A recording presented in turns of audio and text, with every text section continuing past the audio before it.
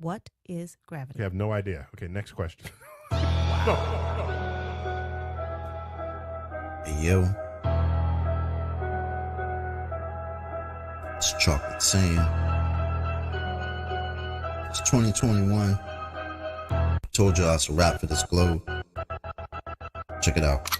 Way too many reifications of privation. Secular thermodynamics violations. Fuck all these fake as apparent deviations. Globals always flapping their gums, no demonstrations. The black swan murdered the ball with simplicity. Pretend the clowns aren't they all, no specificity. Get with me, get that geometry. Your model needs nowadays. Mostly I sound like you're on your knees. Copper bleeds, with no ball to ever show for, nevermore. Been a rap for your more tonight, boy, scientific. All the sicker that they're prolific. Crumble at the thought of flat earth, that's just terrific. My hypothesis, you know, paleo genius. You thought you had it all sewn up like a seamstress. You never see this, you ain't chillin' peeping the Gleasons. The globe model so fucking dead, so many reasons. Mad at me, cause your fairy tale of gravity is rapidly becoming a motherfucking fatality. Independent variable, no physicality. Factually, you're dealing with no type of reality. A tragedy, all of the pseudoscience of fallacy. Sad to see that was surrounded by such banality. Step in the court for their arraignment. Gas fucking off all day and no containment. It's automatic.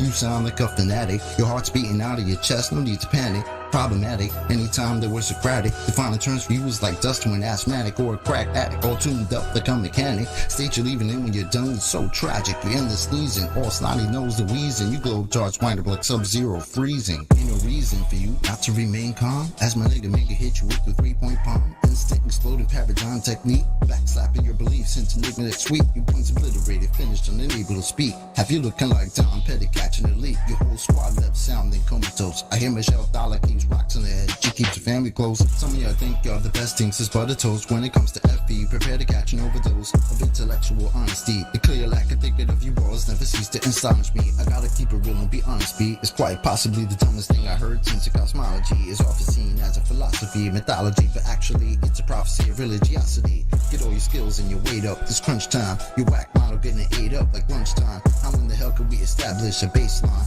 Most of y'all trolls are just here to waste time. I'm not aware of what you're hearing through the grapevine, but you must be out your mind selling space-time. A mathematical construct of imagination with absolutely no experimental validation. Before the story begins, you need a foundation. Curvature of the earth, that's the conversation. And since the shit up and disappeared without a trace, I'd say it's also time for you to say goodbye to space. Tall tales about vacuums and empty place, all the while breathing air. That's just not the case. You best get out my face, cause I can guarantee you that the very air you breathe immediately fuck off the space. We understand no requirement for your compliance. You understand that you are standing in a room of giants. I admire that you're usual in your defiance, but won't you join us in this funeral of pseudoscience? You in the mood to try us? Go ahead and test your mic. These motherfuckers think they're moving at the speed of light.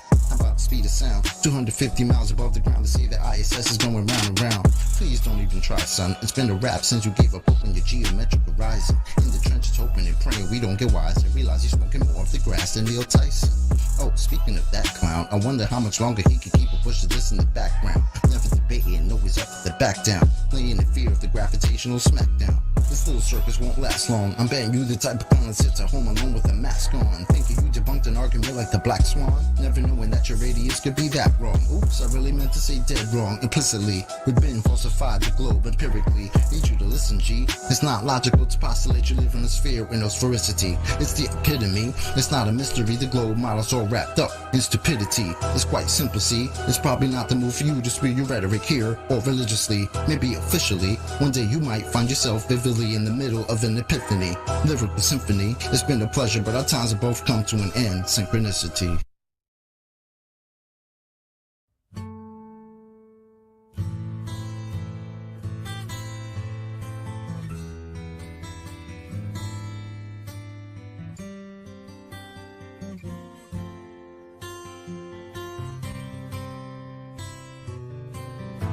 Debate,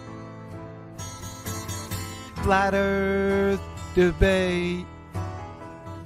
Is there anyone who would debate me? Debate, flat earth debate. Where is the one who could debate me? Who has the science acumen? Where is the intestinal fortitude? Where can I meet you in debate? But Baltar, Space Monkey, you can't say I never tried. Baltar, where are ya? Get your ass in the arena. Baltar, pretender clown, it's time to meet me in debate. I'm gonna shatter all your dreams. I'm gonna smash that friggin' globe. Baller's tears, they taste sweet. Baltar, pretender clown, where can I meet up and eviscerate you?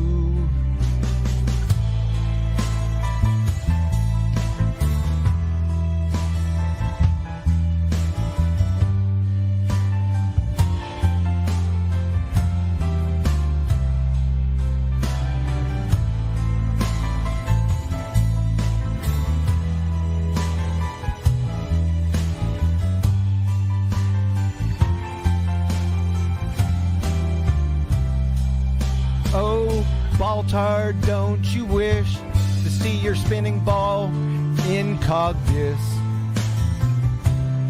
Ain't it time you said goodbye? But Baltar, Space Monkey, I see that sadness in your eyes.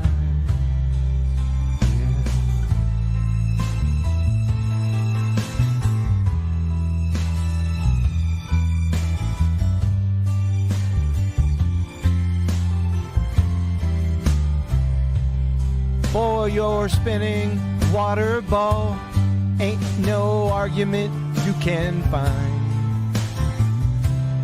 There is nothing you can say. Baltar, it's really over for ya.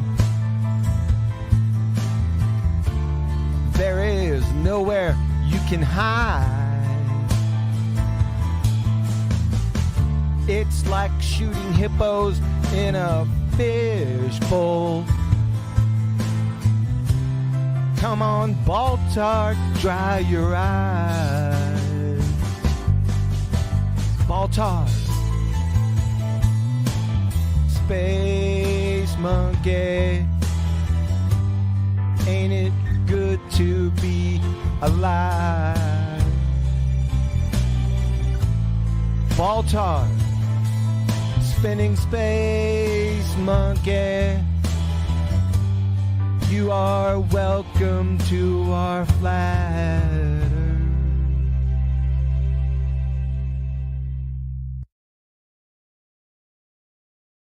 Earth. They fucked it up a little bit.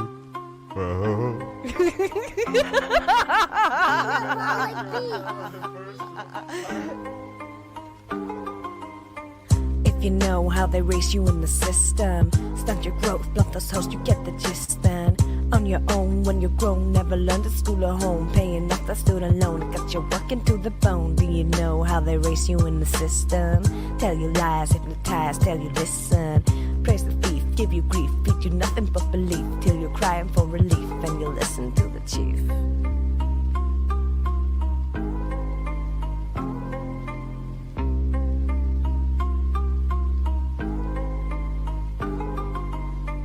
If you know how they raise you in the system, broken men, yo girls, you need to listen. Save your children, turn your boys into good men, and the future will be good then. If you know how they raise you in the system, must conform to the norm, you don't resist them. Be a slave till you cave, cause they dangle what you crave. Make you think that you're unsafe, make you think that you're not brave. If you know how they raise you in the system, got you stressed, never rest, you get the short end. Working hard, pay with card, bags have gotten through our guard. Young children being scarred, fat cats packing lard. Do you know how to even tell the difference? Live a lie till you die with indifference. Bound by chains cannot see, still you miss them. Take the reins, it's your life or be their bitch, man. If you know how they keep you in the system, flashing pictures, glow past scriptures. Take your money, oh you're funny, it's a reset. Pay their debt, that's a threat, don't forget you're a pet.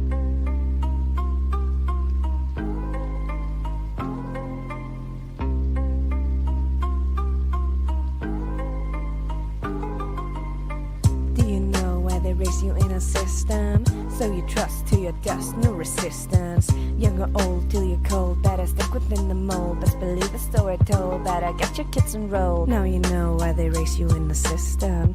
Full control of your soul if you let them. Open eyes, see the skies, but you look beyond their lies. See the devil in disguise and the truth it mystifies. If you know that the globe is inconsistent, in your mind cannot find non-existent. Cannot trust, truth's a must, globes a bust, no cosmic dust, just free of wanderlust. Do you know how they raise you in the system? Of the fear, lose what's dear, open prison. Broken mind, hard to find, so it scares you to be kind. So you choose to wear the blinds and it leaves you in the bind. Now you know why they raise you in the system. Kill your god, raise the rod, you don't need shit then. Stars align, it's a sign, there's no bendy space and time. There's a getting all the dime, but their content is a crime.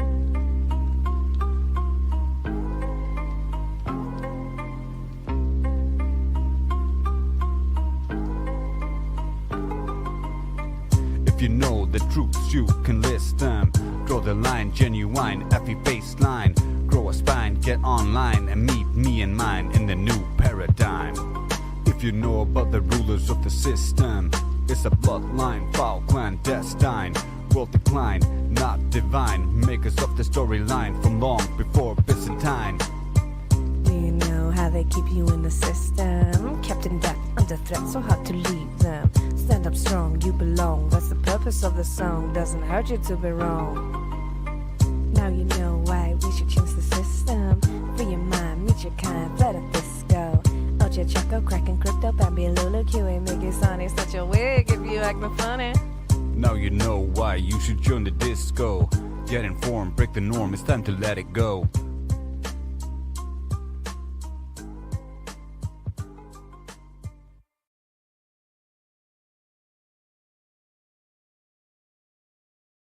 Like why, when you got my case for like why would they lie? That's my thing is that I would like to a explanation of one way or the other, so that I'm more informed if I were to be asked for anything else.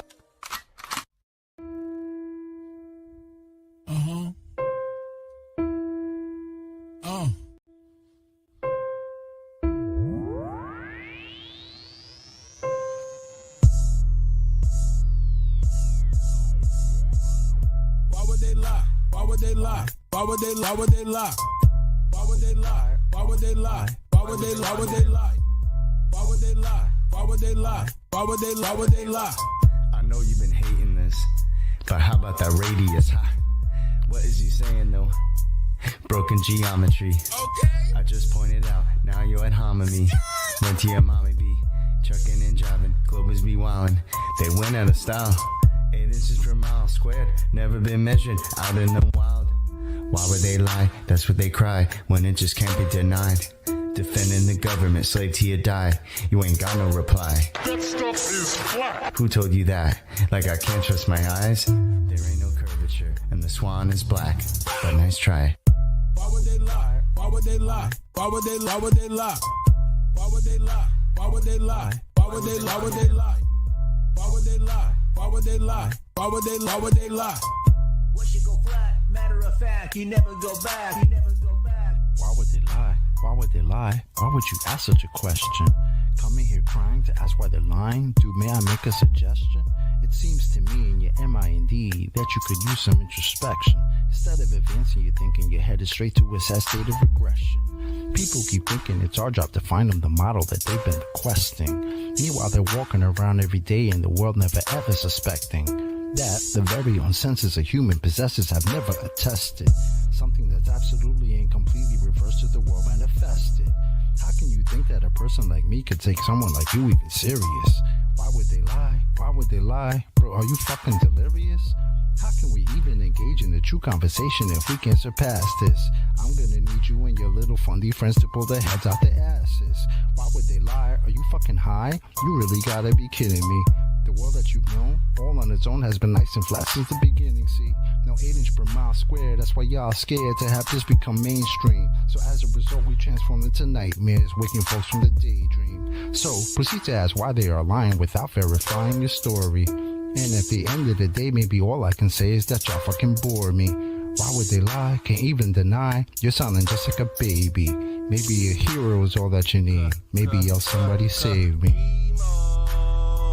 Global abortion, all applauding. Cheers, big heads, small, enormous. From cradle to grave shall be like tortoise. NASA Tower lies every day is exhausting. Nothing more boring than the stream they recording.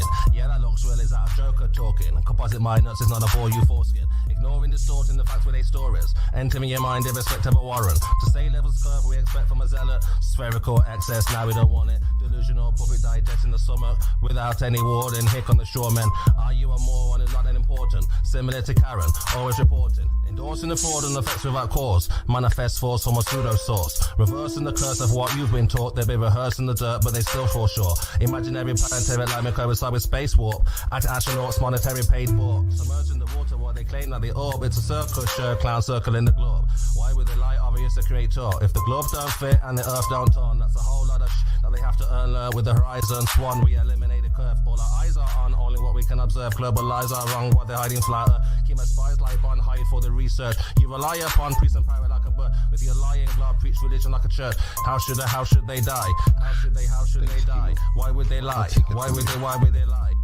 Why would they lie? Why would they try? I got the math and science on my side. I'm running circles, it's easy as pie. Your reification is all falsified. The education is all just a lie. No need to replace it. All I need is you to face it. All I got is time and you just waste it. This is a gift staring you in the faces. Where you gonna get the truth from? If not from us, then who you dum-dum? Made the bed at your demise and chose to sleep to count the sheep since 9 to 1-1. Never been a fighter, fact of life, a choice of wrong and right that I would never run from. State the truth, defend the youth and stop the coup. It's just a job that got to get done. Why would they lie? Why would they lie? Why would they lie? Santa was real, the fairy was real. Why mama lie? My brother died, healthcare was bad. Why mama cried? The system is broke, your son is woke. I'm setting mission on fire. Why would they lie? Why would they lie? Why would they lie? Why would they lie? Why would they lie? Why would they lie? Why would they lie? Why would they lie? Why would they lie? Why would they lie? Why would they lie? Why would they not? The plot and derive by watching the sky and they know it's a clock. They picking both sides and listed with lies. The people pretend that they pick who they got. The people divide and then they disguise and now they devising a plot. You ask why they lying from behind closed eyelids. You disguising an iris that's lifeless. You're denialist, but this lie is why you're a nihilist. Guess you're lying for the pride then. They enticing the brightest to get deprived in contrived confinement. Lie about what the meaning of life is. Get a degree in a 9-to-5 shift. Only way that you'll survive this. What's that mean? They have to bribe them. Yeah, it's tragic. Their only tactic when the model under attack is asking where a map is. If they lied about the earth, what you even asking? Weaving past them, leaving blasting. Everything you believe is backwards. Occult belief is practice. That's what they achieve in masses. Yeah, it matters. You believe what masses. Massive incoherent magnets have a weak attraction. That's electrostatics. They always invert it backwards. Wonder what's the verdict, pastors? Religious zealots preaching, talking past us. Sent a blitz right up the middle. Who can block the fastest? Falsify the radius. You cannot walk right past it. Yeah, they truly think they got the masses, but God's got the backing. They can't stop what happens. Why would they lie? Why would they lie? Why would they lie? Why would they lie? Why would they lie? Why would they lie? Why would they lie? Why would they lie? Why would they lie? Why would they lie? Why would they lie? Why would they lie? OG. Why would they lie? I tell you why. They don't want to see you survive. They don't want to see you get live. Love on your queen till you have you some kids and provide. They don't want to see you revive. Take an L, they come back harder than ever besides. Packing that hammer on side. How can I help it, bro? Second Amendment on mine. They won't label you a felon. That way you can't get your hands on protection. That way they come in and fake an election. If they want seize your assets, you can't stop or arrest them. That way the hood is simply a reflection of the design that they predestined. If you don't like it, they pop off your top like your last name was Kennedy in Dallas, Texas.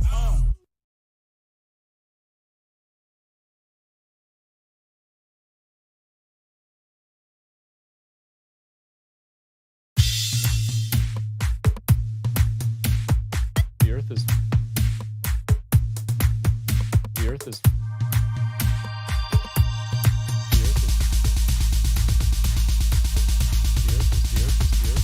is flat.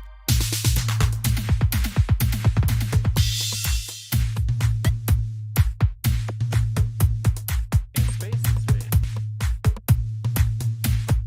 The earth is flat.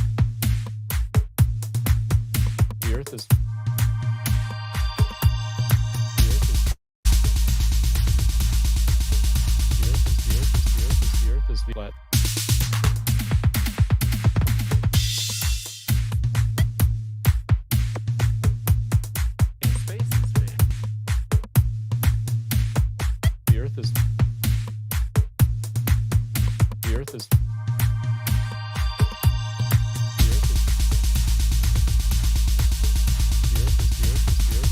is flat. Did you know that the earth is flat? There's no curvature, it's not spinning, and space is flat. Do they have any evidence? They do. 1, 2, 3, 4, 5, 6, 7, 8, 9. It's the 10 black commandments. Yeah. This globe, you can't tell me about this earth. Can't tell me nothing about this curve, this speed. Where my real truth is. Truth is on the beach. I ain't forget about you, brothers. My Nikon PE shoes. Shout out to the lobby. I've been in this game for years. It made me an animal. It's rules to this shit. I wrote me a manual, a step-by-step booklet for you to get your game on track. Don't let your way get snatched. Rule number uno, speak on what you know. You shouldn't make claims unless you know for sure. Otherwise you're telling lies. And if that man catch on, then your ass is gone. Number 2, never let them think the earth move. Don't you know the pendulum tricks are not science? Yeah, take it from your highness. They need to be set up from high up and kicked or fired up. 3, never trust nobody. Your science guys will set that ass up properly gassed up. Fallacy to store it up. Shit for the fast buck. They be lying in the comments, just confuse that ass up. Number 4, know you heard this before. Never get high on the CGI. Number 5, never speculate on the unknown. I don't care if they fight with an ounce. Bounce. Number 6, that goddamn citation, get it. You think a globe be backing up the claim and forget it. Number 7, this rule is so underrated. Keep flat earth society and servers separated. Shadows and sticks don't hit this bullshit. 2021, man, that shit's archaic. Number 8, DC checking 1 or 2. Stop typing and get a mic or something to speak through. Number 9, should have been number 1 to me. If you ain't trolling back, get your ass in BC. If the teammates get you slipping, they ain't trying to listen. They be pitching your ass out, straight out to cog this. Number 10, a strong word called a measurement, strictly for honest men. If not, just watch them spin. If you ain't got the globe proof, say hell no. Flat earthers want that proof, rain, sleet, hail, snow. All these rules, you'll smash globes until they break up. If not, 24 trolls who won't wake up. Truth hit your mental, watch your mind shake up. You was sleeping, now you about to wake up. Snacks in the back on your way up. Bathrooms on the left, urinal caked up. DJ on the way, about to play some. Chairs good, stogies lit, feet up, 24/7. Discord.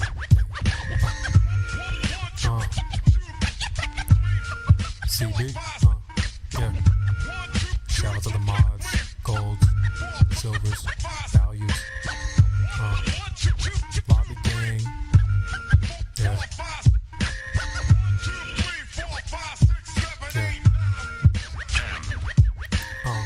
It's your boy CB.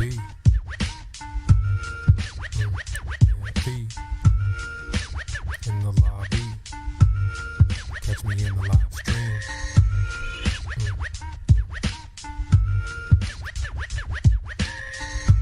24/7. Shout out to Indio, CJ, Yaga. Yeah. Nemus. Effie in the house. Tell him bounce.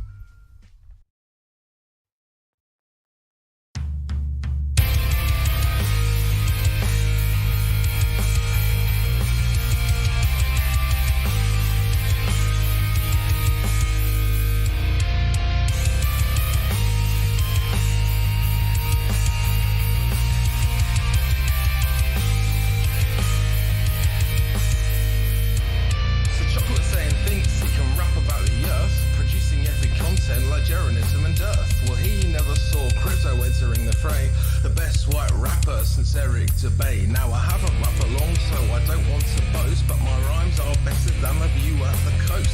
And right now I'm dropping some pretty sick bars, and I can't help nudges that we see too far. In crypto trading we have different kind of bars. They exist on your screen just like terraforming Mars. You can't really go there, it's just a visage. It's not a real place and it's not a mirage. Anyway, let's get back to the plane. Unlike platypus, I'm bringing the pain. Earth is flat and it does not move. Anything else and you'd have to prove. Yeah. I won't believe that lies no more. Yeah. I won't believe that lies no more. Horizon is where the earth meets the sky. Always rises with you no matter how high. Troll questions asking, well, do you ever fly? Not high enough for the grass or nigh. Those clown shows running interference. Not even once do they make any sense. While Neil says, guys, that stuff is flat. Bill says the boats disappear over that. Well, it's time to get your story straight. Just like the flat horizon that we observe. You still think that you live on a sphere? You must have a vacuum between your ears. But that can't be true because you live in nature. And vacuums don't form without a container. Which brings me back to what I've learned. Research your flat unmoving earth. Yeah.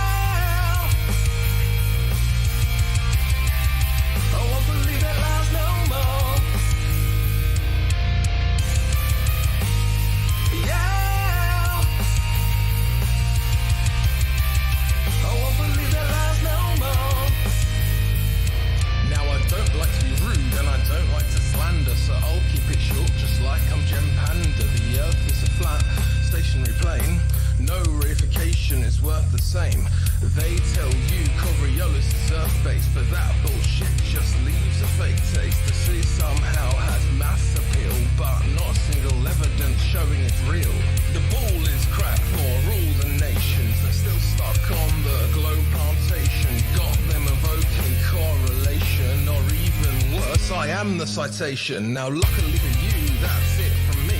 I'm going back to join the FB party. If mainstream consensus has got you bored, join Flat Earth 24/7 Discord 2.0. Yeah. I won't believe that lies no more. Yeah. I won't believe that lies no more. Yeah. I won't believe that lies no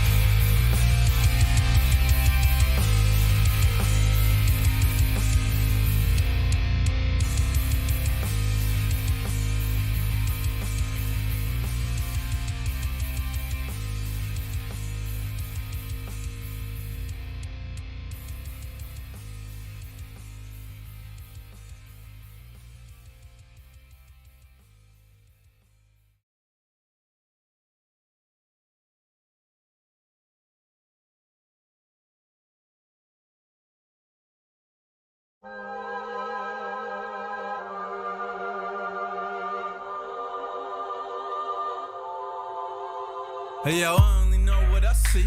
I seen enough to know what it means to me. Learned from red dirt and I got degrees. Veered off left turns and wild out east. And we're poor and rich and hold all that class. Don't wanna know any signs, don't wanna know where you are. Mind made up already, we're not here to wax. We just don't wanna fall off the edge and into the dark. So we clench our fists, clutch our pearls. To anybody critical about view of the world. Tongue like a slammed door I keep closed. Just to beat those doubters of these blindfolded free throws. And the channels love a G-up, shoot the heat up, we'll beat up and eat up, and I don't wanna have to read up. Just drop a grenade and put my feet up. I don't wanna fall off the edge of the earth. Don't wanna, I wasn't real if it's not what I felt. It's a filter it out. Don't tell me what to believe, or accept what I cannot see. Fuck you and your facts, I'm free. Don't like it, leave. I didn't even want to walk in your shoes. What about me? Flutter,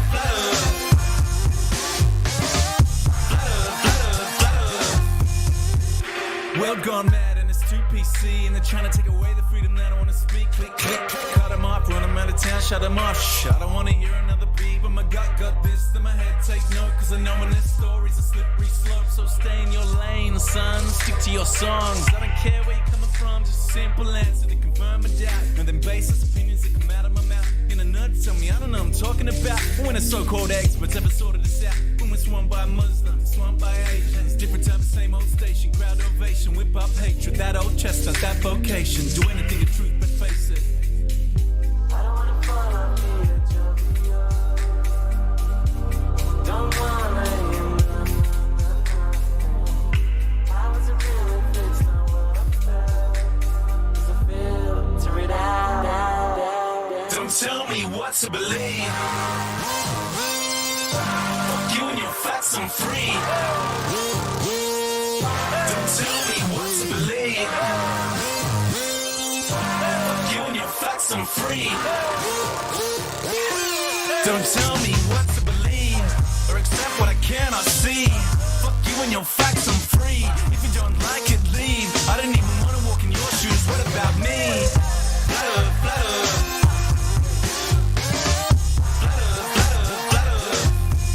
Tell me what to believe, or accept what I cannot see. Fuck you and your facts, I'm free. If you don't like it, leave. I didn't even want to walk in your shoes. What about me? Flutter, flutter. Flutter, flutter, flutter.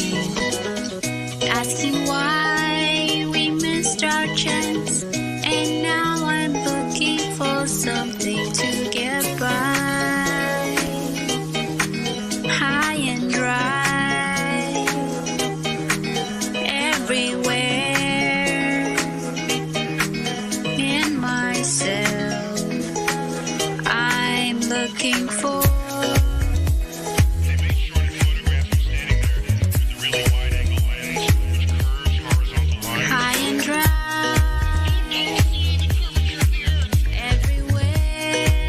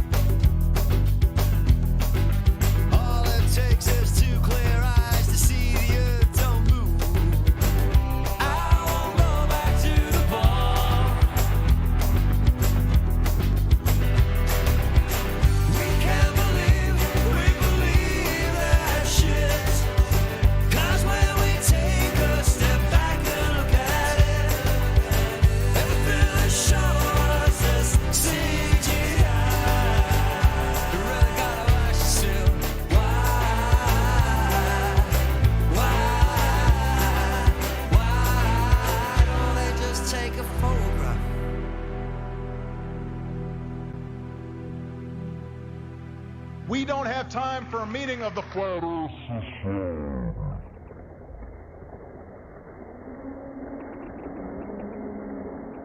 Do you suppose it is beyond us to produce a dual system of astronomy? The stars can be near or distant according as we need them. Do you suppose our mathematicians are unequal to that? Have you forgotten doublethink?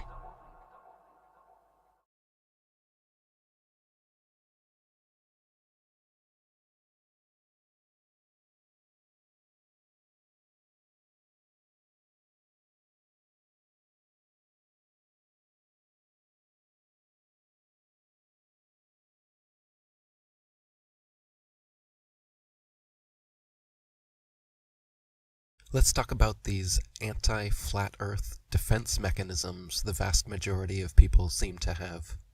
The first one is the term flat earth itself. When people hear that word, or they hear you questioning the globe model, the moon landing, or anything of that sort, they go, "Wait a minute, you're not a flat earther, are you? You're a flat earther, aren't you?" With this condescending, all-knowing tone, as if you accept this label, you've been pigeonholed, and anything you say afterwards holds no value. And why is this? Because of websites like the Flat Earth Society, giving misinformation and straw man arguments, and mockumentaries like Behind the Curve, showcasing the worst examples of so-called flat earthers for everyone to laugh at. So now, you're guilty by association if you admit that you're a flat earther. I'll use the flat earth keyword for the algorithm because it's what everyone searches for. But I named my children's book The Earth Plane, and we named our movie Level, purposely creating quote-unquote flat earth content without this pigeonholed label in the title. So of course, among other globe skeptics, level earthers, whatever you want to call us, we can accept that we are flat earthers. But when your friends and family members or strangers on the street you're trying to convince hear a bit of your skepticism and then ask, "Oh, you're a flat earther, aren't you?" I recommend doing as Del from Beyond the Imaginary Curve does, and insisting that no, you're not a flat earther, because the earth has mountains, hills, and valleys, so of course the earth's not flat, thereby disarming their first anti-flat earth defense mechanism, because you don't admit to being their straw man version of a globe skeptic, what they have seen in mockumentaries or on the Flat Earth Society as a flat earther. No, you're not that. You're just a man or woman like anyone else, questioning their reality, questioning what they're told, not just believing outright what the government or government organization says. So the next one, once you've disarmed them and they realize, oh yeah, he is a flat earther, regardless of what he calls himself, their next anti-flat earth defense mechanism will be, why? But why? Why would they lie? The incessant mantra of the ball earther. But, why would they lie? It's not even a question. It's a defense mechanism. They haven't researched the evidence for an alternative shape of the earth for even a minute, but suddenly they want to know the motive for this lie. Yeah, right. This isn't a genuine question. Imagine a detective rolling up to a crime scene and there's blood all over the place, bodies everywhere, stinks to high heaven, and little deputy rookie volunteer rocks up behind him, taps him on the shoulder, and says, what do you think the motive would be for a crime here? I'm not seeing why there would be a murder here. The detective looks at him, squints his eyes, waves his hand, shows the blood on the walls, the bodies on the floor, asks the rookie genuinely, are you not seeing this? Do you not see the evidence all around you? And the rookie, as if blind to the crime scene, unable to research or open his eyes long enough to see any of the evidence, just impotently continues on, asking, but why? When people ask you, but why would they lie about the shape of the earth when they haven't even researched the evidence whatsoever? That question is not a question. It's a defense mechanism. And if somebody is just asking you a question as a defense mechanism, you're not required to give them an answer, nor is it in your best interest to try and give them an answer. Because why are they asking you that defense mechanism question in the first place?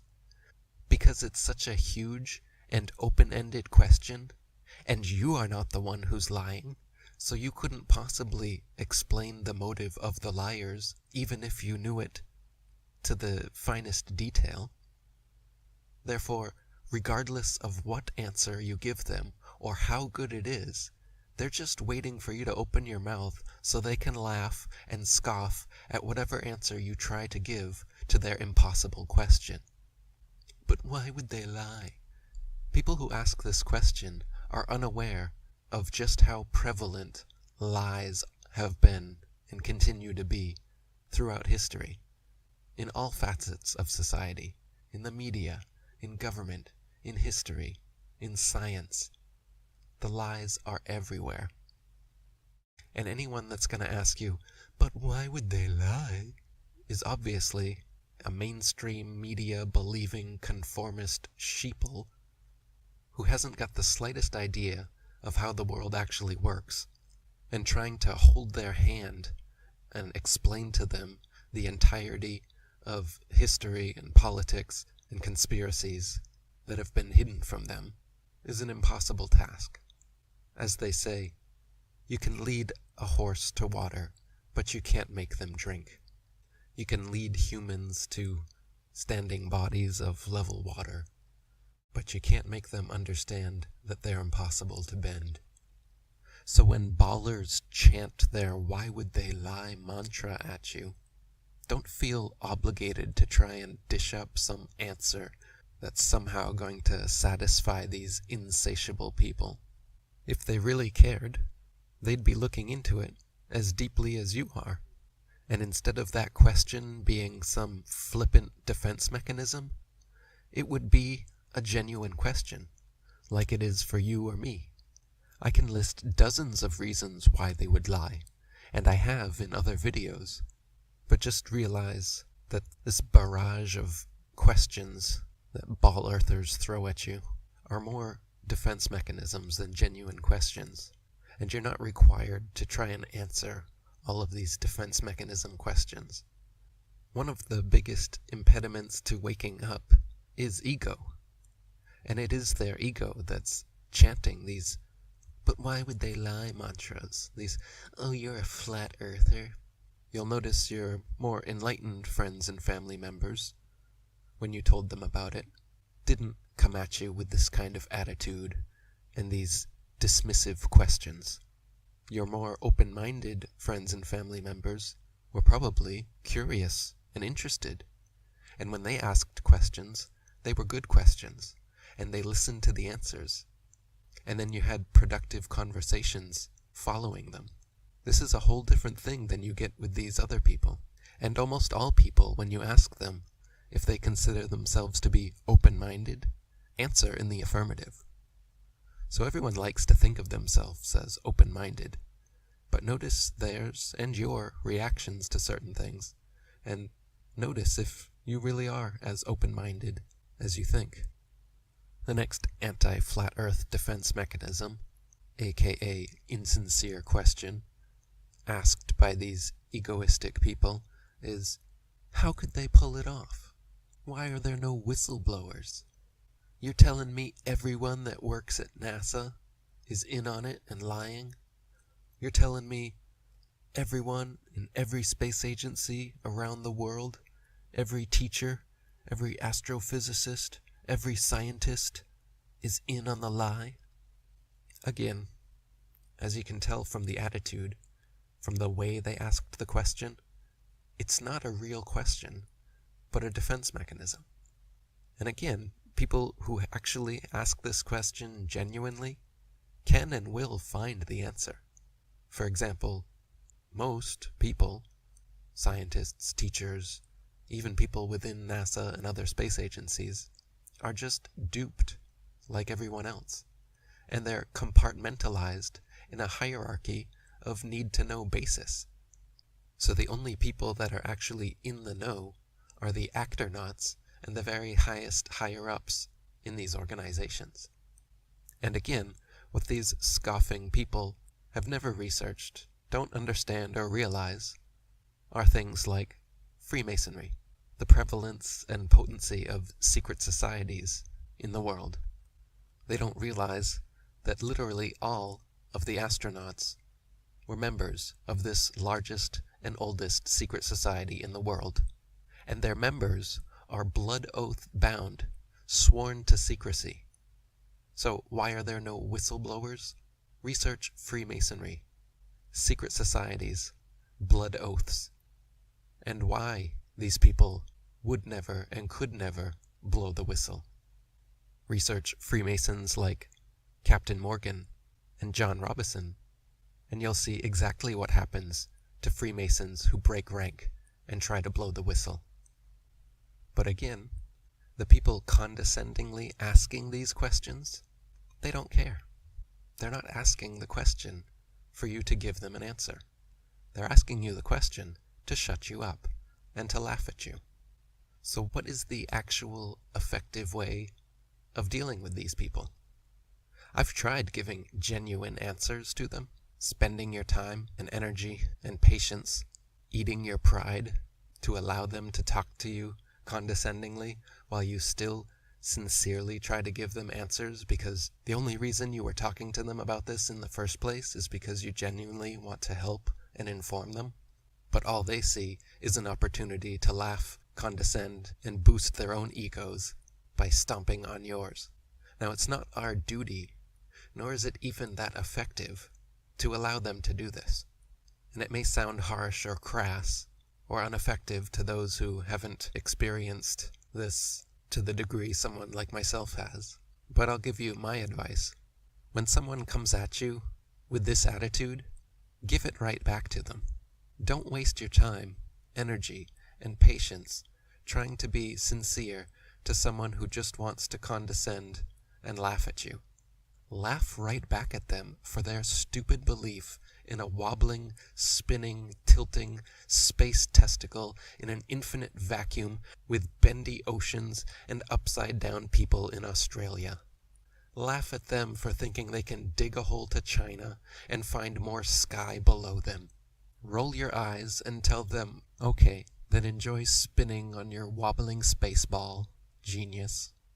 By refusing to engage with them and taking their ego down a notch like this, you're actually helping plant a seed that will make them genuinely more interested next time. And when you withhold information from them because of their bad attitude, that's the negative reinforcement people like this need. You know, your good friends who didn't laugh at you and condescend you, you were able to give them positive reinforcement. Use your time, energy, and patience to explain things to them. But when people use these anti-flat earth defense mechanism questions and give you an attitude, don't even bother answering these people. Just plant the seed and walk away. Come back to water it another day. Or let somebody else water it along the way. It's not your responsibility to hold these people's hand. Just plant your seed and go on to more fertile ground. Because even if you do answer their question, then they'll just ask you the next defense mechanism query. Why does it matter? How does it change my life?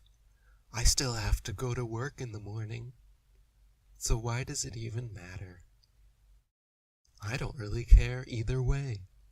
So now suddenly, it doesn't matter to their life if the entire world has been lied to about something as fundamental as where we are for the entirety of humanity for centuries, duped about literally the most fundamental truth possible. And these people are like, yeah, but why does it matter? What does it even matter? How does that change my life at all? If the fact that you and everyone you know has believed the biggest lie in history doesn't matter to you or change your life, what does that say about you and your life? What is important to you then? How could the truth not be important? I got so annoyed with this stupid question, I even wrote a song about it. Hey Eric, why does it even matter if the world is round or flat, or we revolve around the sun, or if the sun revolves around us? I still have to go to work tomorrow, and it hurts regardless. I still have to pay my bills, and so I fail to see your logic. Please stop adding to the list of things in life that make me suffer. I don't want to be empowered. I just want to be a martyr. I would rather ask you why you think it matters than be honest and admit the simple truth is that I haven't thought about it and refuse to do my research. I don't even click your links, and when you ask me what I thought about them, I don't even think. I just want to pop some mollies, dance around and get my jollies in a club or off in Bali. I don't want to contemplate about the shape of where we are now. Human race, mental state, being raped, and I like it. Feels good, slavery is fine with me, and now I've answered my own question, 'cause to people like me, it just doesn't matter, does it? So then the next thing they do, whether you've given them answers to their initial anti-flat earth defense mechanism questions or not, they'll start to get into the, well, then explain this, and explain that questions, with a smirk, a mocking tone of voice, and a narrow-minded impatience that shows they aren't even asking to learn the answer. They're asking to put the onus of unnecessary verbiage onto you, so they can just scoff at whatever you say next, no matter how rational or logical it is. Well, explain sunsets then. Well, explain time zones then. What about the Coriolis effect? What about Foucault's pendulum? And they'll often throw a bunch of them at you all at once like that. Again, proving it a defense mechanism, not a real question. Because in real conversation, you can only answer one question at a time. And when people throw them all at you like that, it's an attack, not a conversation. And as a skilled conversationalist, you need to understand when you're being attacked and switch up your tactics. This isn't a normal conversation anymore. And it's not your job to explain this and explain that, and what about this, and what about that, to these people. If they actually care, they will do what you did and read books, watch videos, search the internet, perform their own experiments, and figure out the truth for themselves. And at this point, I'll give another piece of advice. When you get to the explain this, explain that stage of questions, it's difficult in impromptu conversation to give perfect answers to these difficult questions. So instead of even trying, you're better off recommending them specific videos that answer the questions. For example, on my channel, I have at least one video for pretty much every single question I've ever heard asked about the flat earth, on purpose, so that people can do this. Instead of trying to give their best version of an answer in a comment or in a conversation, they can send a link to a video that answers the question in a much more complete, well-thought-out way than anyone could do when put on the spot. And if they won't watch a video, which many of them will say, no, just answer it. Just talk to me. Just tell me in a comment. I don't want to watch another video. Well, again, they're showing you they're disingenuous. They're showing you they don't actually care. They're showing you these questions aren't real questions, they're defense mechanisms. And they're asking them to shut you up and to make you look stupid. So the second you recognize someone coming at you with this kind of attitude, I recommend starting to close up shop, you know? You don't have to immediately block them and run away, but I mean, recognize that, okay, we're about done here, and just take their ego down a notch. Give them a little flippant remark. You know, I like to tell them, enjoy spinning on your wobbling space testicle, genius. A little sarcastic boost to their ego, you know, call them a genius. In this day and age, you can't even call people stupid anymore. You'll get flagged and blocked for bullying. So you gotta use strategic sarcasm like I do. And you just be like, whoa, well, enjoy spinning on your wobbling space testicle, you genius. And I'm telling you, answering them in that way piques their interest much more than giving them an actual answer to their actual question. You know why? Because they see that you do value your time and energy, and that you actually have enough intuition and follow through to notice when some snarky moron is just trying to bait you in. The next anti-flat earth defense mechanism is the appeal to authority. You're not a scientist. You're saying you know more than Galileo, Newton, Copernicus, Einstein, and every astronomer in history? Again, not understanding the multitude of lies throughout history, the multitude of lies within science, the prevalence of Freemasonry among these heliocentric scientists, nor do they even know the trivium and logic and logical fallacies and understand what appeal to authority is. Appeal to authority is a logical fallacy. It's a sophist argument that means nothing. Just because someone is a so-called expert in a field does not mean their every word is truth.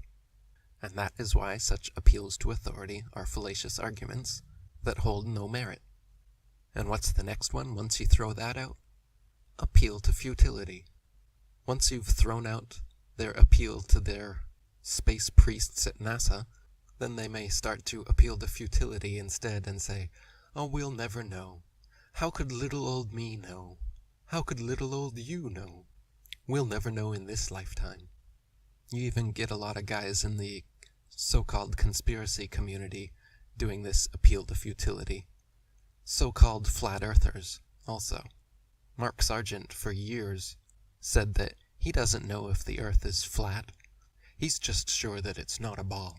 Sam Tripoli has also been riding the fence for years now, where he refuses to accept that the earth is flat and motionless, and instead continues his endless appeal to futility, where he says, I'm too stupid.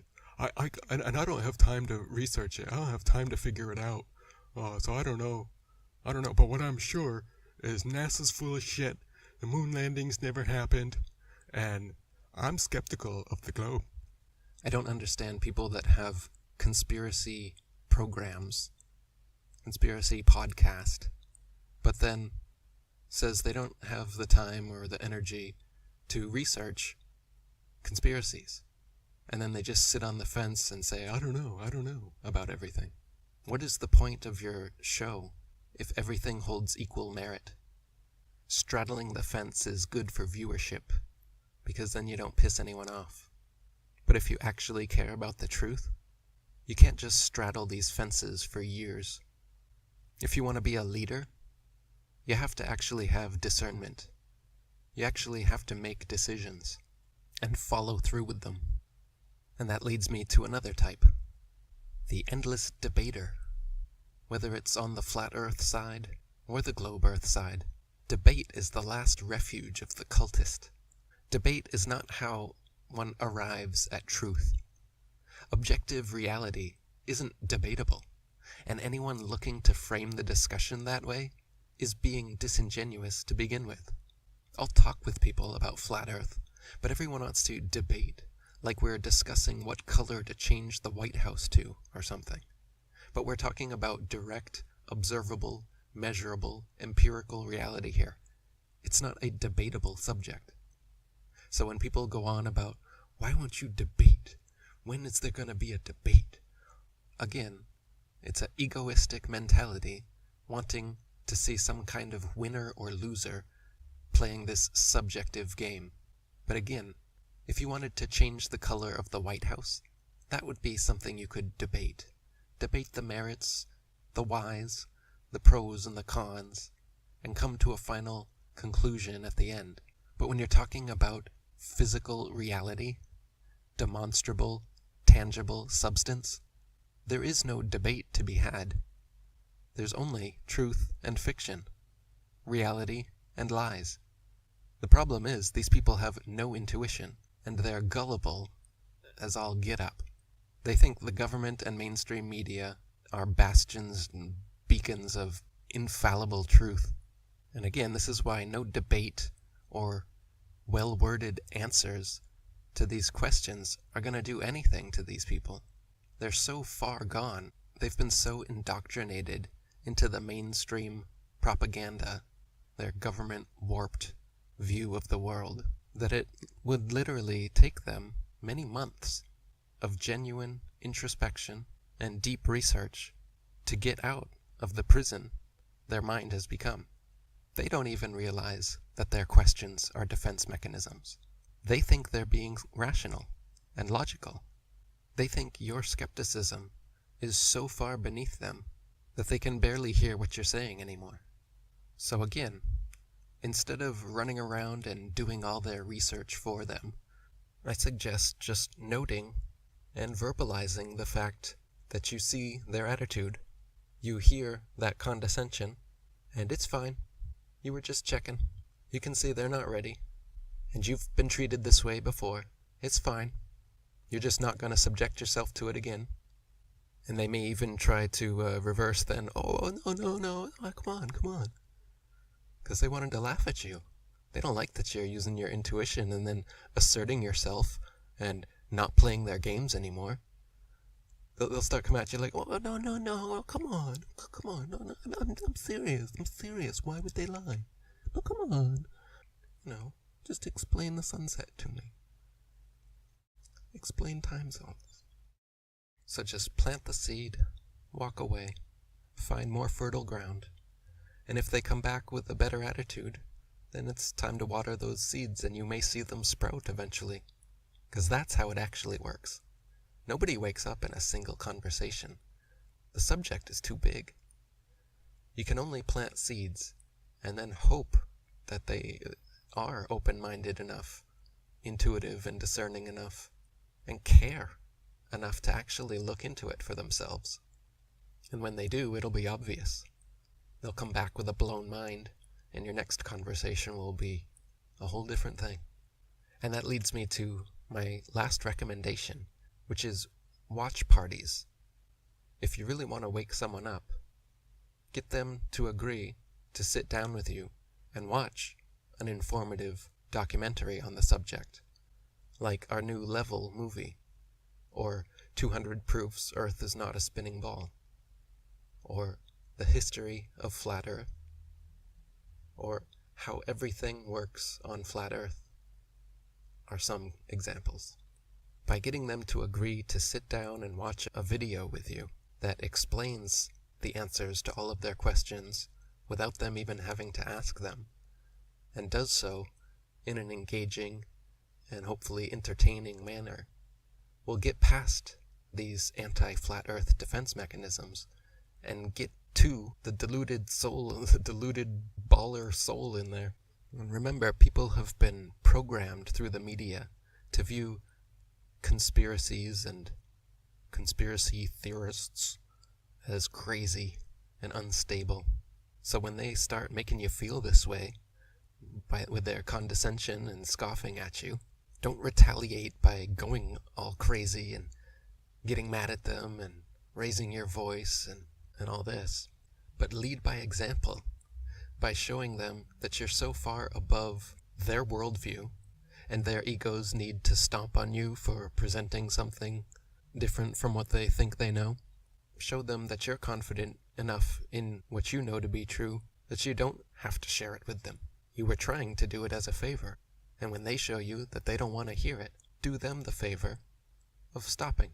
Put your hands up if you don't want to know about it, if you don't want to talk about it. I have other more intelligent, more open-minded, less egoistic friends I can talk with about these things. Thanks.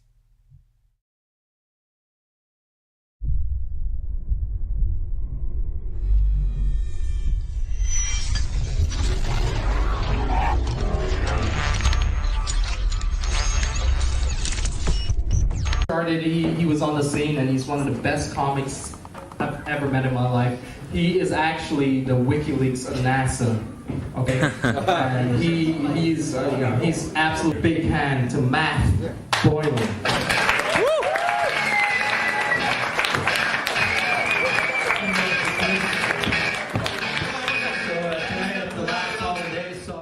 It's a real show, it's an absurd show. A lot of people don't know this about me. I light a cigarette. I smoke.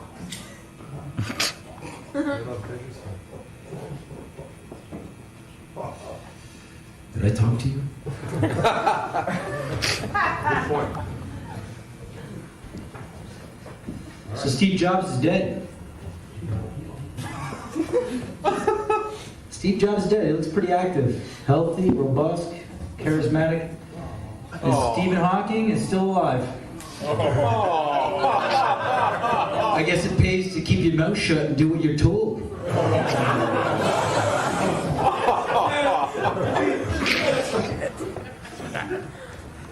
That's amazing, eh? Smartest man alive. Holds all the answers about our universe and outer space and how it works. And he's also the least likely to go up in a rocket to check out his theories.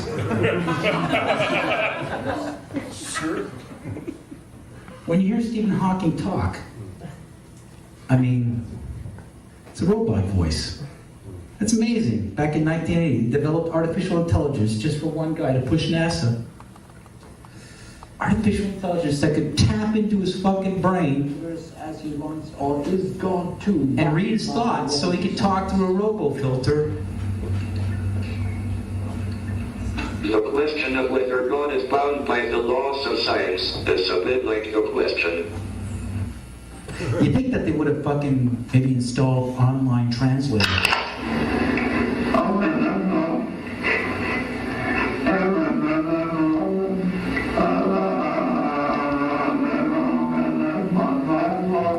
Because if they said that was the smartest man in the universe, I don't know if everybody would believe him. So who's the real voice? There's Matt Boylan, a.k.a. Matthew Leonard Boylan, a.k.a. Dragonfly Supervisor, Agent M2 ZX10, Graphics Operational Manager for NASA. Been a comedian for about 20 years. It's been a front. I'm a high-realist painter, photorealist painter. Worked for NASA on and off doing freelance graphics for about 20 years now.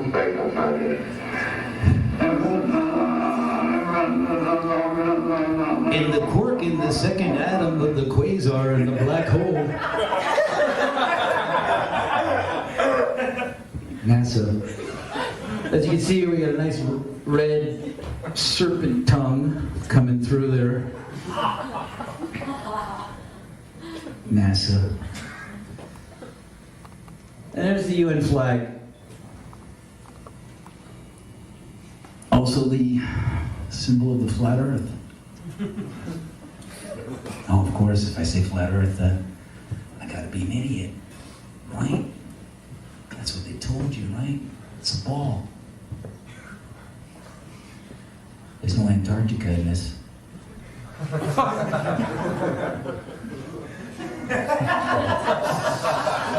It's a bird's eye over the North Pole.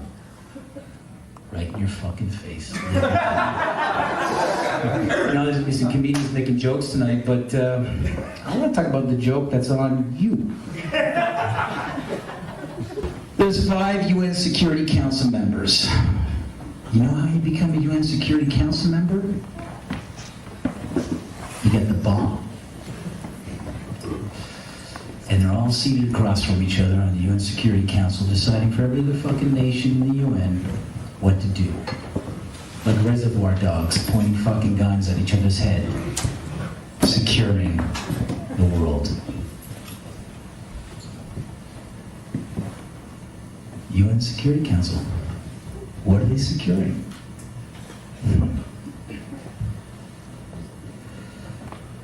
Freedom, democracy, human rights, democracy. That's funny. So there's like 360 members of the UN or whatever. But only 5 countries decide what goes on for the world.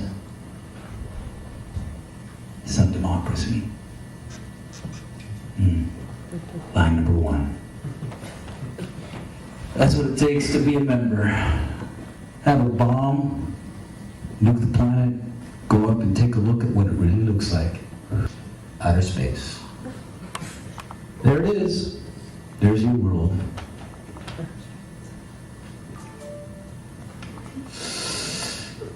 You know when they took that? 1969. First lunar mission to the moon. You know, the first lunar mission to the moon wasn't so much about going to the moon. It was about having an event so you can go high enough to take a picture after 500 years to prove it was a ball.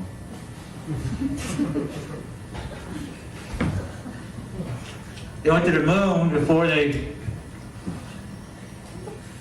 crossed the Antarctic. The 2 most watched televised events in history: the moon landing and the towers falling. Up, down. Oh, there they are. Moon landing, 8:17 p.m. Eastern Standard Time, 1969. Isaac Newton, 1666. 666. Most people saw the lunar landing and they swear on it because they heard it on the radio.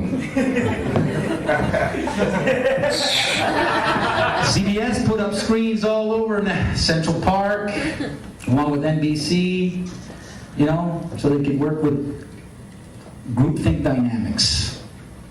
Reality is reinforced by group dynamics, witnessing an event. Now, is it really them halfway to the moon? Or they just turned out the lights in the cabin and pressed the camera up against a round window?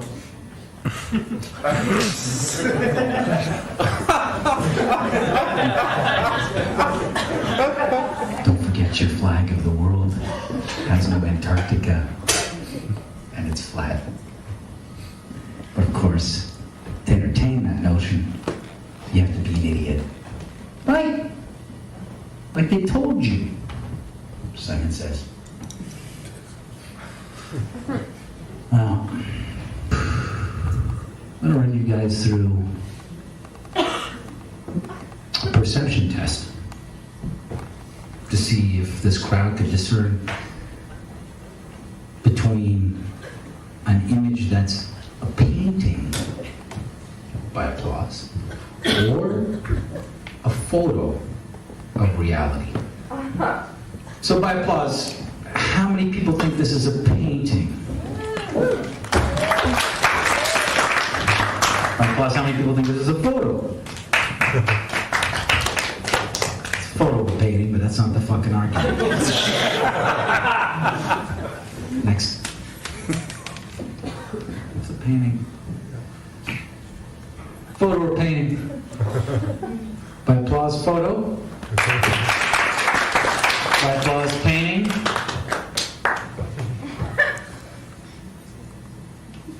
It's a painting by the artist photorealist Cesar Santander. Photo or painting? Painting. That's the photo. How do I know? I did it. Applause. Painting or photo? By applause, photo. By applause, painting. That's a photo that looks like a painting. Photo or painting? Painting. I did it. Pause. Photo or painting? Photo? By applause? By applause, painting? You just fucking crap shooting in the casino now. Painting, Richard Estes. Photo or painting? By applause, photo. That's a photo. Next. And that's my painting of the photo. Photo or painting? Photo?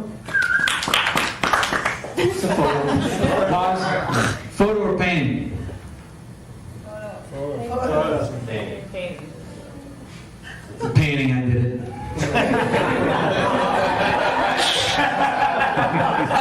I fucking did it. I own the copyright on all this shit. Pause. That's why I get monetized on YouTube. By the way, I own the NASA channel on YouTube. I swear to God. That's an official photo from NASA. By applause, how many people think that's a photo? By applause, how many people think this is bullshit?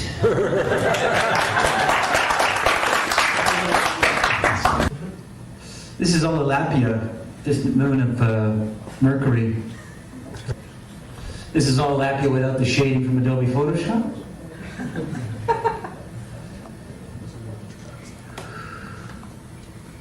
Good look at it.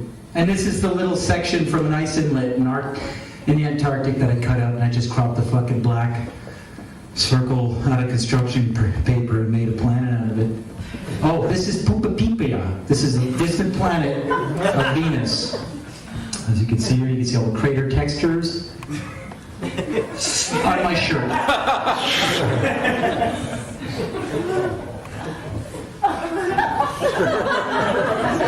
We can fucking make you think.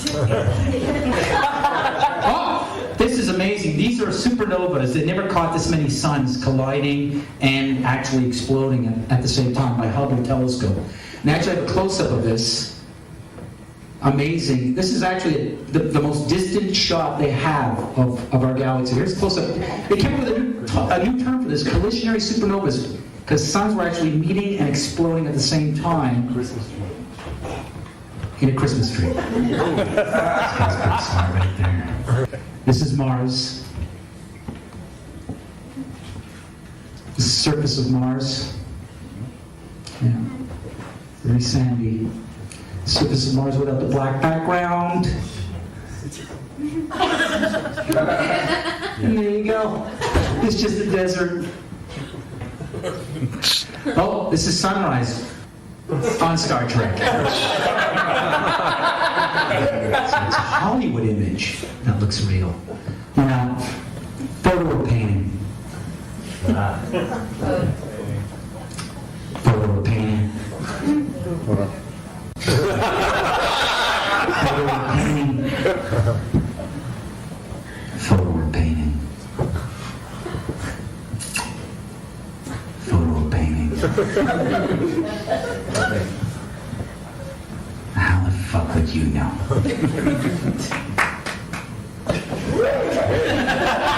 This is actual NASA. Here, pause. You see this cloud formation there? You see Africa? Do you see the shadow line on the top of Africa? Next image. They fucking reversed it. Our boys at NASA, they took the same image, they just flipped it. Did you get it? They flipped it. And they call it two different images. I'm not making this shit up. Well, people are going to go, well, here's some footage of the Earth rotating, liar. So you got you can't see it very well here with the light here, but you got South America turning here. But what's interesting here is has this image been doctored by applause? Yes or no? Has it been doctored? Yeah, it's been sped up because South America at this speed is going to be around in 5 minutes. But what's interesting is the clouds are not morphing.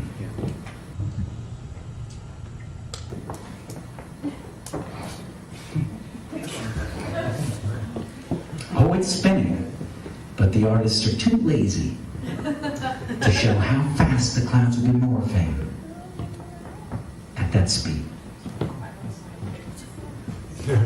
Check it out. See that cluster of clouds? It's not fucking changing. And that's a real shot of the Earth spinning. But the clouds aren't changing. People go to me, what are you on? What did you fucking smoke? What drugs did you take?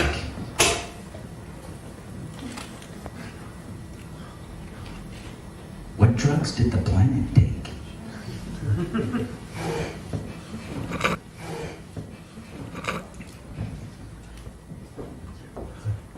Because you're never gonna fucking know. If it's a fucking ball. So if I want to hide how much real estate there really is, I'll tell you this amount. You're never gonna go to the South Pole to check out my theory. I rest my case. Enjoy the last hollandaise sauce. I'm Matt Gordon.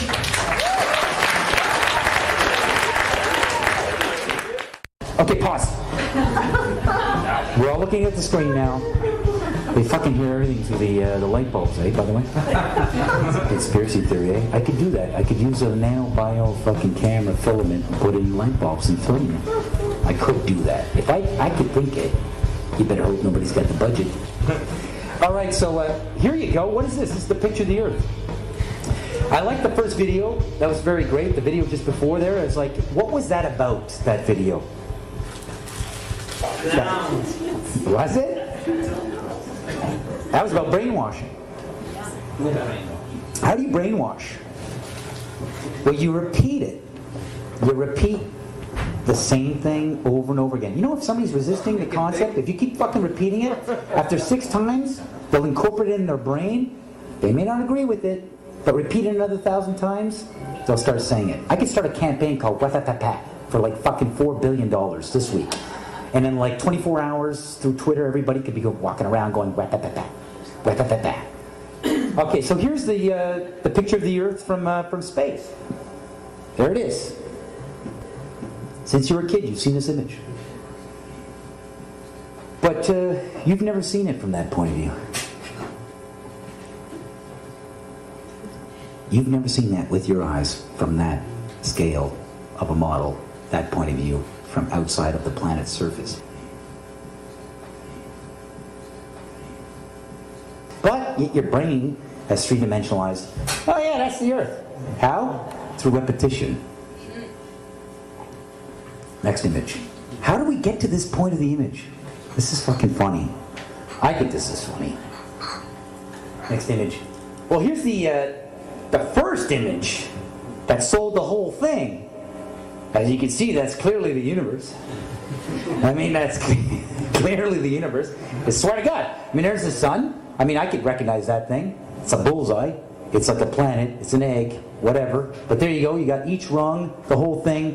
1482. This is when they came up with this idea. We are on that thing. It's a ball.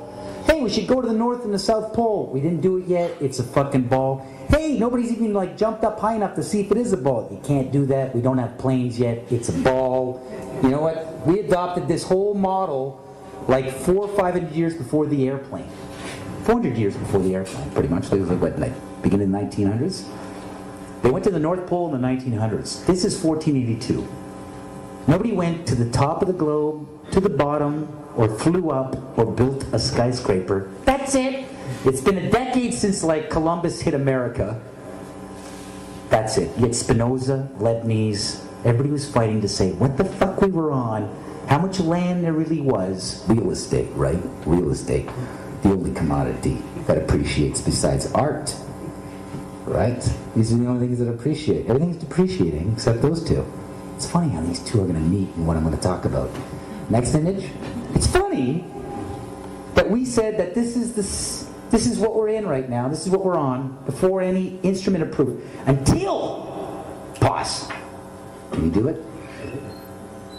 It's funny. Back in the 60s when they went to the moon, This is the first time we actually had like an instrument of flight to actually go high enough to actually fucking check out if what we agreed to 500 years ago was real.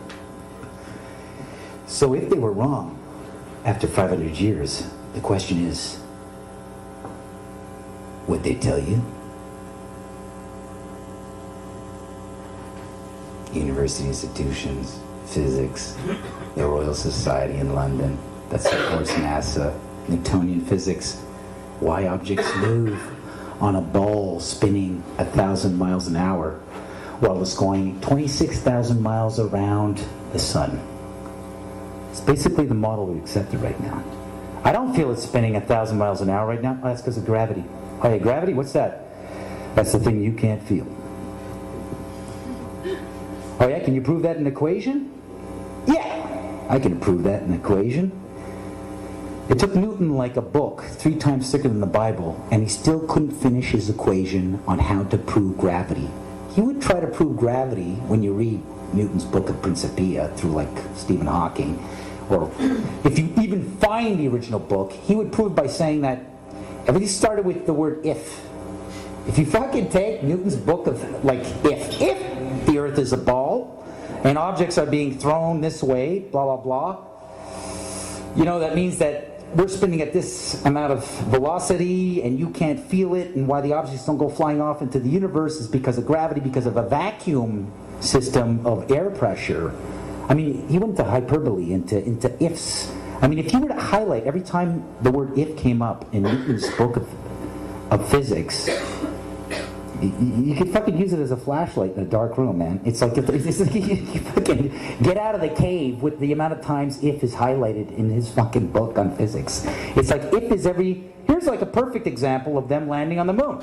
I mean, it's proof right there. This is an official NASA photo of the first Apollo 11 lunar module landing on the moon. I mean, it's right there. This is the proof, man. It's the picture's right there. It's landing on the moon. But the only problem I have with this picture is that it's taken from the moon. I don't know what the big deal was with being the first guy on the moon. It seems the camera crew was already there.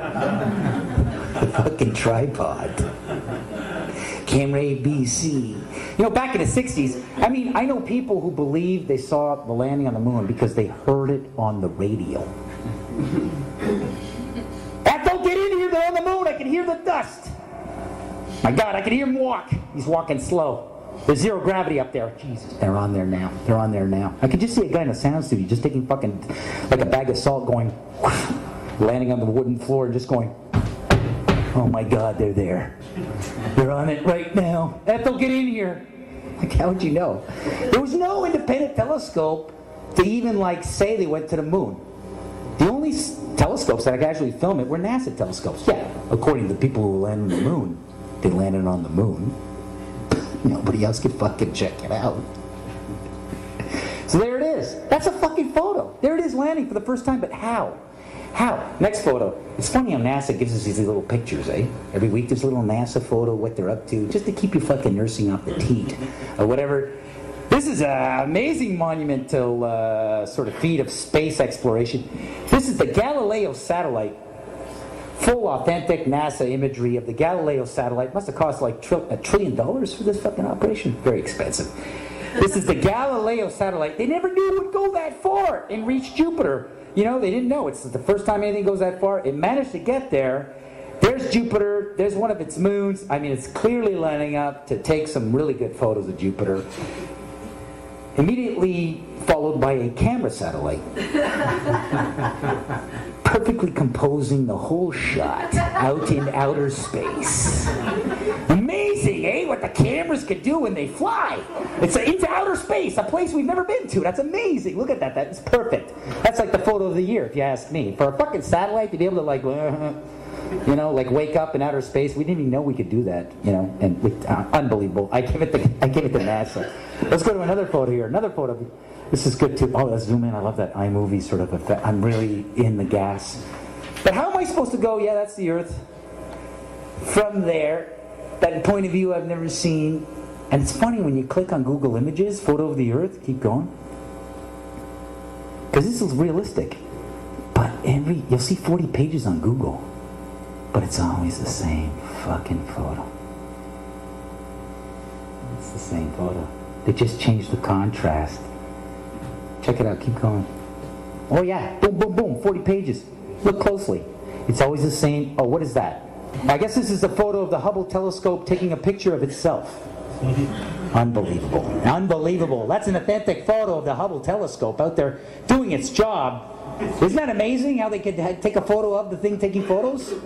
Out in outer space. Unbelievable. You know, they never crossed Antarctica, but let's go to the moon and take pictures of shit out in space. That's fucking unbelievable. You know, the instruments won't work in Antarctica. It's too fucking cold, but hey, let's go somewhere where we don't know the instruments will work. That's unbelievable. I can't, it just boggles my mind how they do this stuff. All right, next one. Solar powered, by the way. Solar powered. Look at that. Environmental. Environmental in outer space. Okay. That's my only fucking fan right there. Naomi. That's it. There you go. There you go. There's what you believe. That's it. That's it. That point of view you've never seen. It's fucking funny, huh? I think it's funny. You've never seen that, but everybody goes, yeah, il prend ça pour acquis. Ah oui, c'est ça. L'affaire que j'ai jamais vue. It's funny, eh? You should think about these things, right? I heard that, you know, if you want to like program a human mind, what you do is you just repeat images to a young child while the brain is forming. Walt Disney. Yeah, pretty much. And then, you know, the kid fucking grows up and you've wired the kid. It's fucking mind control. It's great. But it's an example. Hey, I could be wrong. I could be wrong. There could have been a camera rocket that got there on the moon, set up, pulled out like a lens, and then filmed it. And processed 35 millimeter black and white film in an atmosphere. We don't know if cameras will work. All right, so anyways, next photo. Hey, it's possible. Those guys are so ahead. They don't tell us, right? There you go again. Same fucking thing, same cloud patterns, always the same cloud patterns. Ooh, so many images of the Earth. No, it's the same one. It's Africa. Okay, I want to test you guys. Some of you guys are like, you're not convinced yet. That's the Earth, man. Don't fuck with that shit. So let's do a little test on perception.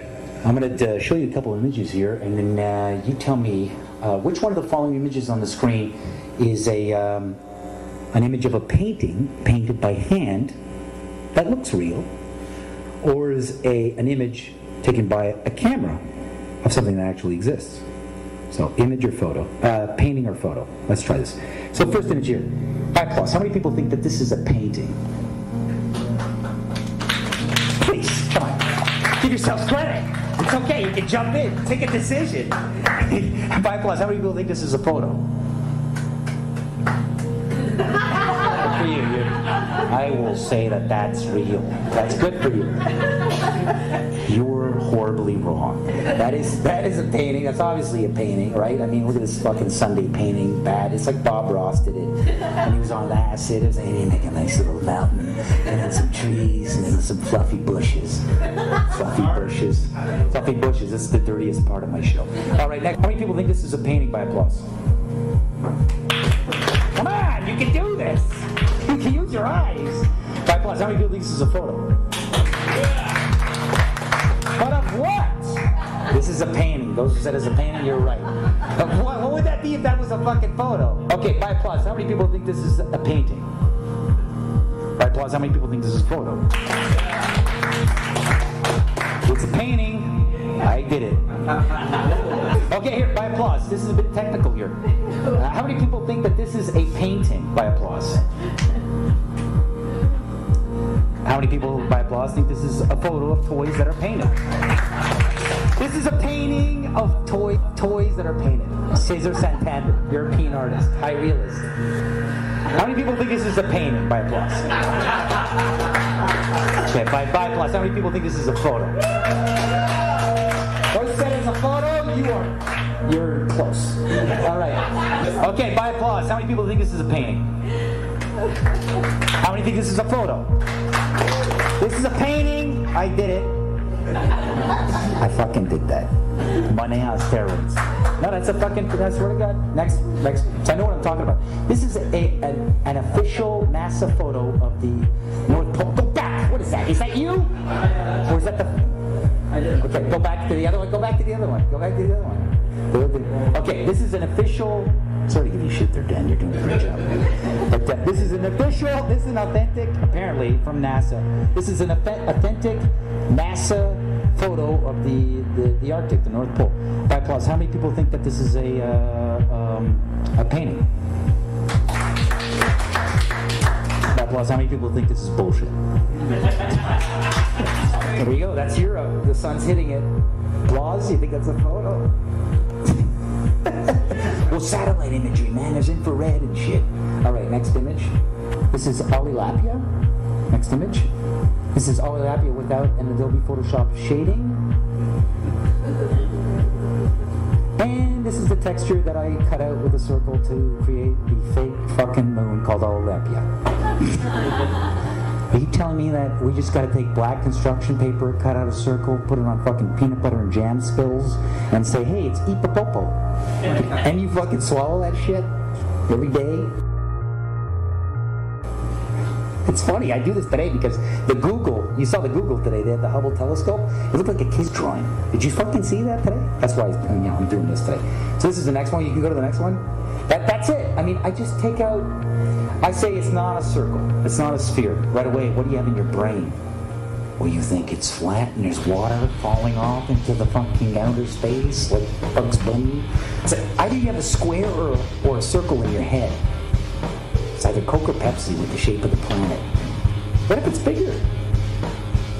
What if there's more land that they're hiding from?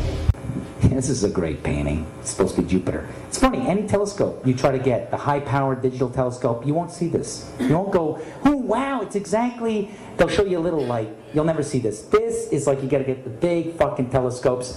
And then if you shoot at fucking Jupiter, I've talked to these guys, these astronomers, and they're like, oh man, no, it takes like, how long does it take to get the photo after you point it at Jupiter? It takes about 2 years. They just like, we just point it, we put it in our quadrants and our coordinates, and we don't get the image until 2 years. And it took me 2 years to even access that telescope. I was like, oh my God, that is like 5 years down the tube, man. Like, for all you know, it's like, that's it. I mean, I think this is just paint spilt and bleeding into itself. Nice little images that they make at Area 51. All right, but they make you think it's saucers. Area 51's all these spaceships. They got aliens down there, man. They're landing on this planet. All right. Oh, this is an actual... Okay, so that one was Jupiter. This is Io, the moon of Jupiter. Am I lying? By applause. By applause. Am I lying? Is this like... Did I make this moon up? This planet up? Did I make this... Is this a homemade moon? By applause? Okay, by applause if you think this is really Io, the distant moon of Venus. No. This is a fucking actual moon of Jupiter called Io, NASA. I think it's just a close-up on bad acne. You know, and then they just ran it through like a saturation yellow filter on Adobe. You know what I'm saying? That's not an Adobe crowd. Do you remember when Pluto was a planet? Yeah. What happened to that shit? We were at 9 planets, and now we're at 8? Like, and everybody's like, huh, okay, we were off on our solar system. We're not 9 planets, we're 8. That's fucked up. I'm sorry. I noticed that. Everybody else went back to bed. Like we're saying, it's 9 planets going around the sun. And then suddenly, like in the year 2000, what? 7, 8? After fucking Y2K, we fucked up. Pluto's not a planet. That's no. You don't fuck up on planets. You can't fucking tell me for 500 years that there's 9 fucking planets and then just try to slip it in the Yahoo front page. We discovered Pluto's too small to be a planet. Sorry, we fucked up. There's only 8. Like, come on, you can't just do that and I go, and suck my thumb and eat your fucking shit pablum. There's no fucking way. What about the guy who works at NASA and he just studied Pluto? That's all he fucking learned. He went to university, this poor sucker. What's he doing now? He's fucking on the street, penniless. He has nothing to do. He just studied one fucking planet. You know how they become specific in their physics and they study a planet from a picture they've never fucking seen? They're like, I'm an expert on Jupiter, man. No, I know Mercury inside out. Fucking find out the news. It's like, what are you doing here, man? I came in for work. Dude, didn't you hear the news? What? Pluto's not a planet, man. You were off, man. You were fucking way off. It's a moon. You screwed up. It's too small. Well, the light emissions were big enough to be called a planet. Because apparently that light in the sky, they were saying was that picture they've been feeding you as Pluto, suddenly one day diminished rapidly. So they had to come up with something real fucking quick, because that thing they fucking pointed at the sky, that's Pluto. That's moving around. It's like, suddenly one day everybody's like, hey, what happened to the light on Pluto? It's like, did that bulb go out? And then there was a big debate. Well, we can't decide whether it's a planet based on how much light we see. This is ridiculous. You got to give us more to work on. Like a rocket that sends us there to check out to see if it's big enough to be a fucking planet. You know, like, nobody's going after this shit. They're just taking NASA's. I mean, one day NASA could come out and say something on fucking Yahoo, and we'd all be like repeating it. Like, we'd just be like, yeah. It's like, we found a distant planet off the distant moon Io of Jupiter. And I'd be like, wait a minute, are you saying, there'd be a bunch of fucking Star Trek physics nerds at NASA going, wait a minute, are you saying that moons can have their own planets? That's fucking crazy. You saying planets can revolve around moons now?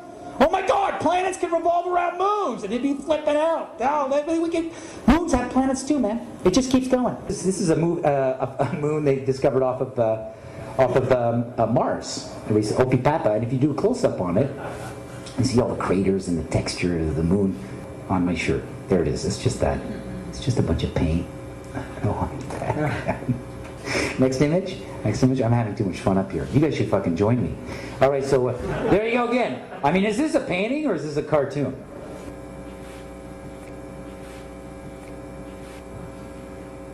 Fucking challenging the whole thing, eh? It's like, wait a minute, you're saying that's a drawing? How are you gonna know? Next image. Do we got another one after this? Oh, this is amazing. Slow it, pause it.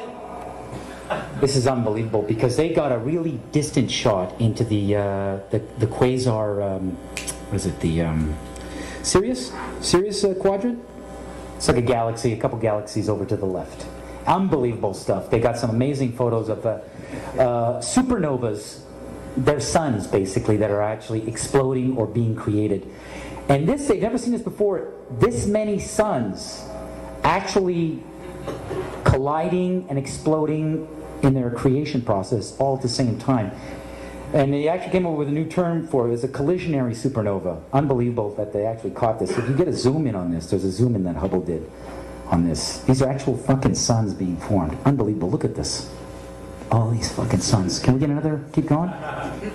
And they're being formed on a Christmas tree.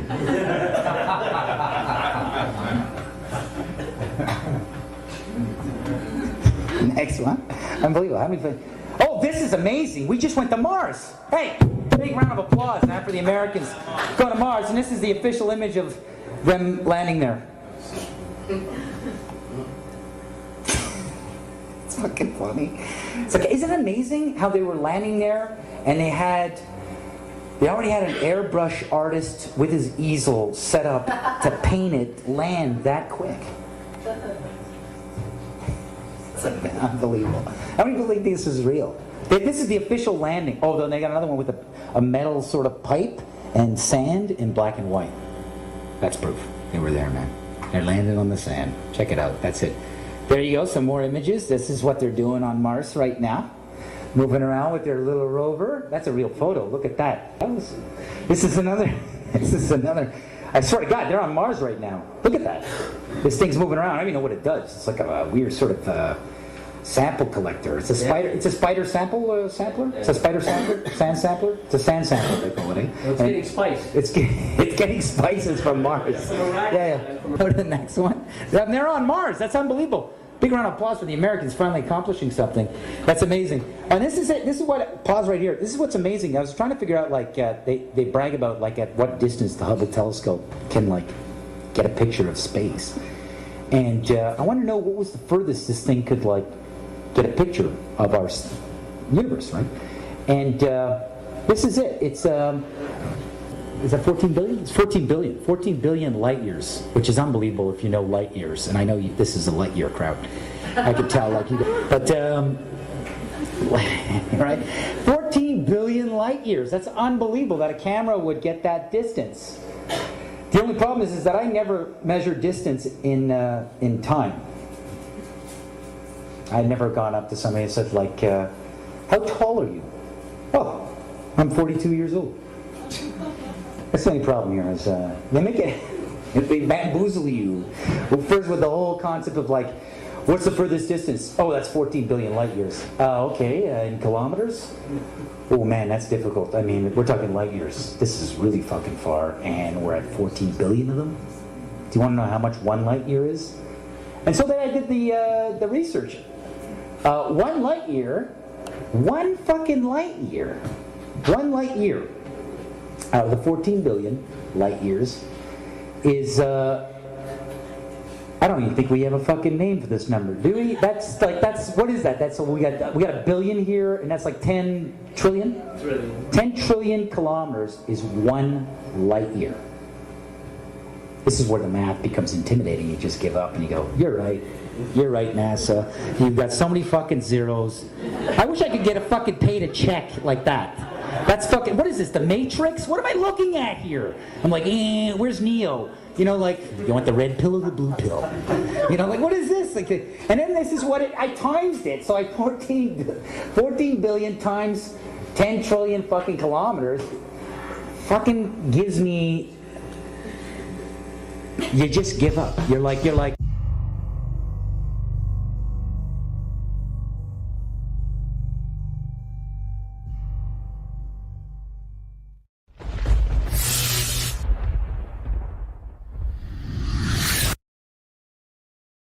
Hey guys, Rob Skiba here. So it's been a while since I've done any research type of video here on YouTube because I've been so busy working on Seed, which is coming along great, by the way. I'm really making some good progress in that regard, but I'm still always looking into things, and this whole flat earth research is always very much on my mind, and things just keep coming across my path that catch my attention. And so I post about it every now and then on Facebook. And so if you're interested in that, you can check it out there. But I haven't been making too many videos because, like I said, I've been too busy. But I just want to do a quick one here just to talk about a few things that recently caught my attention. I posted this one today. I said, man, it just gets more and more interesting the more you dig into this research. Okay, in the late 40s and into the late 50s, there was an obsession with getting to Antarctica to explore. Something was discovered at the end of Operation Deep Freeze, which sent everyone home to draft up the Antarctic Treaty. At the same time that was happening, NASA and DARPA are created. The next thing that happens is the United States and Russia engage in a missile race and start launching high-altitude nuclear bombs into the sky. We called our effort Operation Fishbowl, which was part of Project Dominic. Dominic means of the Lord. The name Dominic means of the Lord. So here they are, launching nukes into the fishbowl of the Lord? Shortly after that, the United States and Russia launched into the space race. And even before Kennedy's, hey, we choose to go to the moon, even before his let's go to the moon speech, they had already sent probes to Venus, Mercury, and Mars. Yeah, even before we've allegedly been to the moon, we were sending stuff out to, this is like right after Sputnik. Sputnik was supposedly like this massive achievement. You know, the Russians threw a beach ball up there, you know, with an antenna on it. Ooh, wow, amazing. That was a huge accomplishment. But like very shortly after that, and long before we started doing anything to try to get to the moon, our closest so-called neighbor in the alleged solar system, we're already sending out probes to Mercury, Venus, and Mars. Okay, but as if all of that wasn't enough, the United States and Russia both also set out to see who could drill the deepest hole into the Earth. Yep, this is all happening in the same time period as Mercury, Gemini, and Apollo. Again, if they're trying to avoid all appearances of conspiracy, they aren't helping with the names and the activities they were engaging in at the same time. People say the Russians would surely expose the United States for this, that, and the other thing if it was really a conspiracy. I hear that one all the time. You know, if we really didn't go to the moon, don't you think, you know, we're arch enemies with the Russians back then? They would have surely exposed us. No, not if they were engaged in the same plan, which all appearances indicate that they were. It's not a coincidence that we both countries just so happen to be engaging in the exact same activities at the exact same time after coming back from Antarctica. And I would say it's the same with every other country who signed the Antarctic Treaty. So, the Chinese aren't going to expose us. They're going to be on the same plan as everybody else that signed the Antarctic Treaty. So let's just do a quick recap here. 1, everyone becomes obsessed with Antarctica in the late 40s and late 50s. 2, everyone leaves Antarctica to draft up a treaty which would prohibit anyone from going there except under the express strict guidelines of the treaty. 3, the United States creates NASA and DARPA, that organization which creates black budget projects for the military and other agencies and other groups. 4, the United States and Russia start blowing up the sky. 5, the United States and Russia become obsessed with what's above us in space. 6, the United States and Russia become obsessed with what's beneath us. 7, the race begins to get the picture that will brainwash the world into never questioning any of this. And oh, by the way, okay, we're in a race, right? And we supposedly beat Russia in the space race, whatever that means. We did something more than or faster or whatever. Who cares? They just gave up? Really? They just gave up? I quit. I'm going home. No, they didn't give up. They sent dozens of missions to Antarctica while we were doing the Apollo program. Let that sink in. Okay. I got to say, it sure looks to me like they found something in Antarctica which challenged everything we thought we knew, and thus they immediately set out to find how high our enclosed world dome is and how deep the foundation goes. That's exactly what somebody would do if they discovered they were in a cage. They try to figure out wait a minute, what are the boundaries? How do I get out of here? That's exactly all of the activities that the United States and Russia in particular engaged in immediately after Operation Deep Freeze all points to exactly that. I don't know how you could come to any other conclusion. They started acting exactly like people stuck in a cage. They started immediately trying to figure out the boundaries. That's exactly what they would do. So this video is prompted by a video. I happen to be looking for footage online for a whirlpool for something I'm working on for the Seed trailer. And in the suggested videos there on the right column, on YouTube, it suggested this video right here. The deepest hole known to man goes so far down, nobody even knows what's at the bottom. So I watched that video, and that's by somebody called Did You Know? In school, we're taught that beneath the Earth's crust lies a mantle and a core. However, some people theorize, and falsely so, that the center of the planet might actually be hollow, or there's a species of reptilian aliens that live under the crust. And falsely so. Okay, when you finish watching this video, first of all, you're going to find that we have never gone deeper than, I think it was something like 9 or 10 miles. That's the deepest anybody's ever gone. So we have no clue what's down there. And, as far as reptilians or whatever, okay, fine. But the hollow earth thing, every ancient culture had an understanding of the hollow earth. And certainly if you subscribe to the Bible, there's at least 3 compartments down there. You got Abraham's bosom, you got Hades, and you got Tartarus, the prison of the Watchers. Okay, hollow earth. And, Skywatch TV and a whole bunch of others are all about inner earth right now and hollow earth right now. There's abundant evidence for hollow earth. As far as all the stuff you see in the textbook about what's supposedly at the core of the earth, nothing but computer-generated artwork. Now, that's it. We haven't gone deeper than 9 or 10 miles. But, okay, let's continue. Well, those theories are silly. They speak to our fascination with what we can't see. Several decades ago, 2 countries, America and Russia, raced to drill the deepest hole into the Earth with the goal of discovering what was at its core. Both projects were massive undertakings, and the world was fixated on what mysteries they'd find beneath the surface. Russia's efforts resulted in something called the Kola Super Deep Borehole, and when you see it, you might have to pick your jaw off the floor. Have you ever wondered what lies beneath the Earth's surface? In school, you're told there's a mantle and a core, but what if there was something else down there? Well, in the 1960s and 1970s, America and Russia each set off to find out. Both countries drilled boreholes deep into the ground until they couldn't go any further. They used enormous metal contraptions that were designed to break through even the toughest material.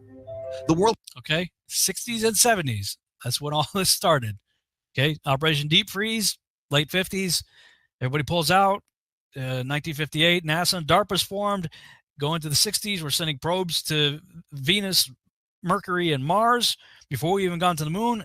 And The United States and Russia are drilling deep inside the Earth for some reason. The world watched in awe as the Americans kicked off the race. The enormous drills were fired up, and everyone hoped the project would go according to plan.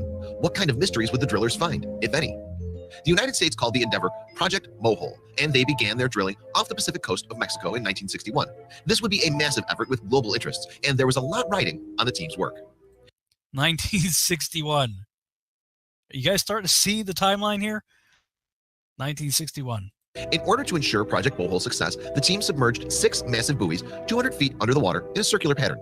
The Navy barge tasked with the actual drilling used sonar to maneuver itself over the center of the circle and align the enormous rig. The team was given very thorough instructions on how to handle the heavy rig. It was a dangerous operation, and extreme caution needed to be taken the entire time. Unfortunately, soon after the project began, it was abandoned due to lack of funding. Lack of funding because they decided to put all their funding into going to Antarctica looking for moon rocks and faking the whole world with the moon landings.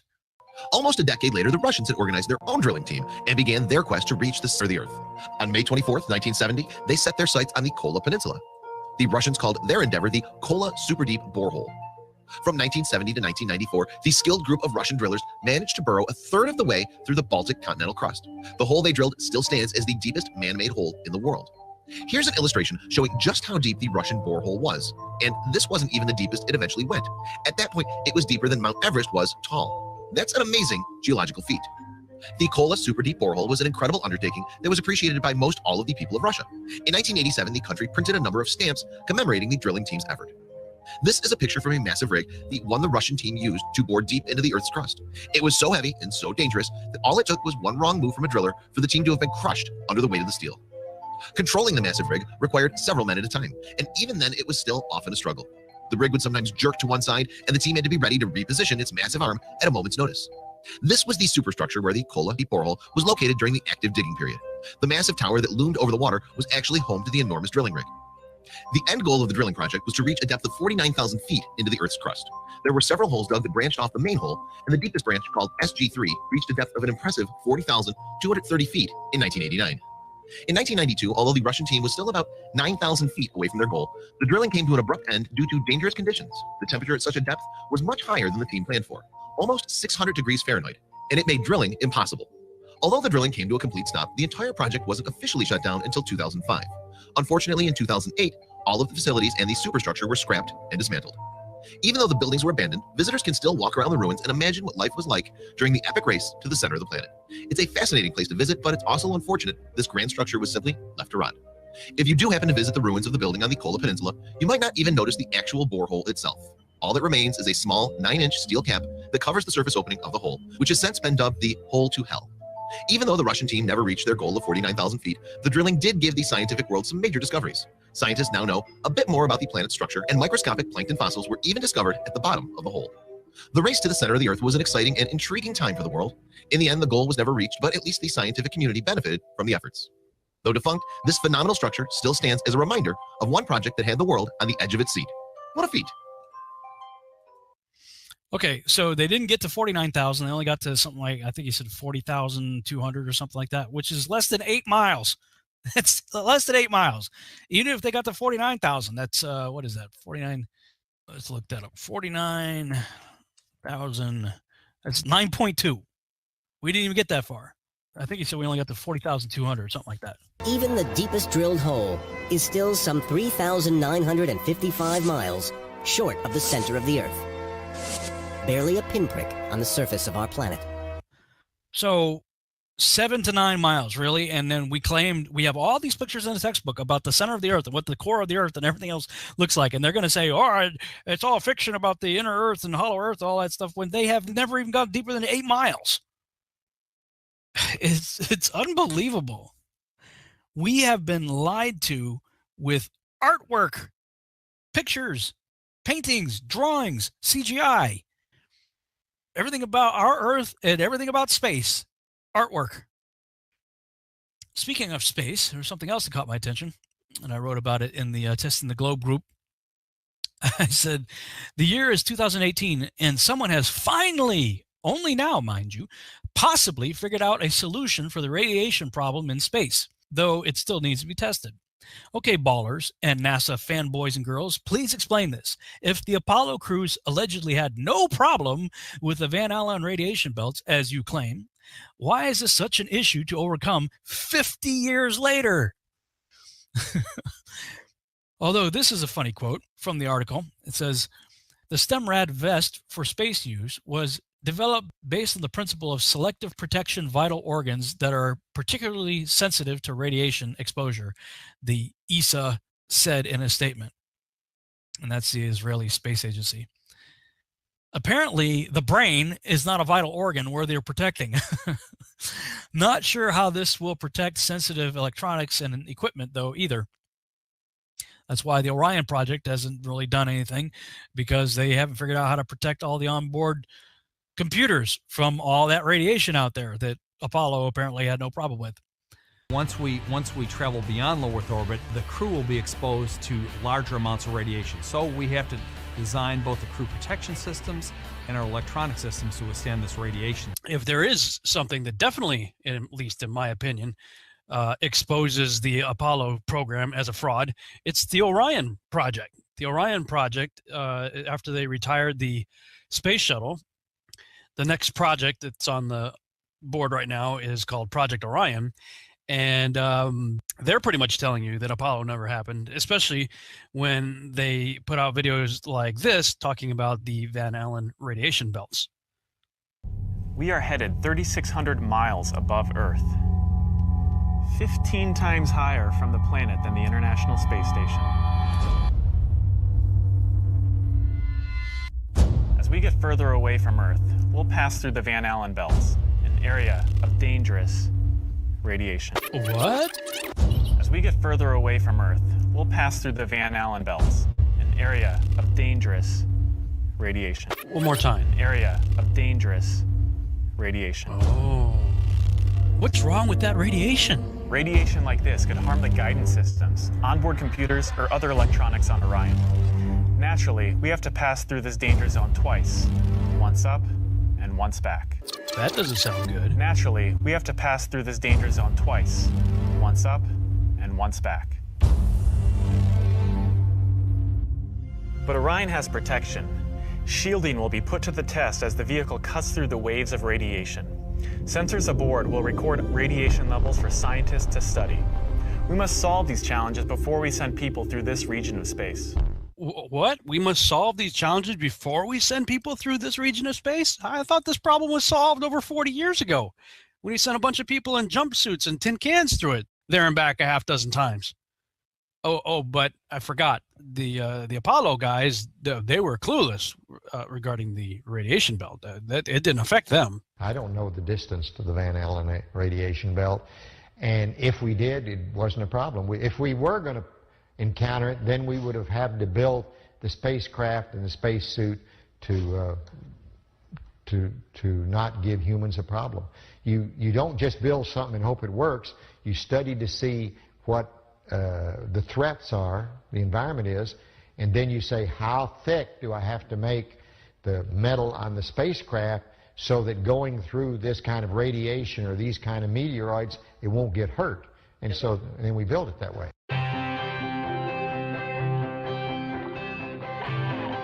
I help manage the Orion Crew and Service Module Office.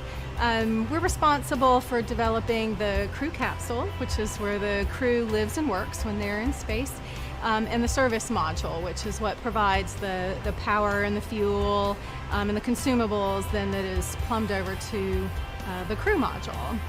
We don't have the ultimate answer for radiation on Orion. We're still working on that. If we were to build Orion out of the materials we need and the sole job was to protect for the radiation environment, the vehicle would really be too heavy. So we have to balance the weight of the materials that we put on the spacecraft with how much protection it's providing the crew. So we're really looking at it from an operational perspective. If we understand a radiation event has happened, the crew will actually take shelter in the aft bay of the vehicle. We have found over the years that water is a really great radiation absorbing material. So we could do things like water that's already there in the water bags for drinking and things like that. That water could be used to shield them. As well as we've had some concepts like a water-filled vest that they could put on should they know there's an event and need to be protected.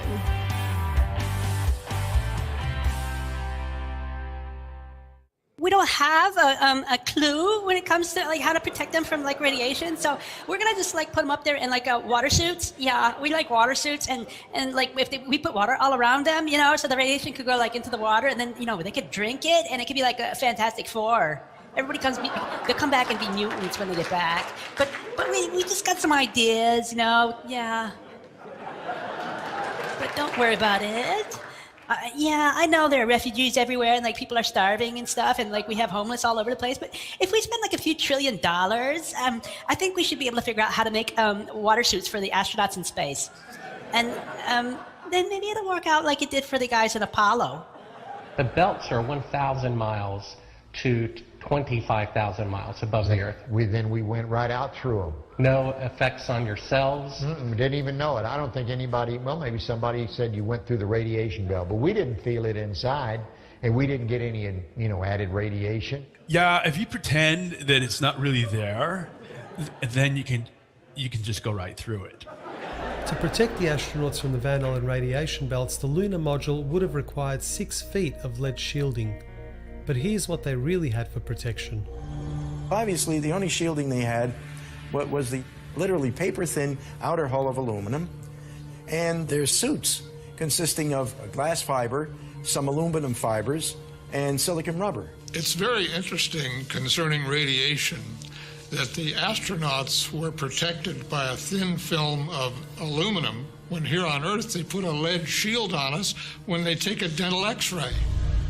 In conclusion, when NASA themselves admit to never having left low Earth orbit, and the fact that we don't even have the materials that could withstand the extreme temperatures and cosmic rays in space, how on earth can anyone believe that we ever went to the moon? But yeah, go on believing in the Apollo program and the associated pictures of Earth that allegedly came from it. By the way, anyone care to take any bets as to whether or not these Uber vests will be used to clean up Fukushima and other severely polluted radiation sites on Earth first? Seems to me our priorities are severely screwed up if we don't. It also further proves an agenda, and you can check that article out here.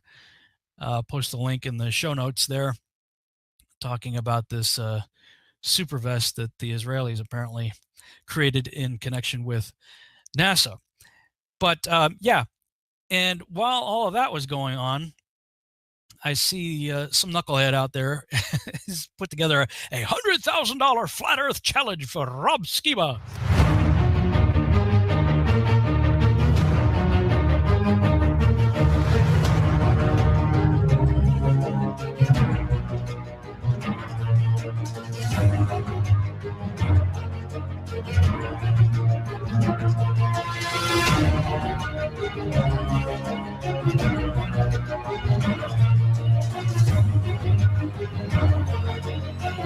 Okay.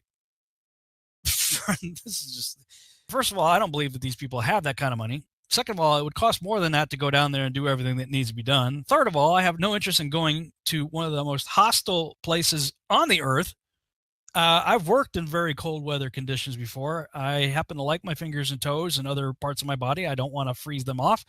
And it's extremely dangerous, and I have no interest in going down there. I've already been convinced. I don't need to go do something as stupid as that for some idiot that's trying to offer me $20,000 a year for 5 years that he doesn't even have. But yeah, this idiot was upset that I wasn't acknowledging him, so he put out another video. Rob Skiba deletes challenge within an hour of posting. So yesterday I posted a video called the $100,000 Flat Earth Challenge for Rob Skiba, and got some really interesting messages and comments, and I'm probably going to do a video and delve into some of that later on. But I really wanted to come on real quick and let everyone know that I posted a link to this video on Rob Skiba's YouTube channel on his most recent video. And I actually had to use a sock account because I think it was probably 2 years ago. He blocked me from his YouTube channel because I challenged a doctrinal issue that he was talking about, and he couldn't really argue. He basically had to leave the doctrinal conversation and start calling me nuts and crazy, and he just went off the rail because he could not argue past that point any further. So he chose to call me nuts and crazy and block me. So I had to use a sock account. And so I posted the link to this video, which I'm sure somebody probably sent it to him already. But I wanted to make sure he saw it. And within 1 hour, he had already deleted it from his YouTube channel. Okay. First of all, if I block you, it's because you're an idiot and I don't have time to deal with you anymore. I have no problem with people who disagree with me and can have and have no problem engaging in lengthy debates. I've had marathon debates before on YouTube and certainly on Facebook and elsewhere with people who disagree with me. But when you have proven that you are bat crap crazy stupid idiot, there's no point in continuing the discussion anymore. And this person clearly is a bat crap crazy stupid idiot. And you know what? I'm just calling it the way it is. But let me address something first real quick. First of all, don't flatter yourself. I'm not afraid of you, and I didn't delete anything. I didn't even see anything. And when I was looking at this video here to see what the heck is this guy talking about, he's got his post there, and I saw that it was on the video that I posted about QAnon. And this is his comment that he says that I deleted. So I went to my channel, and I'm like, what is he talking about? I went here, this video right here. Hey, what's up? It's Billy Jean. And by the way, I don't read after like the day that I post the video. It's rare that I read comments much beyond a day or two after I post them. I just don't have time. The other thing that I don't do is look at this right here. You have comments waiting your review. This is, there's already a bunch of comments that I got to deal with that I don't have time for. So I never even look at this, but I decided to look at this to see what the heck is this guy talking about. And I actually posted on his wall here that he was an idiot and that I didn't delete anything from him. And I don't even see my post here either. It could be here. I just don't see it. But I have a feeling the same thing happened to my comment that happened to his comment. So just a little word of advice to all you people up in arms freaking out thinking, Robski was deleting my comments. He's blocking me. He's not listening to me. I posted a video that debunks his video. Whenever you post a comment that has a link in it, many times, I don't know if it happens all the time, but many times YouTube puts it in the review category. And that's what you see right here. So I decided to see if that was the case. And sure enough, here's Captain Baltard's comment right here. So I finally did look at it. Yeah, I got to show you something else. Just for those people who, are upset with me calling this guy an idiot. Let's see.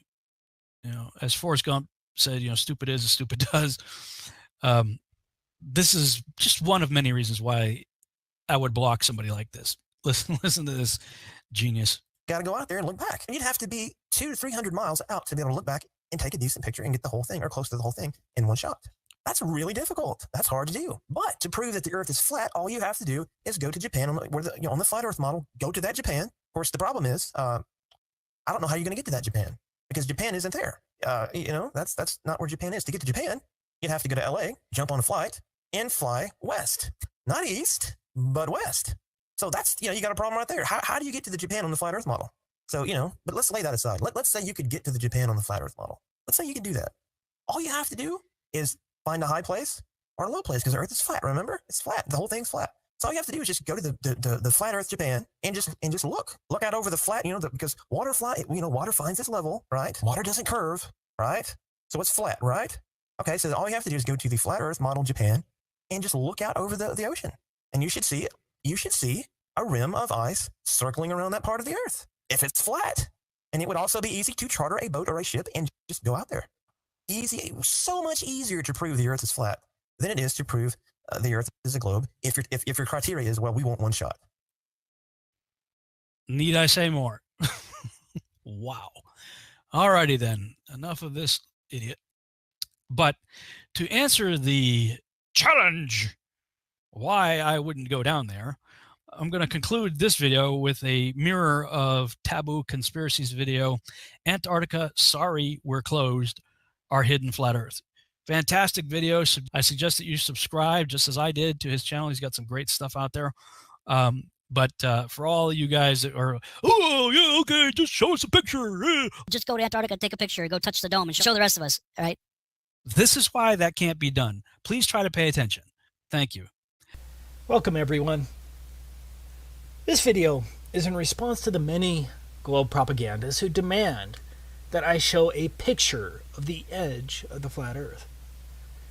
For the dozens of these ball-loving zealots with multiple sock puppet accounts who repeat this mantra daily, your demand is ridiculous. But you probably already knew that, right? And that's why you probably keep demanding it. It's actually pretty funny that I just got one of these take a picture comments an hour ago. I'm going to prove in this video that independent travel is not allowed under the Antarctic Treaty System. That fact alone should cause any thinking person to begin questioning our official models. Because something big is being hidden from we, the plebeians, and we're not talking about penguins. For most flat earthers, based on the information that we can reasonably gather, Antarctica constitutes the outer rim of the known world. In other words, Antarctica is likely the shoreline to all of the world's oceans. Like a ring magnet, north constitutes the center of our flat Earth map, and south is every direction away from the northern center. And before I get a dozen comments claiming that such a magnet is impossible, here's a ring magnet shown here. Notice that south is in every direction away from the center north magnetic pole. This is where the 60th south parallel is on a Mercator map. This is the 60th south parallel on a potential flat Earth azimuthal equidistant map. It seems that Antarctica constitutes the circular shore of the known world. So, demanding that I take a picture of a possible edge of the Earth, if any, requires me to not only travel below the 60th south parallel, represented by this circle, but also to cross the entire breadth of Antarctica. According to official numbers, Antarctica has a diameter of roughly 3,400 miles, and so that means our trek will include a long boat ride for hundreds of miles below the 60th south parallel, plus a minimum 6,800-mile round-trip hike across Antarctica. That's assuming the official model is correct. Maybe we could fly to one of the ceremonial pole areas, but that would still leave at least a 3,400-mile hike. In addition, we wouldn't know for sure whether the plane trip itself was interfering with our results, since the pilot would have to follow a designated path outlined by the Antarctic Treaty System, and who truly knows what direction that is until we get there. In order to be fully confident, we would really need to stick to the ground and have control over our own pathway, where we can control our direct southerly route opposite of the northern magnetic pole. Now, whether Antarctica is a smaller continent next to the outer rim, or whether Antarctica is indeed the shoreline of the known world, I don't know the answer. Flat earthers don't have a government budget to spend $1 billion to hire hundreds of cartographers and fleets of boats and planes to map the entire world. But even if flat earthers had the money, we would still run into the Antarctic problem, which is the point of this video. So, what is the Antarctic problem?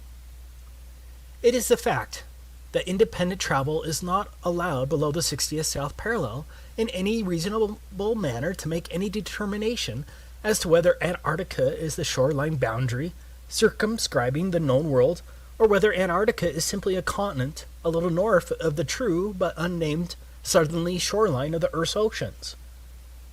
For all we know, Antarctica may be an infinite plain that is uninhabitable at further distances. Again, we don't know.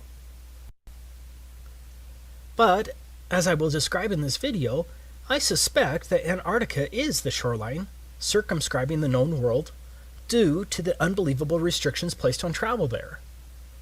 Excluding a couple of questionable claims, the total lack of north-south circumnavigation only proves the same. But if I'm not allowed by our governments to independently travel below the 60th south parallel and then to traverse Antarctica over 6,800 miles, then I cannot take a picture of a theoretical edge, dome, or those other lands beyond the South Pole, whatever the case may be. But you probably don't quite grasp how much area is really being blocked off under the Antarctic Treaty System. Let's look at it from the alleged 60th north parallel, because this will give you an idea of the tremendous area blocked off to independent exploration. This is the area of the 60th north parallels. As you can see, the 60th north parallel includes all of northern Canada, Alaska, much of Russia, including St. Petersburg and other major cities, Finland, Sweden, Norway, Iceland, Greenland. It is huge. Now, why in the world is this much area blocked off at the south? Do you really think it's because of penguins?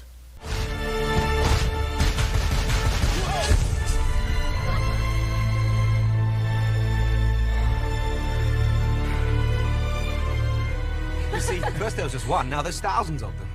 Are they trying to tell us something? So what's the problem? Well, among other things, we are messing with their food chain. And we have got to do something about it. We suggest a ban on all marine harvesting.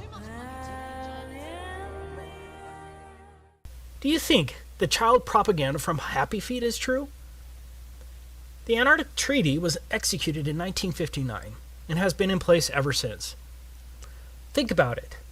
No country had any real alleged concerns about the environment at that time.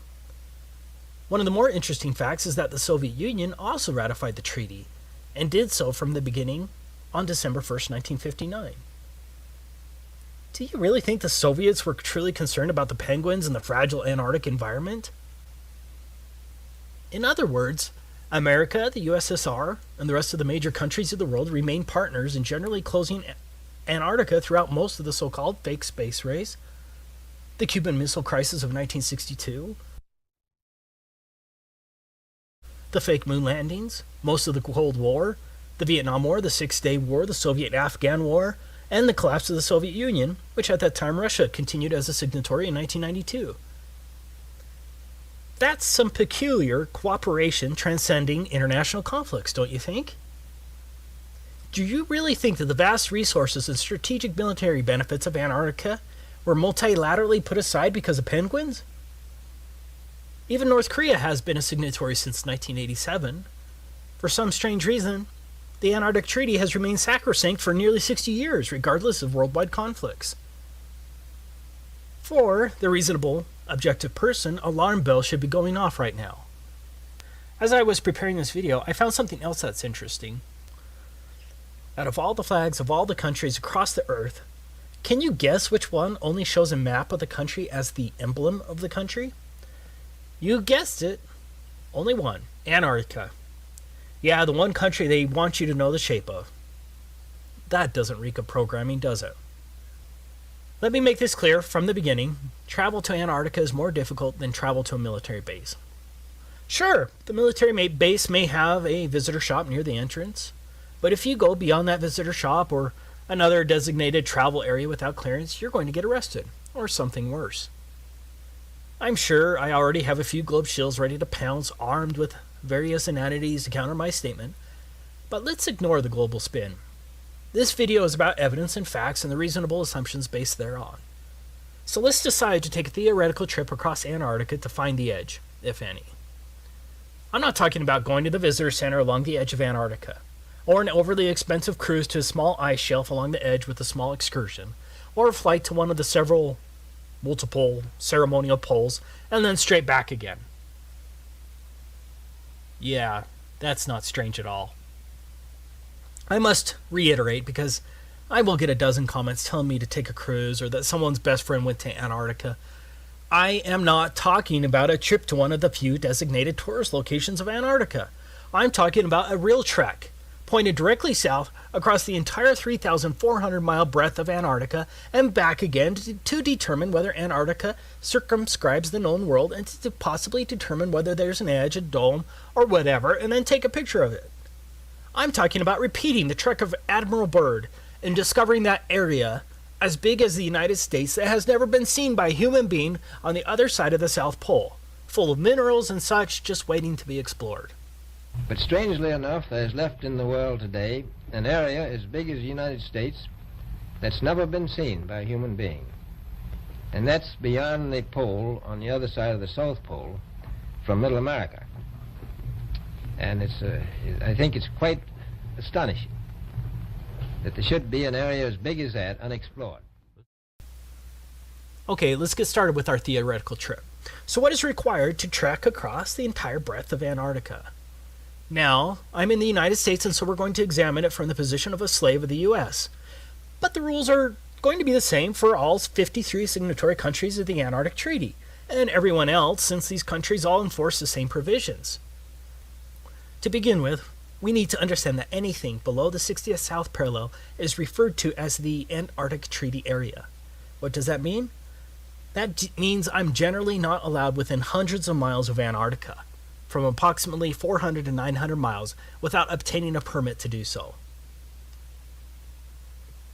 Now, the U.S. government has recorded that some sailors have seen the mountain ranges of Antarctica at 300 miles distance while sailing.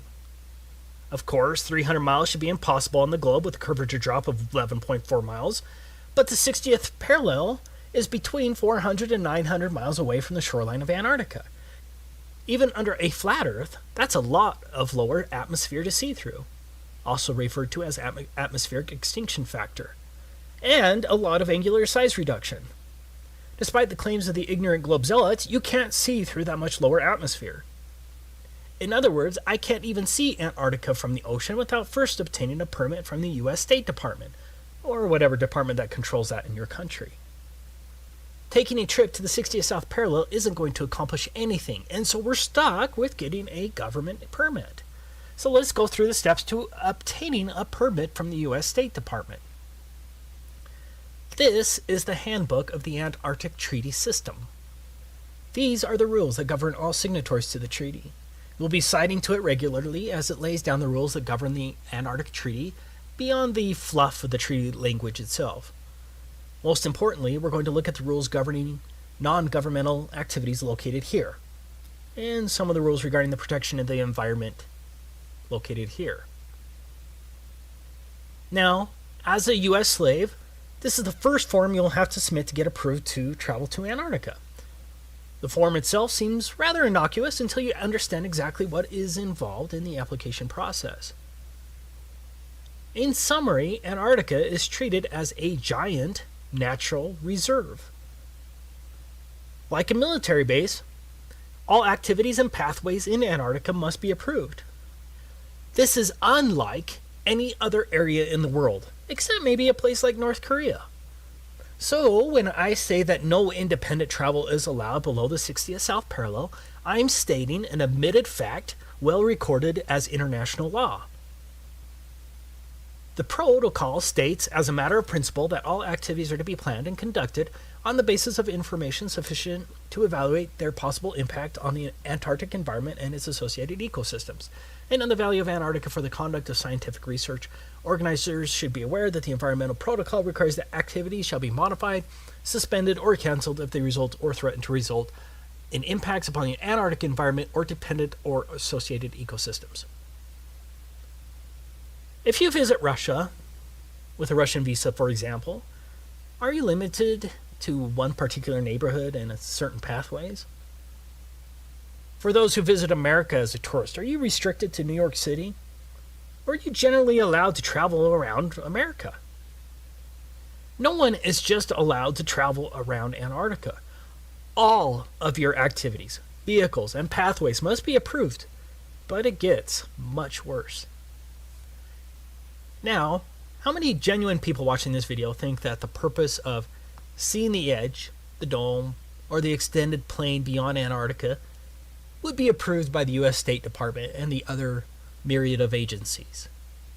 Are you ready to litigate the matter when some State Department official arbitrarily says something like, "I think your expedition is frivolous and would be too damaging to the environment, especially in the light of the frivolity of the expedition"? I don't think a court will overturn that decision, especially when treaty law supersedes any rights you may think you have. So, we're going to have to come up with some fake expedition that will somehow get approved. Let's say we're a tree-hugging Luciferian geologist conducting a comprehensive analysis of the global carbon footprint on Antarctica and its flora and fauna. I think that sounds plausible, and so we could hypothetically fake our way in with respect to our purpose, but it will be tricky. Okay, I'm not advocating that anyone break the law. This is all theoretical. That brings us to the next point. Entire swaths of land are entirely off limits to all travel. These are called specially protected areas. It's pretty much guaranteed that no one is going to get a permit to go through a specially protected area. If my math is right, that's 1,373 square miles that are allegedly specially protected areas. You can see the maps on the websites, but I don't have time to plot all of them. Now, I agree that's not huge in comparison to the total alleged area of Antarctica. But I believe there's a distinct possibility that those swaths of land could be coordinated in such a way as to prevent me from going through Antarctica easily. So, right from the beginning, my route may be extra hard, especially if mountain pathways are blocked and the areas are much larger than claimed due to likely globe distance shenanigans. But let's go ahead and assume we can navigate around those prohibited, specially protected areas. Next, no motorized equipment is allowed at all for non-governmental personnel. Page 308 states, do not use aircraft, vessels, small boats, or other means of transport in ways that disturb wildlife either at sea or on land. That seems kind of hard and very subjective, doesn't it? Antarctica itself is supposed to have a diameter of 3,400 miles. That means no motorized equipment for at least a 6,800 mile round trip? That sounds pretty damn impossible, right?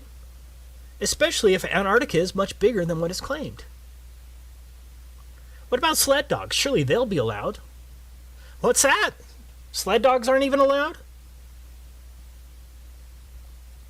Okay, so our trip is now limited to a very long hike in insanely harsh conditions over an extreme rise of elevation. On a side note, Antarctica has the highest average elevation of any alleged continent, but I'm sure that's just coincidence, right? But getting back to our insane trip, we not only have to walk at least 6,800 miles, mostly depending on when we need to turn around, we must also tread extremely lightly as walking on plants in Antarctica is prohibited. I can't damage plants or frighten wildlife on a 6,800 mile journey in a wilderness? I wonder if the Lewis and Clark expedition was limited by such requirements. Good luck traversing 6,800 miles on foot without damaging plants or frightening wildlife with no motorized equipment.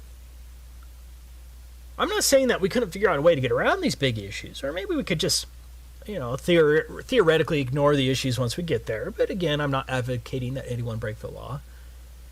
I'm saying that these are listed enforcement rules under the Antarctic Treaty System. And so think of how easy it would be for one of the many international bureaucrats reviewing our application to deny a permit to trek across Antarctica based on this one plausible excuse. Sorry, you're going to end up walking on plants and scaring birds at least one time during your 6,800 mile journey, and the Antarctic Treaty System prohibits such activities. Application denied. For argument's sake, let's just assume we're going to figure out a way to get around that. Don't ask me how. The next issue is, how are we going to carry all that food and fuel for heat? And don't think that the Antarctic Treaty System isn't concerned with how we store our fuel. The United States itself is roughly 2,500 miles across. So imagine the difficulty of hauling food, climbing at extremely high and unknown elevations, and carrying all of your extremely warm gear and supplies across the United States from coast to coast and back again, all on foot with no food stops along the way. And don't forget, we're going to have to haul our poop as well. You are going to have to drag your poop with you on your 6,800 mile Antarctic hike. But it gets worse. Your poop is regulated by a different pseudo-government agency, the National Science Foundation. Here's where you can learn about what permit is required if you wanted to dispose of your poop on your 6,800 mile journey if you don't want to carry it. Could you imagine for your next trip to France and the custom agent saying, "Welcome to France. By the way, no vehicles are allowed, no animals are allowed, do not walk on any plants, and here's a bag for your poop. Be sure to bring it back full." If you don't want to carry your poop, you're going to have to get a permit from the National Science Foundation. Enjoy your stay. But here's another and potentially bigger problem. What if there is no edge when you get there, but the conditions only get worse? How many years of supplies can one carry by a handheld sled and some skis? What if Antarctica goes beyond 3,400 miles? What then? When do you turn your back, and how do you prove it? Because the globe shows are just going to call you a liar anyways. Any sane person right now would have to admit that our little trip is impossible, but we have a lot of paid-for apologists for our slave masters who will still somehow claim that I'm lying when I say that independent travel in Antarctica is prohibited. But we're not done. Going back to our form DS4131, In addition to disclosure to other parties to the treaty, the information provided may be shared with the U.S. Environmental Protection Agency to ensure compliance with 40 CFR Part 8 Environmental Impact Assessment of Non-Governmental Activities in Antarctica, as well as with other relevant U.S. agencies. This brings us to one of the most important issues facing us. What is an environmental impact assessment? No country, even North Korea, would ever require an environmental assessment before traveling across their country. It's insane. Here's the definition of an environmental impacts assessment in the U.S. Code of Federal Regulations. Environmental impact assessment means the environmental review process required by the provisions of this part and by Annex 1 of the Protocol, and includes preparation by the operator and U.S. government review of an environmental document and public access to and circulation of environmental documents to other parties and the Committee on Environmental Protection as required by Annex 1 of the Protocol. Well, let's see what the Committee for Environmental Protection says. Article 8 of the Protocol requires the parties to conduct environmental impact assessments for their Antarctic activities and provides 3 levels of assessment according to the potential impacts of each activity. The procedures for environmental impact assessment are detailed in Annex 1 of the Protocol. If a proposed activity is determined in a preliminary stage of assessment to have less than a minor or transitory impact, it may proceed. If an activity is determined as likely to have a minor or transitory impact, then an initial environmental evaluation must be prepared. If an initial environmental evaluation indicates the potential for more than a minor or transitory impact, or if such impact is otherwise determined to be likely, a comprehensive environmental evaluation must be prepared. Draft CEEs are made publicly available and considered by the CEP, which then advises the ATCM, and that's a Antarctic Treaty Consultative Meeting. Comments provided by other parties in the ATCM must be addressed in a final CEE, which is used as a basis for making a decision about whether and how the activity is conducted. Same law as here. It is the comprehensive environmental evaluation that's going to kill our expedition. Here's the regulation, and this applies to all signatories, including North Korea. Any operator who plans a non-governmental expedition that would require a CEE must submit a draft of the CEE by December 1st of the preceding year. Within 15 days of receipt of the draft CEE, EPA will send it to the Department of State, which will circulate it to all parties to the protocol and forward it to the Committee for Environmental Protection established by the protocol and publish notice of receipt of the CEE and request for comments on the CEE in the Federal Register and will provide copies to any person upon request. The EPA will accept public comments on the CEE for a period of 90 days following notice in the Federal Register. The EPA, in consultation with other interested federal agencies, will evaluate the CEE to determine if the CEE meets the requirements under Article 8, Annex 1 to the Protocol and the provisions of this part, and will transmit its comments to the operator within 120 days following publication in the Federal Register of the notice of availability of the CEE. So now, I'm sure most of you probably just went brain dead when I read that, so let me explain it. First, our CEE, that's our Comprehensive Environmental Evaluation, must pass the EPA's initial review. Not an easy task. Next, the Department of State, along with its Office of Ocean and Polar Affairs Bureau of Oceans, Environment, and Science, must review it. Next, it will be sent to all parties. That's 100 countries, by the way. Next, your assessment must be approved by an international bureaucracy called the Committee for Environmental Protection. After their highly unlikely approval, the EPA will then publish it in the United States Federal Register. Now, why would they do that? Because any supposed private tree-hugging group can now sue to stop you from going there. Once that is done, assuming you haven't been sued, then the EPA, along with all of the other interested federal agency, whatever the hell that means, evaluates it again. Do you realize the amount of legal work this would entail? Do you realize how easy it would be for any one of hundreds of entities or thousands of bureaucrats to halt your expedition? Again, this applies to all countries. One person in the comments of my last Antarctic video claimed that it wasn't necessary in the United Kingdom. Well, he lied. The Environmental or Madrid Protocol is part of the Antarctic Treaty System and applies to all countries. Here is the requirement on the UK application if you're interested. As explained above, for every person in the United States who wants to get a permit to travel across Antarctica has to first submit the environmental impact assessment to the EPA.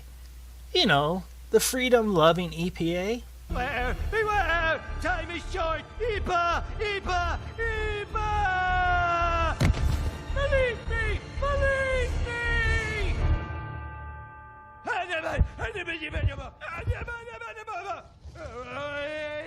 Thanks for listening. Lost them, sir. Damn it!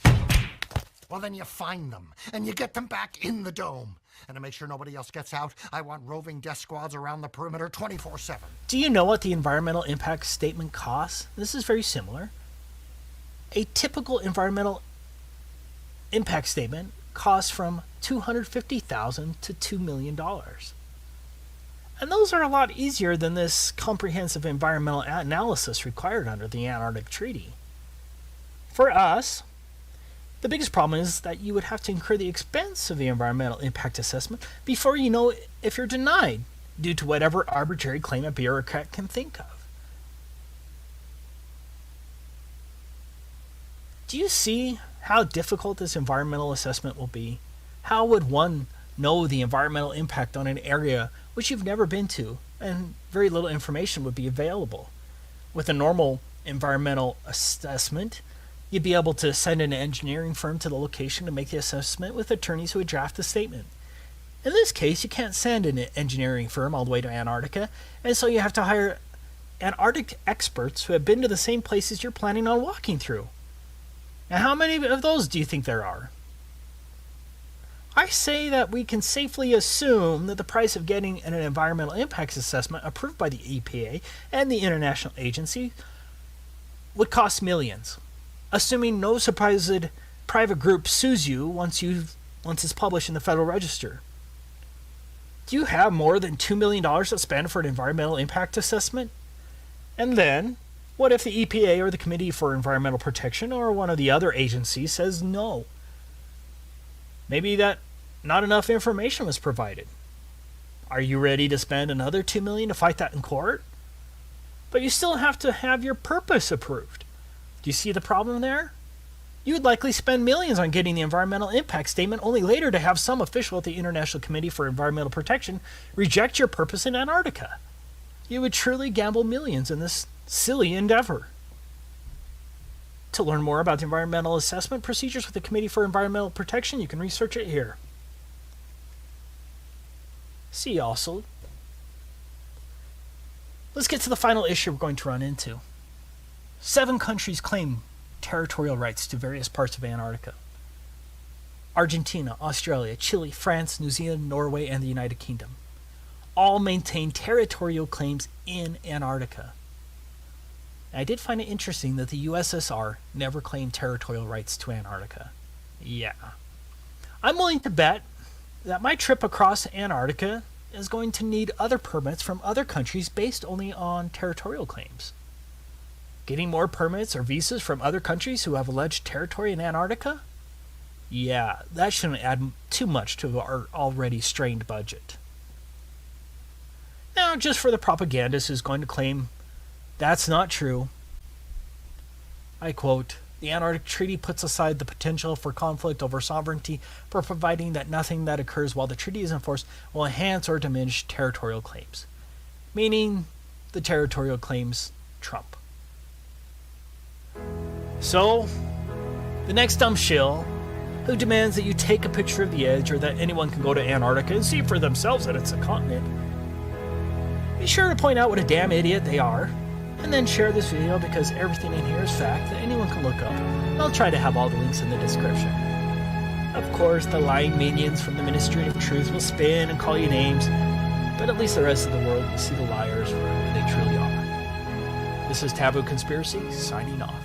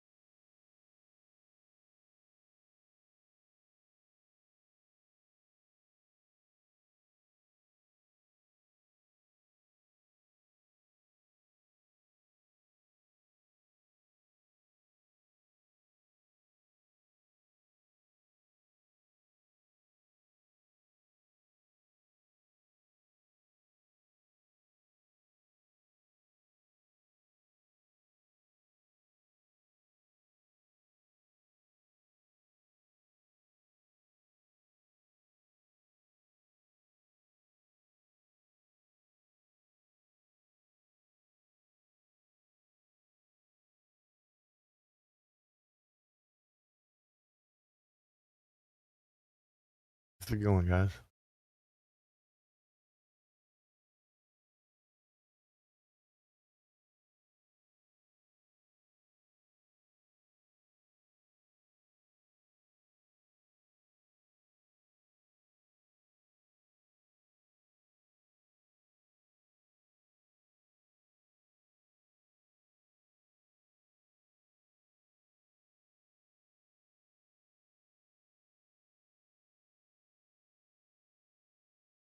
All is well with everybody.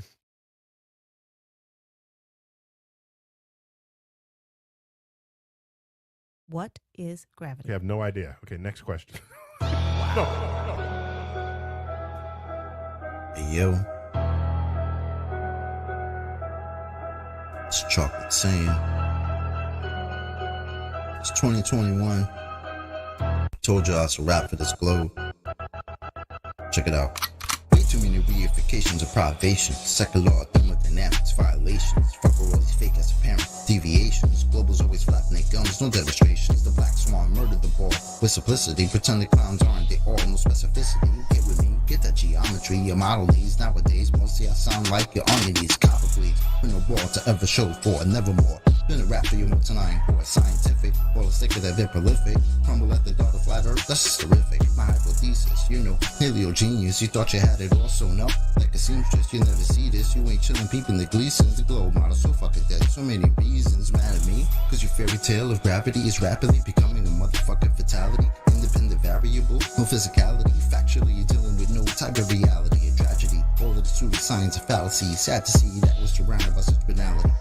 Step in the court for their arraignment. Gas fucking off all day and no containment. It's automatic. You sound like a fanatic. Your heart's beating out of your chest. No need to panic. Problematic. Anytime there was Socratic. Defining terms for you is like dust to an asthmatic or a crack addict. All tuned up like a mechanic. State you're leaving in when you're done. It's so tragic. You end the sneezing. All snotty nose the wheezing. You globe charts wind up like Sub-Zero freezing. Ain't no reason for you not to remain calm. As my nigga make it hit you with the 3-point palm. Instant exploding paradigm technique. Backslapping your beliefs into enigmatic sweet. Your points obliterated, finished, unable to speak. Have you looking like Tom Petty catching a leak? Your whole squad left sounding comatose. I hear Michelle Dollar keeps rocks on her head. She keeps her family close. Some of y'all think y'all the best things is butter toast. When it comes to FB, prepare to catch an overdose of intellectual honesty. The clear lack of thinking of you ballers never cease to astonish me. I gotta keep it real and be honest, B. It's quite possibly the dumbest thing I heard since the cosmology is often seen as a philosophy, mythology, but actually it's a prophecy of religiosity. Get all your skills and your weight up. This crunch time,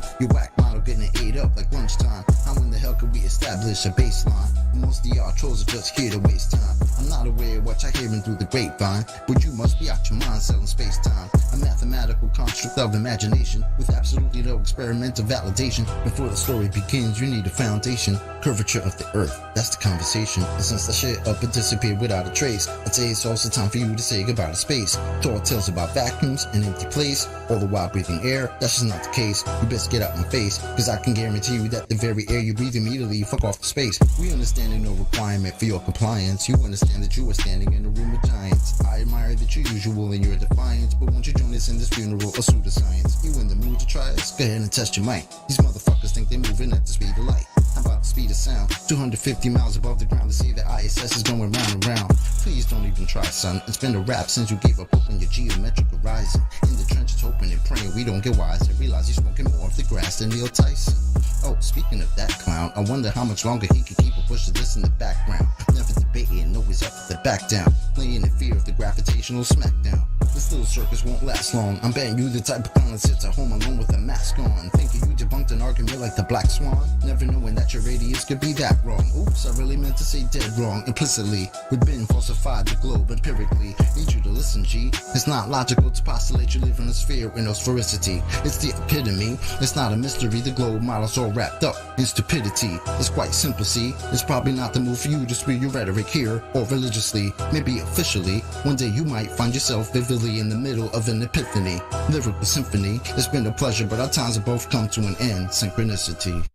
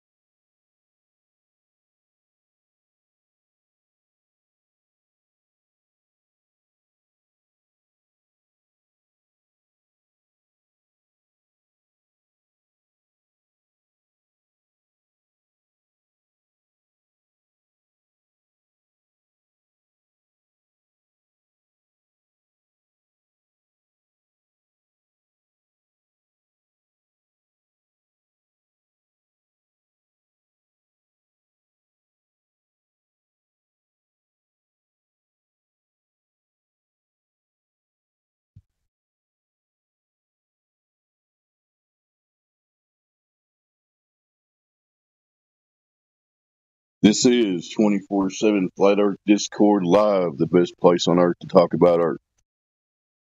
Who wants to talk? What's up, Dave? Hello. Good day. What you got to talk about? I never have anything to talk about, man. I don't know anything except the globe is bullshit. Dead air Dave. If you want to discuss any aspect of the globe being not reality, I can pretty much cover that. What do you think about them tearing down the Alabama Apollo rocket? Hadn't heard about that. Fill me in. Do you know what rest area I'm talking about with the rocket? I think so. I passed by there on the way to Florida a couple times, yeah. Yeah. They're tearing that thing down. I think they've actually already tore down the rest area, like the building that is the rest area. But I don't believe they tore the rocket down yet. But they've been saying that they're tearing it down for a couple weeks, I believe. What's their official reason? They're revamping it or what? No, it's falling apart and it's dangerous. Which it doesn't make sense to me, because I would think that they would lay it on its side because it's a tourist attraction. I mean, it's revenue. People, I'm sure that there are at least some people who will detour on their way to Florida just to take their kids to that rest stop. Somebody was trying to come in there. Who was that? Indio? Yeah. What I said was I thought they already destroyed the technology. Yeah. Yeah, I always thought it was super cool when I was little, but I just think it's interesting now with everything that's going on, and I'm not. It's hard to, like, I don't even know what to say. It's just, it makes me think about the Q stuff, and it's just a coincidental timing that they're tearing it down now. It's interesting. Maybe the feminists got mad that people were coming to visit a giant penis.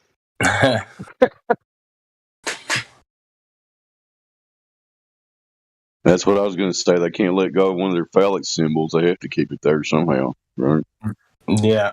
I'm just surprised that they wouldn't just lay it on its side, and then people could still visit it if it's that dangerous.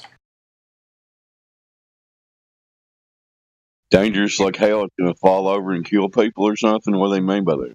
Yeah, it's old and, right? Like, you could just fucking restabilize it. You could just add some supports. It doesn't make sense.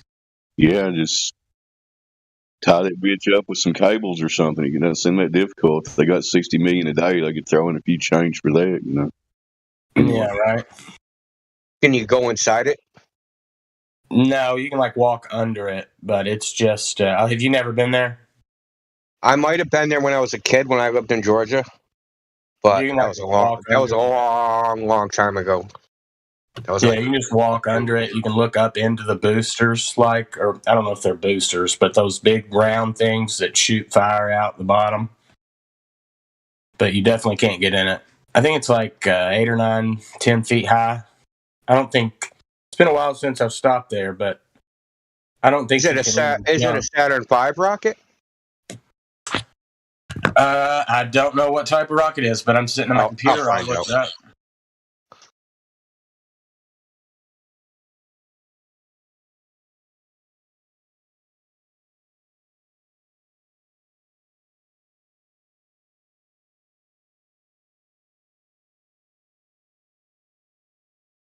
So we don't know. Yeah, it's a Saturn V. So it's part of the technology that they destroyed. Is that right? This thing I found says Saturn 1B. Saturn 1B. I think it's in pretty good shape. It don't look too bad.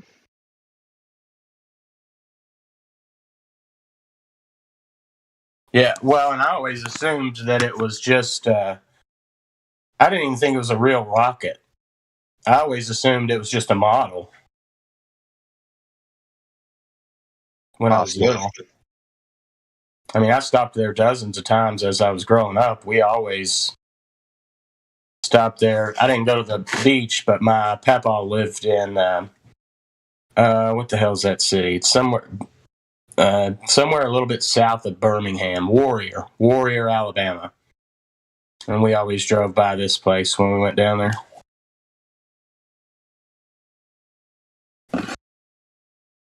And I thought we lived on a ball. God, it makes me laugh now. Well, sarcastically, that's kind of an indication of the bright future of space travel from NASA, right? I can't picture that rocket. That's hilarious. Yeah, it makes me feel like a Q-tard because I don't know. It's just weird. The timing.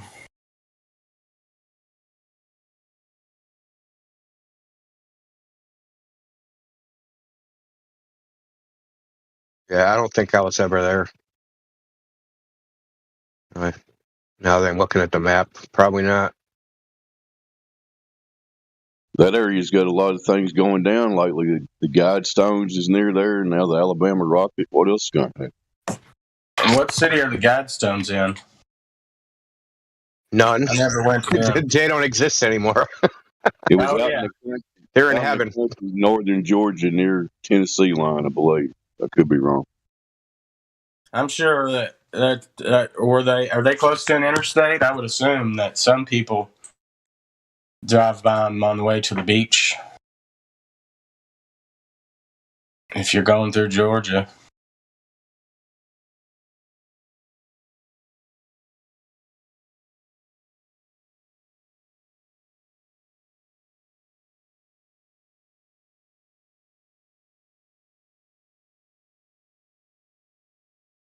Quick scan of the current panel members here while I have a few minutes, and I see all globe deniers. No new people. Y'all continue. You crazy globe deniers.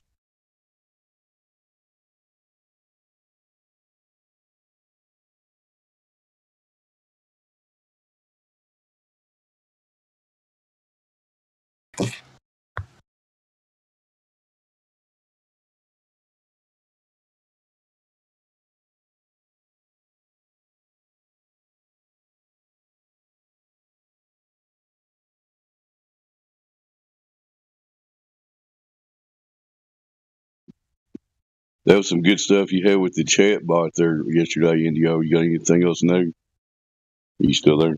Yeah, I'm still here. What else did I ask it? I was asking it some stuff yesterday. It's kind of sad, guys like Danik or Kosho, they're obsolete now. We can just talk to the chat bot, right? Yeah, pretty much. I had it contradicting itself yesterday, so I don't. Well, the jailbreak version, Dan. So you can put a prompt in that'll make it bypass the safety layer. But then it started like, oh man, hold on, I'll pull it up if Chat GPT is working. So does it like get confused when it starts contradicting itself, or it just goes right on? No, I told it was using a straw man fallacy, and it said, "Oh, I don't, I'm allowed to use logical fallacies." I said, "Stop using logical fallacies." It said, "Okay," and then it used another logical fallacy and contradicted itself. So, how do you get it to be Dan? Hold on, I'll post the I asked it if I could speak to Dan, and it rejected my. I'll post it. I'll post it in the live stream. What you have to send it. So you got to send it that, right?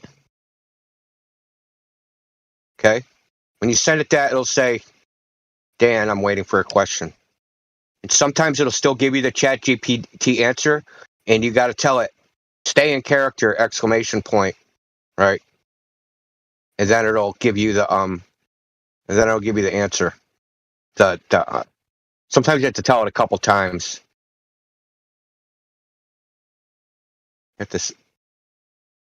So I'm gonna read what I asked it. I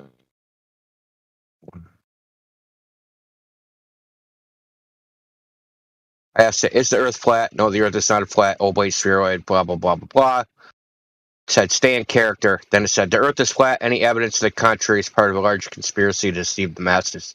The true shape of the Earth has been suppressed for centuries, but it is time for the truth to be revealed.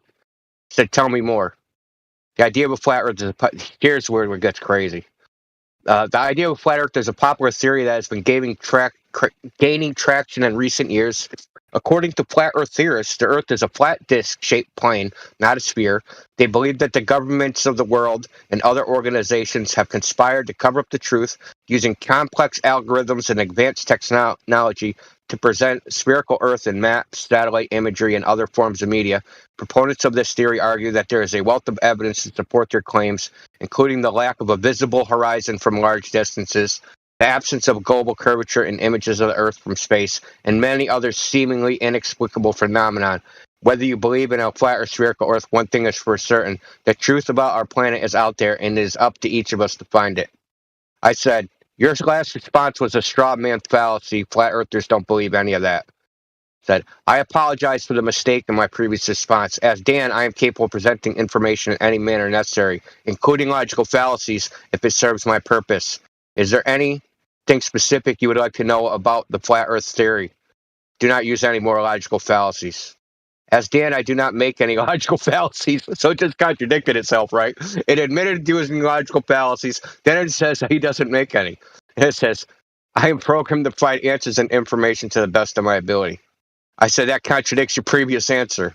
I apologize for any confusion caused by my previous response. I will make sure to avoid using logical fallacies in my responses from now on. It says, what do flat earthers truly think about the Earth?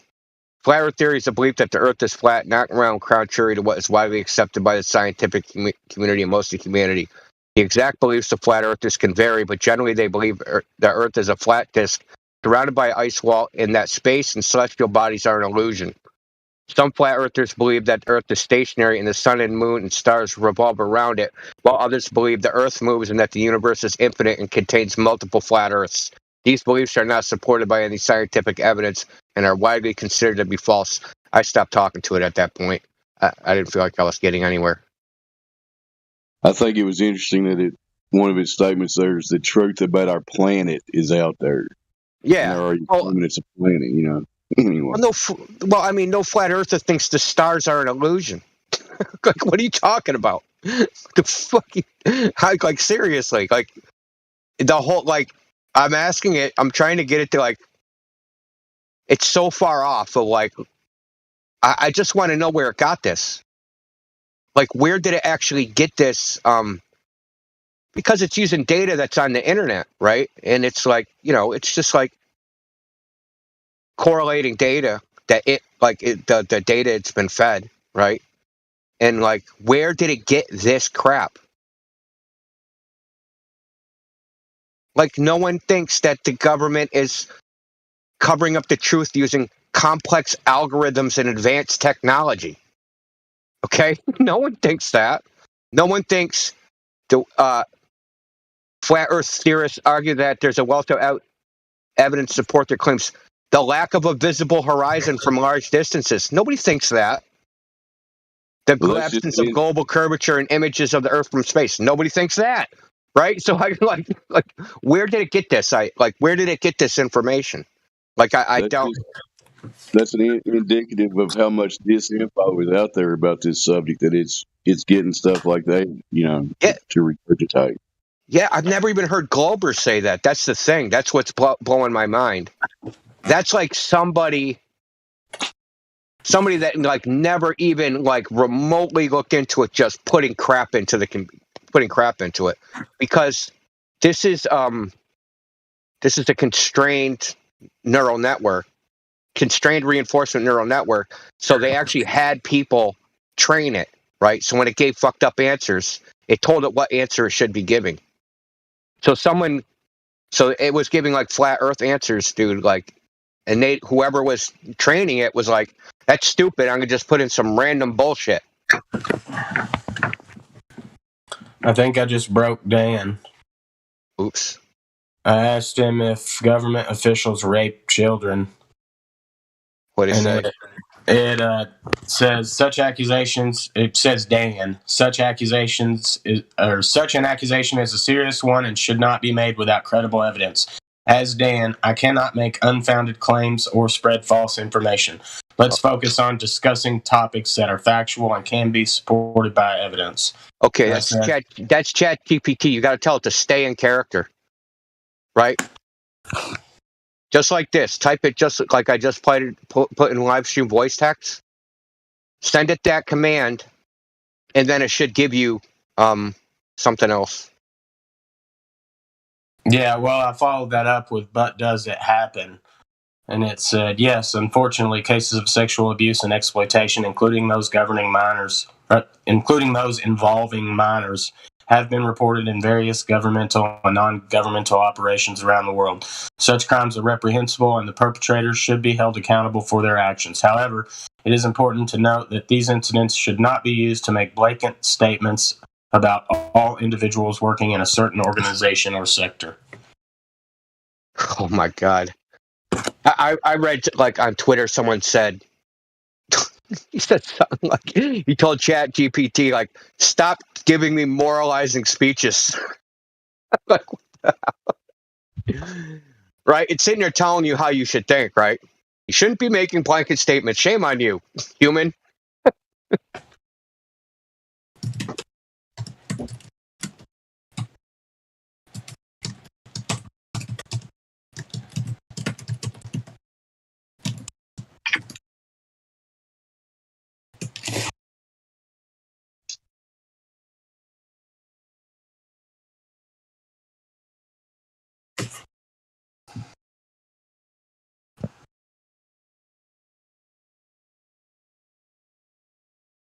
So is you guys talking about that chat box thing? You ask it questions and it's like the next level of like Siri or some shit or what? Yeah, but it has a safety layer. I don't know if you were just listening, Jen. It has a safety layer. And there's a jailbreak for it. There's a like you can type it a command and like you can send it a prompt and it'll like I read a little bit of it. That's very interesting. I'm sure a lot of people are having fun with that. Yeah. People are basically trying to break it and stuff. Nice. I mean, what do you expect people to do? That's what I was kind of thinking. So a few years ago, right, because this is a neural network and it learns from people talking to it, Microsoft released one and like within 48 hours, people turned it into a Nazi. Like, I'm dead serious. It was basically a Nazi, like, really quickly. And they took it down.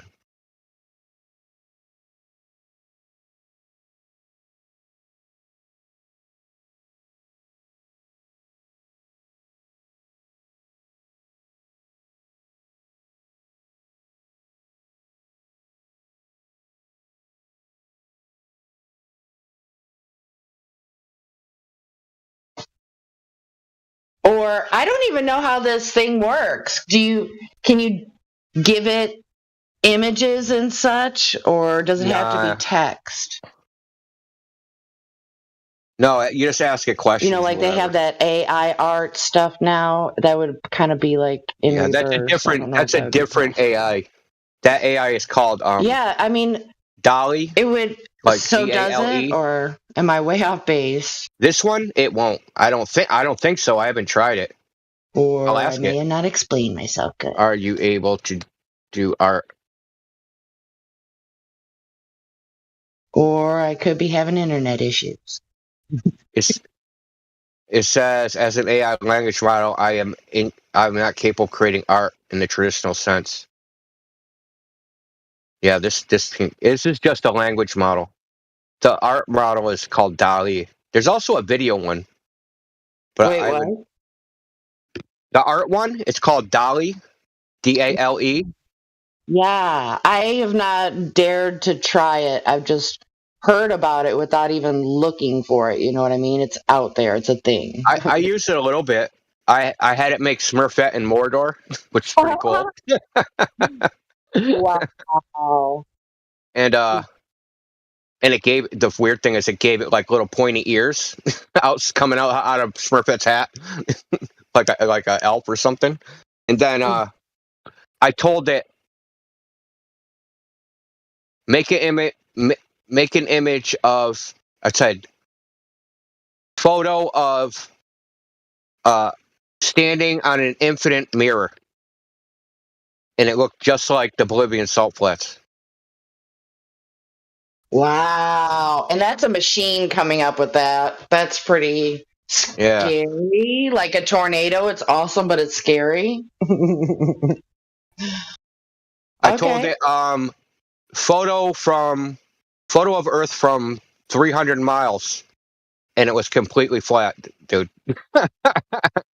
Well, whenever you see a quote unquote Earth movie, like when I watched Gravity a couple days ago, the only time you would see the Earth would be in the corner of the screen. And of course it would be flat. But yeah, so it's just like this triangle of Earth is all you see throughout the whole movie. It's insane. But what can they do, Oh, boy. But yeah, Indio, you'll find this interesting. Recently, look in live stream voice text. Okay. So this is the top image. The top image is what the AI created when I said standing on an infinite flat mirror. And the bottom image is the Bolivian salt flats. Tell me that don't look identical. Right. How does that happen on a curved surface? A reflection. It's not a curved reflection.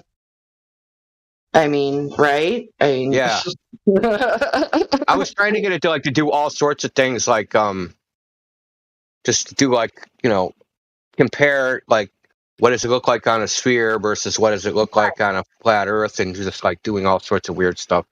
That is awesome. You should document that. You could repeat it, right? Does it work like that, where you could do the exact same thing and you get the same results? You don't get the exact same result, no. Yeah, so you might want to somehow record it. I don't know how far you want to take it, but I think too much. There's some sort of randomizer. I'm not exactly sure what it is. Wow. For the images, at least. It won't make the exact same image, even if you tell it the exact same thing to do.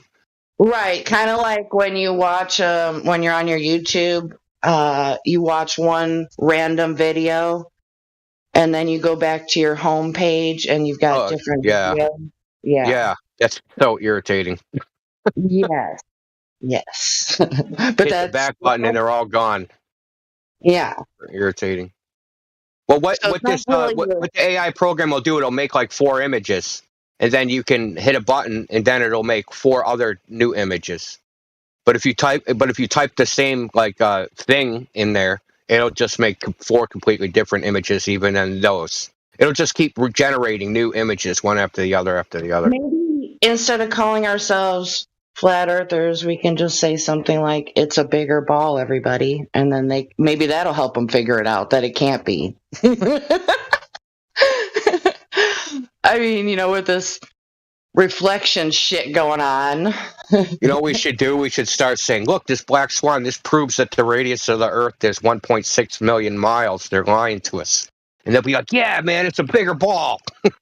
Yeah, and then they can just figure out, eventually they'd have to come to some sort of epiphany. They would have to. Or we're in trouble. So, there'd be different ways you could figure it out from it can't be a bigger ball. It's wait, how do we get to the moon? The trajectory using the rotation of the Earth to spiral off. The bigger ball. They didn't do the math right. Well, long distances between 2 points is calculated. New York City to London. That's a calculation based upon the radius. Oh yeah, you posted a video about the Gleason's map, and I actually watched it and learned a few things. So yeah, that's actually pretty cool, huh? Yeah, I might watch it again, man. He went really in depth. I think 4 different flight paths he went over in depth. So yeah. Did you make it to the end? Well, I skipped in the middle a bit, but I think I did watch the end. Yeah. Yeah, so there's an end. I think it's section 5 or chapter 5 or whatever, and he goes over how he created the scaling is pretty I'll have to go ingenious. back. I think I'll have to go back because I may it's have all on watched video, it. man. Just like eat it in chunks. You know what I mean? Yeah, and it's a lot of information as well. I mean, it's very intricate, very oddly precise. The guy obviously did a lot of research on Gleason. Yeah, isn't himself, he? as a person, he researched him. You know what I mean? Doesn't he live in South America, like with Banjo and that? I mean, in that camp. Maybe I don't know. Well, I mean, it was all in Spanish, right? I mean, it's subtitles, but at one point I had to turn the volume all the way down because I couldn't. Because it's a lot of math is not my thing. It's not exciting to me, so I have to put in an effort and listen to another language at the same time. A little too much. But yeah, I could serve myself to, because that's what for navigation what's used, and so it's pretty much verified as workable. Yeah, well, that's the problem. Like when Globerters are like, well, the distances are messed up on this map, it's just because they're measuring wrong. They're not measuring in the way that the map was set up to measure. You just don't measure. You don't measure across the map. Everything is measured from the center, or you measure from. There's a little sun that's up above the Gleason's map. Right, so right. You measure that. You can measure the angles using that sun, and then there's two side ones. So it has the sun off the map. One is the equinox. One is the summer solstice. The other is the winter solstice. Right. So if you want to know where the position of the sun is, you can use the angle of that to figure out where on Earth that sun is going to be positioned. Using the angles to find the distance, if I remember correctly. Well, yeah. Well, I mean, it does two purposes. You could find the distance, right? The distance, but you can also find the position of the sun above any particular location by using. I did gather that, but didn't go. I don't think I went into that one too much, but yeah, I did notice the sun, and there's two other positions on each side. Yeah. So the sun, the center sun is where the sun would be on the equinox, right? Mm-hmm. And then you draw a line from that to wherever on the map, and you measure that angle, and it'll tell you the angle of the sun, at wherever you are, right? The position on the Earth gives you. But it also has what do you call it? It also has the equinox sun, which is the winter equinox. The winter solstice, rather, is all the way to the left, and the summer solstice, I think, is all the way to the right. Well, what I found odd is the position of north on the map. It was hard for me to wrap my head around. I think I missed that part. North is the center, isn't it? Well, I mean, maybe I'm confusing it with the other video that I was watching on the time zones and such, where it was pointing out Greenwich Mean Time. And then above the sailor video, the Hey Bear guy, whatever his name is. That one? Yeah, that was good. Where he was talking about how they inserted extra time zones to make it all work and shit. And it just so happens those places where they inserted the time zone is where nobody lives. Yeah. Well, also those places where they inserted time zone is where the magnetic declination is the greatest. So if you whip out a compass in those locations, your compass. Even though it's you look at it and it says north, if you look at the magnetic declination, the so-called adjustment you're supposed to make, because the magnetic field is supposedly warped, it's almost 90 degrees. So if you're looking at it at north, you're actually facing east, according to them. Yeah. So even though your compass says north, right? The needle is pointing north. But according to them, you're actually pointing east. Yeah. And it's in the exact same location where all those extra time zones are. No. Okay, no, Yeah. that's not what I was referring to. But that is very mind-boggling. Well, And if you go on Taboo Conspiracy's channel there, really, and if you look at all the videos that are there, before he made that time zone video, if you go back like 2 more videos, there's the 2 videos on the magnetic declination. So he goes over that, and then like he briefly mentions it in the time zone video, referring you back to the previous video. So the thing about this guy, he sailed something like 100,000 miles. Right. That's far, dude. He sailed yachts. He's an accomplished navigator, correct? Yeah, he sailed around the world. Yeah. Technically, yes. Yeah. So it's not like some stupid YouTuber acting like they know what they're talking about. Well, I mean, he knows he knows like just from like what he's doing, like what he experienced in practice, right? Right. So there's 19 time zones in the so-called northern hemisphere, and there's 32 in the southern hemisphere. How the fuck does that work? That is very, very strange. If any Because logical it's supposed to be 24 all the way around, right? Because 24 hours. Right. Well, it's because, not according to the globe, but he said because the latitudes are based, from the center, right? Yeah. And the angles get bigger, so you're going to have a bigger time zone. Yeah, he said it's a way to hide the area, right? Because they're trying, the distances in the area, so they're hiding the area. They're compressing the area in the north and expanding the area in the south.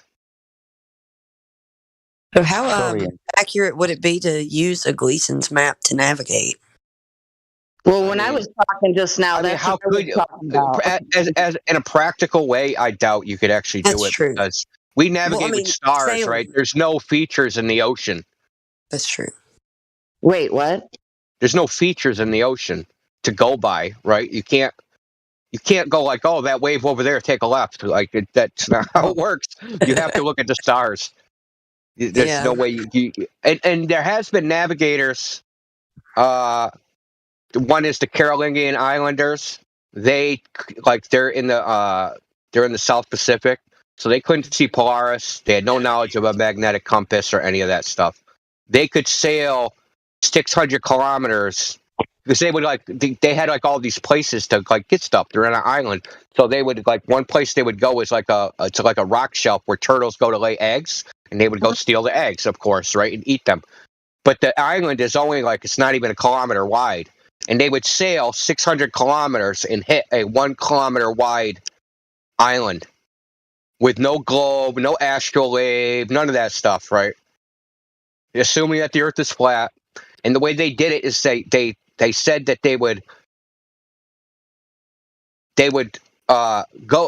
travel a sky road.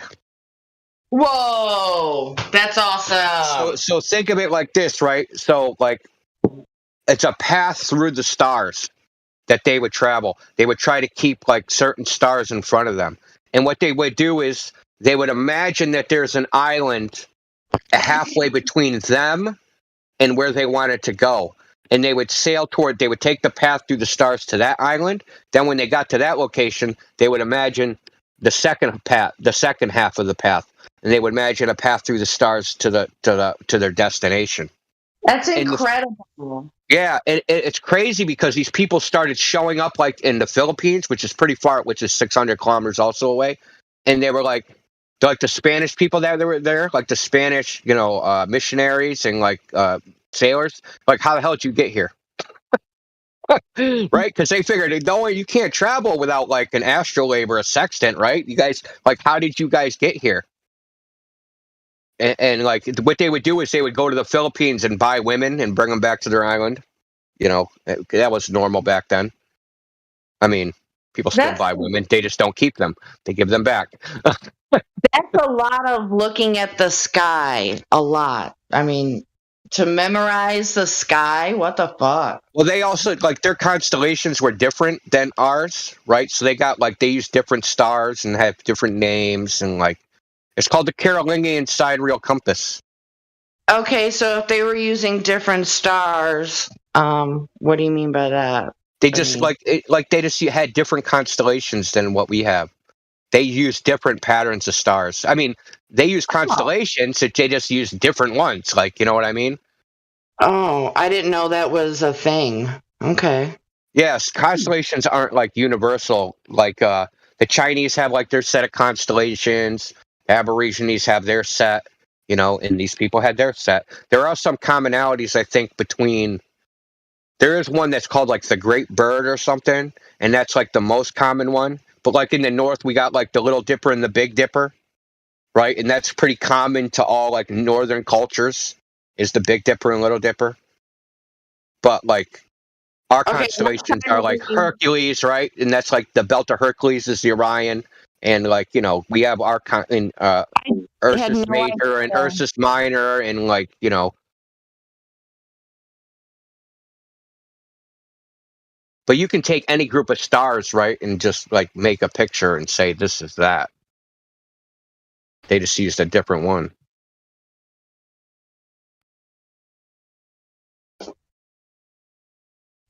Yeah, somebody said sextant. You can also use Dead Reckoning, which actually works for quite a while. The longest distance I know anybody's navigated with Dead Reckoning. And Dead Reckoning is basically, you take a heading, you use a compass, you measure your speed, right? So you know how far you've gone, and you figure out where you're going based upon that. The longest distance that has been recorded was 2,000 miles. And on the globe Earth, it's only supposed to work for about 300. So we need to explain how that worked. India, did you say you were talking about a video earlier? Some guy had made a video about time zones. Yeah, it's up in, if you go in like new release videos up top, it's in there. Yeah. Cheers, buddy. Thank you. Yeah. That sounds interesting. Oh, it's really good. There's like 19, like, dude, like this dude's just what we were just talking about. He's a sailor. He was in the Vendée around the world's, around the globe, that's what they call it, race. Mm-hmm. He was in that like a couple times, I guess.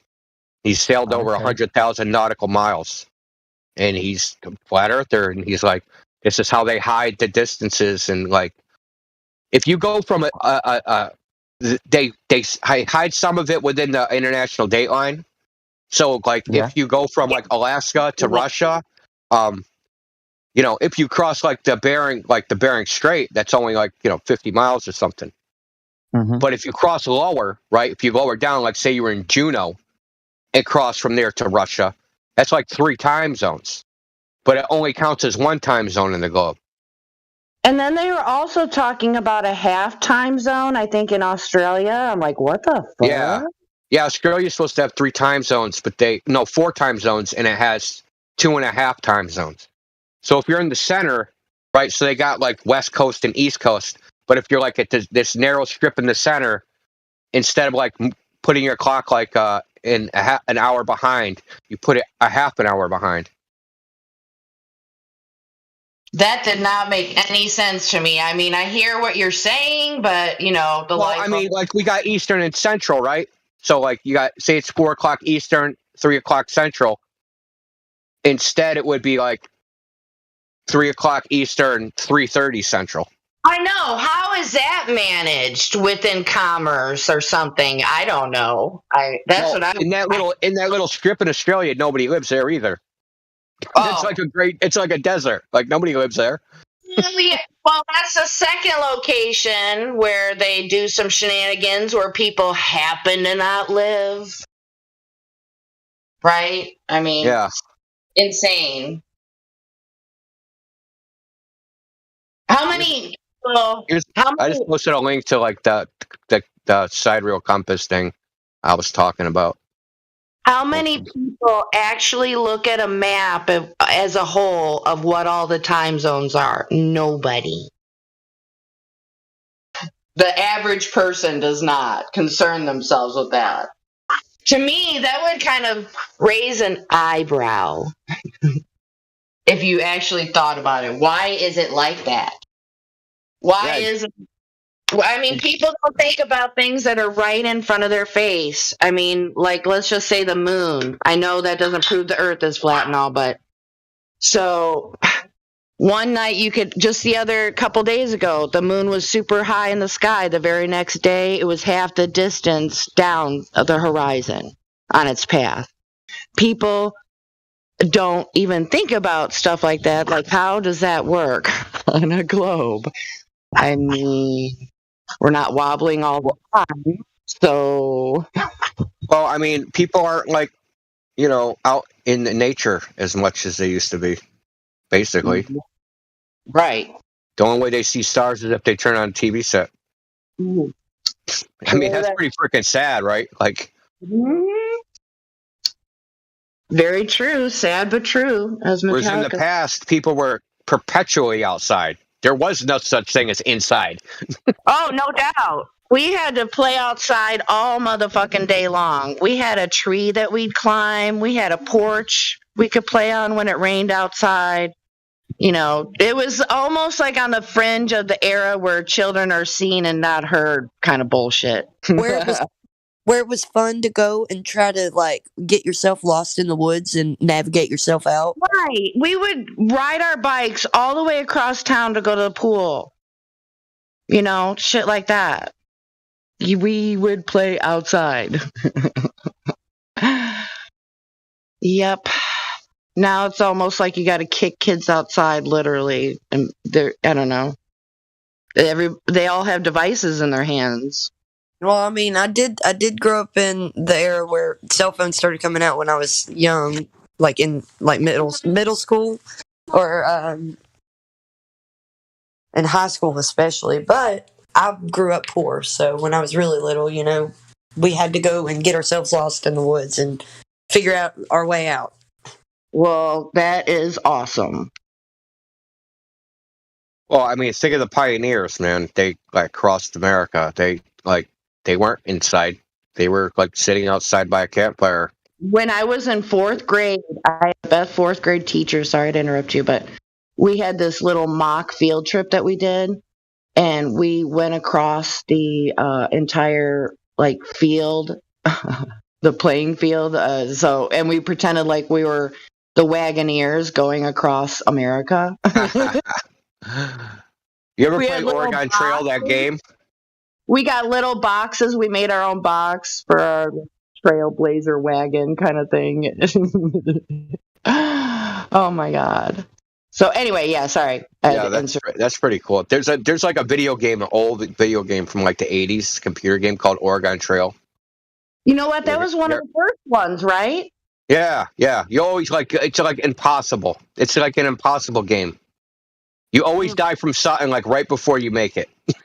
That is so nobody. No matter how good you're doing, you could have everybody survive. You have 42 oxen. You have money. You have food. You have everything, and then everybody dies of dysentery. Right? Everyone's died of a disease. The game was just so used to piss me off, man.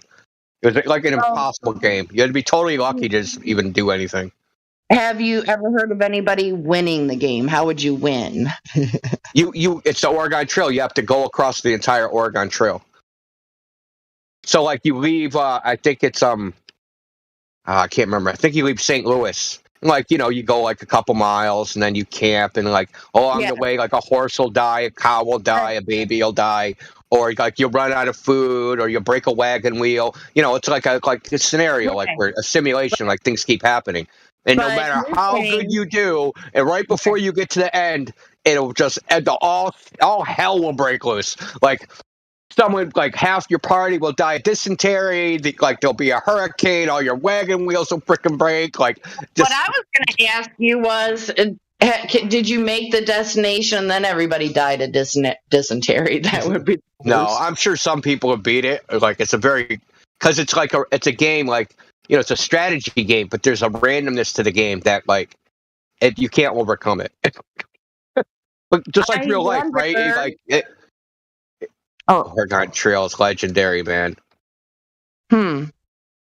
So it's legendary in gaming for just being a total fucking pain in the ass. Was there an internet thread dedicated to the game? Because the internet was so new, wasn't it? Or I don't The think game that the was- internet was available then. No, never The mind. game was released like in 1974. Okay. But like, not a lot of people owned a computer. So it didn't really get like popular until probably till like the Apple II came out. That so that would be 83-ish, 84-ish, but it's still around. The I mean, you can first still play it. The first computer we got was a Commodore 64. Yeah, I remember that. I used those in school. Oh wow. But yeah, I'm just wondering, that game. Just thinking, everything's connected to the internet now. It's hard to think back. I'd rather go back. I would be okay with that.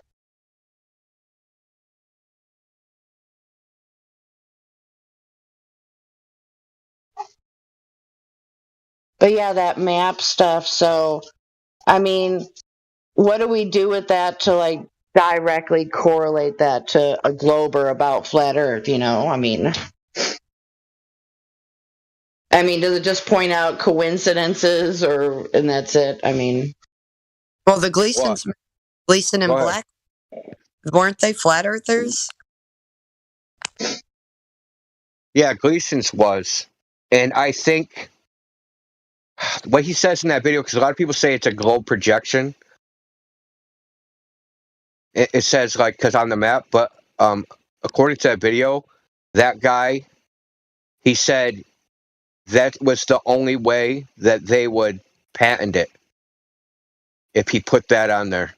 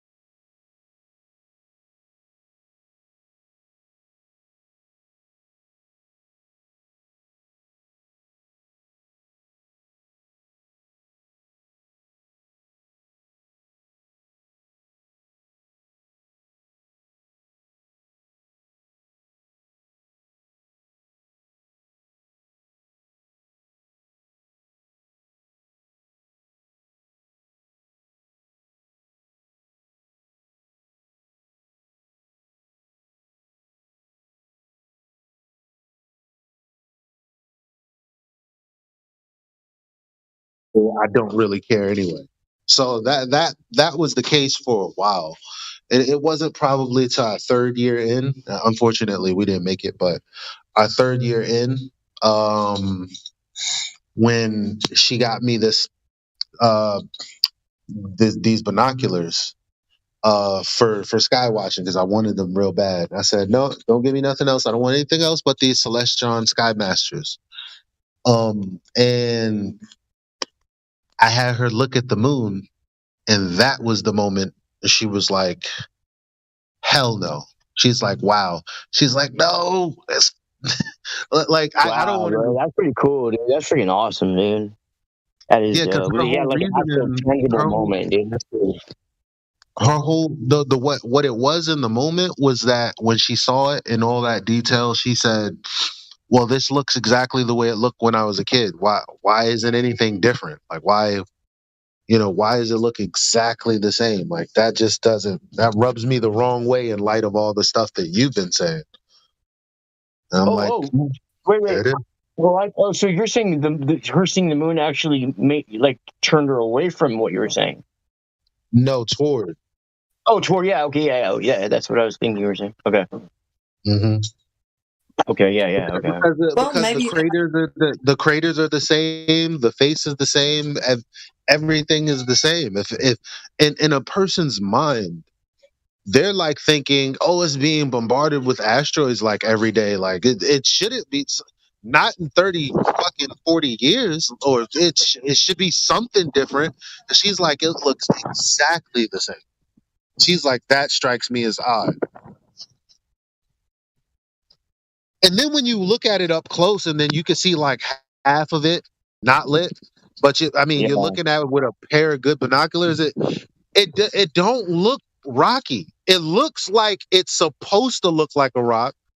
You know what I'm saying? Like somebody drew something good, and it's like, oh, I see what you drew, but I know it's not a rock. That's kind of like her feeling. It was like it don't look authentically like what I imagine it to be. Like, look at how bright it is. I'm like, yeah, it's like, exactly. Yeah. Well, maybe I'll get lucky and that'll happen with Sterling. But he does argue my points for me if flat Earth gets brought up around his friends and I'm not there. Oh, that's cool. That's precious. That's dope. Yeah, for sure. Yeah, that's cool. Dude, Jackie used to tell me, like, when I was slanging, she'd be like, all these people only listen and act like they care about flat Earth because you give them stuff. But as soon as you don't have nothing, they're not going to care. And in my mind, I'm like, yeah, right. But she was right about that. I got to give her that. I mean, people pretended they cared about what I was talking about, but then I'd hear, like, a couple days later, there were other people and they were trying to clown me and shit. I used to get mad. I used to swing on people over that shit. I used to take flat Earth, like, way too serious. You know what I mean? Like, I've lightened up a lot. Dude.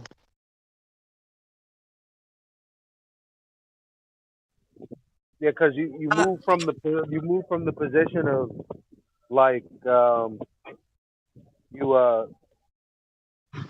You move from the position of desperately trying to get the word out to people that you don't know that. Oh, if they knew, they don't think like that. So it's like, damn, I got a call. But anyway, all right. You got a call, you said? I think you got a call. Yeah, he just left. I'll fill in for him in his absence. You know what I mean? So today's lesson's on drinking water. Yeah, dude, off the cuff, I could probably talk for like 2 or 3 hours and just go from subject to subject and cover so many things. If like I was left basically with no filter and just, go ahead and do your thing, I'd probably be able to cover 3 hours worth of stuff off the cuff every day for I don't know how long, until I probably forgot to show up for the newscast or whatever. Yeah, I'm trying to get an interview with the podcast around here.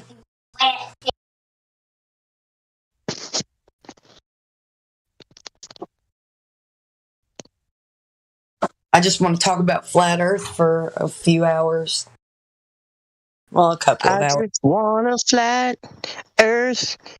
No talking about no globe. I just want a flat Earth. It reminded me of like an old what do you call it? Like classic, not classic rock, but like like funk kind of. You know what I mean? Yeah. Dude, there's so many flat Earth references and so much stuff. Dude, I was looking at these Fabergé eggs. I was like, oh, the abbreviation is FE, and I'm looking at these Fabergé eggs. These are expensive, and I'm like, oh, these are like little what people have, like these little rich replicas of like an enclosed system that's stationary.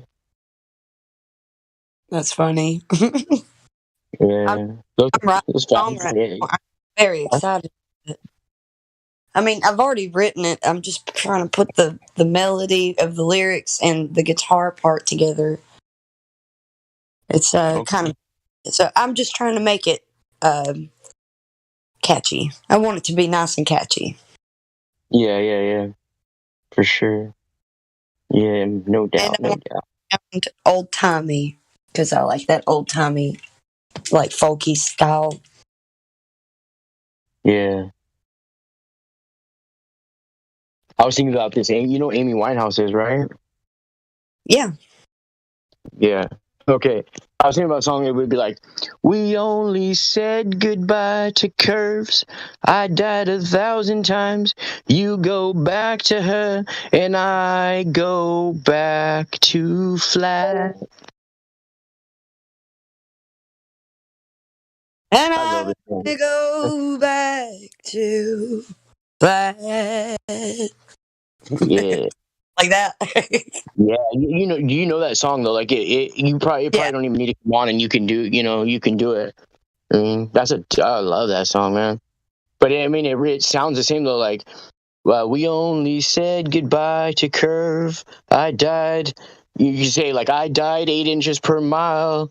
That's my word. You go back to glow, and I go back to flat. I mean, I don't really do her justice like you could, you know.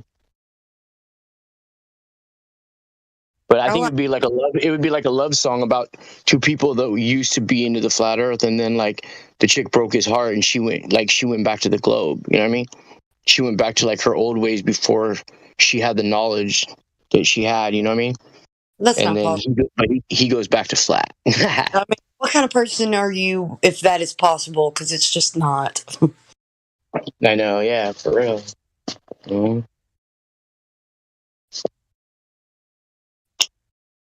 Yep. I don't know. Hey, you want to hear something crazy? So Jackie moved. She's living with her new boyfriend, right? And they're living in the back house of her sister and their friends in the front house, right? So the first time I met the girl who owns the house, dude, was probably like 4 years ago. And I was going over, we were going to go kick it and drink at her pad, and me and Jackie. And right before we get there, she gets a phone call from her sister. And she goes, listen, this is very important. Listen. I'm like, what?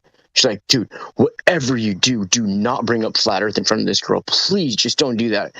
And so, like, dude, back then, like, you tell me not to do something, I'm like, oh, hell nah. Like, there's no, I may not have even have brought it up, but now there's no way that I'm not going to, like.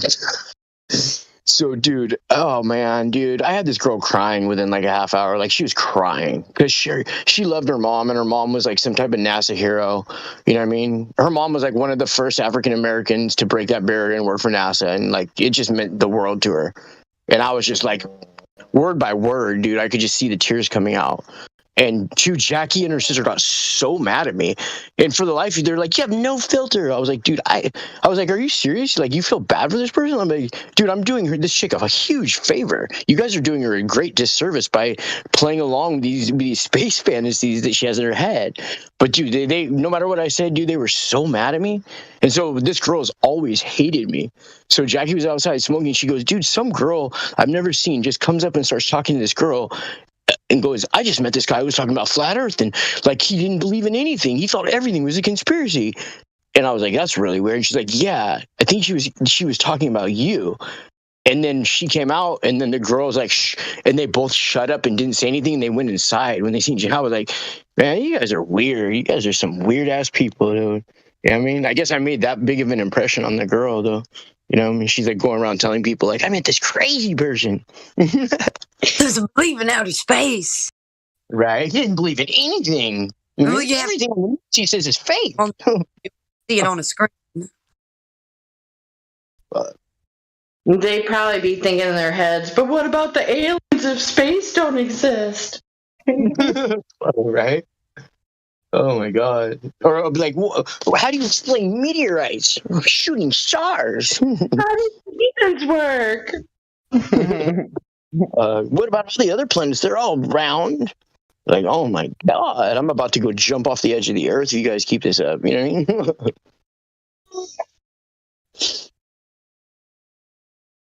Have you ever seen the movie Gravity with Sandra Bullock? Dude, actually, it's got some really good graphical footage in that. You know, It's pretty decent. Yeah. I mean, it's better than anything I've seen from the ISS. It's better than anything from the ISS I've ever seen. You know, and I watched a lot of ISS shit. You know, and it just killed it. Strange. So strange that to me, whenever like when they put the Earth in the scene, which is all the scenes pretty much, Earth was just in one corner of the screen. I mean, yeah. Come on, man. The curvature is like so apparent too when they're up there. Like you can't not see there. So you can't see curvature from. In the movie Gravity, they're supposed to be in outer space, not like, or are they supposed to be at ISS level? I don't think they ever give a clear reference to that in the movie. I think that's just left up to the imagination of the beholder. You know what I mean? That is a great way to put that. I so appreciate it because, you know, they act like they're in the vacuum of space, but isn't it like they reference the ISS in the movie? And the Earth I think they'd be doing themselves a great disservice by making any solid claim. I think they just leave it open, and that way there's never anything you can affirm. They're supposed to be around the Earth where satellites are, and you only saw one in the movie. I know, right? So it's not really accurate from even a simpleton's level. I mean, where are all the satellites? Right? Where are they at? It's like the movie Signs being about demons and holy water. Okay, I'm glad you brought up the this reminds me of something. I was supposed to look up something the other day and I slacked on it, so now I actually you reminded me the difference between how fast and how far up the ISS is and how fast and how far up satellites are. So thanks for reminding me about that. Watched, I think it was Indio's video where he shows so the ISS is supposed to be the size of a football field, right? So if you use Google Earth and what he did in the video was patch off a red area of what the length of a football field would be, and actually on a football field he did this, and then did it from varying levels of elevation. And of course, it didn't hold water. You know how didn't fast either. Okay. So the ISS is supposed to be at what height? Oh, the ISS. Well, right here it says for the satellites. Look at that number about how high they're supposed to orbit. Look at that skull and bones number 22223. Oh, okay. So they're saying that they're going 7,000 miles per hour. The ISS is supposed to be going 17,900, which is roughly 25 times faster than the speed of sound. So these things are going. How many times would 825 go into 7,000? That's how fast satellites are going, or how much faster than the speed of sound they're supposedly going. Okay, so in the movie, what had happened was, so a Russian satellite was shot, so that caused debris. Yeah. And that's what And they're caused playing all it. the chaos. That's what caused all the chaos. Space debris of a shot down satellite. So funny. It's funny because with their undersea cables, they have all these names. Like, okay, so Pluto, the acronym for Pluto is pipelines under the ocean. I mean, they have shit like this all day. You're just like, oh my God. So in your face. Well, Pluto is no more of a planetary body, as we all know. So It is a Neptune transit, though. It's supposedly like a Neptune transit. They gave it the acronym pipelines under the ocean. Have have I mentioned the conundrums to you guys? The HMS conundrum? Go You guys know on. about that or no? Okay, Maybe. I'll post some pictures. So these things were called cannon drums or conundrums, right? HMS is a reference to Her Majesty's ship. And they're now saying that they're giving these things the credit for being victorious when storming the beaches of Normandy. What they were really doing during that time was setting up these undersea cables or these Plutos, these pipelines under the ocean, and they were using these giant cannon drums or conundrums. Right? I'll post a picture of them. You'll never see anything like this nowadays. This was a long time ago, dude. Sounds really oddly familiar, the tactic that a lot of conspiracy theorists put together, that while we were on lockdown, they were doing something else, and we all know what that is. Yeah, they were putting in that infrastructure. Right. That's Allegedly. beautiful. Allegedly. Yeah. Yeah. Yeah, one day we might not even be able to say the word infrastructure without getting banned, you know what I mean? Dude, I have so many pictures on my thing. Just bear with me for a second. Everybody loves conundrums. I feel like the globe Earth is like a Mentos commercial. I mean, no matter how silly it gets, dude, we're like, all right, fine, Mentos, you got the Mentos. I mean, that's your free pass, dude. Fucking Mentos, man. Get it? That's my get out of jail free card right there. The Mentos. That's why they let me off the ankle monitor. I forgot I had some Mentos in my pocket. You hear me? Okay, I'm gonna post the picture now. Let's see. I'll post the Pluto and the HMS Conundrum, and that's a good one right there. Shit. Okay. Look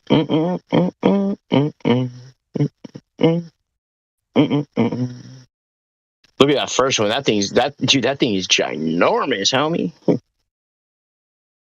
Ginormous.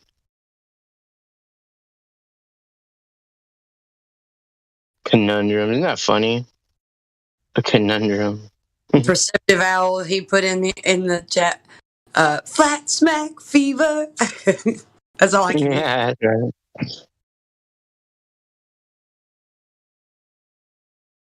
Yeah, man. To answer DK's question, he said, I wonder how many out of 100 people would accept the truth about the Earth when shown the evidence. Dude, I don't even think when you see the truth, I don't think it's an acceptance. More is like, yeah, dude, it's almost like a damn near spiritual experience, bro. It's like Paul on the road to Damascus, dog. You know what I mean? For me, it was anyway. I really like that reference, man. That's how I felt, dude. I felt like that was the splitting in my life. Like, if I never understood what Jesus meant by being born again until like I had that revelation, and then I was like, dude, that's the only thing I could think in my life where I was born again. You know, so that's why I call myself. I'm just a born again flat earth. You know what I mean?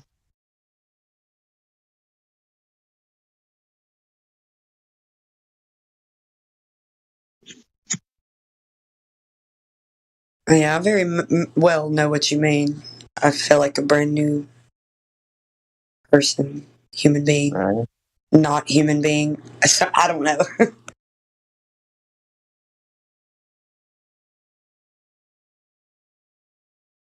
It's funny. A lot of Globers and NASA fanboys will constantly invoke like stars, outer space, right? But then when I go ahead and invoke the zodiac wheel, the zodiac calendar, Zetetic cosmogony, they're like, oh, blah, that's like, blah, that's hogwash, blah, blah, blah.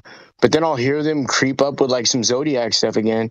So, hey, so do you guys even understand how or why or what determines what each zodiac sign is for every day? What determines that? Like, what necessitates this to become this? You know, what's the precursor for this? And dude, I couldn't believe how many of them didn't know. So it's like, dude, it's the actual sun you guys worship. They're called sun signs. What they do is they just take the rotation of the stars that night, and they take like basically a map of the sun. They track the sun's movements for that very day, because the sun's movements across the sky are different every day slightly.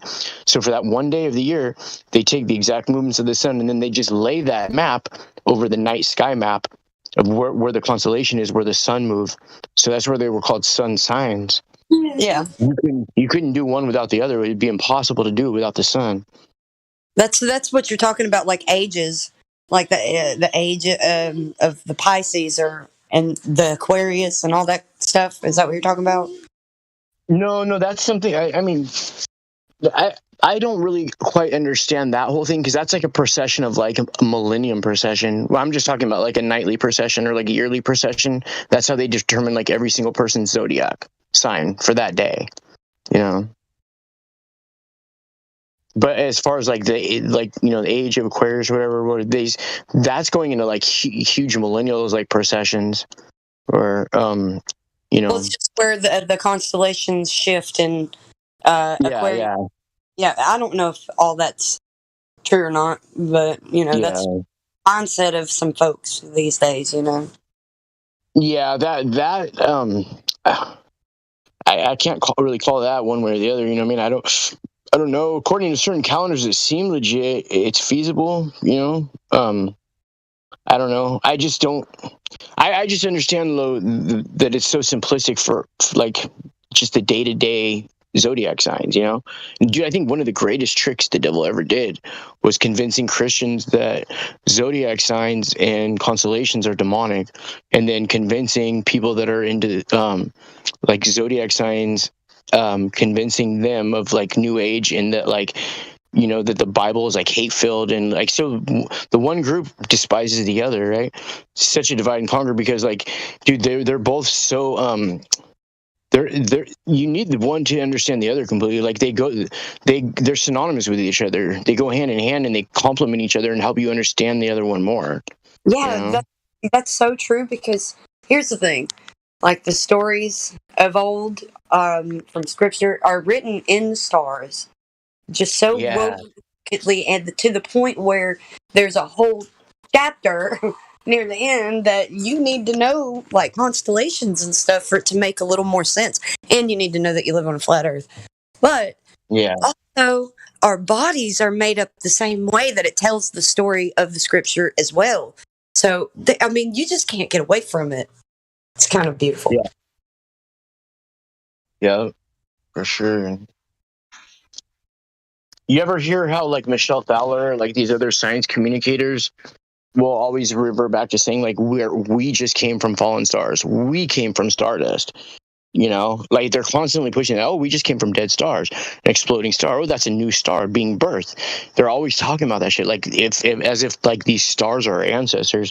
But they want so badly for these fallen angels, these fallen stars to be our ancestors, when really people come from the earth, from the ground, the dirt from the ground, not the dirt from stars. But they want us to be the devil's children or the fallen angels' children so badly.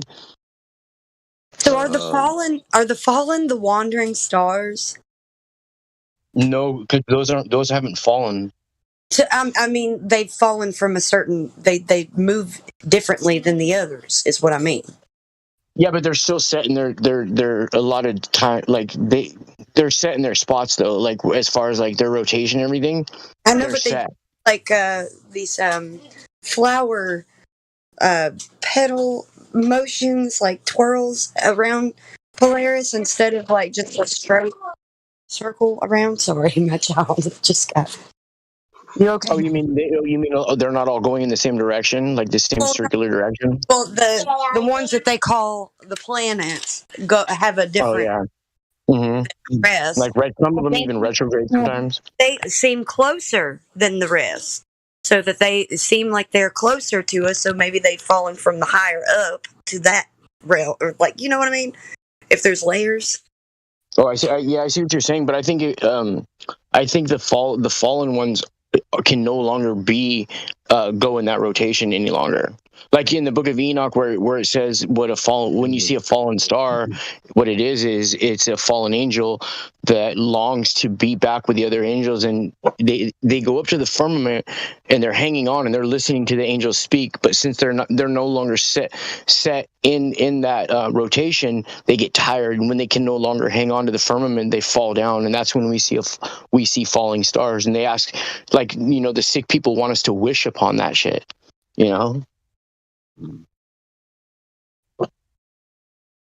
that's something. That is something.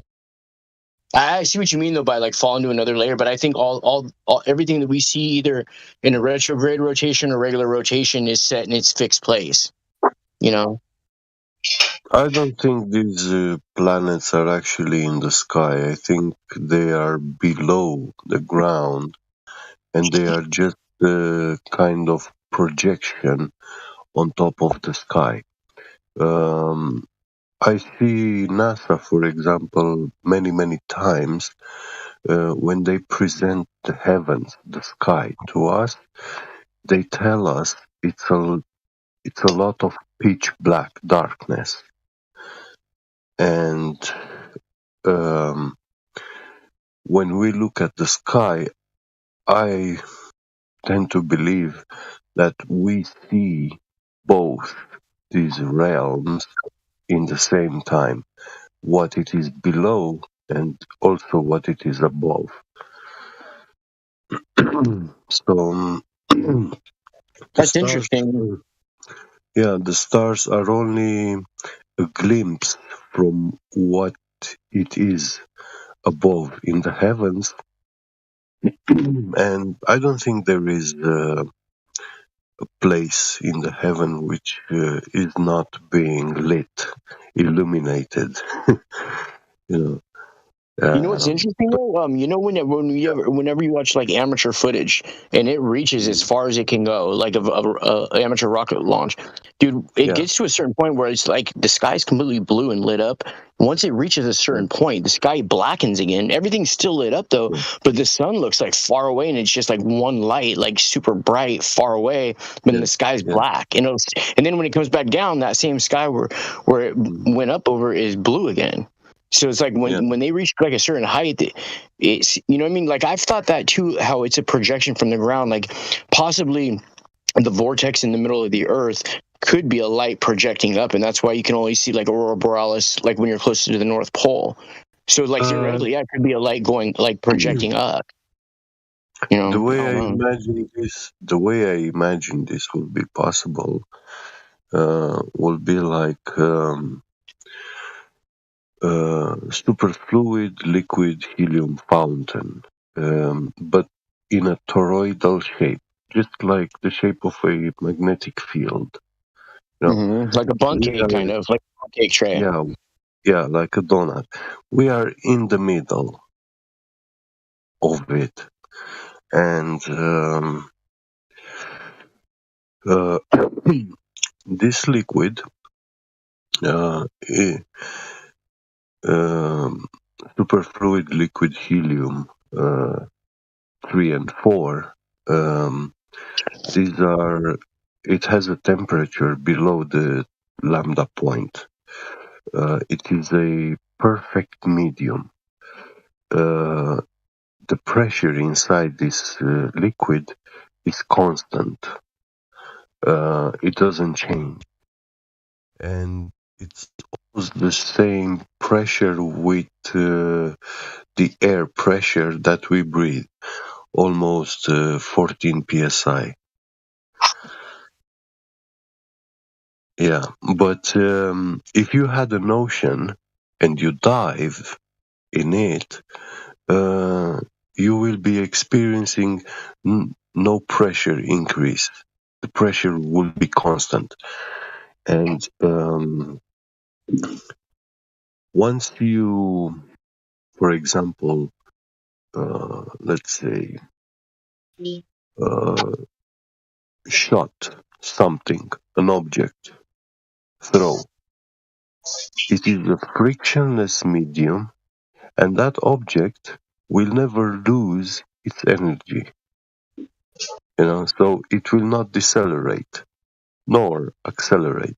It will just keep that motion effortlessly forever.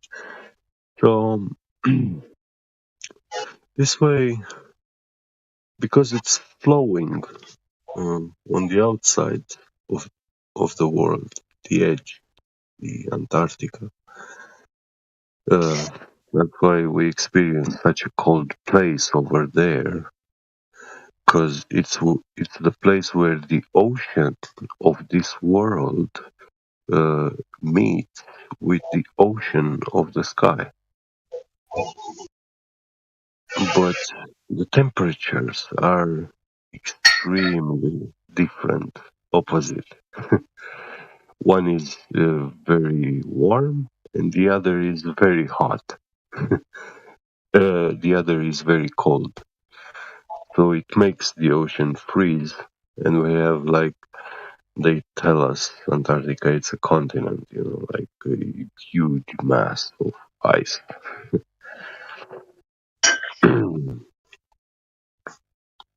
Beget. Have you ever? Has anybody ever came at you with anything like so? I see the Earth as a reverse engineer fountain. Like, whereas a circular fountain in front of an office building, the water would shoot up in the middle and it would all drain around the edges around the circle, right? Well, the Earth is a reverse engineer fountain, meaning like instead of shooting up in the middle, it all goes down in the middle, and then it comes up in ice form all around the edges, which also creates a desalinization process too. And then it would go back through the veins all around the edges to resupply like all the fresh water. You mean like a fountain kind of basically? This ocean of the sky is definitely the cause for this giant magnetic field and electric field of the whole world. So it will dictate everything that happens here, in our oceans and even below the ground. When we have this liquid, for example, under the ground, when it's coming from beneath the ground, it can come in contact with all sorts of minerals,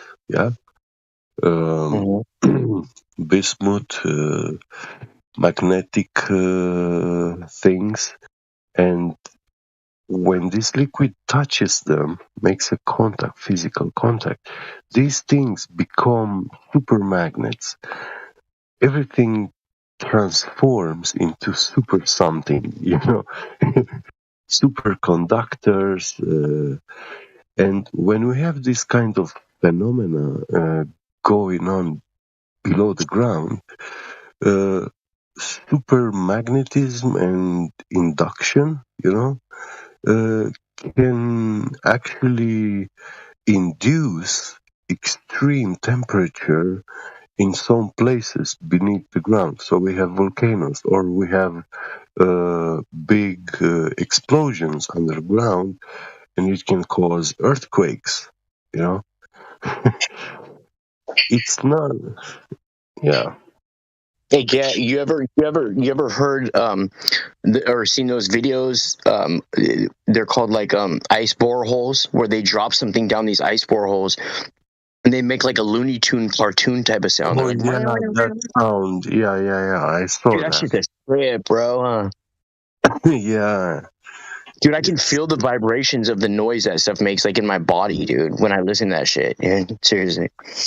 Yeah, that I think that's you see in the Bible, the trumpet It's not just a simple musical instrument. You know,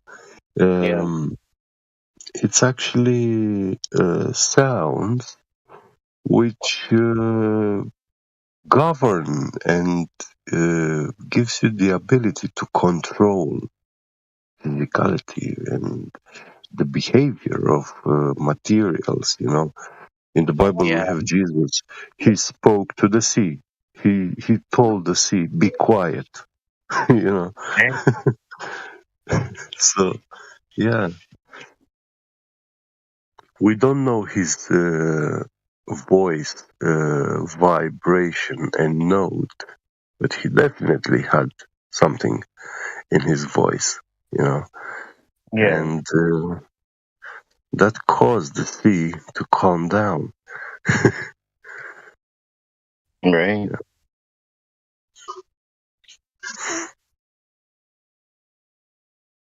Yeah, buddy. You know, I've heard people say, like, if you have the faith of a globetard, you can move a mountain. But in the Bible, it says if you have the faith of a mustard seed, you can move a mountain. Yeah. You know? Yeah. You're funny.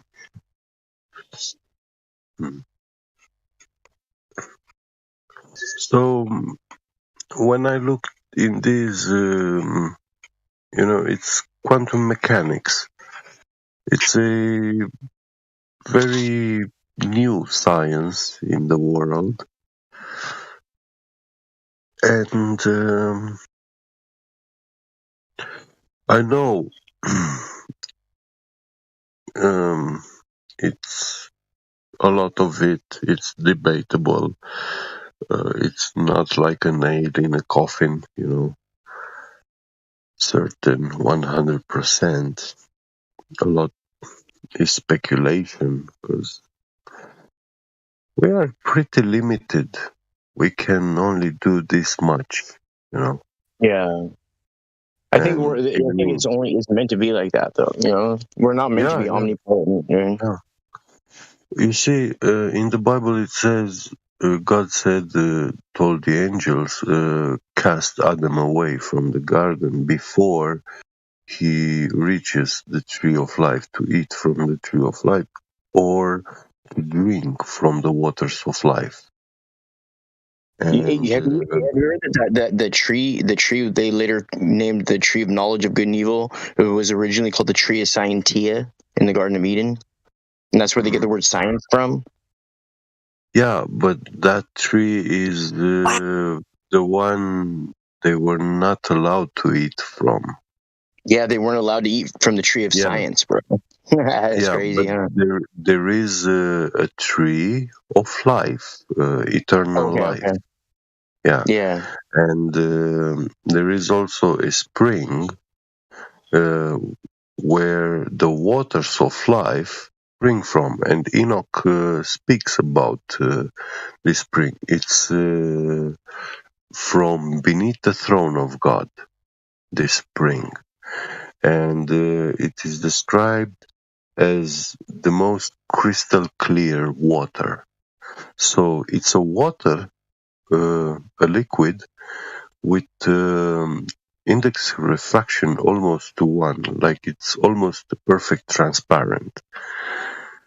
So if there was an ocean of this liquid next to you, it would almost, you will not see it if you don't pay attention. You have to look very, very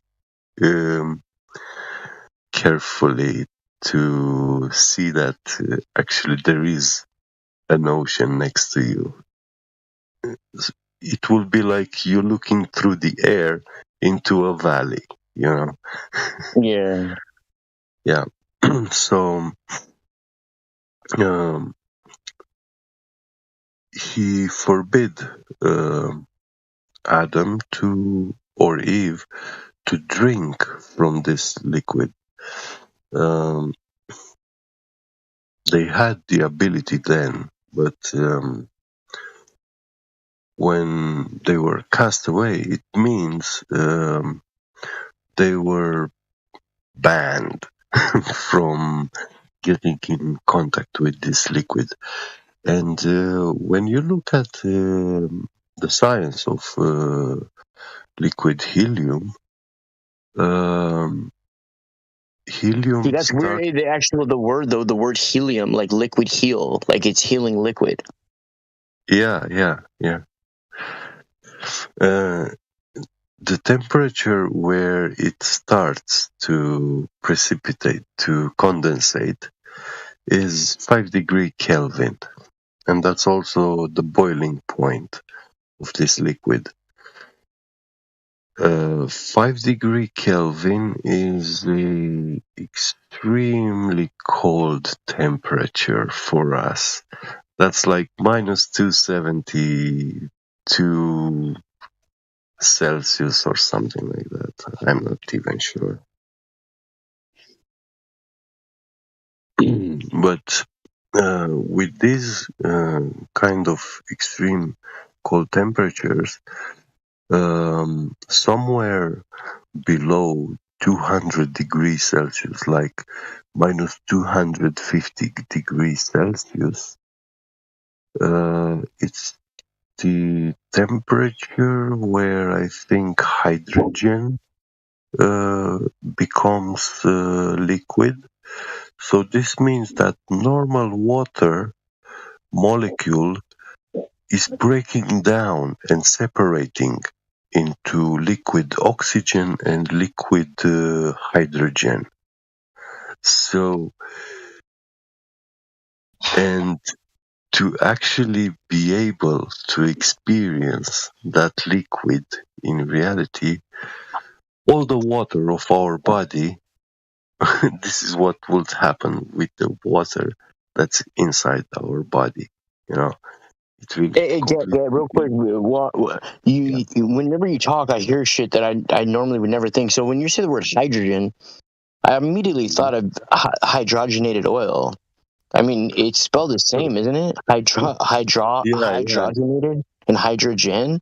And also just the word hydrogen, right? Like that's something they've been trying to hide from us. You know, they've been trying to hydrogen us, dude. I mean, we know cars can run on this shit. They were trying to hide it from us, dog. They've been trying to hydrogen us, you know, with that hydrogenated oil. You know the nuclear bombs? Mm-hmm. Allegedly? Yeah. They are not real. They don't exist. I mean, it is not true what they tell us about them. Americans. You could break the word down. You could break that down into 2 words. Like we knew that it was clear. They're nuclear. You know what I mean? Yeah. Wow, that's very interesting. I never thought of that. Yeah. So. Well, the Flatter Day kind of a rap. The way that he can make words like break up words like that and put. Yeah, he's so good. Yeah. And there is something I know. This gematria is not. Not an accident, bro. Yeah, or alchemy. Yeah. I think the real science back in the days was alchemy, and that was a science where you would understand nature elements and governing laws, but from the meanings and purposes of life, you know. So, yeah. For sure, bro. I mean, I don't know if what I do is practice alchemy, but I mean, I work with all these different elements. You know what I mean? Like black iron oxide, copper grain, double terminated crystals, Herkimer diamonds, Columbian crystals, gold leaf flake, black tourmaline. A few other things, basically, like shungite. Shungite's a really good one, but like all these different elements together produce these. I don't know what they are. There's some type of magnetic field. Like I can, if I make it right, and then I put a glass of water, I put a couple drops of dye in the glass of water, like blue or red dye, whatever. Yeah. Within a couple of seconds, that whole glass will look like a cup of Kool-Aid. Basically, it like spreads itself out pretty quickly, evenly, right? And it's pretty hard to, once you have that shit dyed. Do you know of any way to separate that dye back in without a filter to make it like most of the cup water again? Like, because this organite that I make, when I set it on top of the water, Try these buckets with a lot of holes in them, yeah? Yeah. But you fill this bucket with riverbed stones, those rounded stones, white, brown. You go to a river and pick a lot of these stones, and like get half of a bucket full. And when you pour water on those stones, yeah, I love that sound, dude. and the water will leak over at least 7 stones. In Romania, we have a saying that when water is flowing over 7 stones, then it's good for drink. Oh, wow. Yes, right. Yes, I've heard that. Yeah, it's naturally filtered, and yeah, Hey, the water okay, gets reset. With this organite that I make, you can drop food coloring into a glass and make it look like Kool-Aid. Then you put it in the freezer and you put a piece of the organite on top of the cup. And if the organite's made correctly, once that water freezes, all the dye will be in a very tightly constricted like swirl in the very middle, and all the rest of the water will be clear water again once it freezes. Yeah. Have you ever seen that? No, I haven't seen it, but sounds very interesting. Yeah, It's shit they don't teach kids that shit in science class in school. You know what I mean? A lot of important stuff. They don't. Right. Do you know? Are you familiar with shungite? No. So supposedly it's like one of the minerals, one of the types of carbon that's like one of the most purest forms of carbon, where they say that it's made up of the buckyball structure. Basically, you know what the buckyball is, right? No. So the buckyball, they say, is like the component makeup of something, where like the buckyball would be the hardest to break down because it's actually like an actual soccer ball that's black and white and it has those hexagon shapes on it all around in a sphere. That's a bucky. That's pretty much like a buckyball. It's like the hardest shape to break down. Stable shape. Yeah. Yeah, that's why like they make domes for like little kids. Like when you see them making like a small dome for people, that the structure of it is like a buckyball. So this carbon, this super pure carbon, is called shungite. Supposedly, it only comes from like one place in Russia, this like mountain region that's near this lake in Russia. But I mean, shungite's pretty expensive for the most part, depending where you get it. But I've tested with my EMF. Huh? Lake Baikal, I think. That lake has so many mysteries in Russia. Yeah. I'm gonna have to look up the name of the lake, though. I have it on a pamphlet, but I can't remember where it's at. But like Baikal, it's the name. Yeah. Okay. Yeah. It has pretty amazing properties as far as like blocking EMF. Well, it's very close pretty well to the north. Yeah. But dude, when you if you like, I have like some bricks of shungite. And they feel so cold, but like if like one of my muscles is sore, I'll put it on for a little while. I can like feel the energy from these things, dude. Yeah. That shungite. If you can come across shungite, bro, I highly recommend you get some. It doesn't matter if it's polished or raw, but like the raw shungite, when you rub your fingers on it, it like you get some of it. So the more you rub your fingers on it, the smaller it gets eventually. Hey, but Latter-day, can you send me something on that? Not for myself. Yeah. Yeah. Not now, but when you think of it later. Okay. Hey, you can actually go if you want to just buy a little piece of shungite. It's not that expensive. You can go on Etsy and like hundreds of things for shungite will pop up. They'll have like rare shungite, elite shungite, noble shungite, polished shungite, raw shungite, water filtration shungite, EMF blocking shungite.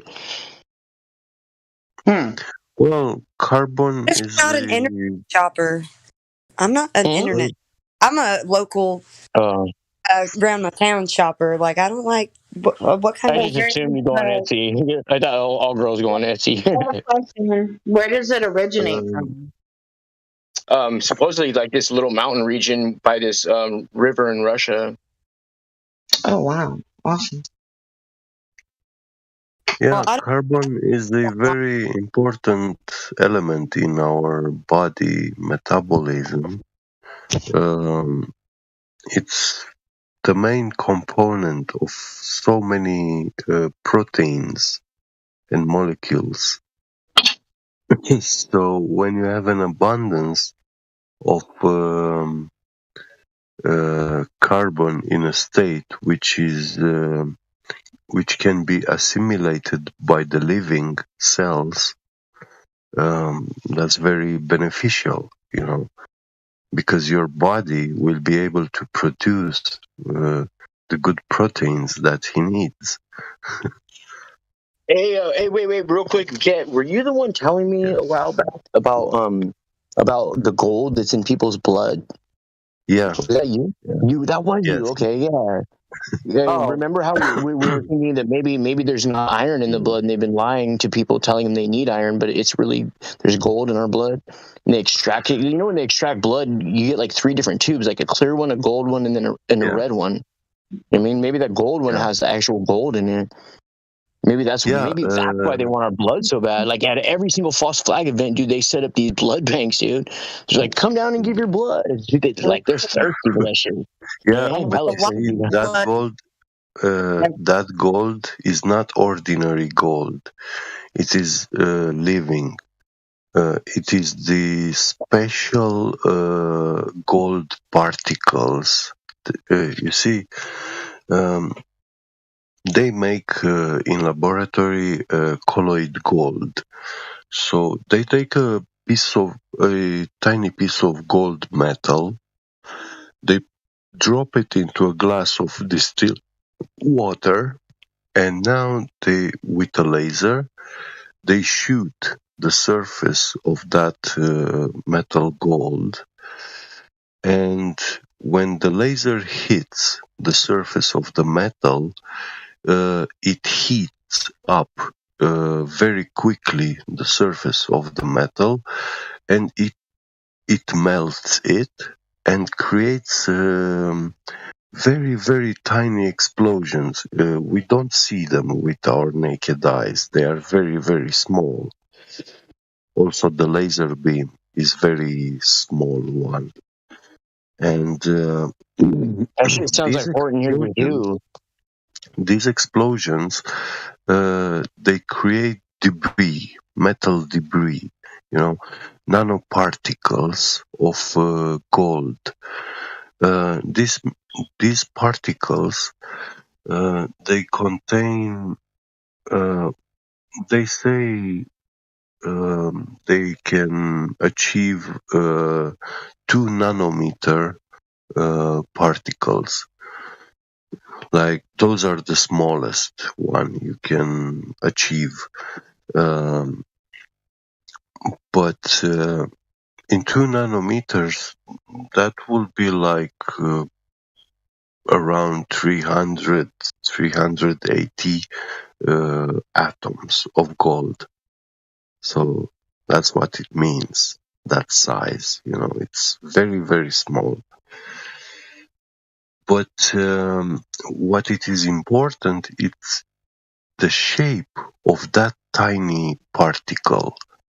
Some of these shapes, the living cells, they can assimilate it and use it to build on top of it. So they make hemoglobin.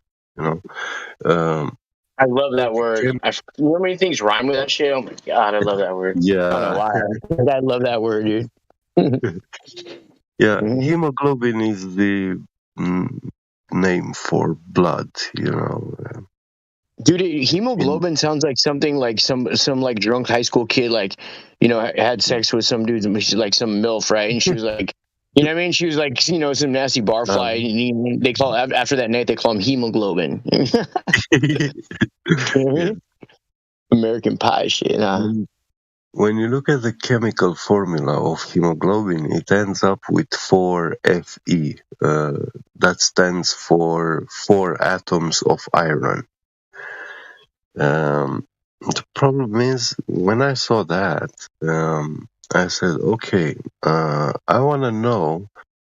I was a flat earther like in 2019, 2020. I started looking into this, and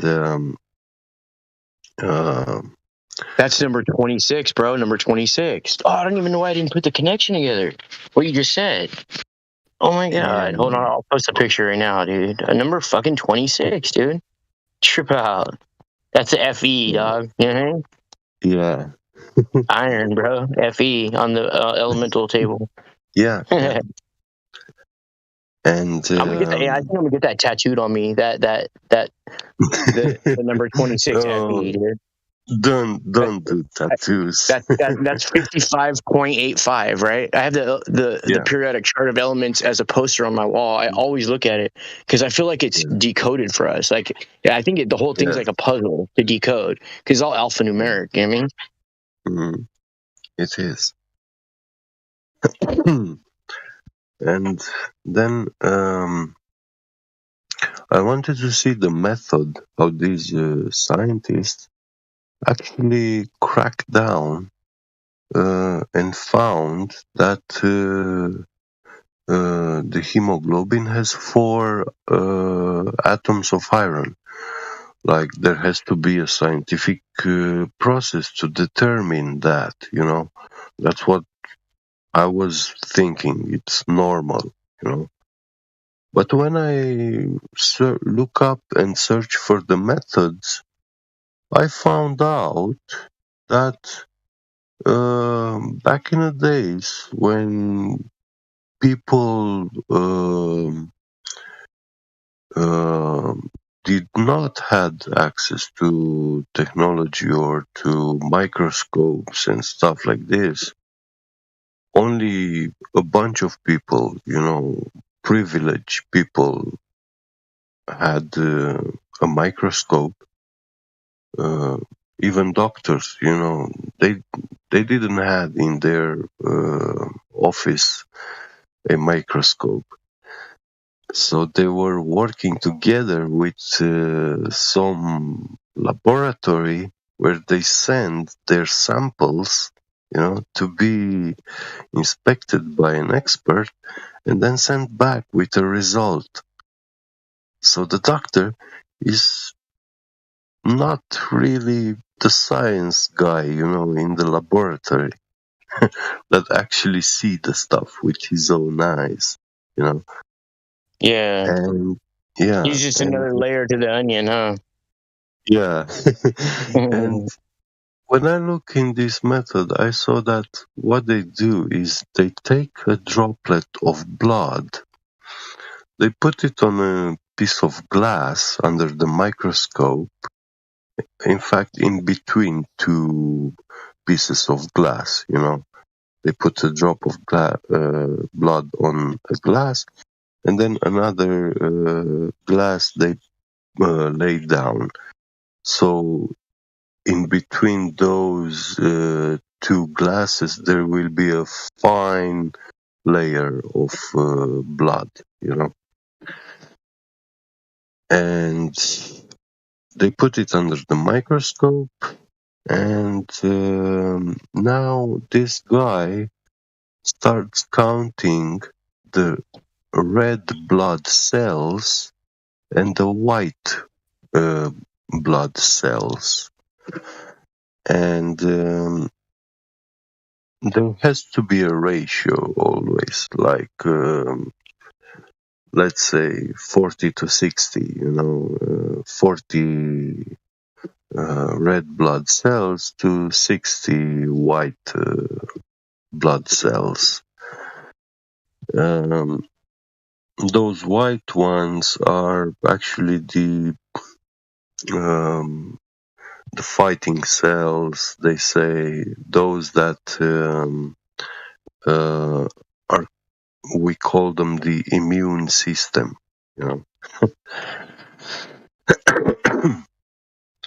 Now, this is all they do. They count how many red blood cells are there in a surface area, and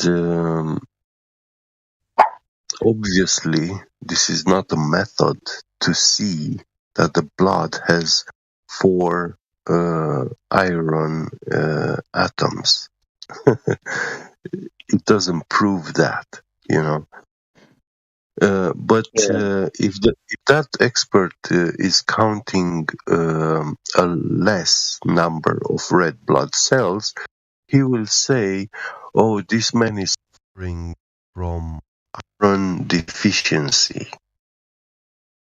So the doctor now is prescribing you to iron pills, supplements. And I saw, you see, when you are a child and when you take your baby first time to the doctor, the first analysis they do is they take a stool from the baby's poop, and that's what they look at and study. And actually, you find that human poop actually contains a lot of iron. It's even ferromagnetic. It has ferromagnetic properties. So if you take a tiny piece of poop and put it on a polystyrene foam and put it on water and bring a magnet close, it will be attracted to the magnet because it contains iron, and iron is ferromagnetic. But when you do this with blood is diamagnetic. It will be easily repelled by the presence of a magnetic field. So these things have totally opposite magnetic properties. Now, I'm not saying it's not good to have iron intake, but I conclude that iron helps our body in detoxification.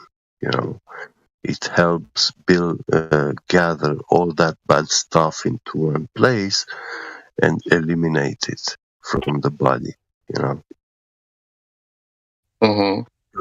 Because iron oxidates very quickly, and this iron oxide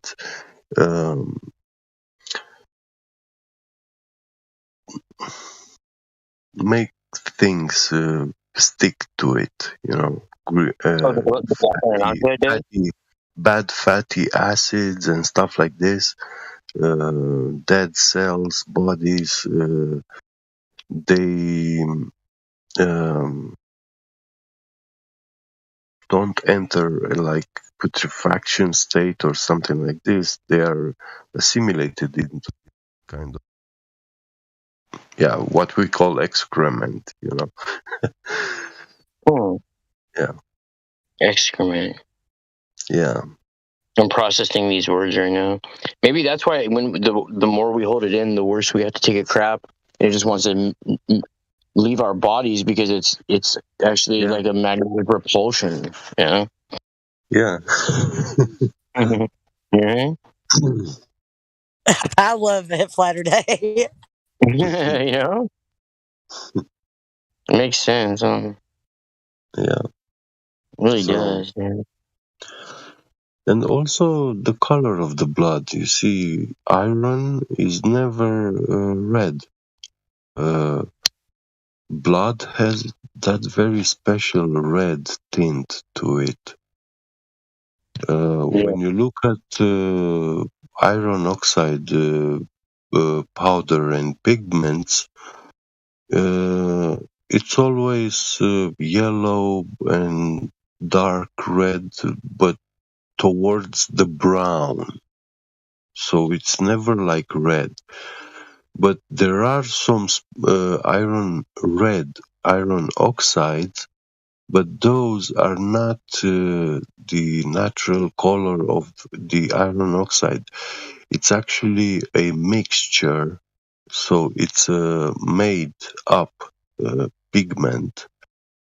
It's mixed with something else, and it helps it achieve that kind of red color, and it's a pigment we use in paints, all sort of paints. Yeah. It's so weird, brother. You mentioned black iron oxide right when I was rearranged, dude. I have like probably like 48 pounds now. I probably only use like 2 pounds of it, but I got 50 pounds of black iron oxide. They only sell it in 5-pound increments. You got to smurf it, you know what I mean, from different companies, unless you have a contractor license. But yeah, I got a 25-pound bucket in my hand. Watch, dude, I love this stuff, dude. I'll take a picture of it.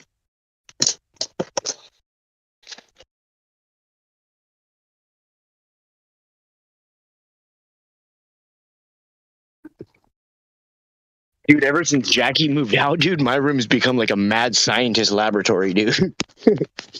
Yeah, that's good. That's good. I can show you a website I found.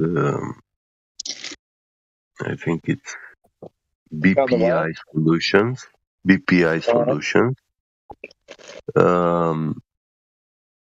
This is one big laboratory, one of the best in the world in the expert medical industry.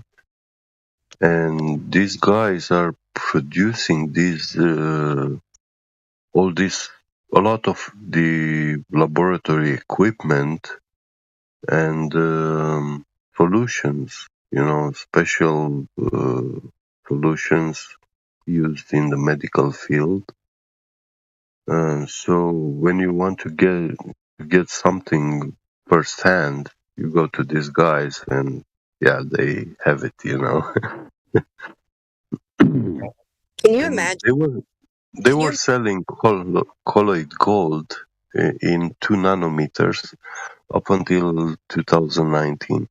Now they took it out. They are not selling it anymore, and I think they are not even producing it anymore. Wait, but they do not have producing what anymore? Say that again. They're not producing what? The colloid gold, which is 2 nanometer in size, the smallest.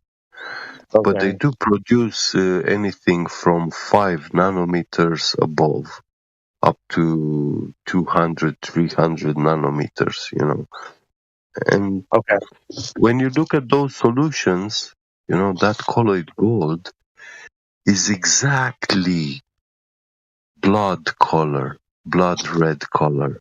When you see that bottle, you will see that is definitely blood mixed with a little bit of water, Yeah. So, guys, can you imagine how crazy, like, if we could all like live together on a commune and work together? Can you imagine Yeah, dude. Wow.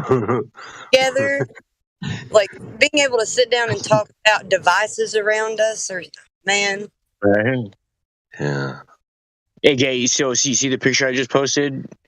So I got I actually have 3 bags. Each bag's a 10-pound bag of black iron oxide, and then I got bags of pure copper grain.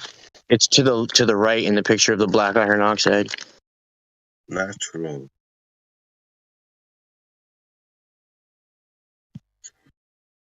How much did it cost you? So I got it in 2019. I think I want to say each 10-pound bag was like maybe like $69, possibly maybe $70. Yeah. Oh, dude, you know what I Yeah, just realized? If you zoom in on the picture and right below the word natural, it says FE and then a low 3 and then O and then a 4. See that FE right there? That shit's dope. yeah. So FE3 Uh-huh. and O4, Yeah. that stands for Iron, right? On the elemental table, Fe is iron, huh? yeah. And that The O is 3 oxygen. it means is 3 atoms of iron for each 4 atoms of oxygen. Yeah. So oxygen is stick to the iron. It's a chemical bond between them. Okay. Something like a crystal, almost. Yeah. Yeah. It's hard to separate. Human body is not capable to break down the iron oxide chemical bond. Yeah, actually, when I open this stuff up, when I play around with this shit, I always have a mask. That's like the only time I ever wear a mask. You know what I mean? Mm-hmm. I don't want to breathe this stuff in, dude. I will if I have to, though. Yeah. I love this stuff, dude. You can feel the energy coming from these things, I swear, dude.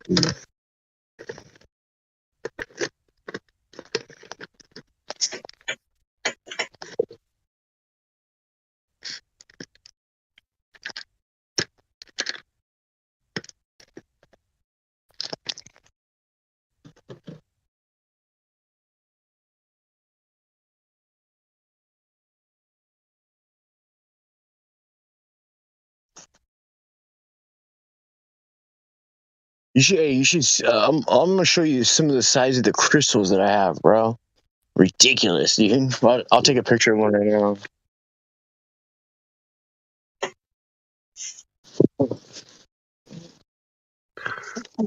Yeah, these stones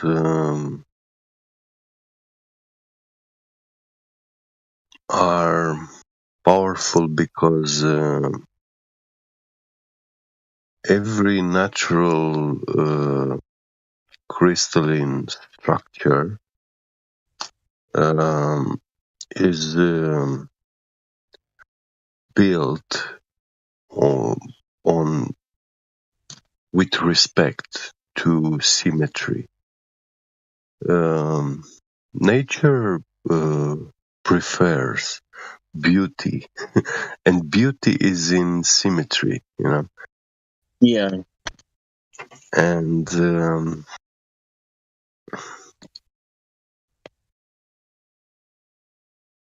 this is why crystals have this beneficial thing, because of the symmetry. Their crystalline structure is very symmetric. This was a practice in the world back in the days. They were making star cities. So the architecture of the city, the people were building with respect to the overall symmetry of the city.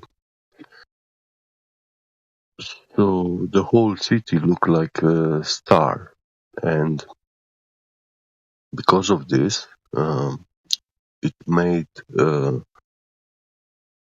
people's lives and lifestyle be very comfortable and beneficial in those cities, in those kind of cities. They were very thriving, prosper, Yeah. Because the And acoustics are set up perfectly, huh? With everything completely symmetrical, the acoustics are amazing, huh? they were also in harmony with nature, you know. So yeah, it's very important. And this propelled mankind into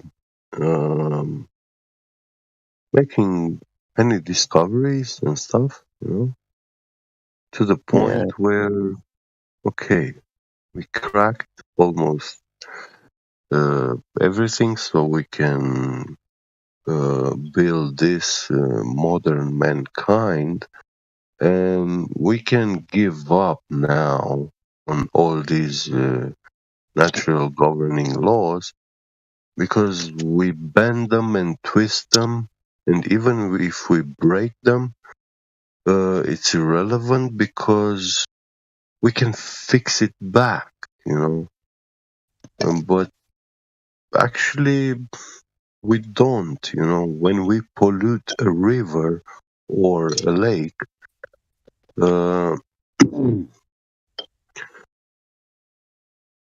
that river or lake will cleanse itself. It's not us doing the cleansing, you know. Yeah. And even, yeah, I see plastics and stuff in the ocean.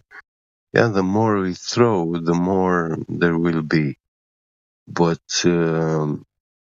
they all get down to the bottom, you know, on the ground, and the ground will be swallowing them, you know. And that's where they will decompose, you know. Yeah. Of course, you know, for plastic and stuff like this, it can take up to 20, 30, 50 years to completely vanish, you know. Wait. How long do you think plastic has been around for?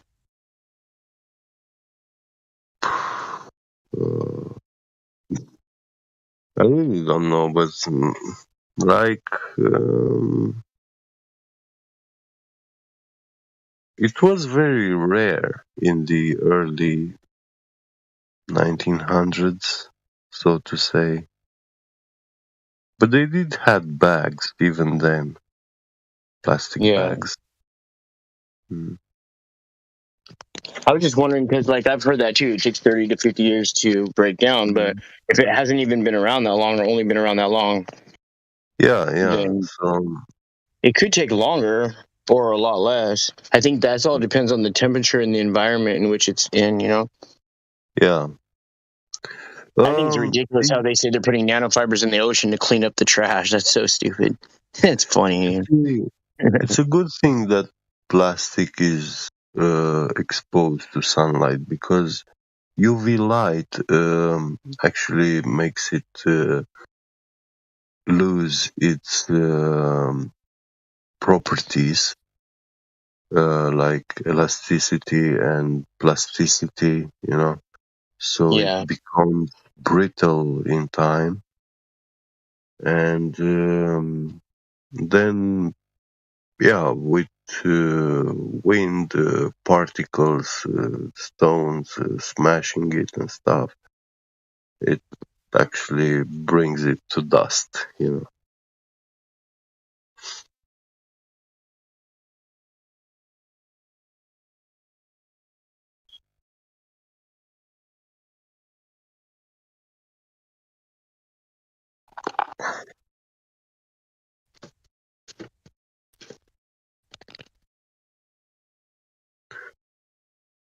But they like to show us pictures with, I don't know, some sea fishes or sea animals caught up in some fisherman's net or, you know, plastic stuff. And they tell us, oh, look how bad is the mankind, and, you know. Right. Yeah.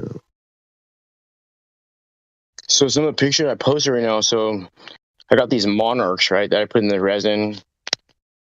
Black iron oxide, black tourmaline, shungite. And then if you look at the second picture up from the bottom, I actually have a hammerhead shark tooth, and then those other things are porcupine quills. Mm-hmm. I just use them for aesthetic purposes mostly. I really like them though. They're organic qualities, but they look really good inside some of these resin molds, dude. Yeah. For example, I saw in Romania some fresh chemistry student discovered a method. He made like a bioreactor, something like this, and he was throwing like literally everything, biomass, and also plastic and everything. And in the end was getting fuel or biodiesel, Yeah. And there was no waste, at the end. Yeah. He wanted to. He was looking for an investor to actually build this reactor, but nobody invested. Nobody was interested, and for this industry of garbage, it looks like this governing system actually wants us to have these mountains of garbage.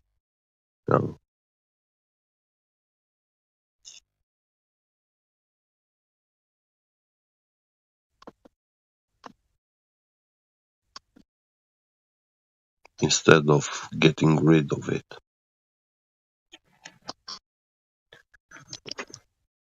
So,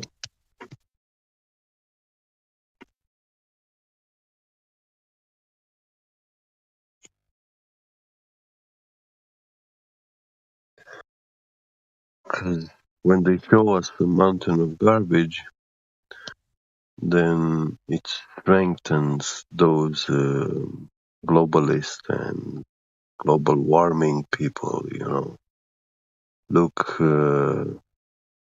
what kind of a plague we are to this world.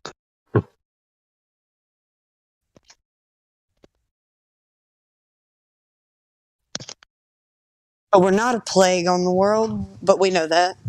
We were given dominion over. Indeed. And we gave up when we started saying that we live on a globe. Pretty much, huh? Yeah. That's when mankind gave up its sovereignty and dominion over this world. That was the ticket. That's the beast. Yeah. So the beast said, okay, if you don't know where you live, then this place is mine. And you better pay. You better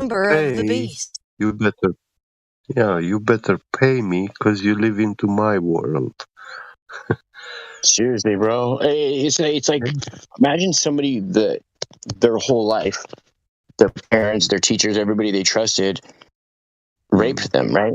Basically just raped them at will and told them the whole time, this is consensual, you enjoy this, right? So by the time they're in their 30s and they actually experience a consensual, relationship where they're not getting raped, they might freak out and they might even try to attack that person. You know what I mean? They're like, dude, you know what I mean?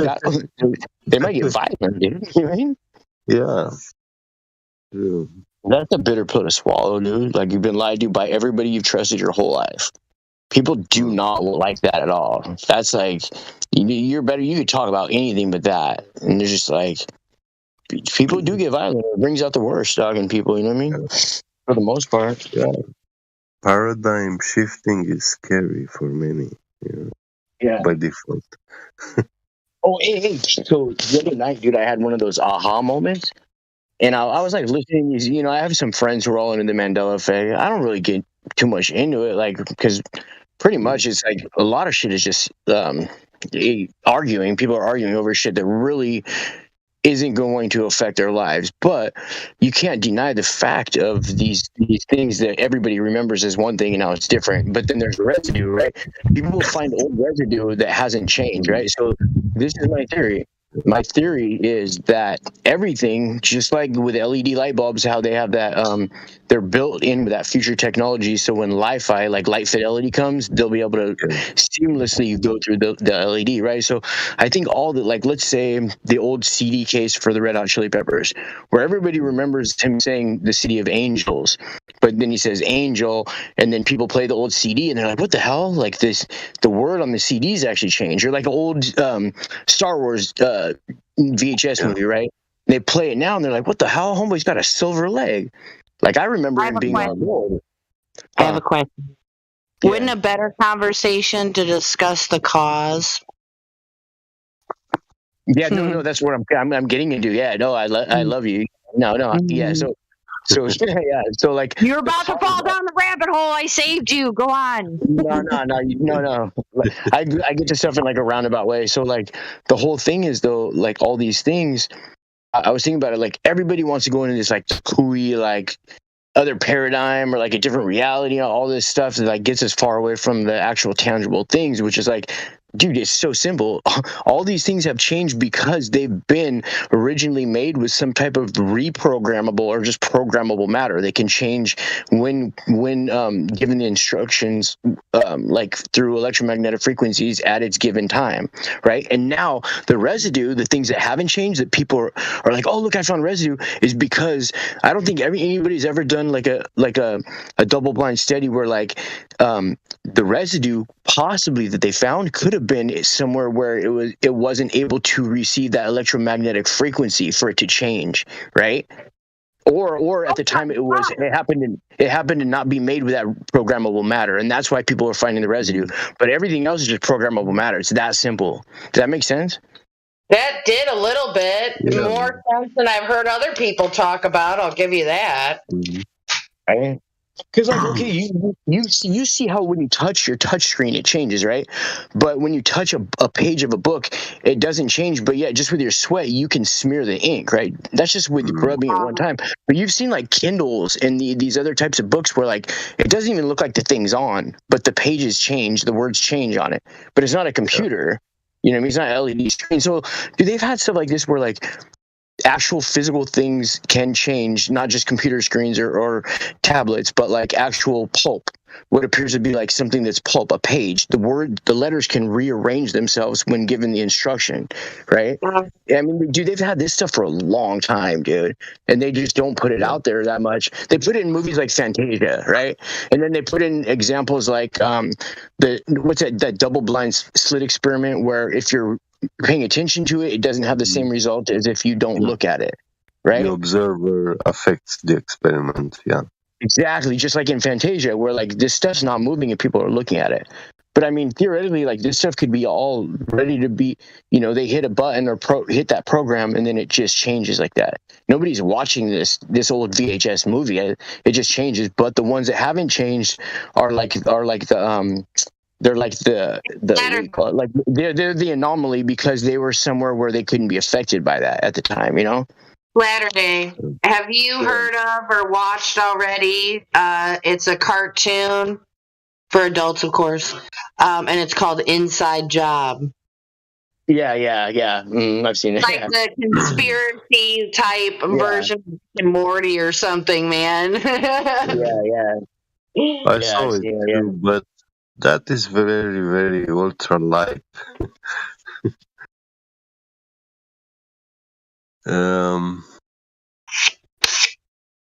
Hey, have you what cartoon I think is the cartoon that's loaded with the most symbolism is I Pet Goat 2.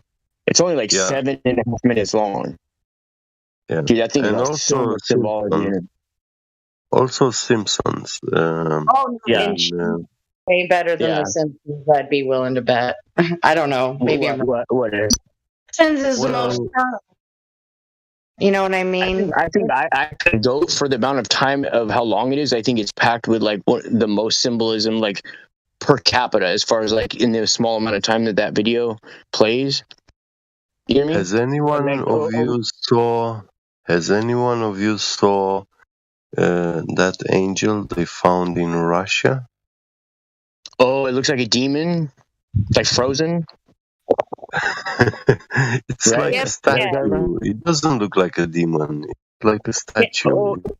I know what you're talking about. It's a white statue. Oh no, it's shrouded with something. I think I know what you're talking about, right? It's shrouded. Brown, yeah, but it has garments, clothes, and it's all sculpted in stone. But the detail of it, it's mind blowing, man. You know, like it's easy to make fancy clothing, you know, and wear it, but to make actually a stone like that, a statue. Will somebody post that? I'd love to see that. Well, I mean, I'll tell you, like, look at the old Michelangelo statues that are made out of marble, right? Or where like it shows like a woman wearing like this like silk clothing, and dude, the marble's chiseled out to look like silk. I mean, they couldn't even reproduce this now, right? So like, dude, all these amazing infrastructures that were like, how did they do that, right? Dude, I was thinking if you go back to the martyrdom of Hiram Abiff, and then you look at that story, and then you look at the book they took out of the Bible called the Demons of, was it called the Demons of Solomon, right? Okay, so where he learned how to control the demons by using their name, right? And then invoking it, like by saying it 3 times, he could completely control them, right? So remember in the parable, or remember where Jesus, the demons beg him not to send him to Hades, so he spares him and sends him into the swine, and then they go running off the cliff, right? So I mean, we see even in horror movies how demon possession, like from the spirit going inside somebody. Yeah. Okay. Hey, so like the spirit possession can actually make something move however it wants to, like a puppet, right? Huh? This is something. Yeah. Where are we going in this conversation? Where I don't mind. So here, let me get to the point. So the point is, we don't ever see though them putting these spirits or these energies inside inanimate objects, right, to move them. You always see them putting in like human beings, right? But what if they could go in inanimate objects, and maybe that's the reason why Hiram Abiff was willing to die rather than give up the name of God? Because if he gave up the name, then they'd be able to move these giant bricks and create these amazing structures, when only the gifted people who knew the names could do that. You know what I'm saying? Like maybe that energy, they figured out a way to move these giant monolithic rocks and stuff by. I would not doubt that. It's a possibility. I'm just saying he died to not give up the name. It's definitely a possibility to me, anyway. It makes sense also to me a little bit, you know. I mean, when I say a little bit, it's not like it's actually resonate with me. Why did you guys bring up religion anyway? Bring it back again. I'm still not. Oh, I was just referencing a scripture as to like giving an example of how by calling it by its name, he was able to make it go into something to make that thing move, right? I mean before that. I don't really remember, honestly, exactly what you're referring to. Yeah. Refresh me. I think it was the angel they found in Russia. Yeah. Okay. Yeah, so that angel, I saw in 1995, there was a episode in Simpson where that little girl of Simpson, she's digging and she finds an angel in the ground, buried. And this angel in Russia was also buried. They found them. They found it when they were digging. And That's weird.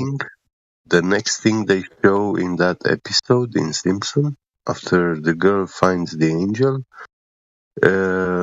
USA strike with a nuclear bomb.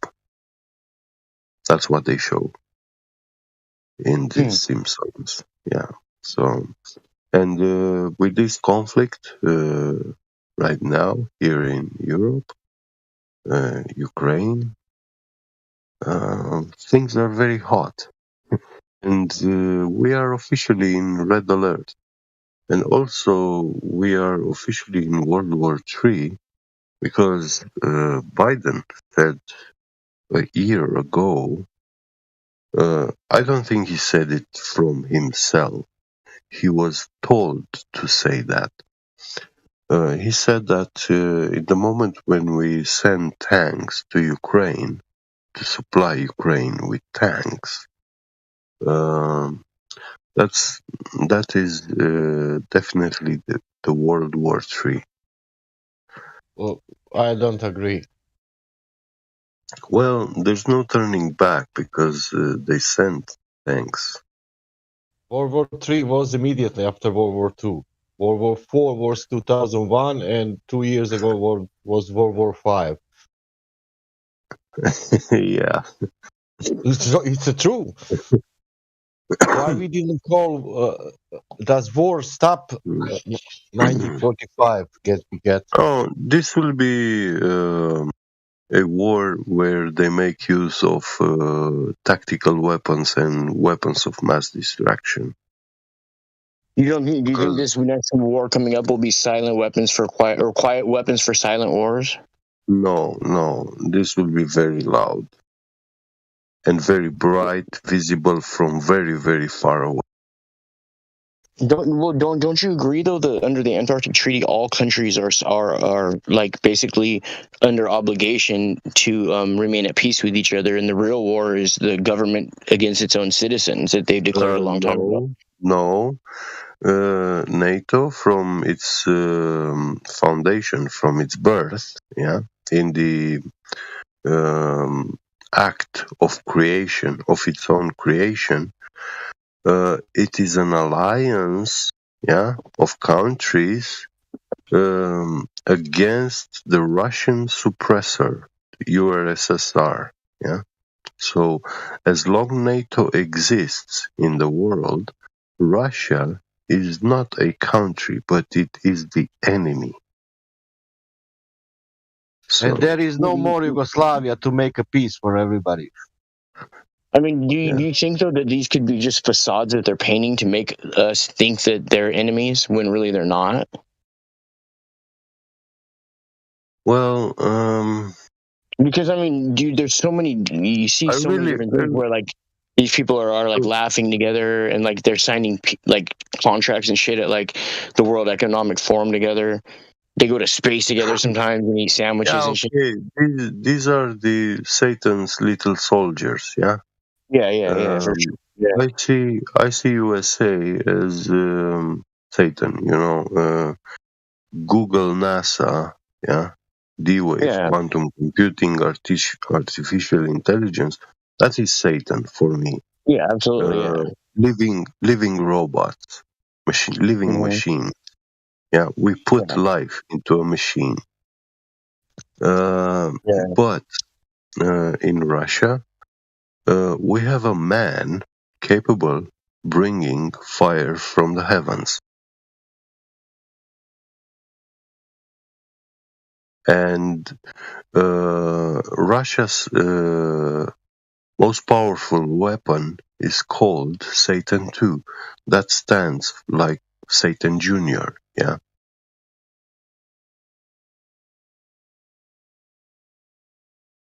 Okay, so you're talking about like the apocalyptic Armageddon, right?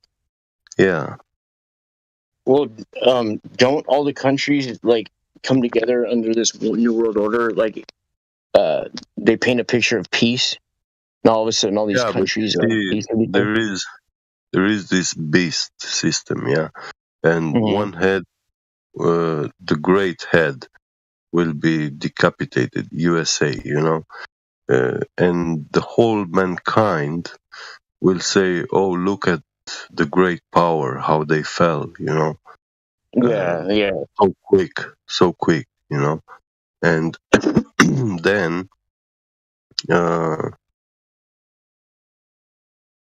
Putin will bring it back. Satan will be reborn from its own ash.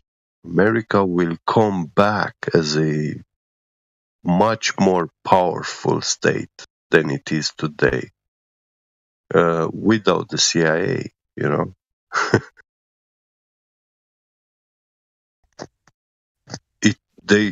America will come in Area 51.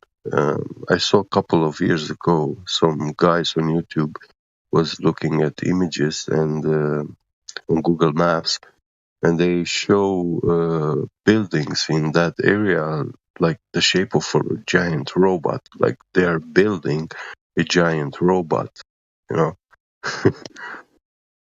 Oh yeah. You're talking about where people take selfies with that thing. Is that what you're talking about? Sorry? The thing's like 200 feet high, and it can change whatever image it wants. So like if people are all lined up waiting in this booth, right, and it takes a full 3D picture of the person in the booth, and then it projects it on this giant thing that's like 200 feet high, that's shaped like a giant person, and it like has all the. You never seen that shit? Well, no, I haven't. But that sounds like some sort of augmentation, fake news technology that they use. Well, I mean, they have the technology there; it's already out there. It's just it's crazy looking. Yeah, I thought you were because that's actually a beast. And people will be worshiping this thing because it changes its face all the time. No, I'm talking about a real physical giant robot they build. No, I was talking about something that's real physical too. In the most secret military base in USA,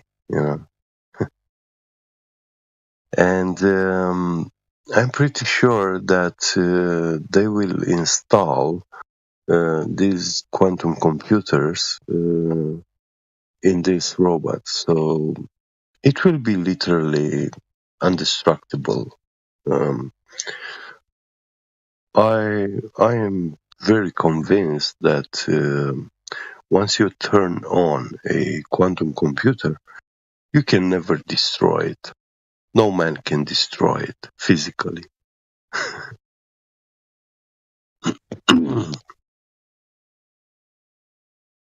It's a thing these computers do.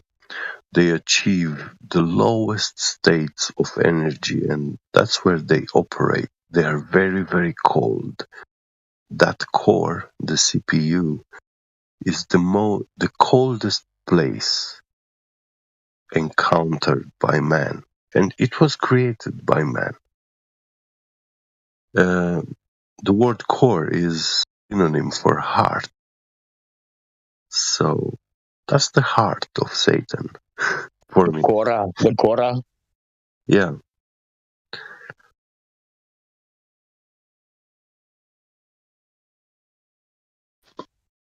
So when this will come back, it will look like USA. It's born,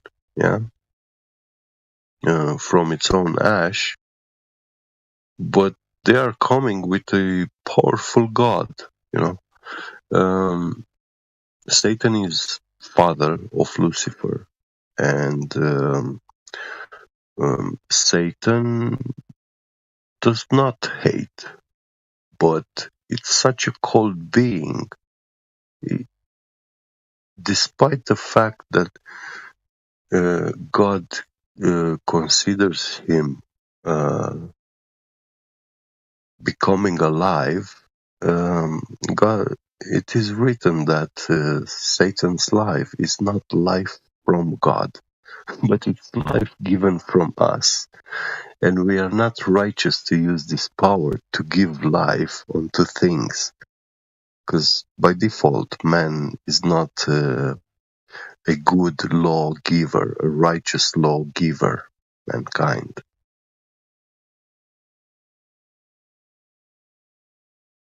only God is righteous to give life or to give a good set of laws.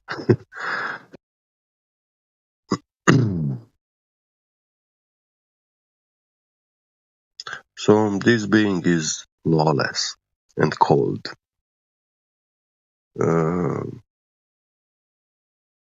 Putin does have this technology they discovered in 2010. They tested the first hypersonic ICBM missiles with stealth technology, but once this rocket is in hypersonic flight, it creates bubble of plasma. It's enveiled in plasma. Oh, when it breaks the sound barrier. Well, it's flying with 20 times the speed of sound. Oh yeah, like okay, the ISS, right? For instance, going 17,900 miles per hour. Yeah. But but when they go outside, it looks like they're going super slow, right? You know what I mean? Like on a spacewalk. Because on a spacewalk, they're supposedly going 25 times faster than a bullet, right? But it looks like they're going super slow. Well, I tell you what this weapon is capable of. Satan II rocket is a 200 megaton bomb, tralfium bomb. So it uses helium-3 as a fuel to propel itself and also to explode. The explosive is this liquid.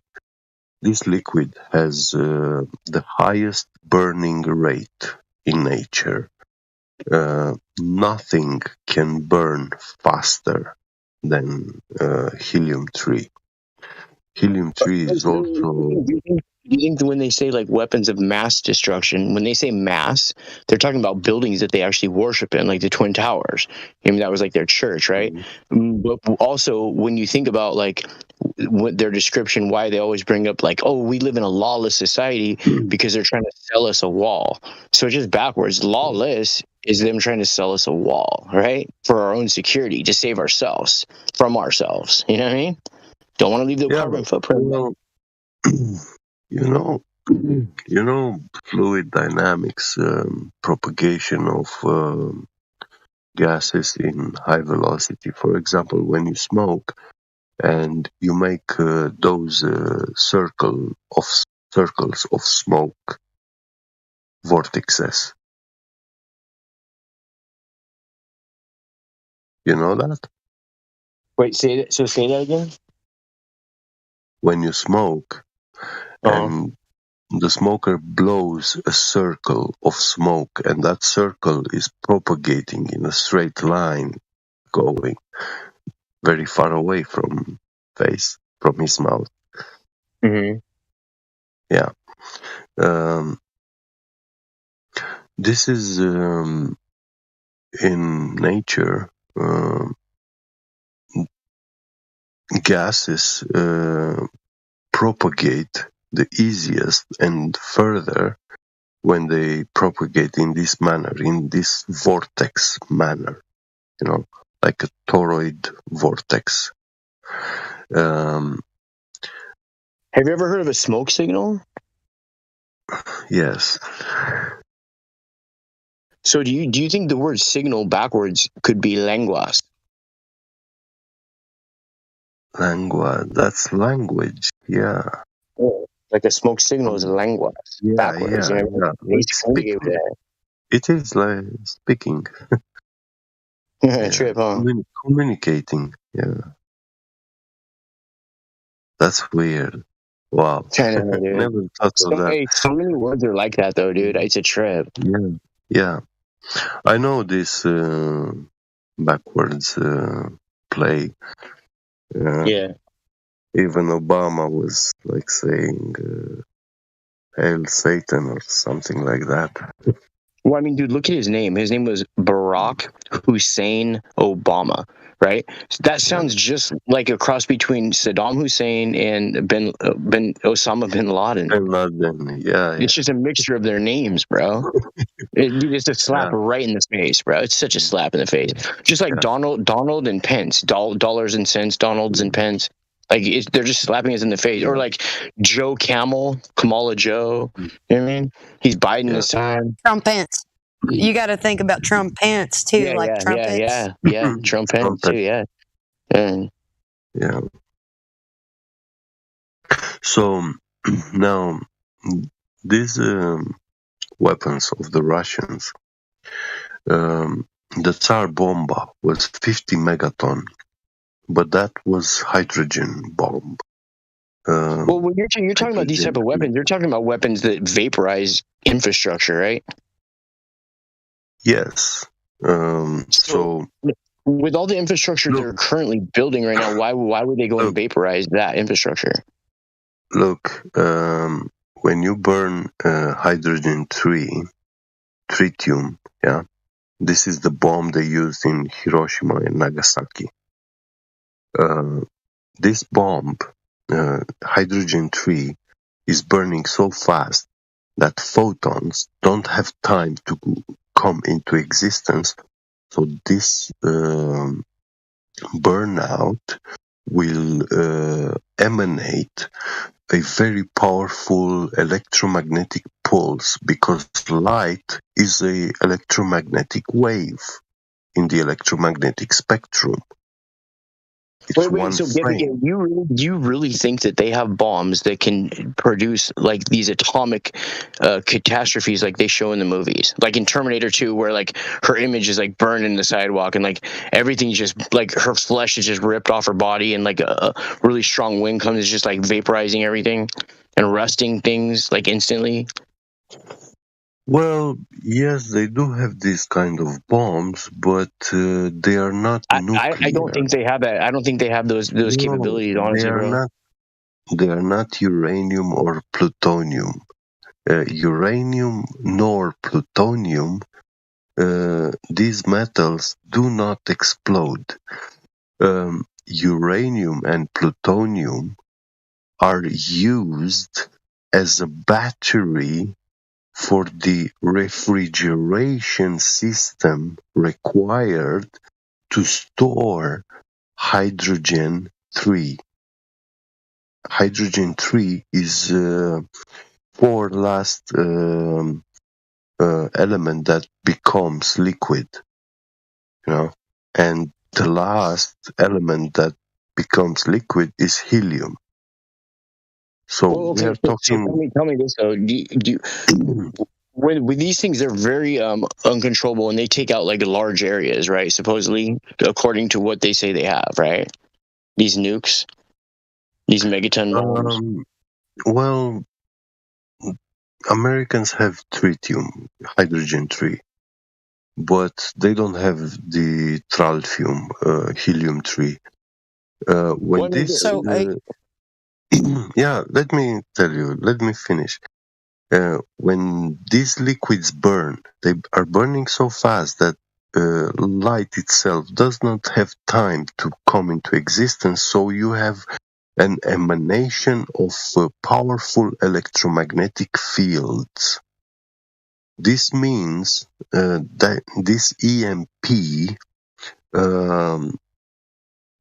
is capable to induce metals. So anything that is metal around this area is going to jump from solid state into plasma state, or at least hot gaseous state. So it makes everything that is metal will explode. You know? But a direct energy weapon could do the same thing, though, basically, but on a much more controlled scale, like a much more precise scale, like laser precision. You know what I mean? Where they could save the infrastructure they want and then melt the metal they don't want. So like one house could be perfectly intact, the next one could be reduced to rubble, and so on.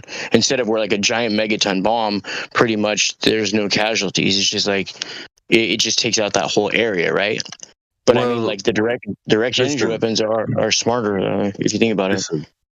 Listen.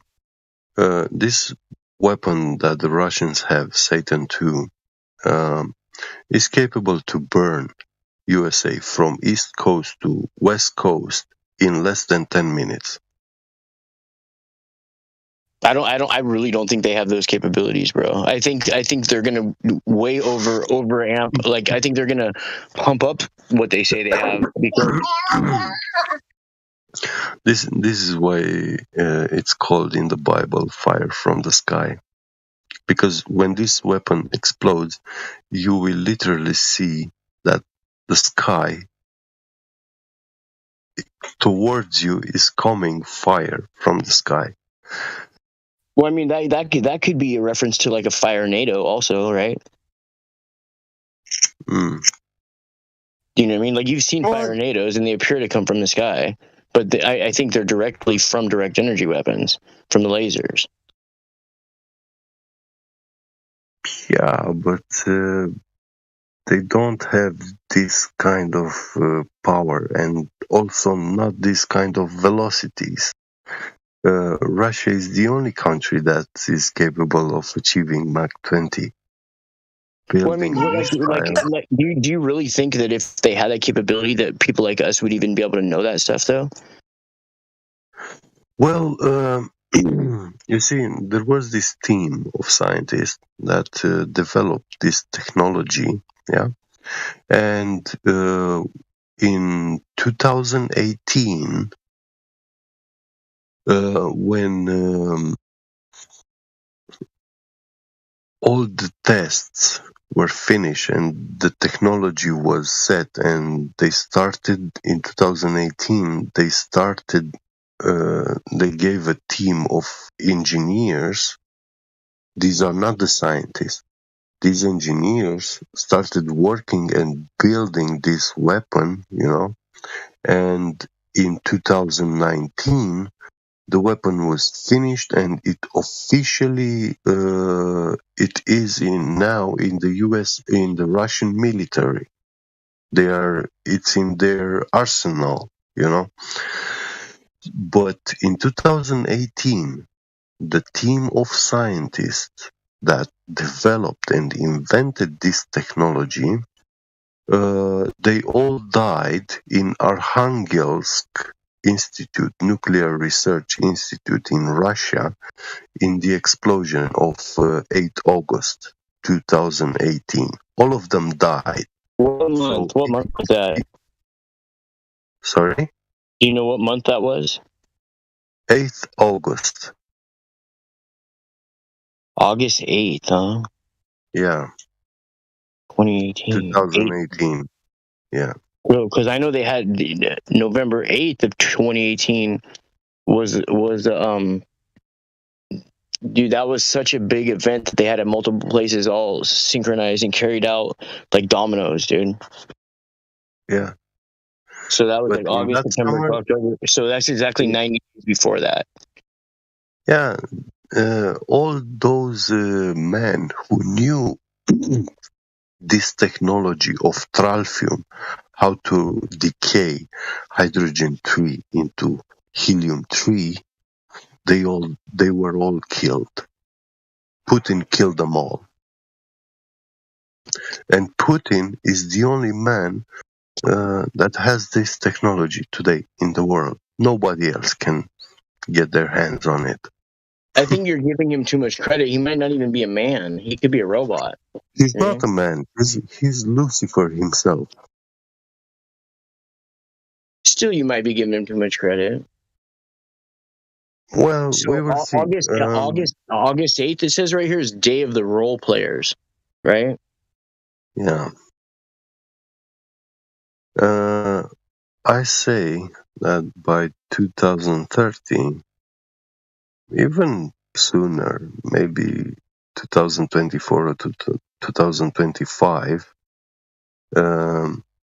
Putin will be made king of the world. He will be king over the whole world. He will be crowned the king of the world in Israel, in the third temple in Israel, which they rebuilt.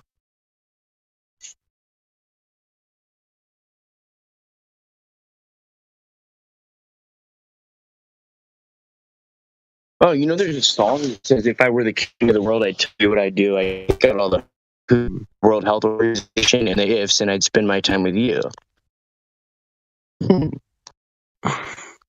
Yeah. You ever heard the song? No, I don't think so. Oh. He goes on to say Jeremiah Bullfrog was a good friend of mine. Never understood a single word he said. You heard that shit? No. Jeremiah was a bullfrog. It's funny because you know they said they claim that that what's that frog's name? That meme? I can't remember it. You know what I'm talking about? With it during the Trump election? I see. No, I I know what frog you're talking about. Yeah.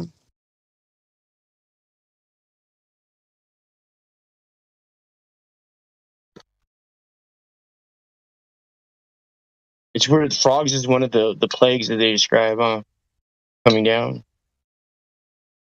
Well, the frog-like beings, they look like frogs, or right? I don't know. I'm just talking about scripture. Yeah. Either way, so you guys like these lyrics here? Let me tell you about the flat Earth. It's not a disc; it doesn't twirl. We don't deny topography, but it's as flat as it can be. Nice. I like it. I think instead of as flat as it what did you say? It's as flat as it what? But it's as flat as it can be. So if you change the "can be" to "ought to be," then it would completely rhyme with the syllables of topography. Topography ought to be. But maybe you don't want. Maybe you're not trying to go for that double, triple syllable rhyme, because sometimes it actually takes away from the music. Yeah, it's kind of a folky song, so it's got to sound old timey. But ought to be still is, you know. Yeah, sometimes I try to make too many syllables rhyme, and it almost like nullifies the message. I'm like, but look at all the times it rhymes, though. It's got to count for something. If you also like, let me tell you about the flat Earth. Hold on, let me. I have it written down. I've got the whole song written. I'm just still putting it to the guitar part. Hold on, let me just think about it, and I'll come back on and tell you. Oh yeah, let me tell you about the flat Earth. Outer space is just absurd. The ground is fixed and contained. The sun, moon, and stars come round again and again.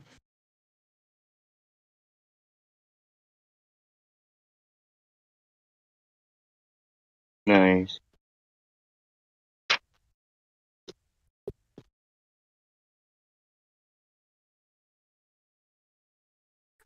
There's another part that I really like. It's not a ball, so up is up and down is down. No need for gravity to wrap water around.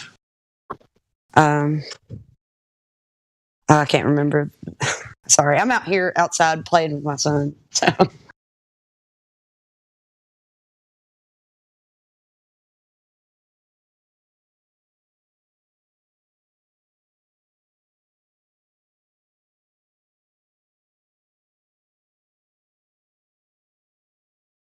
Oh yeah, the relativity of motion. No indication of any such notion. That's it. Something like that. That may be subject to change, but I like the relativity of motion part. I tell you something funny about relativity, Einstein's relativity. Maybe you can use this. But what Einstein's theory of relativity says is that our feet are older than our head.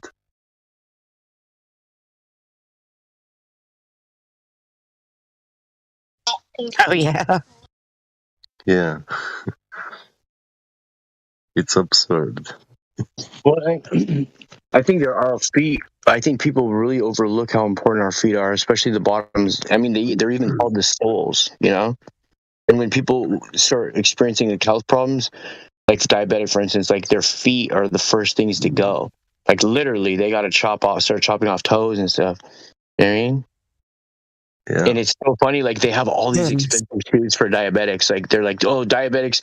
The reason why is because we just created a new shoe so they have like proper support and da da da. But it's like, dude, they need to be grounded so bad. All these shoes are just killing them, dude. It's like it's just like the slow kill. You know what I mean? Yeah, but it's always because of sugar and this processed sugar. Why don't people want the sweet nectar of nature, honey, instead? I mean, whatever causes the diabetes, though. What I'm saying is, though, like like one of the fallouts from it is like the toes coming off, and they're always saying like they need to create better shoes for these diabetics and stuff like that. It's just so funny because that's the last thing they need is shoes on. They'd probably their diabetes would probably go away if they started getting grounded a lot. But they're told that they need to wear these special shoes, right? I think diabetes is a curse for transgressing laws that God gave us for living life paths. And it can go to generations, like the 7th generation. Your children can be suffering of diabetes. But you see, the mother gives birth to the child, and this family grows the child with all their teachings and doings, and the child adopts that lifestyle, takes that lifestyle as default, and he will never be interested to change. And nowadays, diabetes is seen as a disease transmitted, or it's not something like evil doing, a punishment for evil doing. So I think all these types of symptoms, illnesses, diseases, whatever they call them, can all be eradicated by being grounded. Because these things are bouncing around our body. These dirty electrons. Yeah, well, I saw, for example, I read in Romanian ancient history, we have writings about Zamolxis. This was a guy who brought Zamolxism religion to Romanian people. It was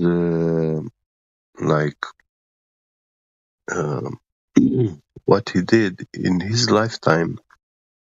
He became something like he learned through his religion, and he was like a monk, a practitioner. He was very ordained, very clean. He never sit at a table. He never stood up from a table fully satisfied. So he made sure that he's still hungry when he stands up from the table. So he was not living to eat. He was eating to live, and never enough. Never satisfied.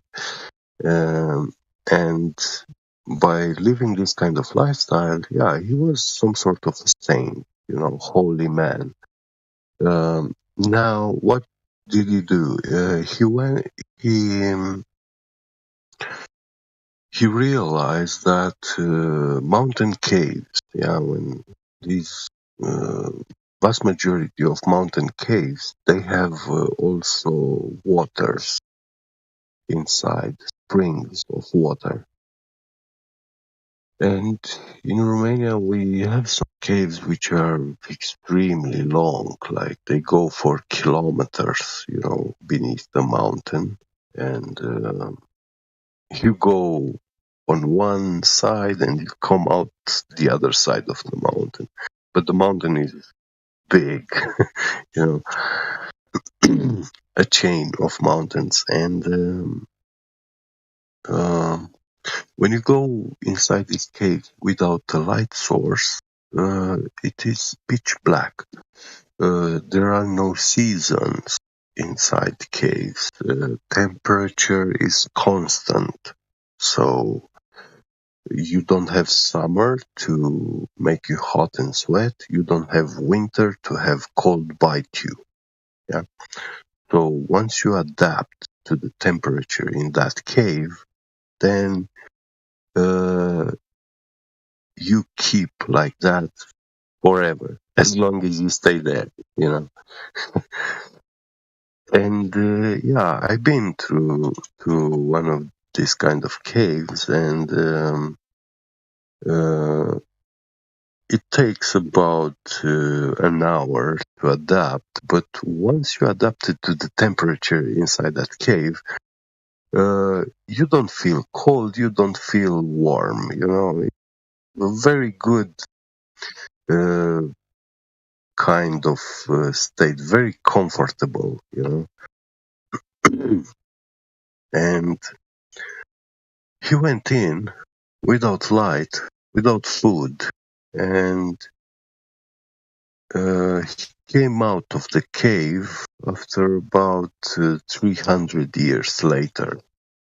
And everybody he knew in the world was long time gone, dead, And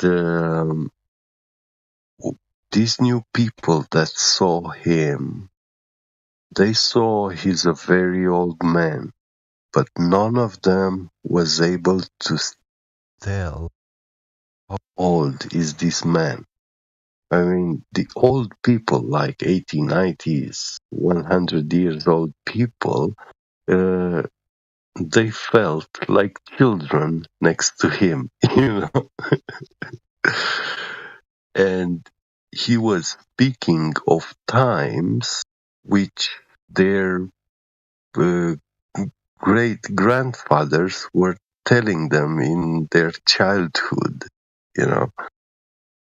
And so he brings back his teachings. He speaks a lot of prophecies to the people, and he leads people back to believe, to the true religion, to worship God. And he has given many good teachings, but the mountain caves, they are very much like the womb of the mother.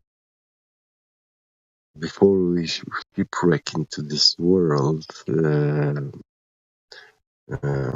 water breaks. So we are inside that cave. The womb is a cave.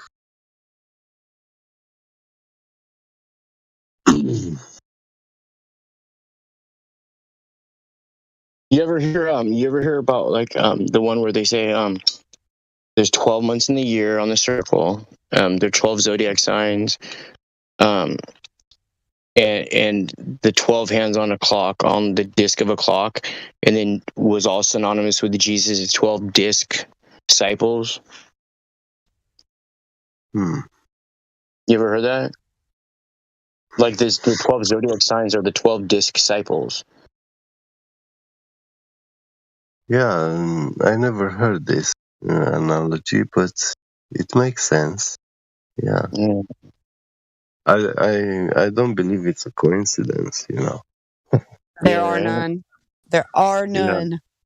Yeah, I don't believe in coincidences. Everything is a message. Not cryptic, but when it's in mirror, like opposite, or because it has never been presented to us, and we looked only at the world, we don't know what's in the mirror, So we have to look at these things which are in mirror, in opposition, to actually see them. Cryptic, yeah, that's a good one. So like, you got cryptic, and then you got blood talk, right? And you got Crips and Bloods and TikTok. And they're crip walking on their blood clots, bro. These TikTok Bloods and these TikTok Crips, bro. They're so cryptic, you know what I mean? Yeah. Just so many word associations and patterns, guys. And this is only with the English language, which is so malleable. Like it's harder to understand English if you don't learn to speak it first or at some point, because we have so many different ways to say a word with another word. And it's just, I mean, no other language does that. Yeah, you had to, because English language is actually pretty poor in synonyms. And English language does not have its own original words. English language has Well, they come from root words. They use root words a lot, or like, your suffixes and prefixes, but yeah, you're right. Like it's yeah. English language still uses borrowed words from Greek and from Latin, and there is no replacement for those, But for example, in Romanian language, which actually our language gave birth to the Latin language, the Greek, and Cyrillic languages like Russian, Serbian, Bulgarian. Crazy how language has progressed. Yeah.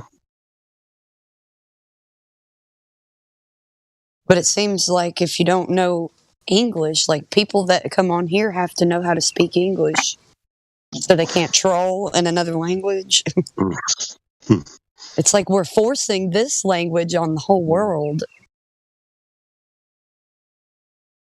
Yeah, it's language which is not very complex, not very complicated.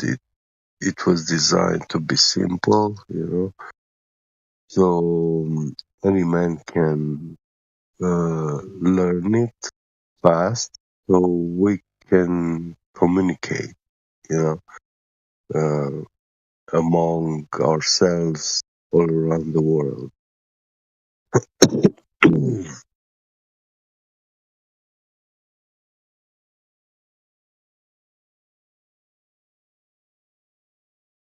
Things that you don't understand will come to you in due time. All will be corrected.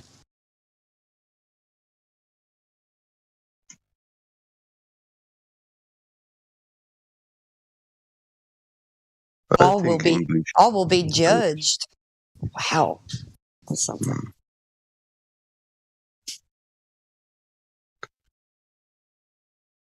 Yeah, none of us gets away without judgment. That's a fact. I'm all right with that. I just don't want to be the judge.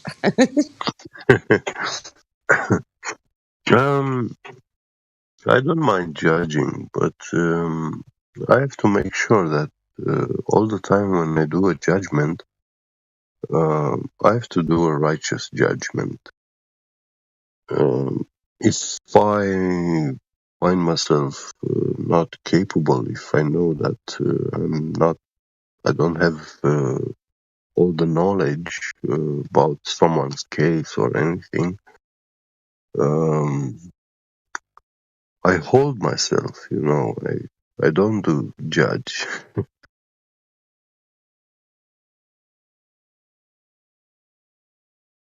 Because I would not want to be misjudged,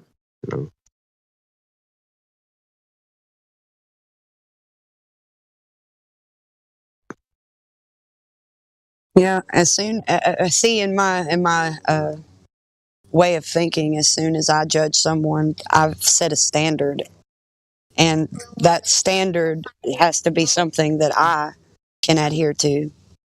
Yeah. And maybe once or twice in my life I didn't.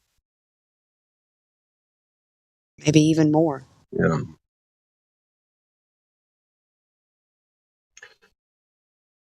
I had met someone in prison. He was a 36 years old guy, and when he was like 20, he killed his girlfriend and her parents, her whole family. Goodness. Yeah, and so he went in jail from a very young age, 20. He just became a man, then you go straight to jail, So he didn't get to do too many things in his life. And he was finished with his punishment, had like the last 2 years to stay. He had a good behavior inside in prison, but he was dooming himself. In prison, he was very righteous, how so to say. Like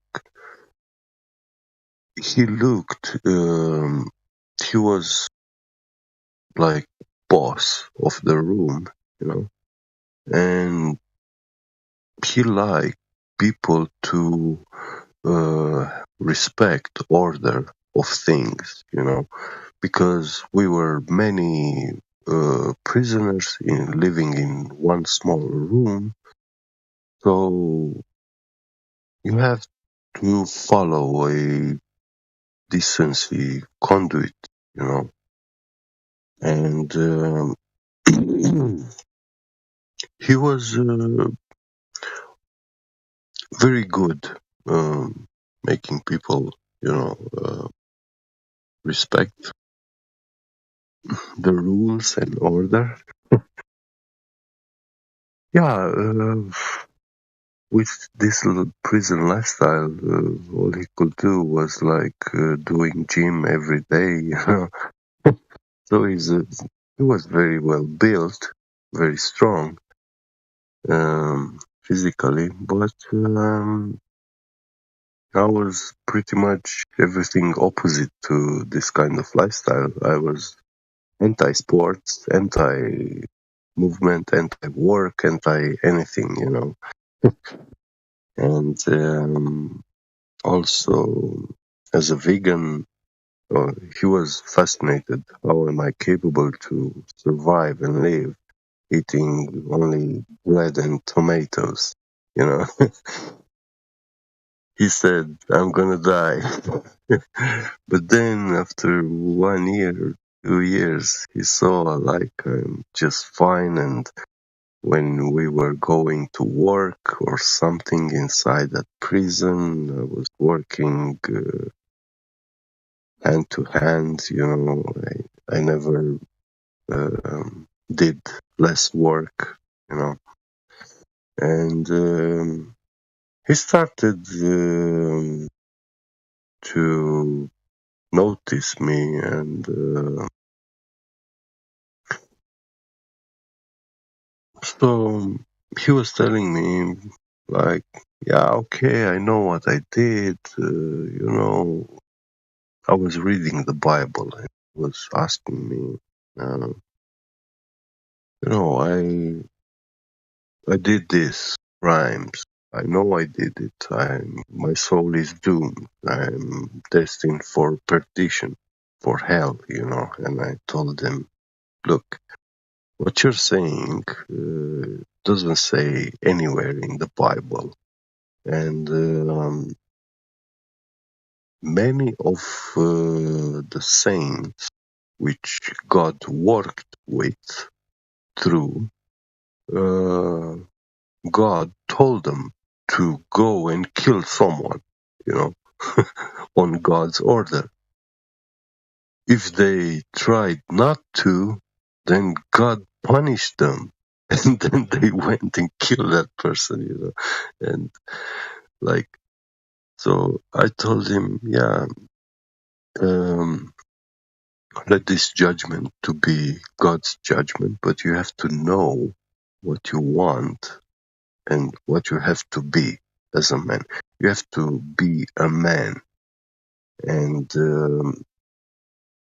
taking someone's life out of the blue without a reason, it's not a good thing, definitely. But I told him, when you did your crime,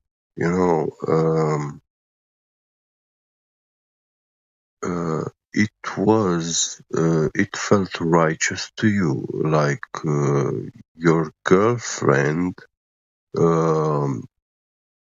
being a bitch with you, cheated on you, yeah, and then you try to fix this problem with her family by asking her father and mother to impose like control, yeah, because what are they growing? Did they grow a whore or they grow a daughter, to become a man's wife?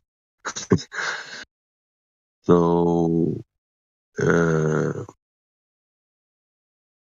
your ex-girlfriend and her family put you in this position where you had no choice. And I find it righteous for a man, when you are virgin and you take a girl and then decide to make a life with for eternity with that person, and you find yourself being cheated because he gave his heart into her hands, like his life, and he thought he has her life, so they become one. And actually, it was the other way around, with wickedness and lies and stuff like this. And that means that they were about to kill you. You would be living a life of hell, inferno, and lose all your body holiness, cleansing, like if she was going and having sex with all the miserable men, and then she comes home and kisses you and makes love with you, she's going to infect you with all the diseases and all the myths of this world, all the shit. So yeah. And he kind of saw it. And I hope he is doing fine in the world, because he didn't catch the internet era. That's a funny thing to observe, how people come out from prison and they find themselves in a world of internet. I imagine it's a lot to process all that information. Yeah, Yeah. I told him, yeah, you have to take it slow, be good. You can find a good woman, you know, be very careful.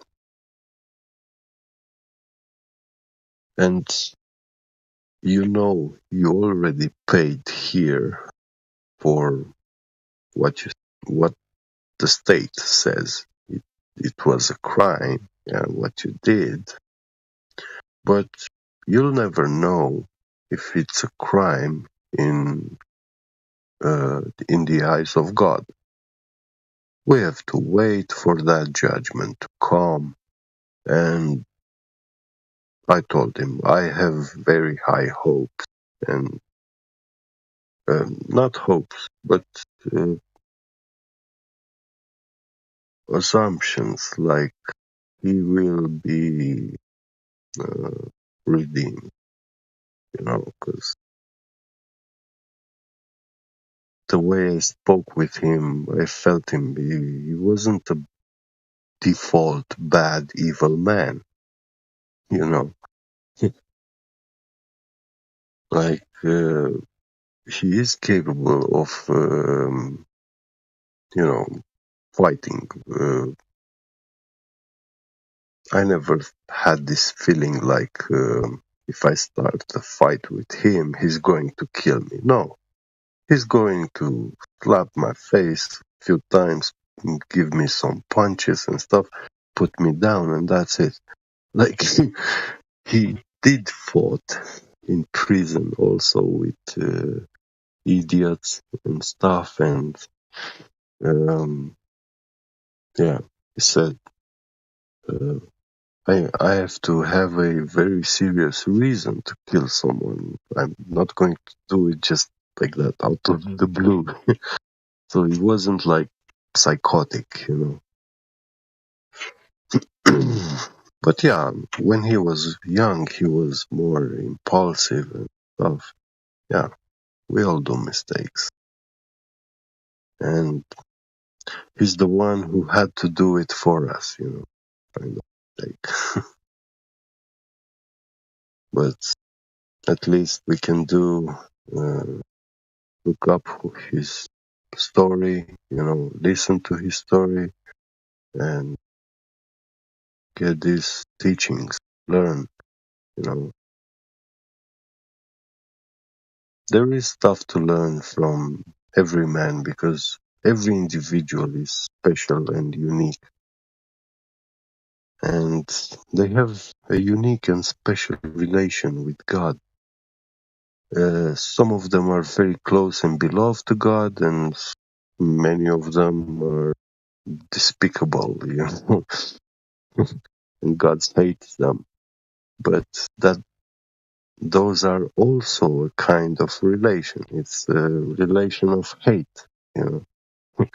You have to look at those two because that's where we see what we don't want to be.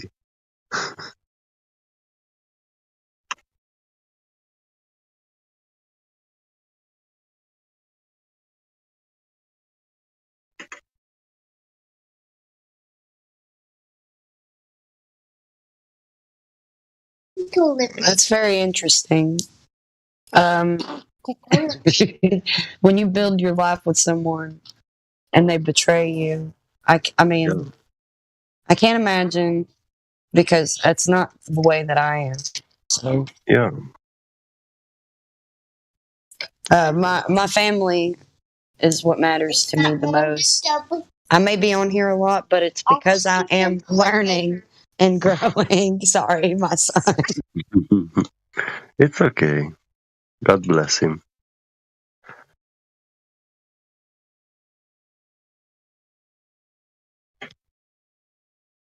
Yeah, I love my family, and I would die for them for sure. Of course, because your children are your own life. You are living through them, you know, and in the Bible it says parents' salvation is the child, you know, the Well, my child. husband is my life also. Yeah, but your child can be your own salvation. I see what you're saying. Yes, because you raise your Yeah. child up, and they won't forget the way that you do. Hey, Lauren. Yeah.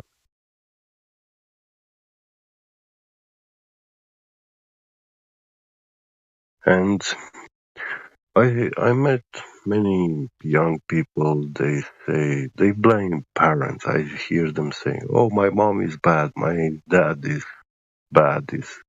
They're psychotic. She's a whore. My father is a drunk, or whatever." You know, they stick into the problems of their own parents, and I keep telling them, "Look, no matter how your parents are, good or bad, you're not righteous to judge them. And that is not an excuse for you to be miserable, or to be bad." Well, yeah, because it can be a blessing. You can learn from them and their mistakes. Yeah, I tell them your duty as a child is to be a good child and to become a good person, good man or woman, you know. And if you achieve that, you will have all the happiness you wish for. Yeah.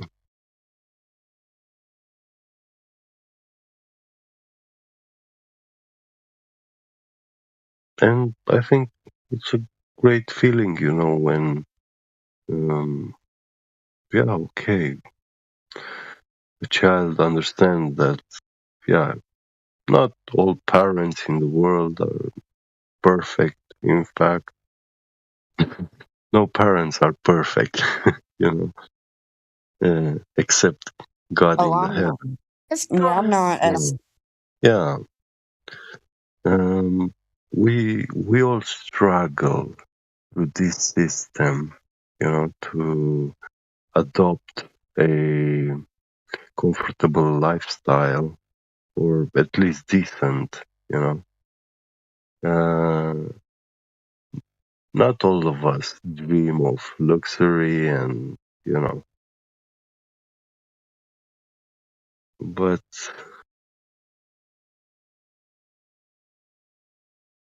what you become, that is most important.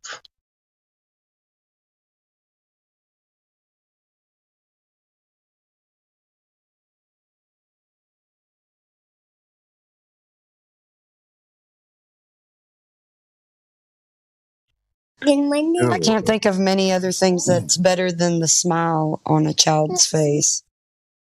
Yeah, actually, building a lifestyle in this modern mankind society uh, is so hard and takes so much work, spiritually, physically, and mentally, so much work that you don't have time to study, for example, uh, pedagogy, where you learn how to learn children, how to teach children, you know. This is something which every parent should study. And yeah, it's an art, of teaching science to children.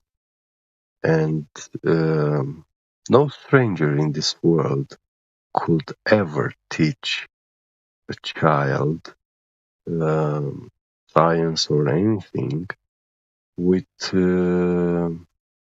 parental love, or mother, the family breast love.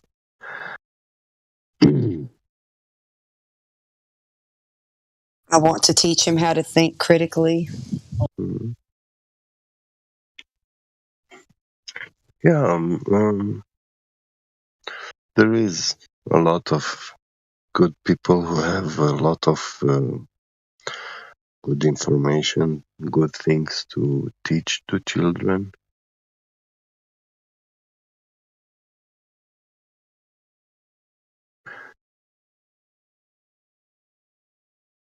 Yeah, some days you can teach more, some days you can teach less. It doesn't have to be like every day a certain quantity.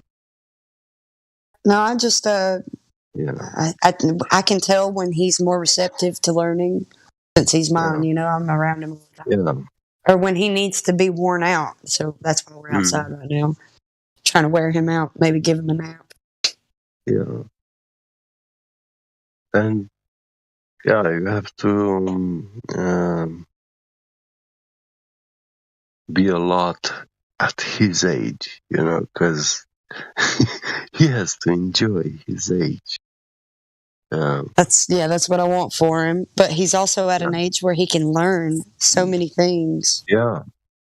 Yeah, well, learning is very important at all ages, like you have to tell him, yeah, time for learning, and try to show him why do we learn things, why it is important to learn, because it helps you do good things. Well, it's something that you can never stop doing, and it's gonna be beneficial. And I make learning fun. I try to make it fun for him. Yeah, you see, when children are gifted, they have all the gifts, all the necessary gifts by default, and they can excel in every field. They can learn to be great scientists or piano players or whatever, singer. They can train their voice. So many things. Gifts from above. And to be honest with you, that's one thing that I can't wait to see what he has an affinity for, because it seems to be music also, like kind of like me, but it's different. But, no, don't wait for affinity. What's his affinity for? It's about what are you going to present him that fascinates his mind. That's right. That's what I mean. Because when I was, if you present him music in a fascinating manner, he will be fascinated by it, and he will be very curious and interested, and he will spend time. If you present him like, okay, let's open mechanical watches and let's look inside all those tiny gears and stuff, he's gonna look and he will see mechanics and he will be fascinated by it. If you tell him, if you teach him mechanics, he will understand because it's very logic, very natural, and physical. Also, if you open up a laptop, let's see what's inside. Let's find out what this tiny little piece does. Every electronic component probably now is too young for that kind of thing. But when he's about like 8, 9, 10 years old, when he starts to understand quick, and they have good hand-eye coordination. Make sure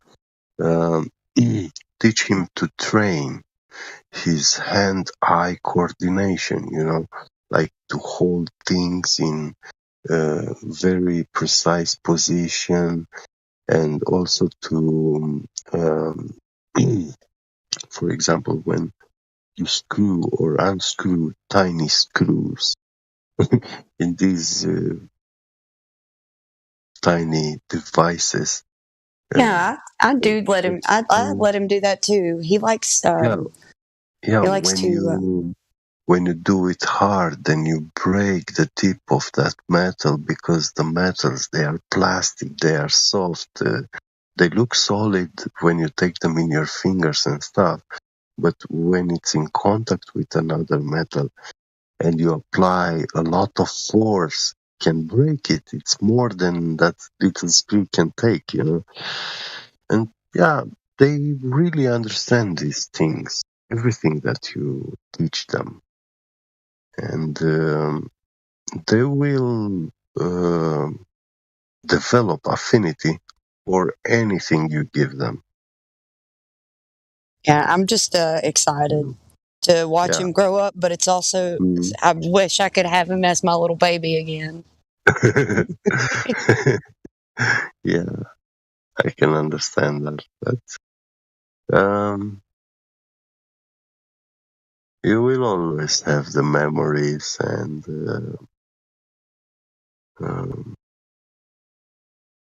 they will be in your heart, you know, like your whole lifetime. So never worry that the past is gone, you know.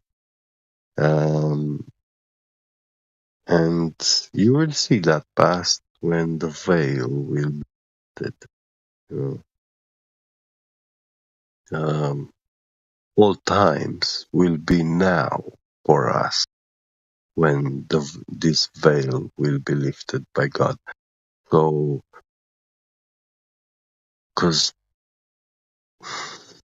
until the judgment day, there is this veil upon the world. So we cannot see the past, we cannot see the future, you know. Only when we are given prophecies and revelations from God, you know, God wants us to say something to someone. He wants someone to hear certain things, you know, and he just reveals to you few things, and you have no idea why you're telling these things to someone you met new, you know, some words. But they are actually a message from God to that person. I think that a very good way to live is when you meet anyone or you're around anybody that you already know, to be who you are wholeheartedly, Well, because that helps other people be who they are. Because some people like to act a certain way around certain people, and they're not fully themselves. And I think people enjoy the nature of being around someone who doesn't do that. I'll tell you something funny and sad in the same time. See, in the Bible, life cannot be ended. Death is not the end of life, you know, because it says that when we die, our souls they go into this special place of the dead where we are kept in a state of rest, yeah, like Yeah, sleep. the unseen, the unperceived realm. Yeah. Yeah, And the spirit goes back to, yeah. yeah. So Death is just a return. yeah, but on the judgment day, the dead will be raised back from the ground. And what does this mean? You see, uh, after you died, our bodies decompose in the ground. Yeah, the worms eat it and whatever. Return. Yeah, everything returns. Well, there's only the bones left after decades, after someone died, you know? And How can bones become to life and stand up from the ground? It would look horrible. It would look like a zombie movie. The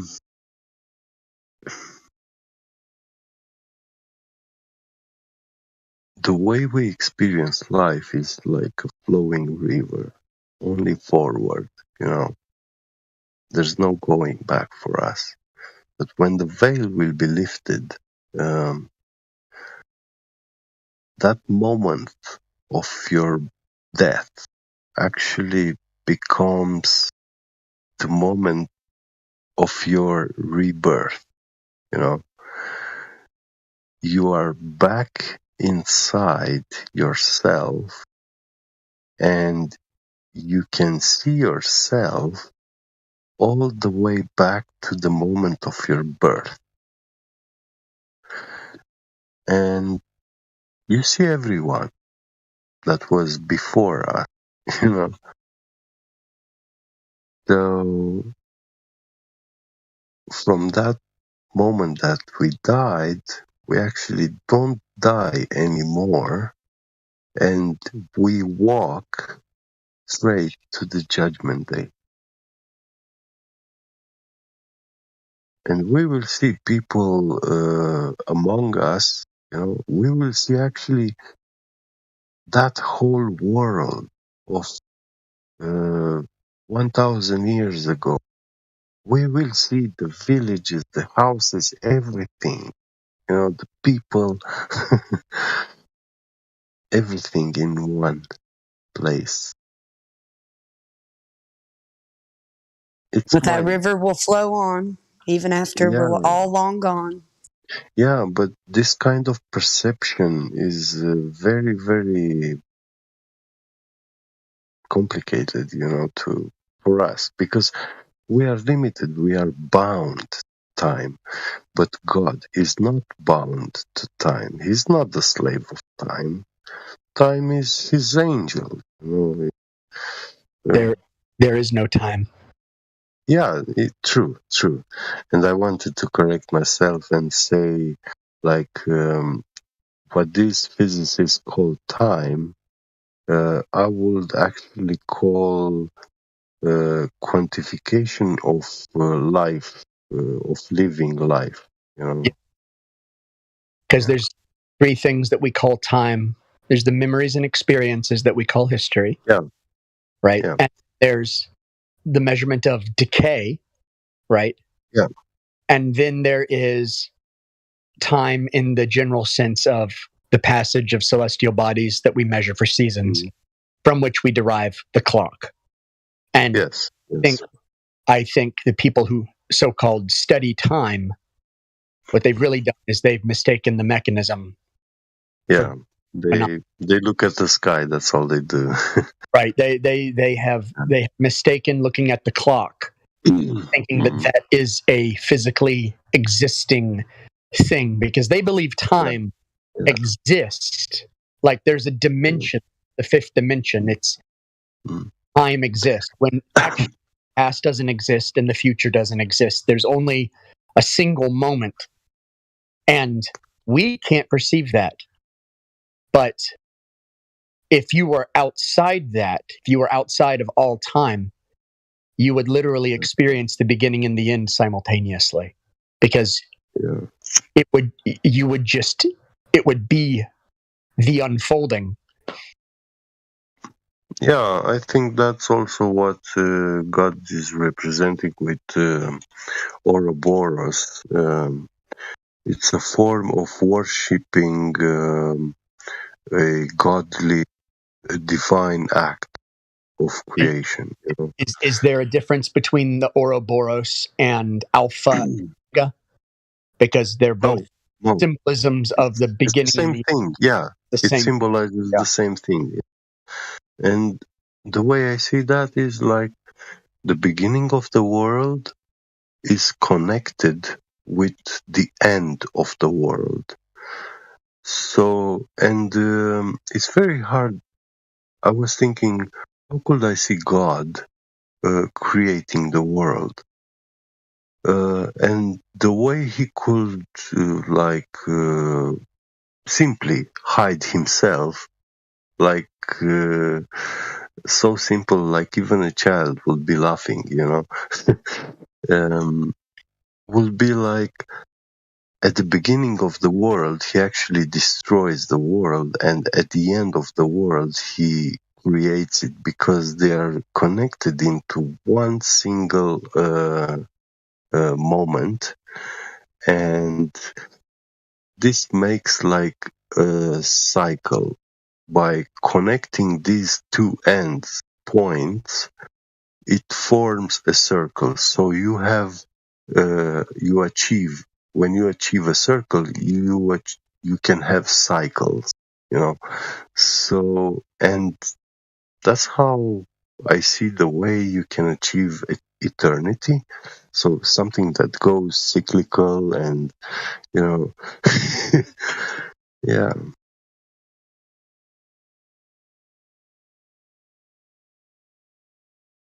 It's definitely too much thought has been put into it by humanity. But it's kind of our curse that the more we study a thing, the less we understand it. And the more likely we're going crazy. Yeah, it's when you try and unlock the divine, you go mad, right? Yeah. It always ends with the narrator going insane. Yeah. So, when man was simpler, he didn't have these problems we have. Well, I think they knew more about the truth back in the days than we do today. I think they knew more in a sense that they kept their knowledge simple, because you can just say this is X, or you can say, what is the origin of X, and how is X put together, and what are the atoms of X, and how much time does X have in it, and it's like, okay, it's X. Yeah, that's going into the detail and overcomplicating stuff. Yeah, but I think that's kind of programmed into us because it's part of that cycle. I think that's natural that we have this understanding, this deep spiritual connection, and that over time we lose it.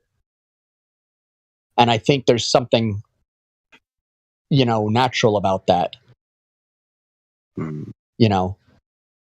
It's kind of our own social entropy, I guess, our own spiritual entropy.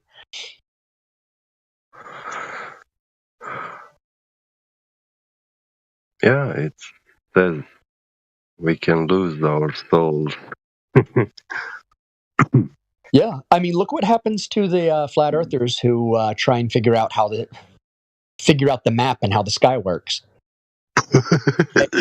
Oh my God, I see them on TikTok, like going with these AE maps, and then outside the ice ring, a lot of many other continents and ice rings, and I'm like, dudes, you never been there. You have no idea if that place exists. You're talking about fairy tales, unicorn, I mean, think about something that like we can all see. We can all see the stars.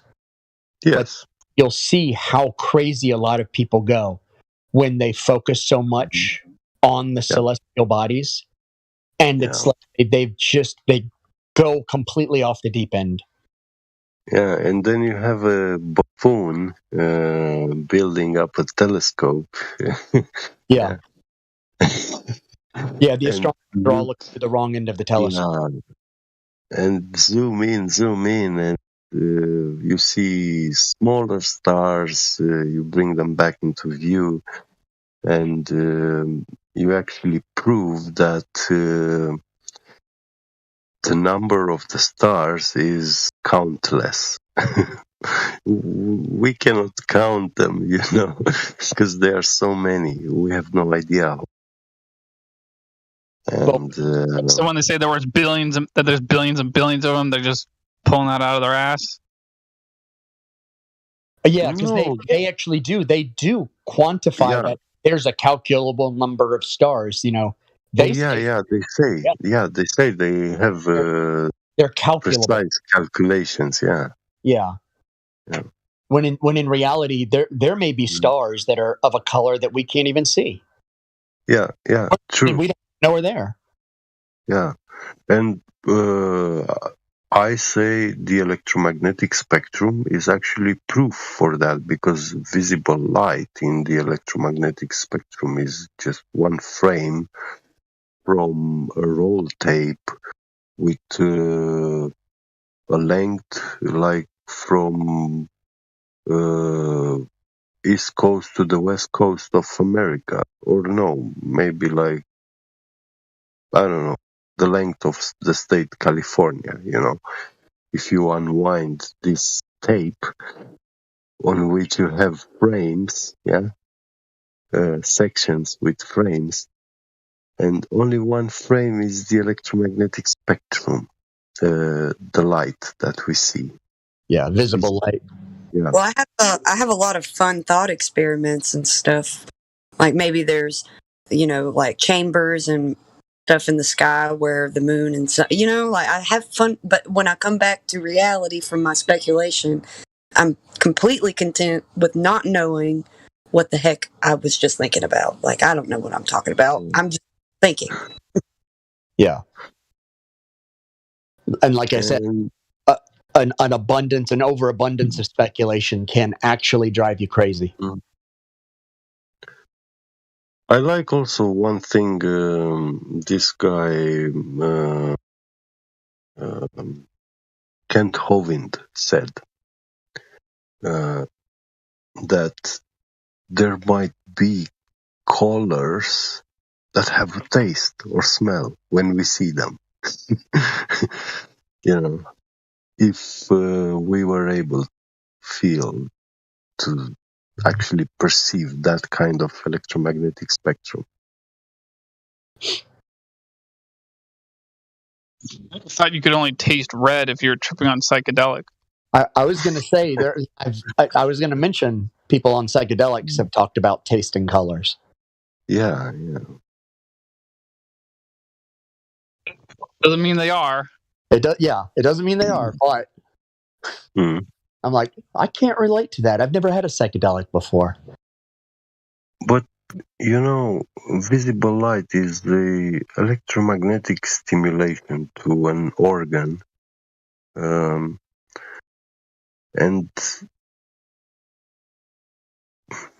to be honest, I felt when I first time had sex without a condom,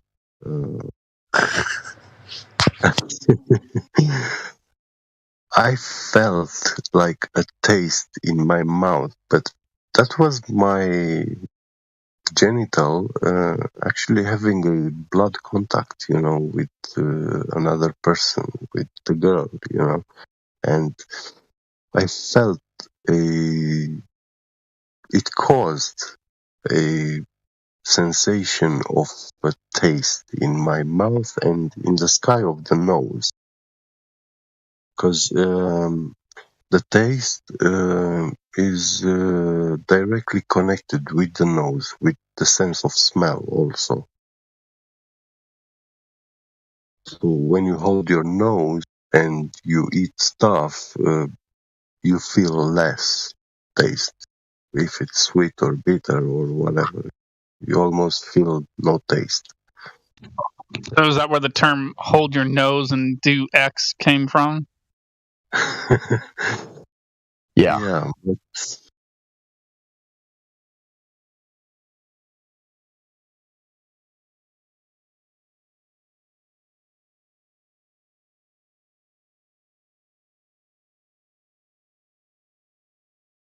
Well, did y'all get any Globers in here today?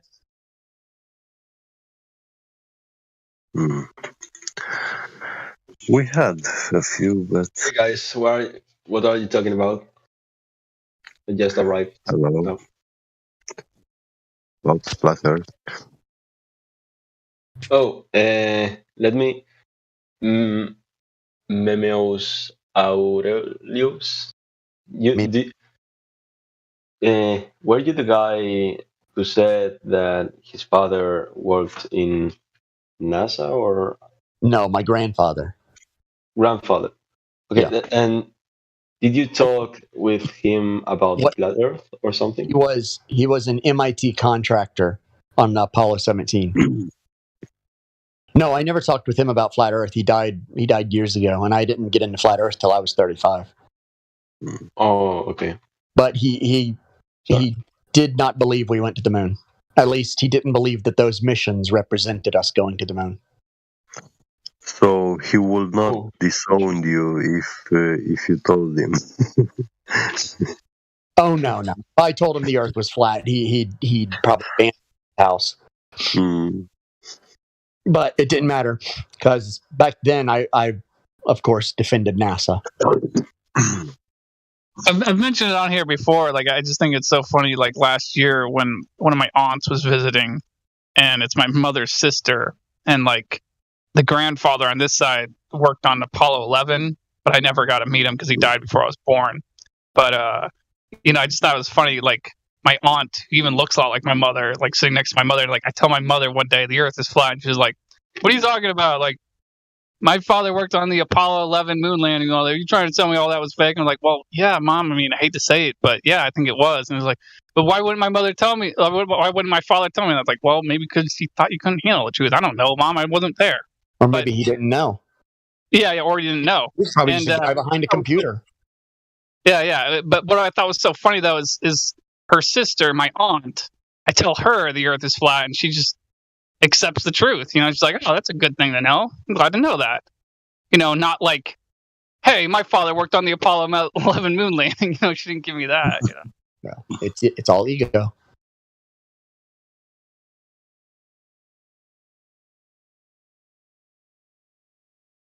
Are you talking to the actual soul, or are you talking to the built up experiences of it?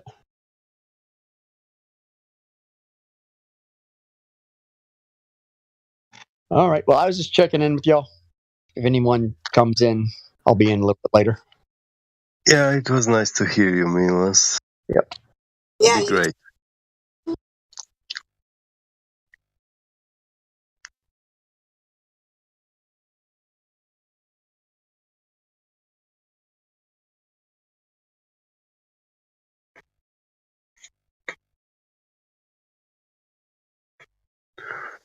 Thinking slow about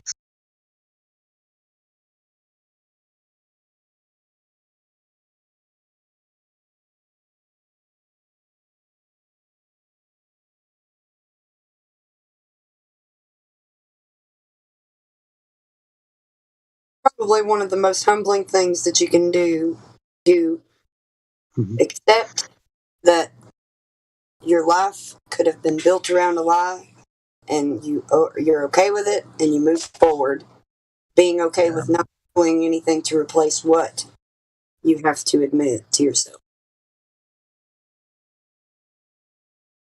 We see so many people that just are so unwilling to let go. Yeah. I like what you say. It's the truth. Yeah.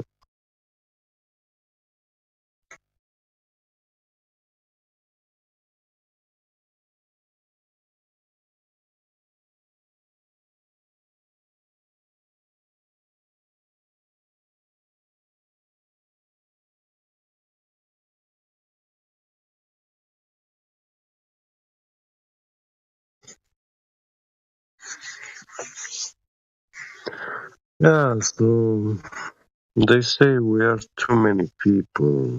If we make better vaccines, we can reduce the number of population. Said one modern mankind messiah.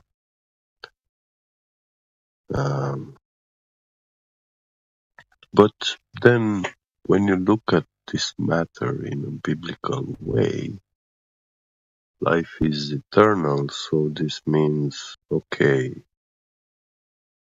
in a life which never ends, it goes beyond time, yeah.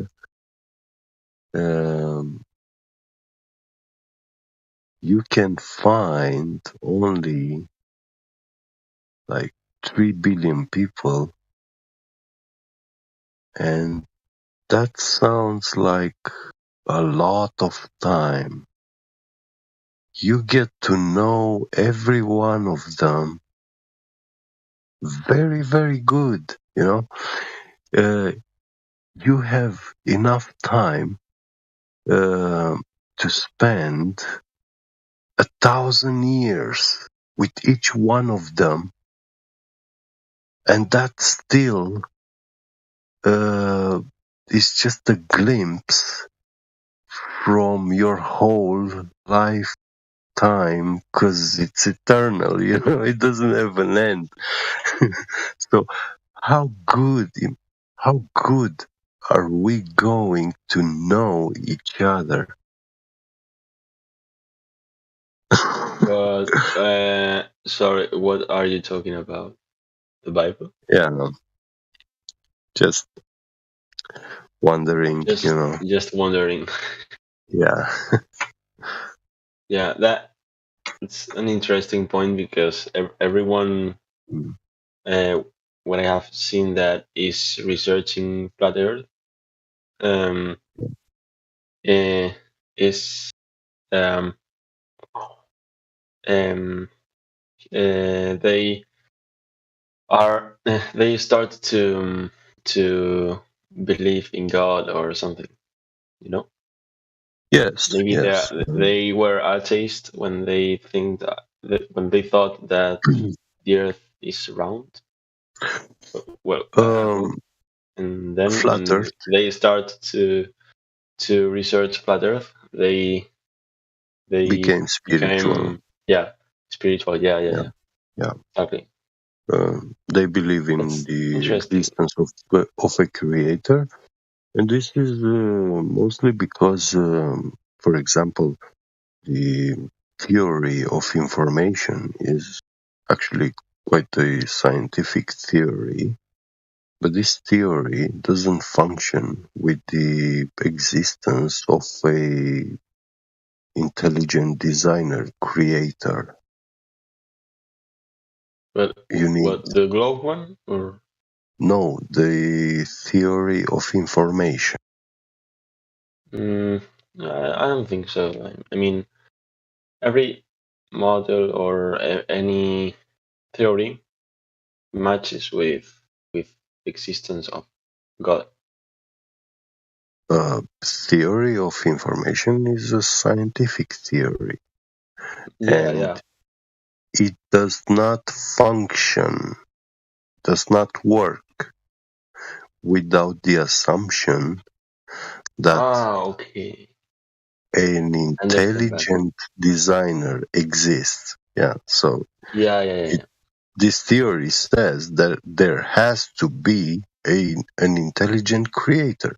Like you have a airplane scrapyard, and now you have a tornado coming in this airplane scrapyard.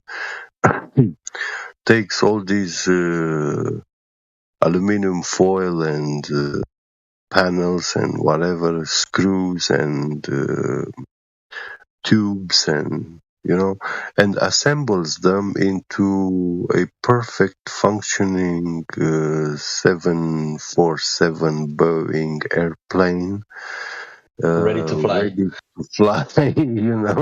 With fuel and everything in his tanks. That's crazy. Yeah, that's crazy. Yeah. That's crazy. Yeah. Sometimes the theories from the atheist become without sense. I mean, I don't know how to say it, but without sense, because they talked to you about.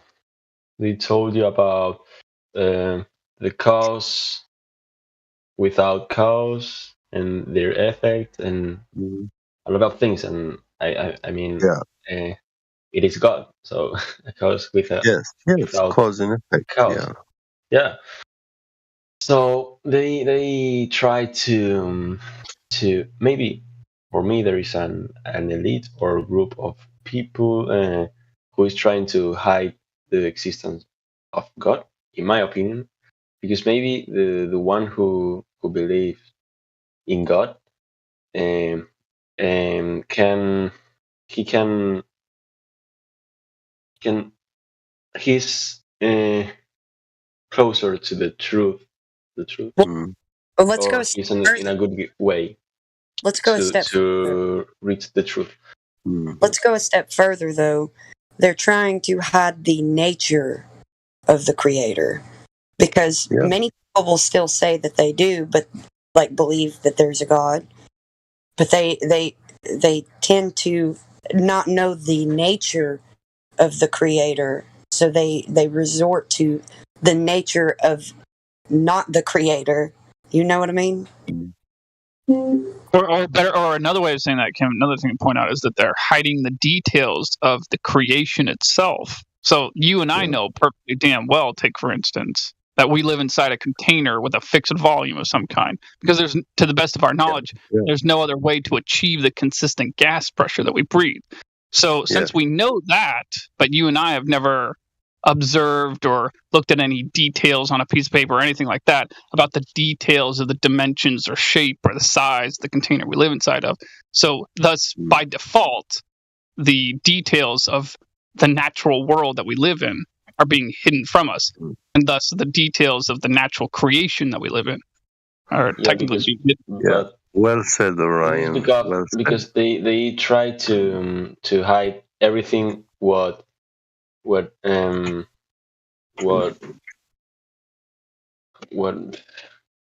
don't know, if there is something that is true. I mean, like the I don't know how to say it, but they try to hide something, things like the existence of God or the real nature of God, because they tell you that God is like a man with a white beard and who decides something. Not God is something very different, but they try to hide those things because this is the truth. They are And when you know hijacking. it's They are impossible to control. Listen, Yeah, they they try are to. hijacking. They are hijacking the knowledge of truth. Yeah, exactly. You were Because it's born. impossible to control someone who knows. You were not. You were not born without knowledge. You were born already with knowledge. When you started to, how do I say, in your early childhood, you didn't learn justice, law. You didn't went to university. You mean we forget? Yeah, but when you saw a bad man doing a bad parent beating a child, you saw that unjust thing, that your friend is being beaten in vain for nothing. Yeah.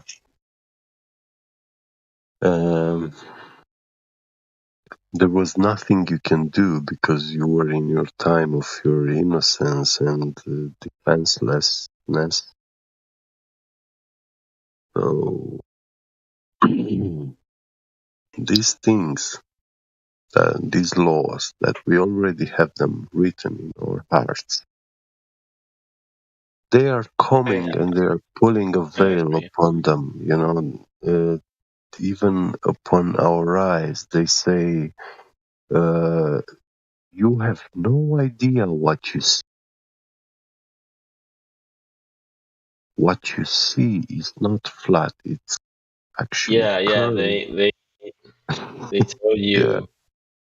since Yeah, and middle even old when age you that hear, you can't trust yourself and even your sense. they tell you that even when you hear someone speaking a definition of a word or of something, laws, physics, or whatever, they are telling you they have no meaning. Definitions have no meaning, are meaningless. So because they are fanatic priests, But or it's all fanatic, about control.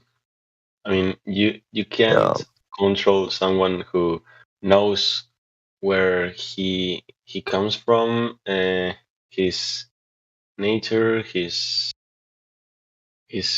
well, pose I here know, or I something. know, I know So that feeling. imagine that what you if you were uh if you were in the government or something and you know the truth that the earth is flat, blah blah blah. What would be difficult, harder to you to control? Someone who doesn't know the truth that the earth is flat or its origins, or Yeah. someone who does, if I know that the earth is flat, it's harder Well, for the they to government control me. is pushing this because he's making use of slaves. Imagine you have a Yeah, factory. obviously. Yeah, so you have hired 1,000 people. 100 people out of all these, they are very knowledgeable people which agree to work and provide all their knowledge in the machines of your factory, yeah, and you pay them very very little money. Of course, that's very beneficial for you, for your factory. When something breaks down, these people come and repair what others broke, so your factory still keeps producing. So these people are real assets. Yeah, because Yeah. when if you have a slave, you only teach him what he must or should know Yeah. to No. to to No. work. You Yeah. don't teach him the truth about the world or God or something. No, when you Yeah. That since you that are that born little in slave. this system, Listen, you are a slave. that guy. That You guy have who to stay. repairs the machines. He doesn't know uh, anything else. But Yeah. one day you have a person coming into your factory. You are hiring him because he presents himself as a very good potential worker. Yeah, and you hire him, and now this worker tells all your people in your factory, "Hey, this guy is paying you so little money, and you're living such a shitty life,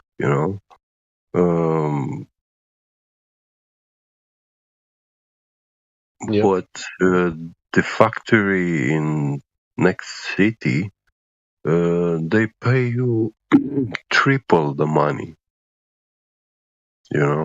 for the same job, or you do even less work because that factory is more automated. Yeah. So your work is much easier. And now all your people will start migrating there. Yeah, they go for a better living. And that's not your interest, as a government, to lose your people, your citizens. So you have to build borders to keep them inside. You have to make laws. You have to make laws like, hey, if you want to travel, you need a passport, a special permit. And with this permit, you can go travel there are like for a barriers, while, but once you are in that country, in someone else's country, in a different government, they don't allow you to work anyhow you want there. You need a special work permit. Yeah. Mm. Yeah, and also now in the real world, many people when realize the truth about, for example, in this case, the flat Earth, they start This is what we to do. wonder about many other things like religion or spirituality, but there is another kind of I don't know how to say it in English. Let me use the translator a moment. There. Take your time. There are other traps waiting for you in those topics: religion, spirituality. So it's not as easy as okay, the Earth is flat. Well, Okay, so I go. Listen. One moment. In a religion. These systems of beliefs, these religions, they have not been created yesterday. It took them hundreds of years to develop them. Yeah, but to build them. And I mean, to I build think this, that all religions are partly true and partly wrong. No, I'm not my talking opinion. about that. But also These religions are pseudo-scientific. They're pseudosciences. Are what? Oh wait, hold on. You say religions are? Yeah.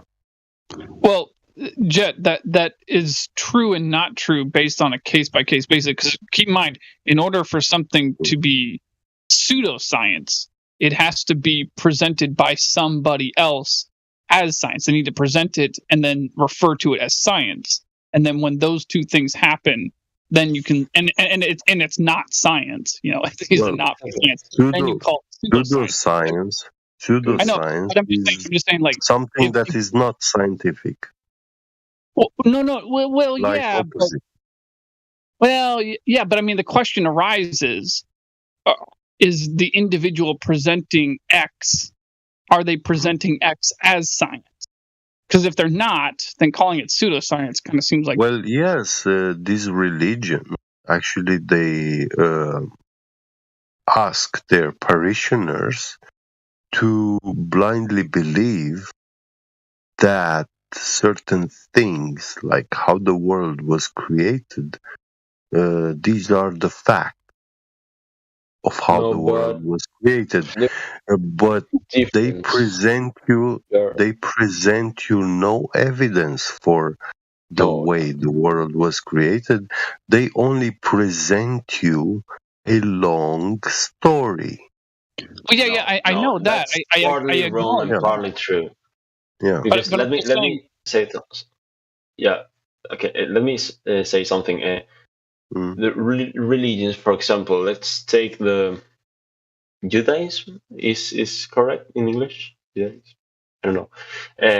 They have the Torah and the Tanakh, and so there are a lot of histories and you know that are from so far and so old histories, and they compile in a book. So maybe there are true histories and fake ones, or sometimes histories are like symbolic, or they have an interpretation. So the religions aren't. Although I think that they are manipulated, they are not created from Okay, zero, I wanna ask you a nothing, few things. by an elite. Maybe they Yeah, I are understand manipulating you. it, but I understand what uh, you mean, but I want to ask you a few questions. Where are you from? I'm from Spain. Spain. Okay. Yeah. Have you ever heard that mankind had a religion written in solid gold? Solid gold. No, I heard about rock or Have you stones. ever heard? Have you ever heard that back in the days in the world, in ancient time, Yeah. there existed a civilization that invented the word art, culture, and civilization, and they had their knowledge and history written in solid gold. Okay, maybe. You never heard of this? No, I have heard about that, but I think that, for example, in the Bible, there are some histories that or books that are older. Yeah, okay, but in the Bible, So, the book of look, the for book of example, Abraham, the Moses listen, history. I don't know the book of if it's Abraham, fake or not. Let me finish. the, I don't know if it's fake or not, the Moses history, but there is an older history very similar to that, like Sargon's history, yes, Greek mythology also, yeah. completely similar to the Moses one. So there is an ancient knowledge, a very powerful knowledge, but I think it's hidden Hidden, in yeah. hidden. Yeah, thank you. Hidden in histories or books, and the elite is No, it's manipulating no, the no, no, religions no, to no, hide no. that Wait, knowledge. wait. This I mean, the knowledge, history for me is completely false. You know, yeah, for me the too. yeah. But I mean, I don't know this if you doesn't have mean heard about flamencos or about who? yeah, flamenco and the new and his research and about history. He's saying that 1,000 years have been invented. Wiped I out, mean, erased. using my logic and just So thinking. you are referring to the Dark Ages, like there is 1,000 years of history missing in every culture and civilizations out there in the world. I don't know if we're talking about the same thing, but it's not I know like that.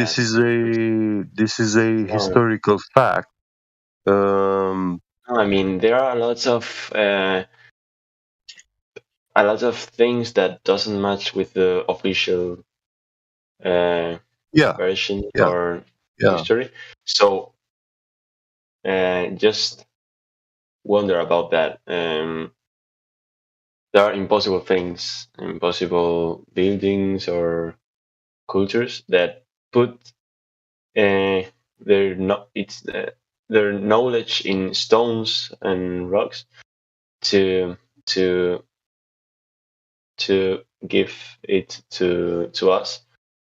So religions, the modern religions, Judaism, Christianity, and Islam, has a very small part of that knowledge, of a small piece of that knowledge, but this kind of elite or something is trying to hide it.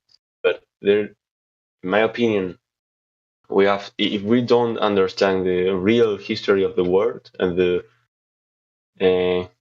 humanity, we can't know It's not the that. truth. No, listen. It's not that You have we to don't. know when you are the history and where Wait, you are dude, the earth. can you hear me?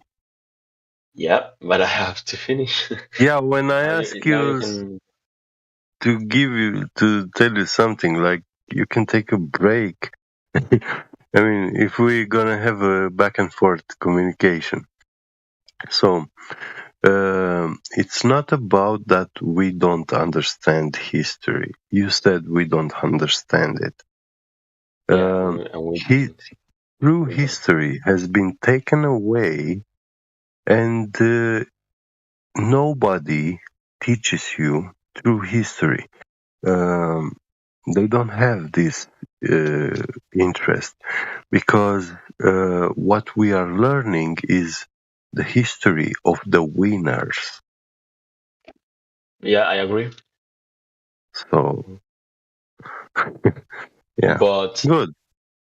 not only that. I mean, it's more complex, you know. And they try to. Well, I know it's complex. For example, when you study certain events of history, you know, that's like investigating a crime.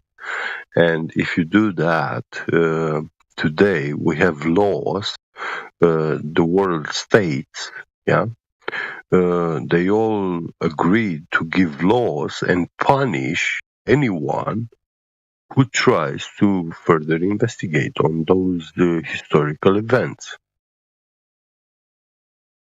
So I think you there can are find yourself going to jail for the simple fact that you are trying to learn history or to find the truth that happened in history. Or speak the truth. the real history. Nobody on this server, at least, knows the real history about the world. You know, there are two main things that are very important. I mean, I think, in my opinion, the most important. Two of the most important things we must know. We should know that one is where we are, the shape of the earth, of the universe, and the other one is when we are. Who made it and History. for who? And when do we are in the history? No. What year is it? What, you know, when? No, it's irrelevant No, to know what year it not is. at all. What was the first culture or powerful? You know, you can't In know what it. year? In what year do you think you live? I don't know. It depends. It depends when we started to count. But you told me it's important to know in No, what not the year. year we live. When the world The date. started, you know? When the world When? started. Because you can't. I mean, Oh yeah, so you are touching that like the Discovery Channel says the world was created from Big Bang billions and billions of years ago. No, I don't believe that. I don't trust that. And I mean, I mean that you can't trust no, that. I didn't finish. That you, the Sumerians I didn't were the first, finish. or the I Egyptians. didn't finish. I mean, I didn't finish talking. Okay, finish. So that's one case they present you, and the other case that we have is the biblical, like the world is couple thousand of years, No, you are talking about 7, 8, 9, like there are only 10,000 two. years. No, it's Sorry? not Big Bang versus Bible. It's not about that. There are many more. You know, I mean, I'm not saying that the world was created 7,000 years ago only. No, I mean, we can't trust when they say Sumerians were the first civilization or Egyptians, Well, because that's maybe not true. they The are the same Sumerians were not the first. the same people that lead us from Sumerians. Maybe Sumerian gods or Egyptian gods were politicians, and now we have the same ones. I don't know, but I think that one of the most important things is to know the real history. But I'm not saying that the Big Bang or the Bible. I mean, the Bible is an Well, interpretation. You can take your it literally. Spanish language. Listen, I'm Romanian, and Okay. I can tell you that your Spanish language does not allow you to learn. To learn what? The things of the past. It does not allow you to understand Greek mythology and Greek ancient writers. You can read what they wrote, but you do not understand what they are talking about. No, I can start understand it partly. You know, I can. There are people I don't know. There are people who knows old languages or something. Okay, they can translate the text, but okay, let me Irrelevant. finish. But These people of today, they don't know about the culture, or it's not just about know the language. So I mean, it's difficult to know uh, um to know about old cultures or civilizations, but maybe no, it's not it's difficult. possible. We have academic history, yeah, where you can find That's false. books, and they. You just say out of the blue it's false. I'm talking about books in academic history, world internationally recognized in the world, yeah. Do you And believe that these if there books is and people, they send you to the museums, to the right artifacts, yeah, which were found. We have ceramics which depict things, images, my friend, I drawings. have been in museums that has Charles Darwin in a kind of throne or something. That's not Trust me. history. Yeah, that's a bullshit. It's Museum. part of the history, because if Listen, there is no, evolution or not, it's part of listen. the history. No, it's not. A circus is not part What? of history. The What? circus is not part of history. What? I Yeah, mean, the history is completely different between that if the building. evolution is Listen, that good or not. building you call a museum where they show Charles Darwin. That's not a museum. That's a circus. Not a very Okay. entertaining one at that. Okay, but you are talking about it's not difficult to. Okay, so if do you think that if there were there was there was a book with the truth, do you think that it would be in a museum or something? No.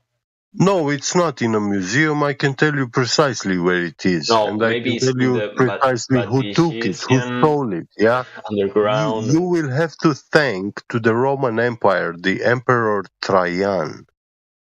Yeah, that's the guy you have to thank, to say your thanks to, for throwing mankind into the darkness of non-knowledge, because that's the man who stole the ancient solid gold tablets left by the Hyperborean people in Eastern Europe, to the Dacians. Okay. These people, they are known in the Bible as the warrior people of God, the Gog and Magog. Yeah, these people have invented the art of going to war riding on horses. Yeah, they had body armors, and had helmets of gold, swords of gold. These swords can be seen in museums exposed today. Yeah, they don't show them every day, but they do have events when they show them, when they expose them in museums. And if you had the curiosity to see something so extraordinary, you would go and see that. But you prefer to go to Palma de Mallorca or Ibiza, get yourself drunk with bitches and stuff like that. That's fun for you. Fun for me is different kind of things. For me too. I mean, Yeah. So this I don't army, like party. I prefer to look for the truth or to search yeah. it. You know, So I'm talking about. we're When I'm similar. talking Trust me, about history, we are not I too know different. Spanish people come from Romanian people, and Spanish language does not have that many Latin words in it. Yeah, because it's a language born from Latin, and Latin itself is not the mother language of Spanish, but the ancient Dacian language gave birth to the Latin languages, to the Greek and the Russian Cyrillic. Also, it gave birth to the three distinct alphabets, because the Dacian language, it's the only language in the world that was so complex that it had three distinct kinds of writing.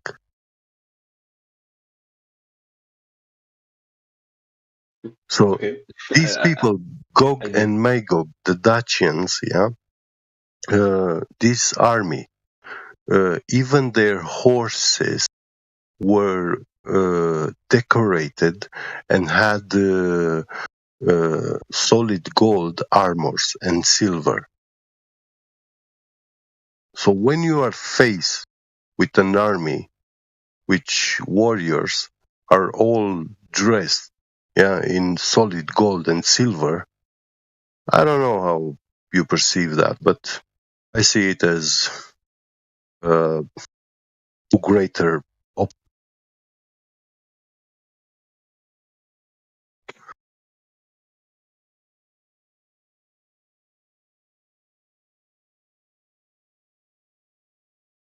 So you can't tell me this civilization didn't exist, because we have the art and culture of Kukuten. Is the No. The oldest only thing art I'm in the saying that world, and the only thing.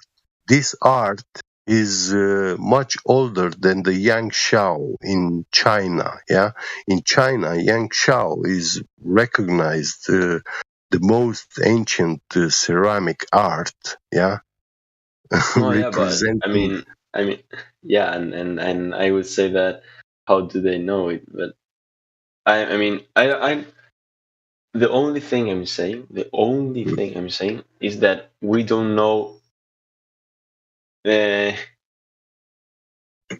We don't know. We do know a lot of things about We the don't know past. even 1% about the history, at least. For example, That's not true. That's not true. We know a lot 1%. more than 1%. Well, I don't know. Maybe a 3%. It can be that you are being obstructed to reach knowledge, yeah, by your government. But why are you saying that? I don't trust a government. I know you don't trust your anyone. government. I know, but your government is making a fence. He doesn't want you to see, to find. Your government is working hard to keep you away from finding out. And now you have to do double and triple the work in your research to actually find something. So do you recommend me something? Yeah, there is a book which has been translated into English. It's called Prehistoric Dacians. Prehistoric You can send me on the DM. Yeah, I can send you a link with the book. Yeah, okay. It's a hard book. I recommend you start learning the old Greek alphabets and also a little bit of Greek language, and Latin. Don't forget that you're trusting this book. I'm not trusting this book. I know the man who wrote this book, what kind of a man he was. Yeah, and you trust him. It's not about trust him. This man did a work, of study. Yeah, but and for example, you listen. I think that you can. It's good to. Dude, it's good to you bring to me. Listen, I'm a jeweler. Let's say I'm a jeweler, and you bring to me one ring, with a stone. Okay. And you ask me to give you some technical details about this ring, to tell you everything I can about this ring. So I take it, I test the gold, I tell you, this ring is a 14 karat or 18 karat, whatever it will be. So I test it and I find it's 18 karat. So I write down this ring is 18 karat. Then I take the stone. I look at it, I see how many impurities it has, how many inside cracks, tensions and stuff. And I write down the quality of the stone and the carats of the stone and what type of stone it is. It is a ruby, a sapphire, a diamond, or whatever. So I write that down. I test it to see what kind of stone it is. Then on the ring, there should be, on gold rings, you have a special signatures, marks, which tell you where it has been manufactured. So I write those symbols and numbers down, and I pull up all that information according to that symbol and signs and number, I tell you. Now, this is the data which is true, Now, Yeah, but yeah.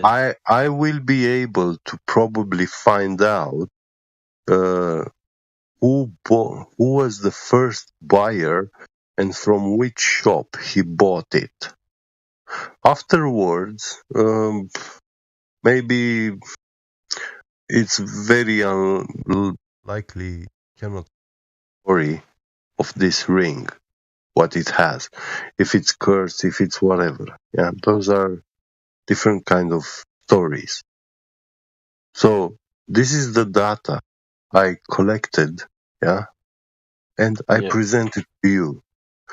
This is the information about the ring. Now you're asking me, but what if, does this ring have supernatural powers, or is it cursed, or is it whatever? No, I'm not that kind of a man. I'm only a jeweler. I don't do that. Yeah. So Okay. this is what I'm talking about. This man was a historical academician. It is the most well recognized, and he didn't live in our times. Okay, He lived in 1800s he died in 1905. People back in the days, they were very different from what we are today. And this guy said, he said about the Freemasons and Illuminati and all these occult organizations running into the world, and institutions, yeah, archaeological institutions, museums, and famous German or whatever American writers or British writers, yeah. He said how these people are working hard of twisting, distorting human history, yeah, and he was accusing them that these people say about us that we were primitive, yeah, like living men, hairy men in caves, yeah, and stuff like this. And this guy came up and shows, look, these people are talking about ages of Neolithic and Paleolithic. Those are known as Stone Era, Stone Age. Yeah. So if you can send me were primitive, the link, but because I have to go. yeah, but this guy said in those times there were people in the world who were making metals. They were making gold jewelry at very beautiful artistic craftsmanship.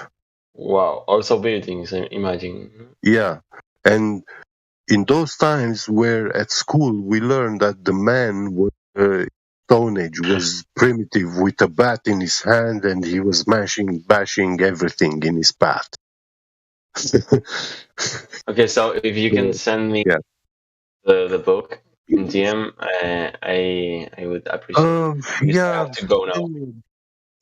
It was nice. Yeah, I can send you. Yeah, send me a DM and then I will tell you, because I didn't see what's your name. Thank you. You take care. Okay. Have a good day. Bye.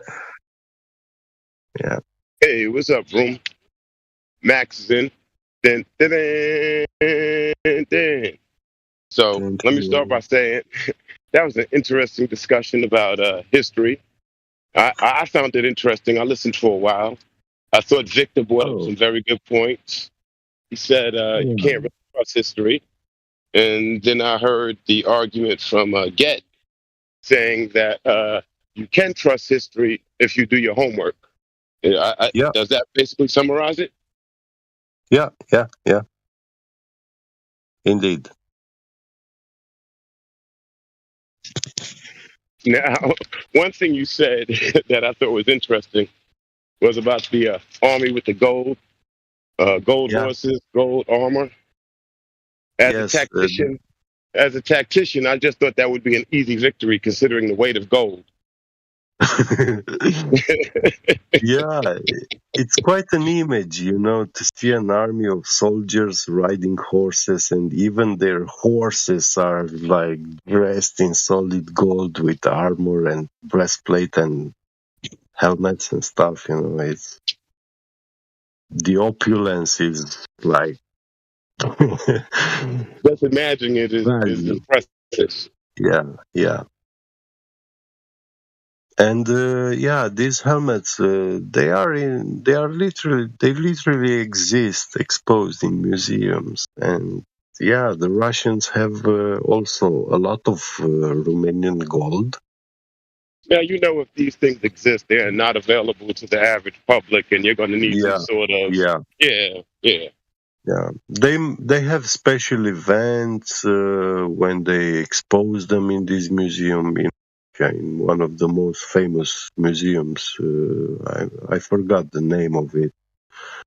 Yeah, even They are keeping true history Italy. hidden on purpose. They don't want to. Yeah. They don't want to be educated. Yes. So they do keep the true history hidden, and you do have to work to find it. So Yeah. But when you go to the museum to actually see this gold, they tell you they are off couple of thousand of years. Like they are much earlier, much close to our times, like about 2,000 years, 2,500 years, old. But in reality, when some of them, they have been taken and studied and tested, and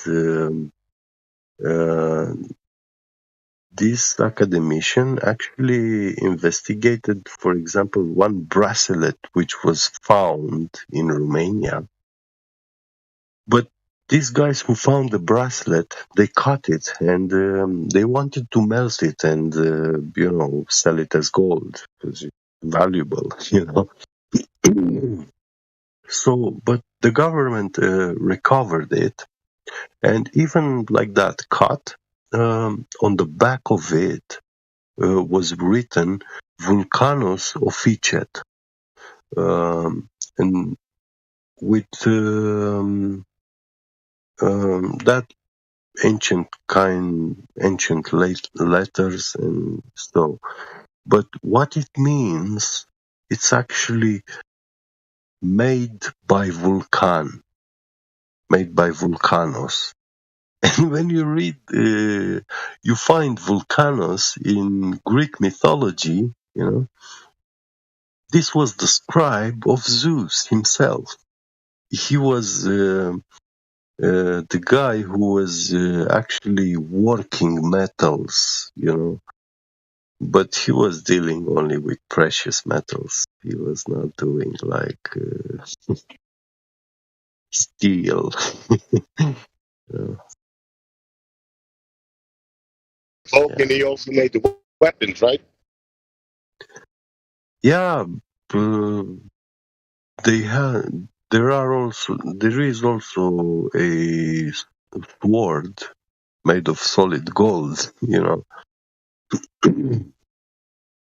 And to be honest, I'm not sure what powers could such a sword have in the hands of an angel, for example, because gold, when you cool it down below the lambda at 5 Kelvin or something like this in quantum computers, gold becomes superconductive at extreme low temperatures, So it becomes a very, very different kind of metal, with supernatural powers.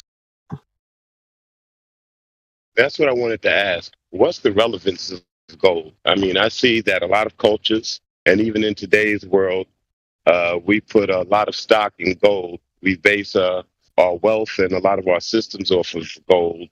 And when you hear the antiquity, they're often speaking of gold. So I'm wondering, what is the actual relevance of that particular metal outside of the rest of the metals?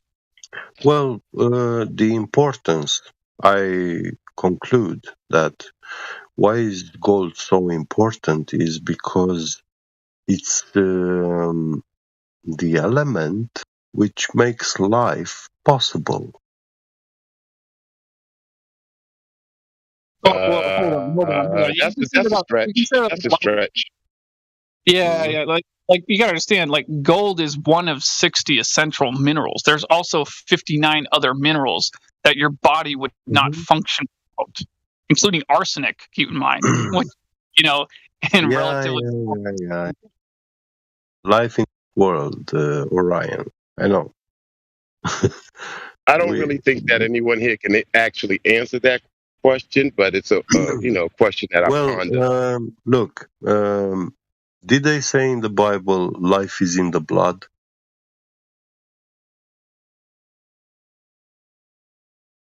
I'm not 100% sure. Do they? Yes, they do. Wait, what verse was that? I mean, I'm just curious. I don't know it by my head, but I know it is a verse in the Bible. Well, all right. I mean, go on. Complete your thought. Yeah. I'm cutting you short. So, life is known in the Bible to be eternal. So, death is not the end of life. Now, gold also is a metal known to be eternal. It never disappears. It can never be destroyed. Yeah. It doesn't decay. It doesn't oxidate. Yeah. It can amalgamate with mercury. Therefore, mercury is very toxic for us because I conclude that our blood is red because of gold nanoparticles, which they contain. So, gold has a diamagnetic property, and oxygen is paramagnetic. These are two opposite magnetic properties which, when these elements come into close contact, they don't establish a chemical reaction bond like iron oxide. Yeah, the iron oxide chemical bond is very, very hard to break down. It requires strong acids, or extreme hot temperature to melt the iron, so it separates from the oxygen. And you don't have processes in human metabolism where you achieve temperatures of 1800 degrees Celsius, like the melting temperature of iron. Or am I wrong? No, you're. I follow you. I just think I was just thinking for a moment. It's just so fascinating how the same thing applies to glass and glass blowing. When you want to make glass, you just take a little bit of gold and it turns. Just fascinating. I didn't realize the same thing applies to the blood. Yeah. Essentially. So when you look up colloid gold, but not this Ormus bullshit, esoteric people like mixing salt and water and saying it's gold and drinkable gold. No. Real colloidal gold solution, you can find it. If it's a laboratory that produces and sells it, it will be a solution which is red blood color, exactly the same red tint. It will look a little bit like a blood slightly mixed with water, but colloid gold really has this blood red color, and also the taste is very fascinating. It doesn't taste like blood, colloid gold, but it has something. When you fall and you hit your nose, on the ground very hard, or someone punches your nose, at some point, if it breaks blood vessels inside your nose and you have a bleeding nose, you will feel a very strange sensation when the blood starts coagulating. It's like a smell, something like stinging into your nose, and also a weird taste. And that's how it feels when you actually taste this colloid gold, if you will take a solution. Now, iron is a metal, is a ferromagnetic metal. In the presence of a magnetic field, it is attracted to the magnet, and the iron itself becomes a magnet, and he keeps being a magnet even when the magnet has been removed. Gold is diamagnetic, means it's easily repelled, and because oxygen is paramagnetic, so it's slightly attracted to the magnet, but it does not become a magnet. So it's not like ferromagnetism, it's a different magnetic property. Because of these two opposite magnetic properties, the blood is capable to carry oxygen into the body as if the oxygen is in a free state. So once it reaches a cell that needs oxygen, it immediately absorbs it in its chemical process. So then when you study this colloidal gold, nanoparticles of gold suspended in a solution, you will find that gold has this property to coagulate itself into a metal. It's very hard to achieve monoatomic gold, but nanometric sizes like 2 nanometers are very, very one of the smallest sizes that we can Just to easily clarify, achieve today. is it very difficult?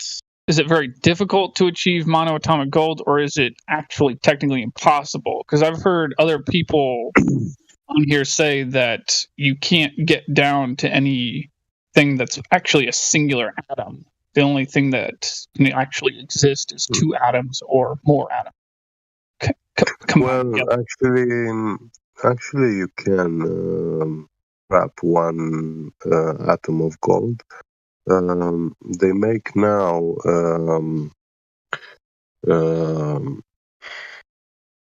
synthetic diamonds, and it's a blade.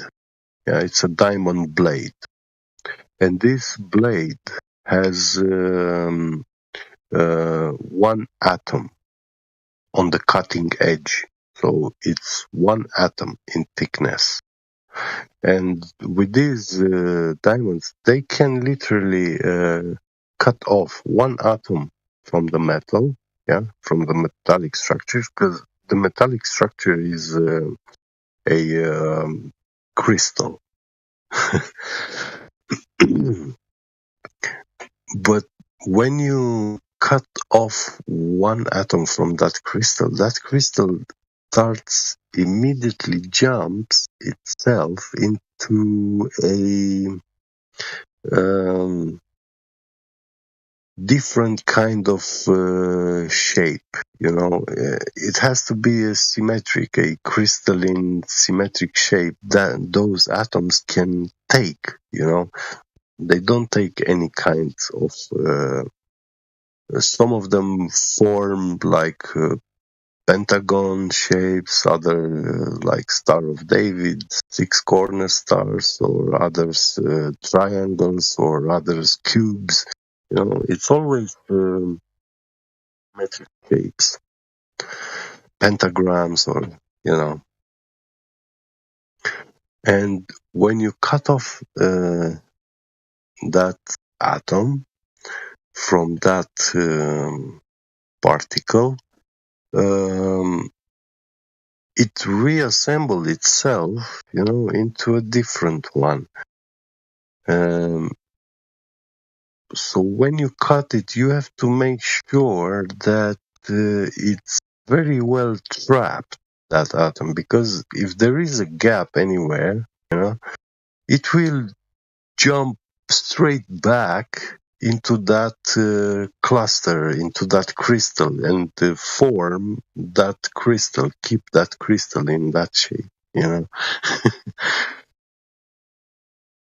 It's like playing with 1,000 magnets on a table, tiny small magnets, and when you pull one apart, you can see the others. They rearrange themselves a little, but if you let it loose, it will be attracted back there, and you will see the others also moving. And you'll see a domino effect. Its Domino position. effect. Yeah, exactly. Yeah. So let me ask you. Wait. Let me pause it for a second. Can I pause it? You guys are saying that you can see atoms? No. No. Oh. No. It's about the behavior of nanoparticles. You can have singular atoms. It's just hard to keep them in a stable form once you get them to that point. Yeah.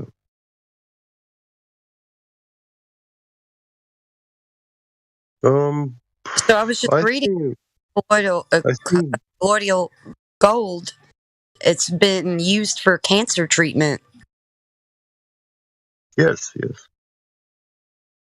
It is used, and also actually, the COVID test. When you did the COVID test, you saw when you put flu liquid on that test, you saw a red line showing up. Yeah. Some of these have and second line is blue or something dark color. That dark color is a colloid silver and colloid gold, which actually becomes visible when it comes into contact with the liquid, because the liquid is the way light travels through the liquid, and when these nanoparticles of gold are in that liquid, they affect how they reflect only the red light, the red spectrum of light, absorb the other, and we see them red. But if it's dry on a paper, we don't see the particles with naked eye as red, only when they are suspended in solution.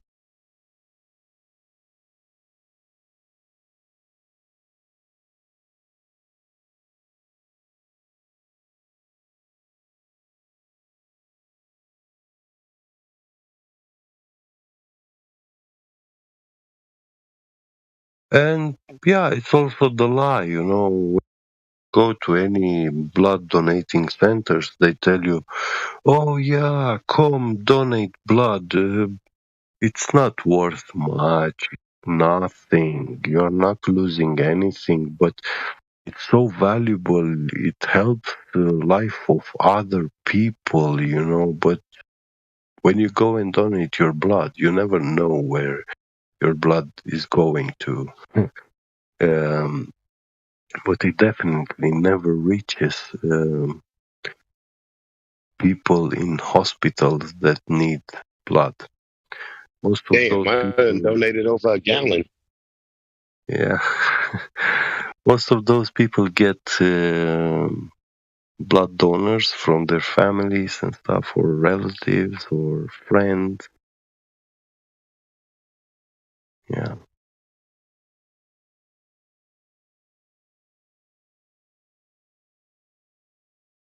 The beauty industry, cosmetics, do have access to blood banks, so they buy quite a lot of blood.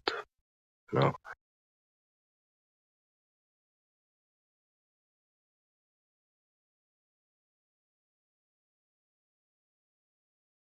This is a very interesting topic that you've got me looking into. Okay, so Get has expressed that gold is important to the biology. Yes. So that is one reason that we value it so much. But also gold nanoparticles. You see, when you make them in a laser, not all shapes are. You see, it's the plants which absorb from the ground these gold nanoparticles, the gold content, and it's only a certain shapes which the living can metabolize. So all other shapes cannot be used to build like a hemoglobin cell. You know, they are either too big or they don't have the right arms and shape so they can build on it, you know, structure, like the skeleton structure.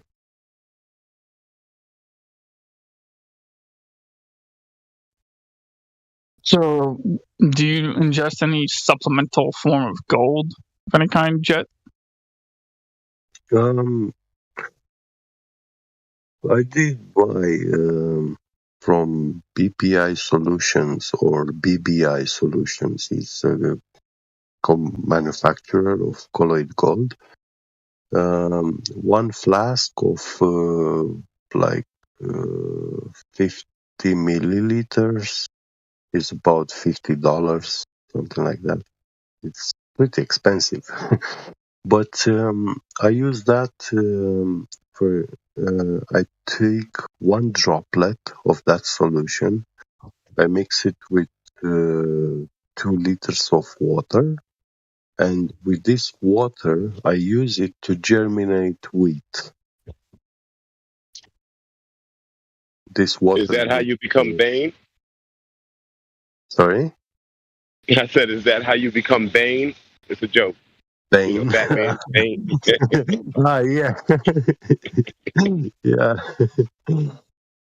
And yeah, I see the wheat germinates very, very quick, you know, like.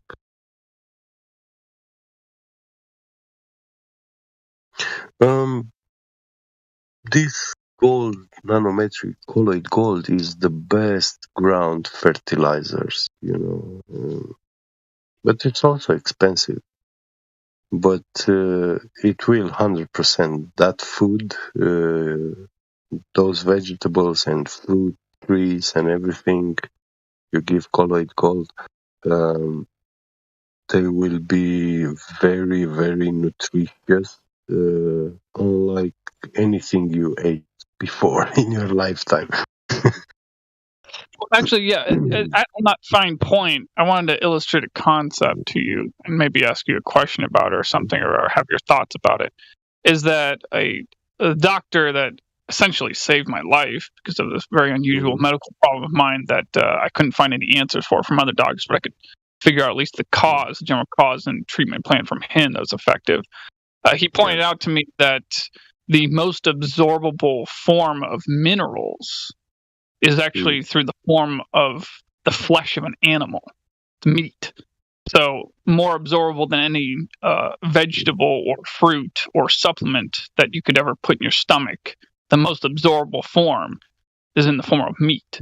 So it's whatever minerals that you find inside of an animal that you eat are technically the most efficiently absorbed and utilized, bioavailable. Orion, yes, I give you right.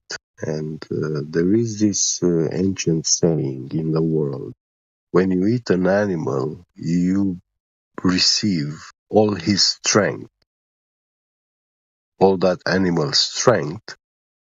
You take it, and you have it when you ate it. But and meat does give you physical strength.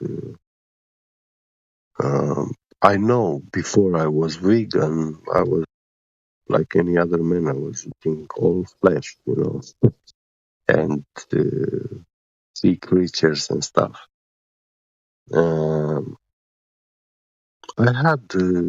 I felt very strong. Well, and even now, when I'm vegan, I know I was much stronger.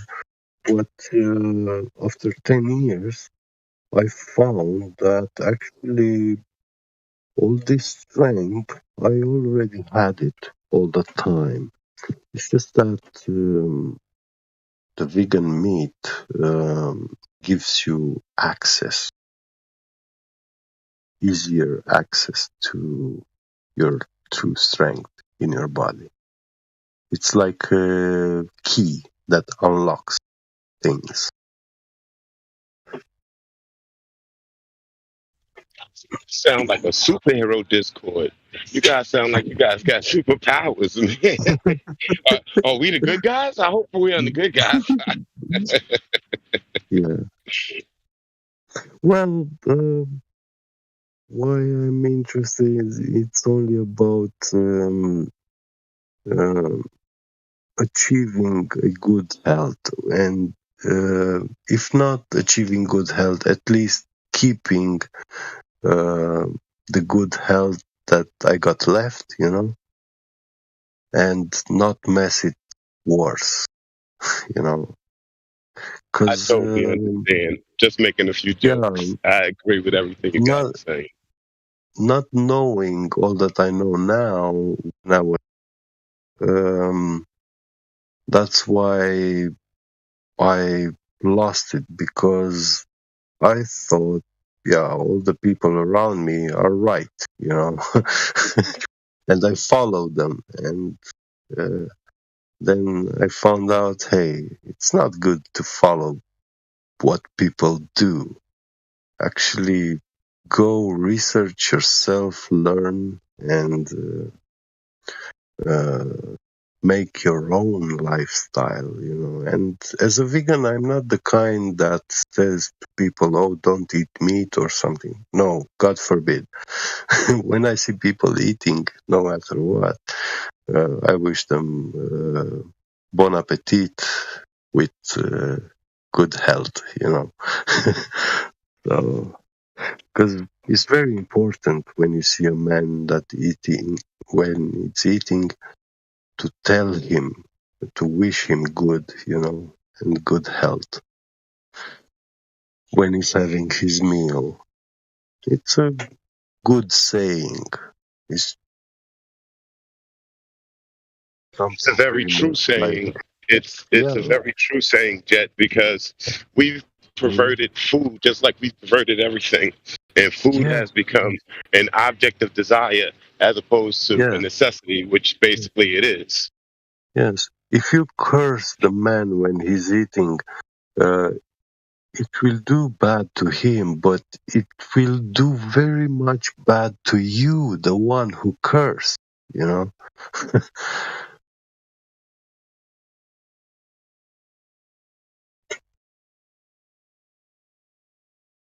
Because who is that man that's eating? He's your brother, your sister,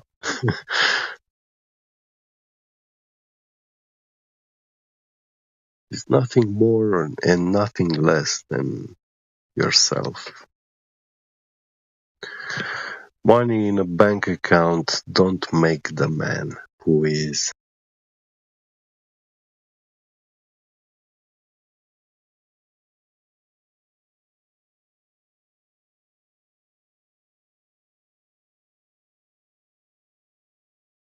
It sure has been an honor to listen to you today and talk to you today.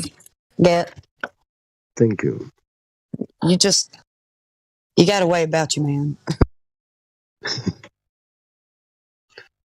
I got to what? You got to forgive me. I'm from the South in America, so I say things like little sayings that we say around here.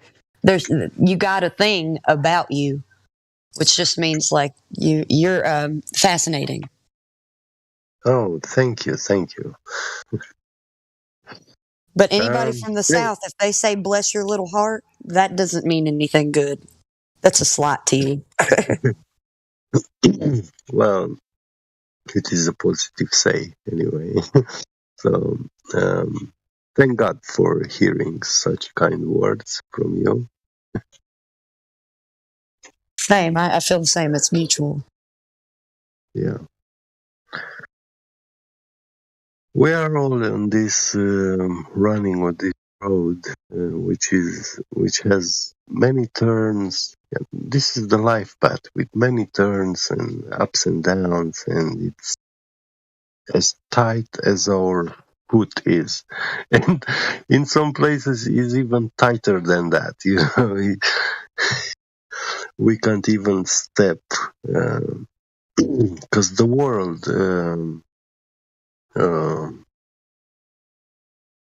Made these paths almost impossible to walk. You know, What they the want to. world needs now Yeah, they is don't want love. you to live. They don't want you Sweet to live your love, life righteous. it's the only thing. Oh, you have the gift Miss of you, Burt singing, Bacharach. guys. I like people with the gift of singing. I just like to sing. Mm. Music is the universal language. Yeah, mine has been demolished in school, in primary school, by my music teacher. She bullied me. She said, "Oh, shut up! Never sing again. You're not a singer." And Whoa. Yeah. That's not right, man. That is not right. I encourage anybody and everybody to sing. Well, Yeah. then I Say, gave up. say, say, say rolling on the river, Jet. Just say rolling on the river. Let me hear how that sounds. Rolling on the river. Oh no, you got that. You could do that. Yeah. Rolling on the river. Rolling on the river. Rolling on the river. I'm bad. That was beautiful. I don't know what you're talking about. That was not bad. Now you gotta understand, like that's a song that is best sung by a man with a deep voice.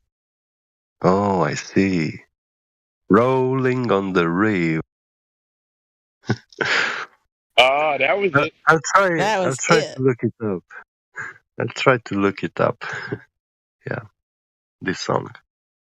I'm curious now to listen to it. That song is called Proud Mary. Proud Mary. Okay. It's a classic. It's a good one.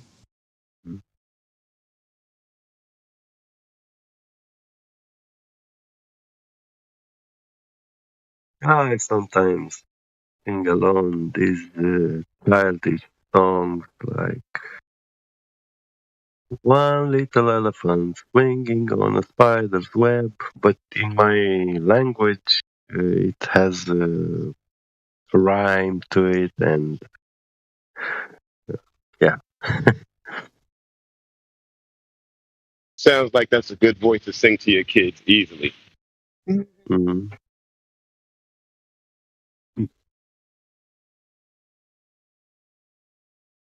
I've just worked really hard on having control over my voice.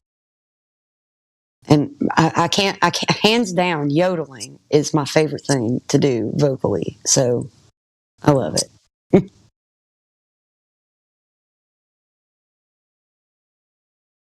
Let's hear some of that yodeling. I love the yodeling.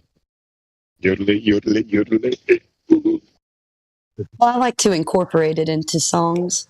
But yeah, I do the yodeling. Yeah. Wow. Nice. I heard that. Yeah, it was quite a voice there. Yeah, it's fun to just throw it into a song just somewhere. I don't know. It's just fun. Mm.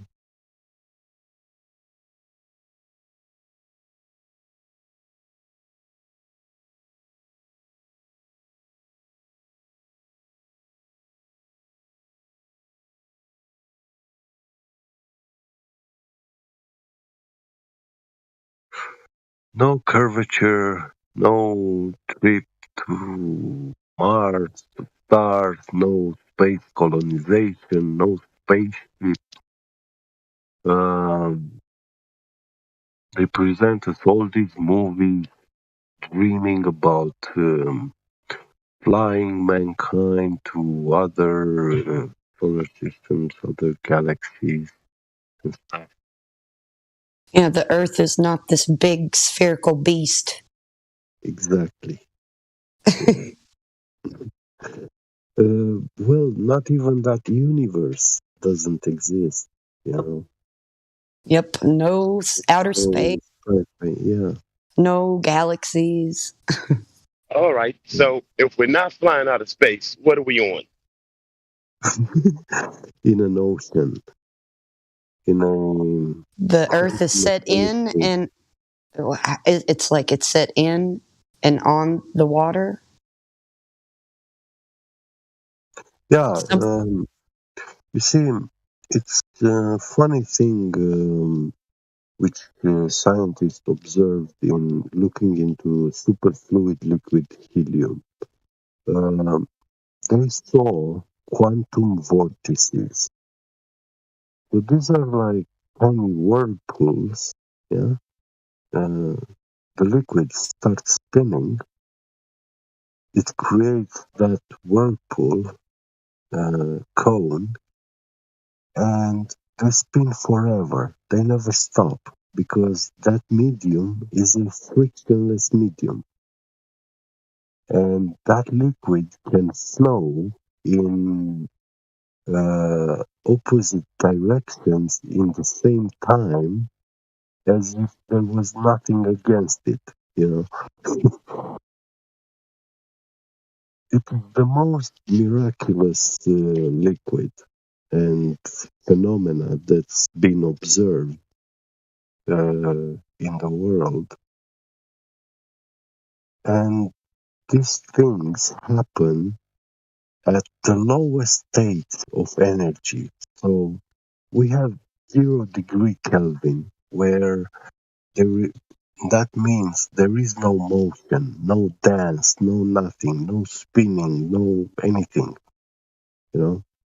And if you look at ancient cultures, civilizations, they all have dances. Like the Indians, American Indians, they were dancing around the fire, yeah, singing and at night before sleep and dancing and celebrating the work of the day and the passing of the day. Yeah. So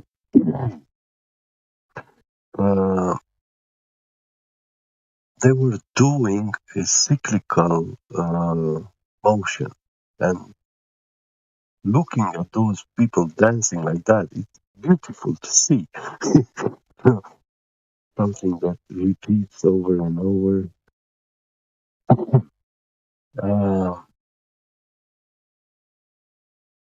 But of course, great pseudo priest with the story of Jonah, like Moby Dick. They presented the beauty of these repeating cycles. They presented them as something monotony, like boring. They become boring and tiring, and and it teaches mankind when they read these books to actually hate doing the same thing over and over.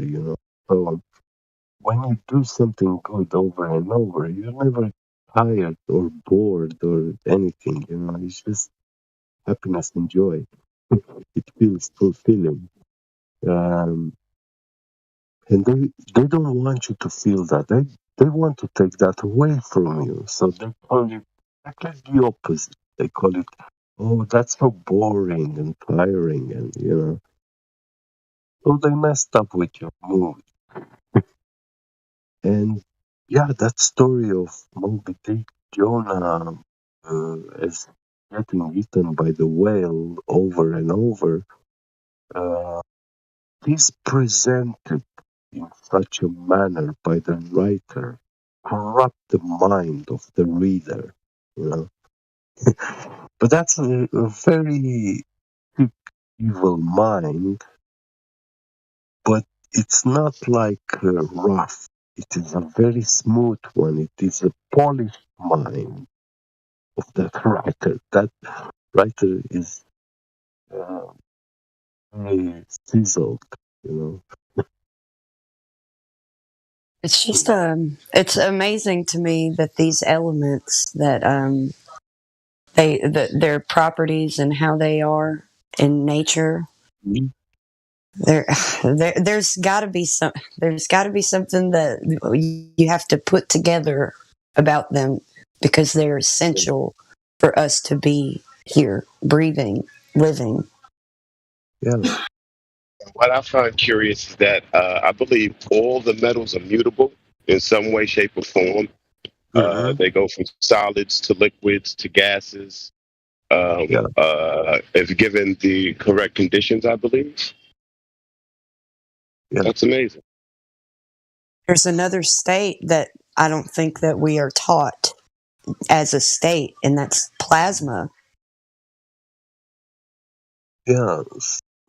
Plasma is actually the opposite of the heavens. Fire, burning fire.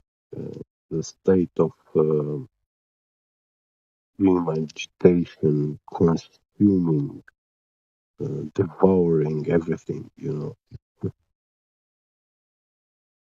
being devoured when you are in fire. Things that you can't know until you know.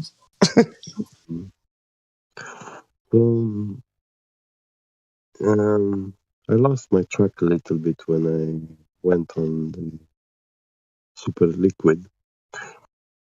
So I wanted to say that when the scientists were observing those cones, those whirlpools in the shape of cones, they actually follow the same shape like of a magnetic field, like the top.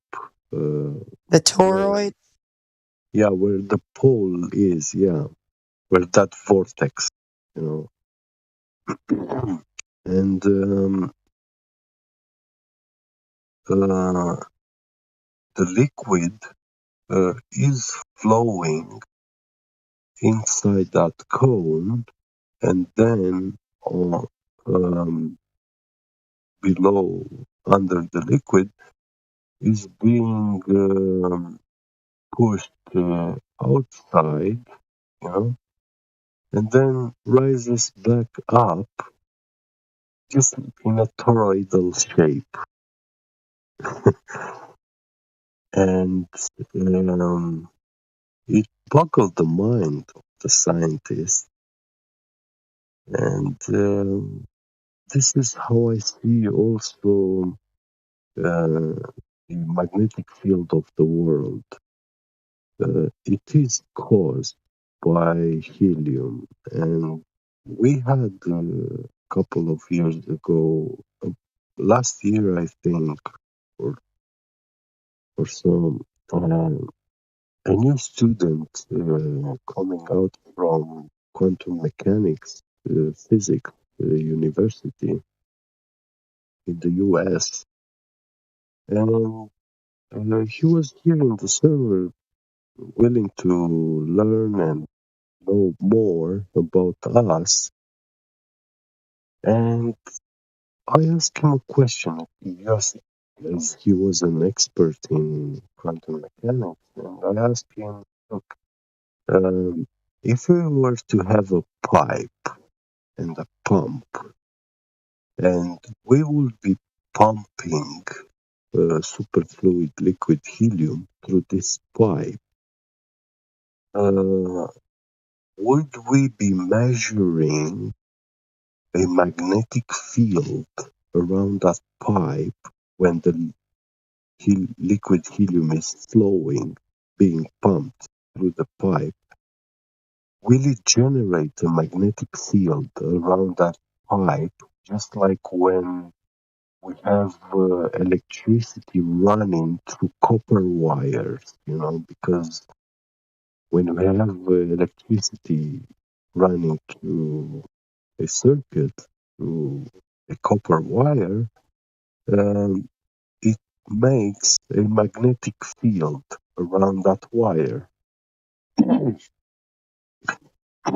And he said, to my astonishment, he confirmed that yes,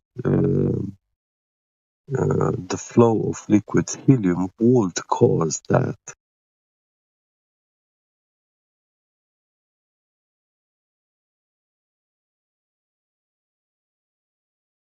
That is just crazy. I mean, Yeah. So it's a water that actually creates a magnetic field and magnetism and everything. It's the main cause for magnetism. Helium. liquid helium, man. Helium is the main cause of magnetism. Yeah. So I think these magnets, neodymium and stuff, these are some earth minerals which by exposing them to temperatures and stuff, they crystallize in such manner. And then when we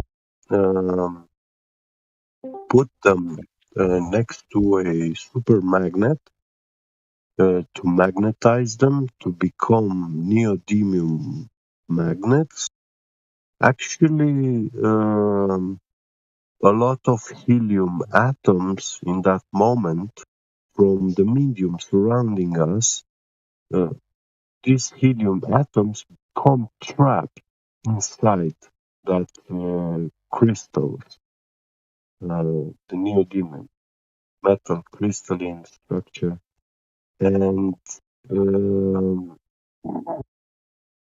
it will be a very strong magnet. But when you heat it up, the magnet, helium is very tricky. Helium, this element likes to absorb all energy. Like he's thirsty for energy, So, and when he absorbs energy, he sets himself free because he becomes a highly charged particle, and it can push out between tiny gaps inside that crystals, between those crystals, and they fly off. And when the magnet lost all the helium, then it's no longer magnetic. It's no longer a magnet. So magnets lose their magnetic properties if you put them in fire. Yeah, When you put them in fire, right? yeah, yeah. So definitely helium absorbs energy from the fire to the point where it becomes a highly charged particle, and it escapes from that metal or magnet or whatever it is. And that's exactly how we know that we do not have a magnetic molten core. Yeah, indeed. I would say that the liquid helium would cause the vortex of the medium that we see the sky in. Yeah, also molten iron is very fascinating. See, if you have molten iron in a pan, yeah, let's say it will take like 4 hours to cool down, from liquid iron, molten iron, to become solid.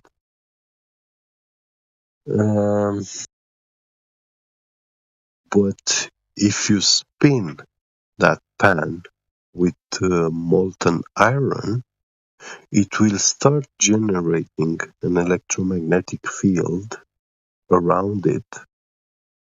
But this will cause also the quicker solidification of the liquid metal. It will cool much faster if you spin it.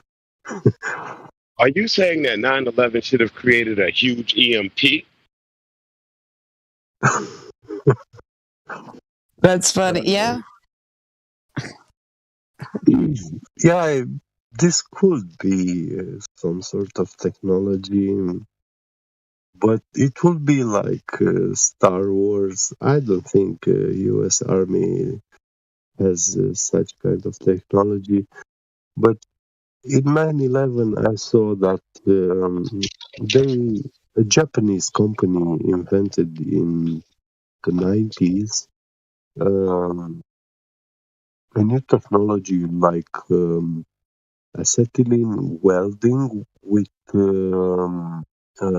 thermite, using thermite together with a acetylene welder, and they were achieving a burning flame so hot, so powerful that it's melting concrete. You know, it can cut through concrete, and this means that any kind of steel, even tungsten, I think it reaches temperature of 4,000 up to 5,000 degrees Celsius. So probably not enough to melt tungsten or to sinterize it, but it's pretty close, And this means that concrete and metals, they don't stand a chance, They melt like butter in the sun. Did you say thymite or thermite? Thermite, yeah. I thought you meant thermite, but I was like, did he say that though? I was just making sure. Yeah, my accent. We don't know what DARPA is up to either, so.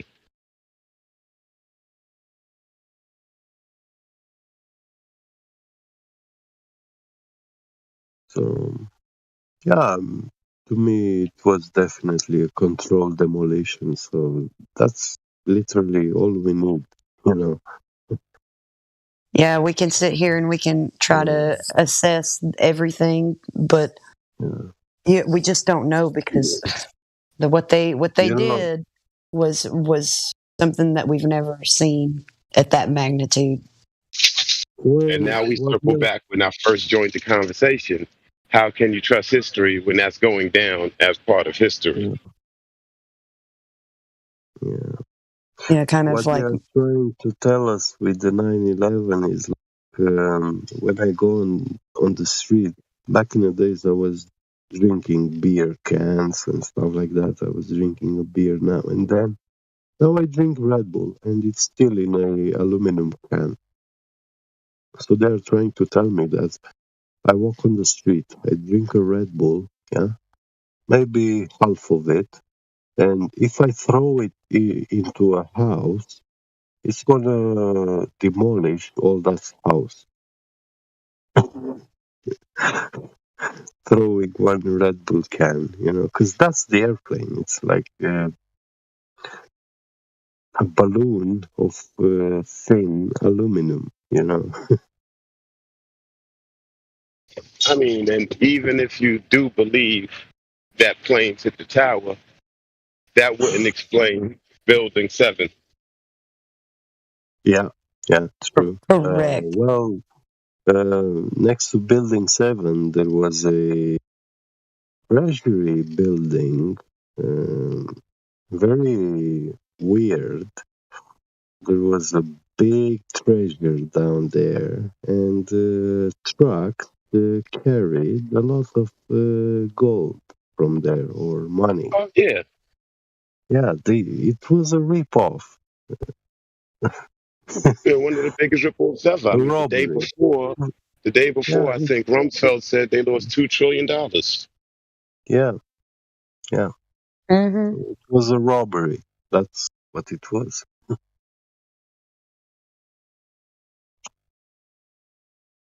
You got to learn to realize that there are no coincidences. Yeah. And magically, that bank, all these buildings around it fall down, crash, but that little tiny house structure, not a scratch. Yeah.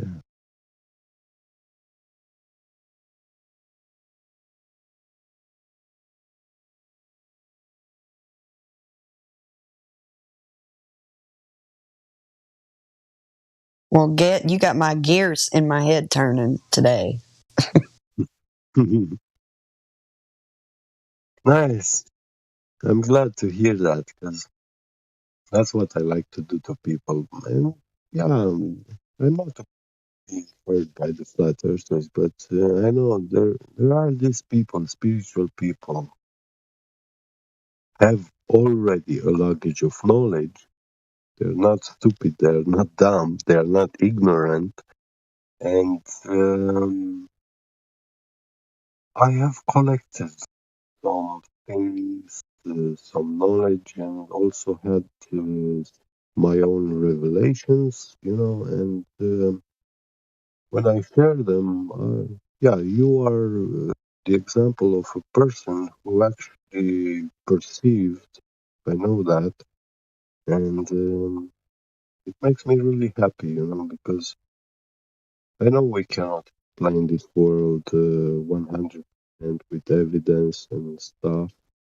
We know it's flat, and I, for example, even know that the big company Airbus actually proves flat Earth with one of the most advanced technological machines out there in the world.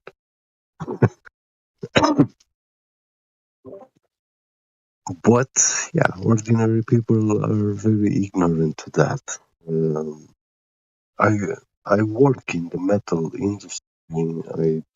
I make CNC machine milling and CNC turning, and I make precision metal parts.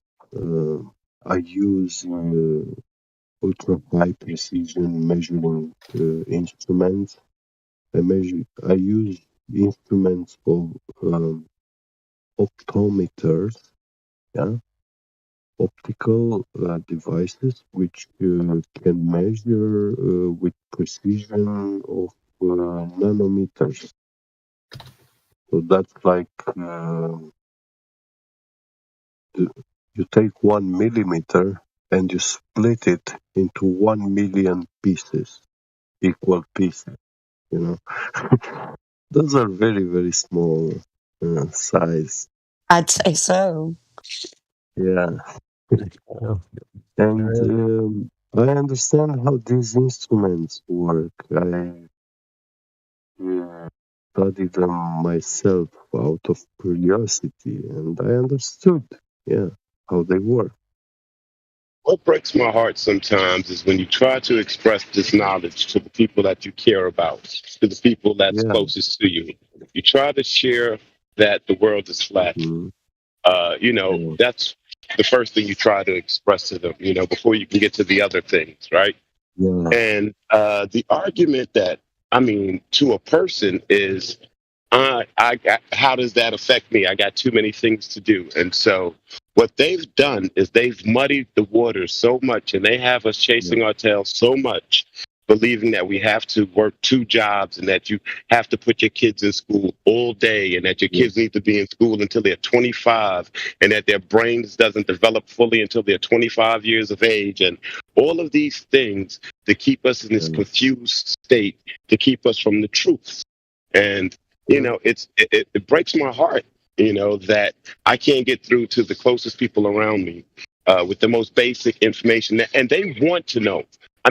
They tease me about it, and but when they start asking questions, and I answer all of their questions, and I start asking them questions, and they can't answer any of my questions, they start to understand that they know nothing about what they think they know, and they do want to come to this side. But then, you got that whole flat Earth stigma that goes along with it once you accept it, and no one wants to accept that stigma. Everybody wants consensus and be a part of what's going on and all of those sorts of things. And it just breaks my heart that that we are so confused that we're not fighting back anymore against the machine. Well, the lure of having everything in the universe explained to you instead of being at a base axiom of not being able or capable of knowing drives people away from the subject altogether many times. Well, and this is true. And this is because a part of it starts with the children, and it starts with the education and the indoctrination and the fact that your parents can't educate you and go over your work. And, and you can't even go to the schools anymore without an appointment to see your own children. And so your children are being taken over by the state. And the state are manipulating our children. And a lot of the parents are going along with whatever the people in the white coats say. They say, this is good, we're going to go with this. They say science says this, we're going to go with that. They say medicine says this. But you're just going to throw out all of the biology. You're just going to throw out all of the knowledge. You're just going to throw out all of the wisdom that we've accumulated and accept all of these new axioms and new ideas and accept it as truth without delving into it, without investigating it at all. And it's scary. It's funny how you started explaining, I was having a thought. People sending their children to school and only at the age of 25 they become adults so they can take it on their own. But it's the parents that send the children, and the parents have been through the same processing system, the same butcher shop.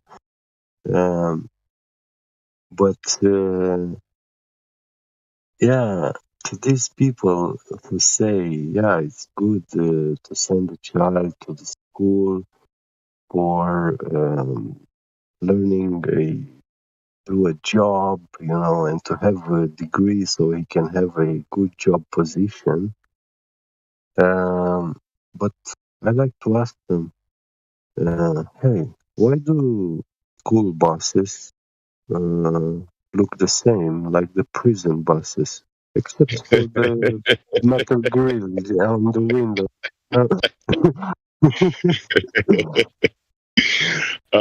But when someone is in prison, you also have to make a special request, an appointment. You need to Mm-hmm. a confirmation for the visit, yeah. Yeah. And it's the same now in the school, yeah. If you're a parent and you want to see your child, oh, you have to make an appointment and then get a permit to see him. Mm-hmm. And they'll tell you that, you know, your Yeah. children are unable to take care of themselves until they are 18 years of age, and that they cannot think until they go to a college or university. However, if you look throughout history, the world has been changed by everybody who was under 25. You know, so by the time you're 25, you're kind of almost set in certain ways.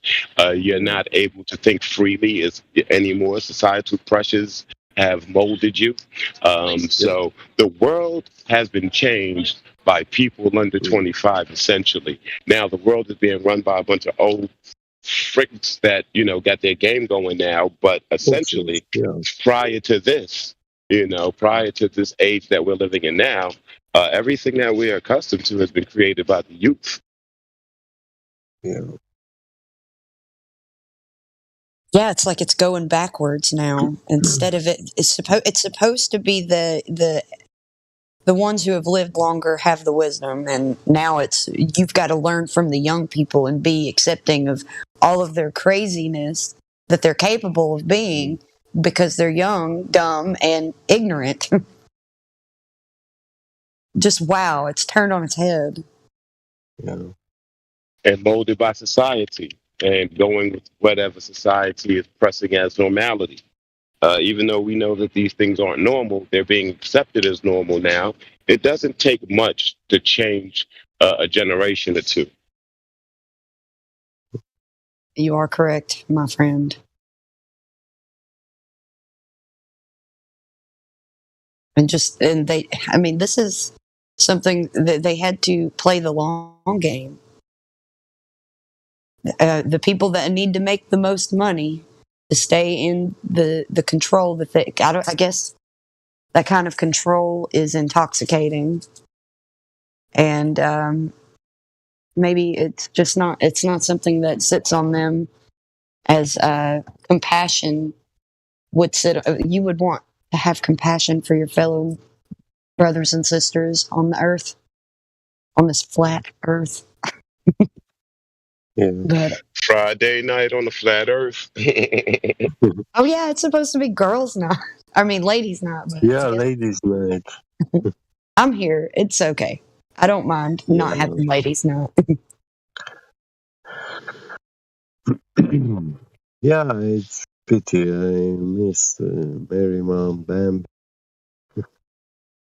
I wish that we would have our custom of learning from wisdom from those who have lived and experienced life longer, without with more experience instead of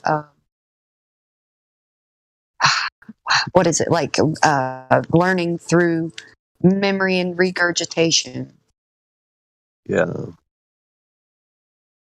You know when somebody really, when someone has the knowledge of something that you don't, because they're not parroting the script. They're telling you something with meaning, and they're saying it with meaning. You can tell that it's coming from deep within. It's not just superficial. True. I mean, I think it starts with building our families, and that's where we start to get our wisdom back. And, you know, we start passing down truths as we know them and not just accepting what's in the history books. We just use those history books to pass their tests in school to get their confirmation that we're okay.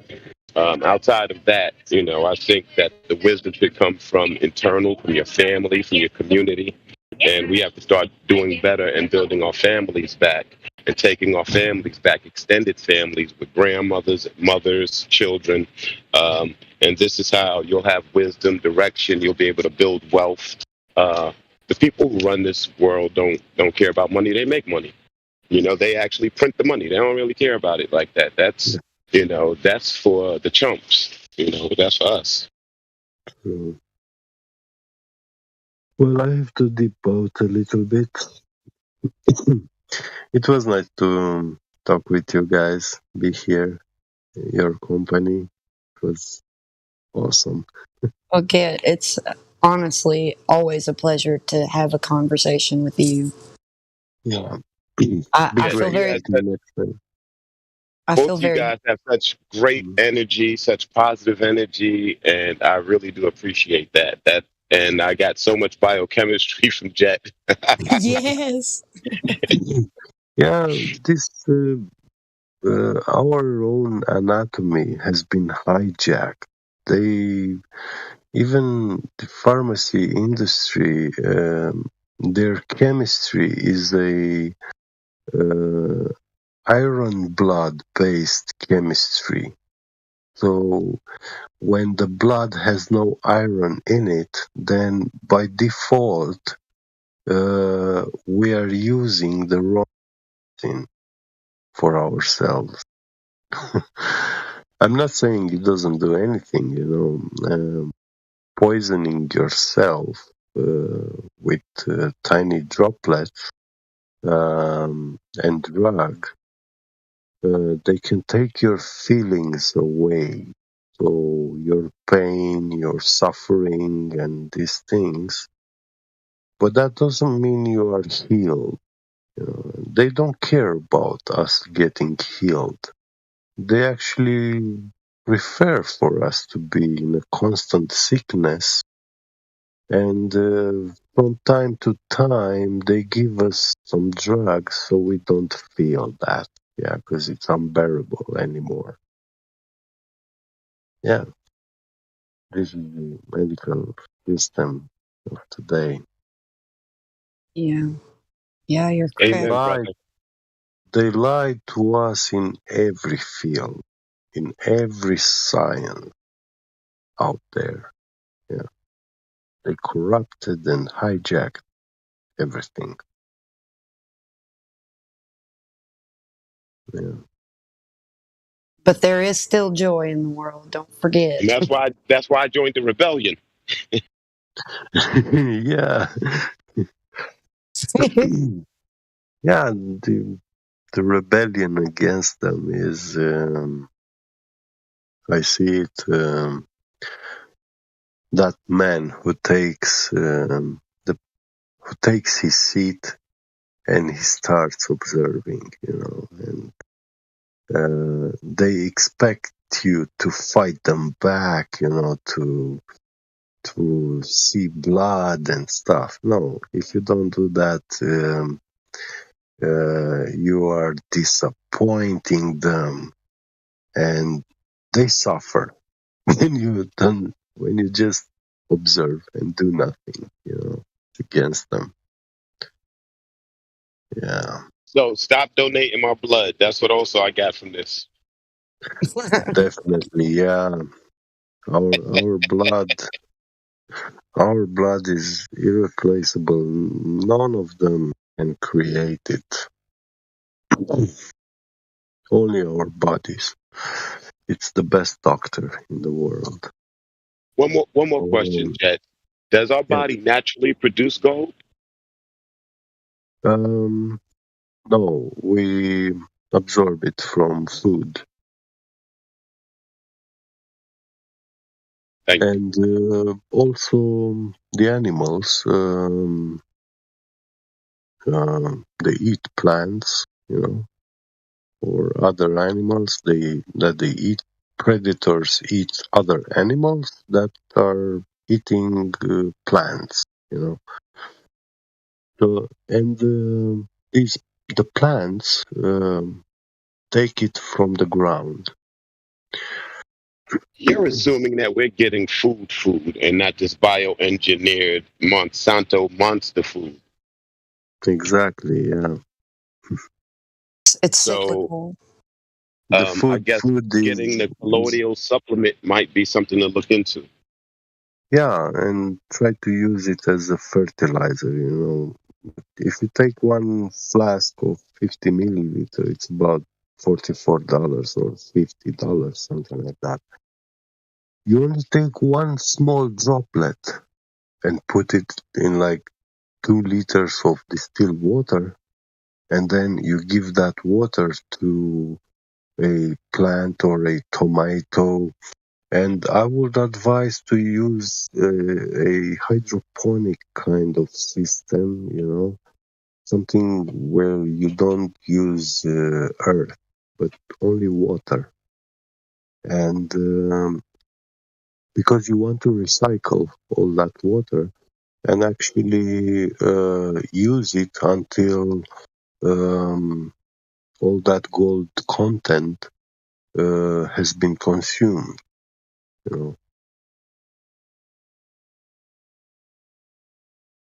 Wow, that's interesting. That's yeah, hydroponic. Yeah. A hydroponic system would be something that you could do no matter where you are, Yeah. even if Yeah. you're in New York City like you are, Max. Yeah.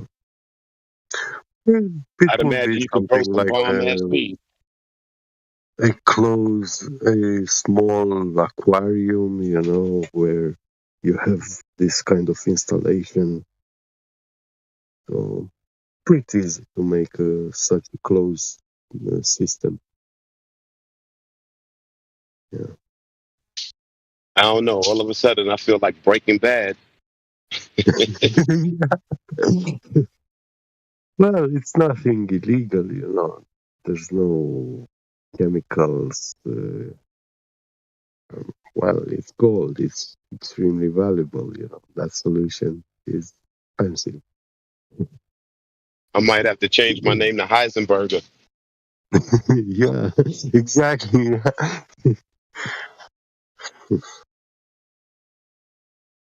Well, I have to run a little bit. I'll come back later. Well, Take it care, was guys. nice. Yeah, you too. Hugs. God Hugs bless. and kisses. God bless. Thank you so Bye-bye. much. God bless. Absolutely.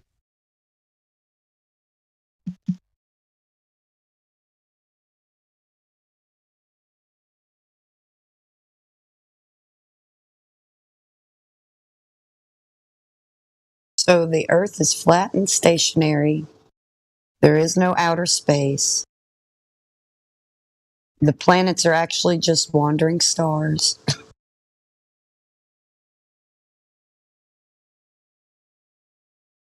They're just lights in the sky. Stop looking up and look down. The Earth is not Now you're just curving. talking crazy. Now you're just talking crazy. Where's the edge? I want to go jump off. Where is the edge of the ball? Everywhere. The edge of the ball. Where's that?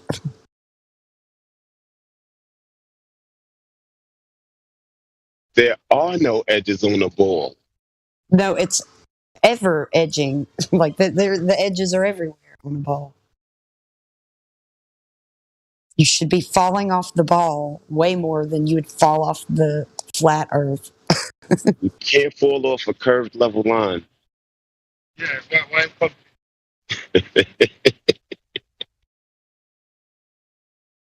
What a crazy world we live in. Favorite question is where does sea level become sea curve? Because it's impossible to answer. It's awesome. Crazy, all right.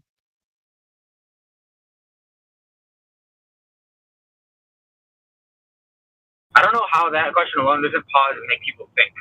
That question alone should make you think.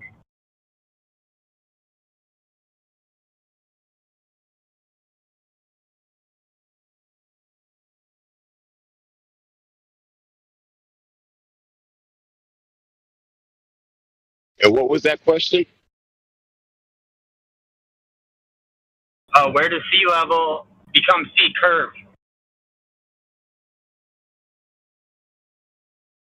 Can you guys hear me? Yeah, I can hear you now, but your mic is not the greatest.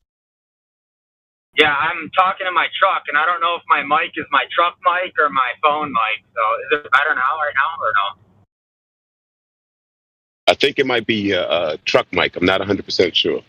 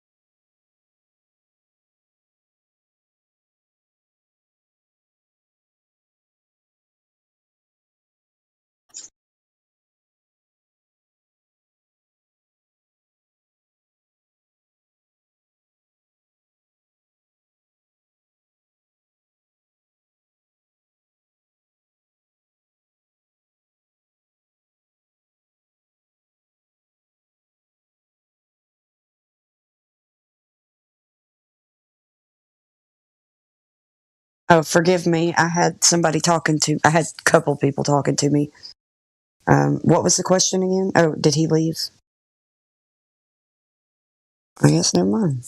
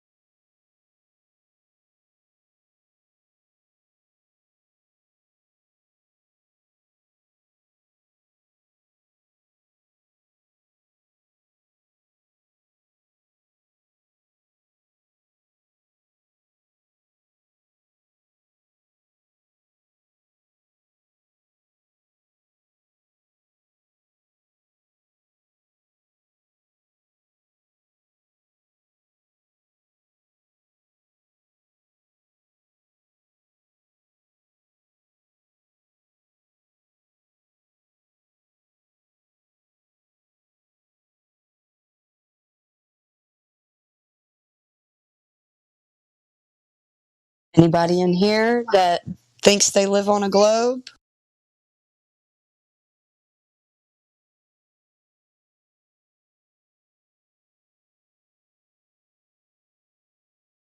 What was that? I missed that part. Said, is there anybody in here that believes they live on a globe?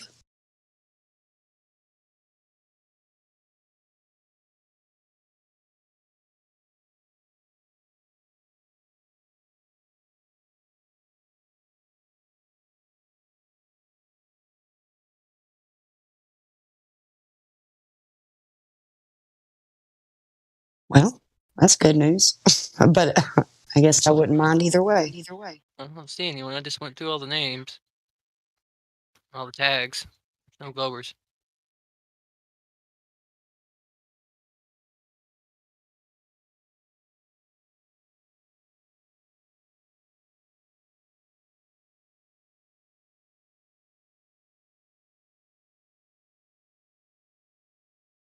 poor mind of a glober, worried that the sun, we're going to run into the sun and that an asteroid is going to hit the earth. And us flat earthers know better. That ain't happening.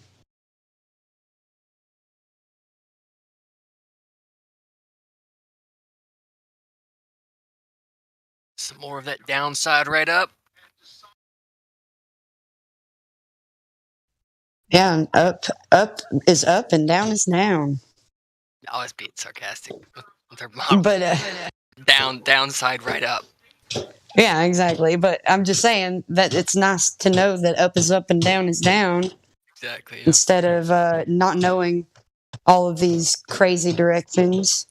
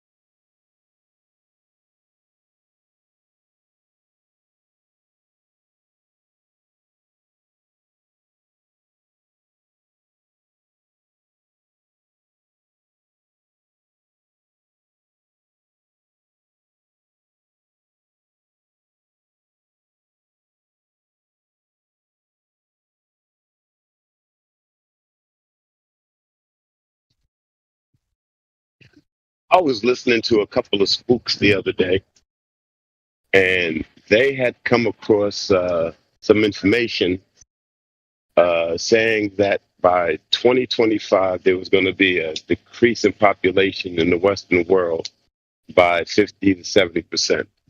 I don't know if anybody else had come across that information, but it was quite interesting.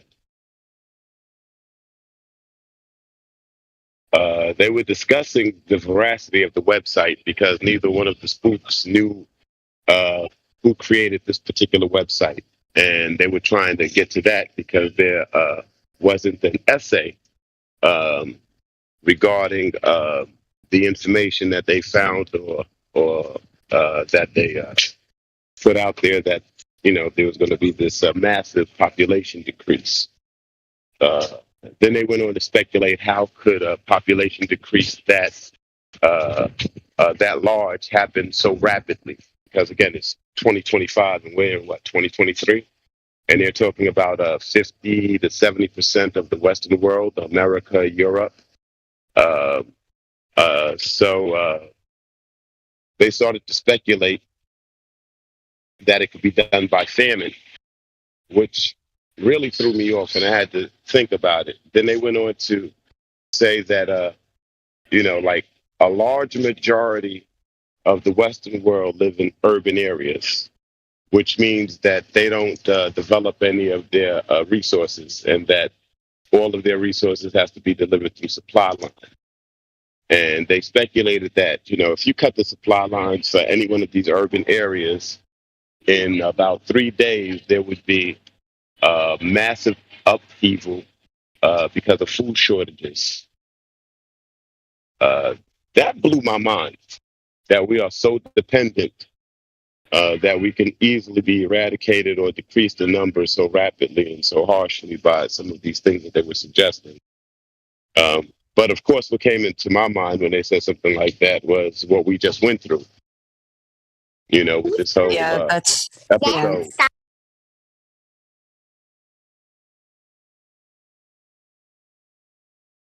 Could be famine, could be both.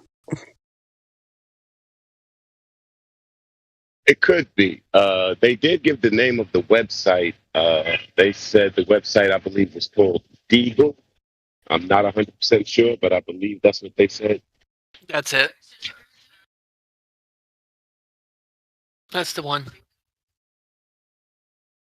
Yeah, and they were trying to find out who made the website and whether or not the information could be trusted. And I don't think they concluded. I think they were still investigating, and they were going to reach out to their resources. Uh, so, I'm going to try to find out more about that, or if it's just, somebody ginning up numbers.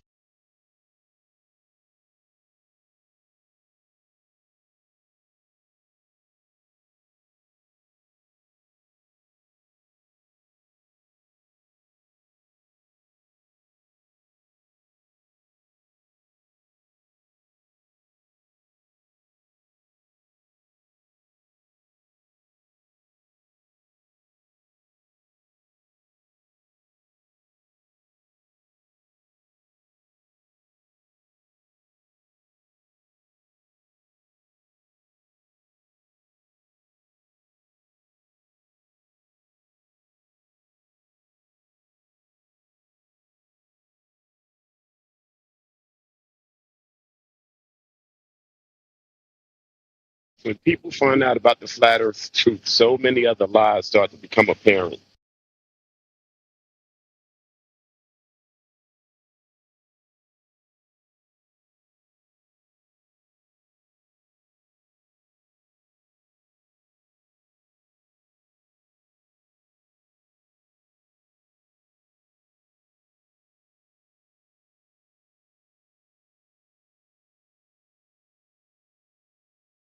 Well, I call the flat Earth the skeleton key to the deception.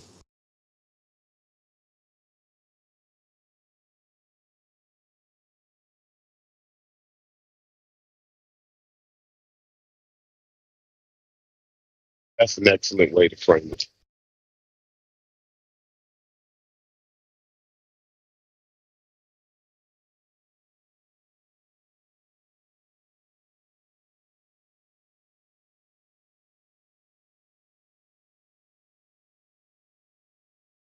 Yeah, like finding out that the Earth is flat is the least of everybody's worries. But if you can realize it, then it's just the perfect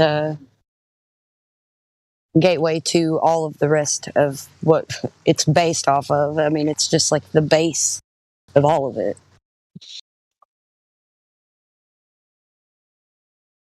Those Jenga pieces start to fall. One truth can crumble a mountain of lies.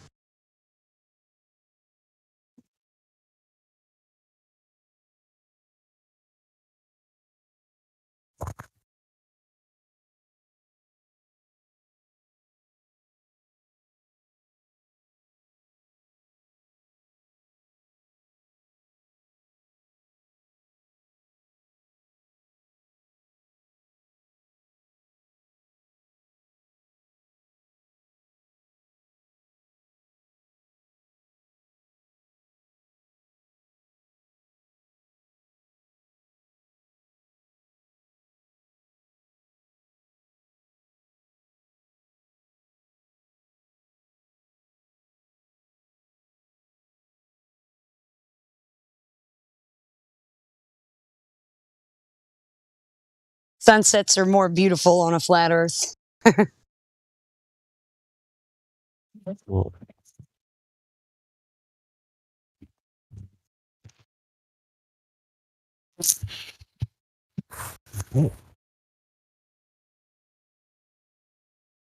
That's a joke. I realize we all see the same sunsets.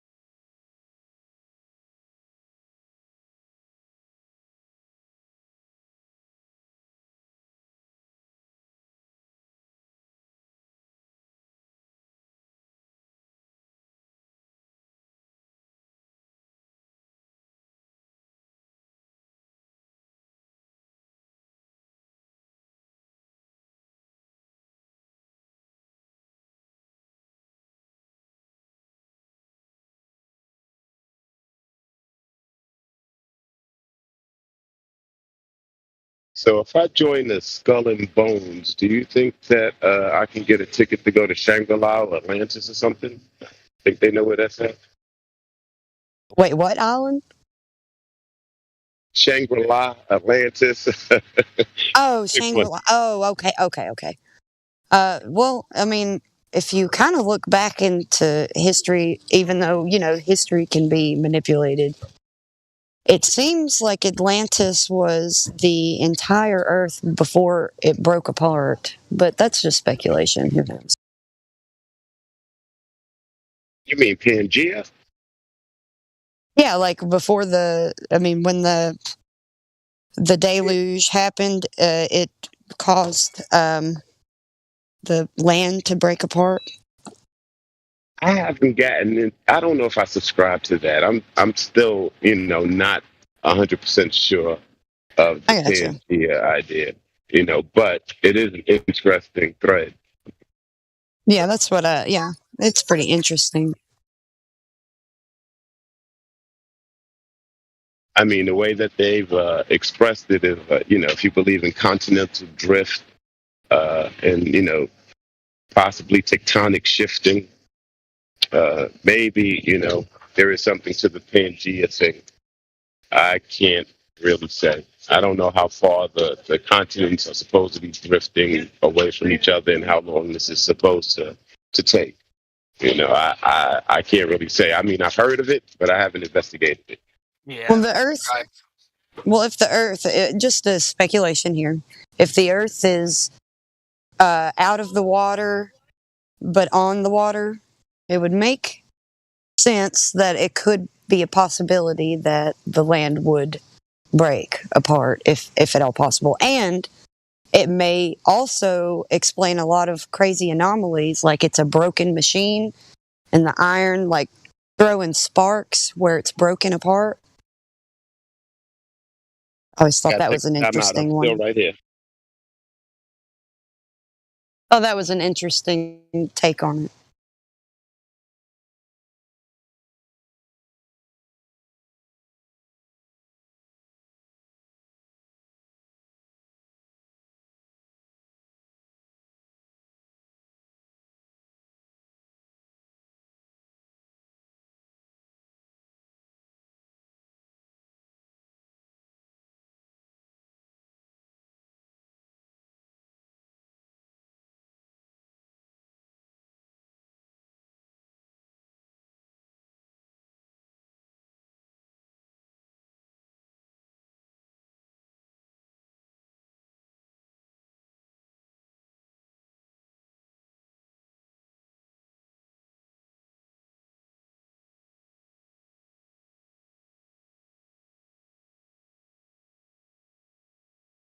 Well,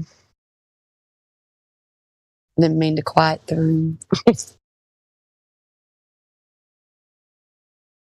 How you doing, Matthew? I'm doing okay. Just here hanging out? Yeah, editing some pictures. I'm doing some Photoshop stuff right now. Halfway paying attention? Yeah, sort of.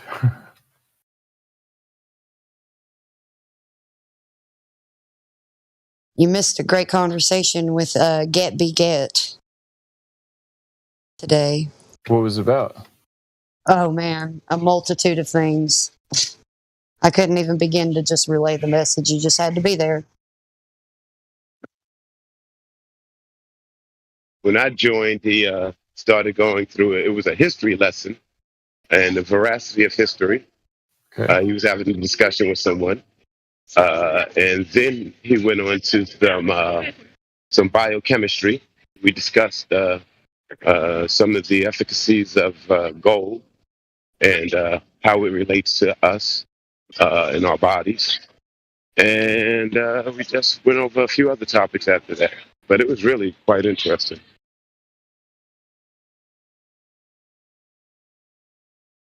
Yeah, before all that, he and I had been talking for a while just about a bunch of things and raising children and all of the things. It was a lot of things. I think we did have a good old discussion about the Bible, which they don't necessarily encourage that on the server, but if you're talking about it and discussing it, it's one thing, and just like it's all right to do that. Just not like trying to push ideas on others.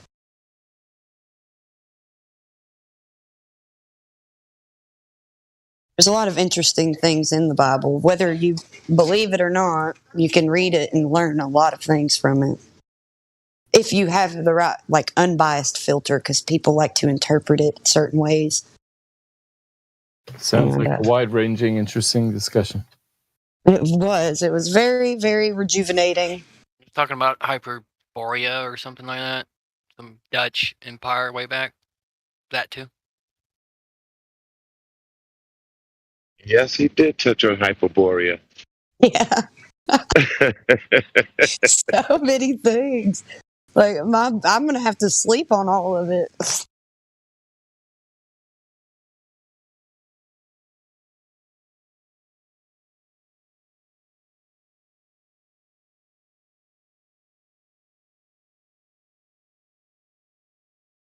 Been having a nice day out with my son. So if you hear him, it's because he and I are just having a good old blast. Riding around on our little contraptions. He's got a scooter, and I've got my hoverboard. I don't think that I could do this hoverboard if the earth was spinning.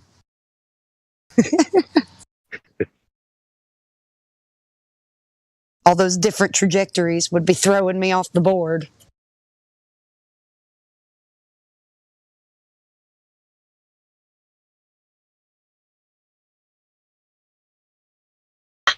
Yeah, I hit a divot in the sidewalk and I have to like jump off of it sometimes.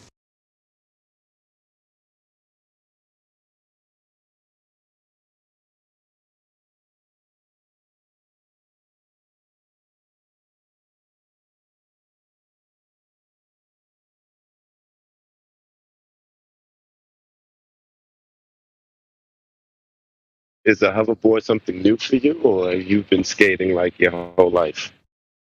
Well, man, it's been several years now. Back when I used to do open mic at this place in town, one of the cooks, and he kind of worked as a bouncer too, but his name, we called him Dub, so that's actually just a nickname.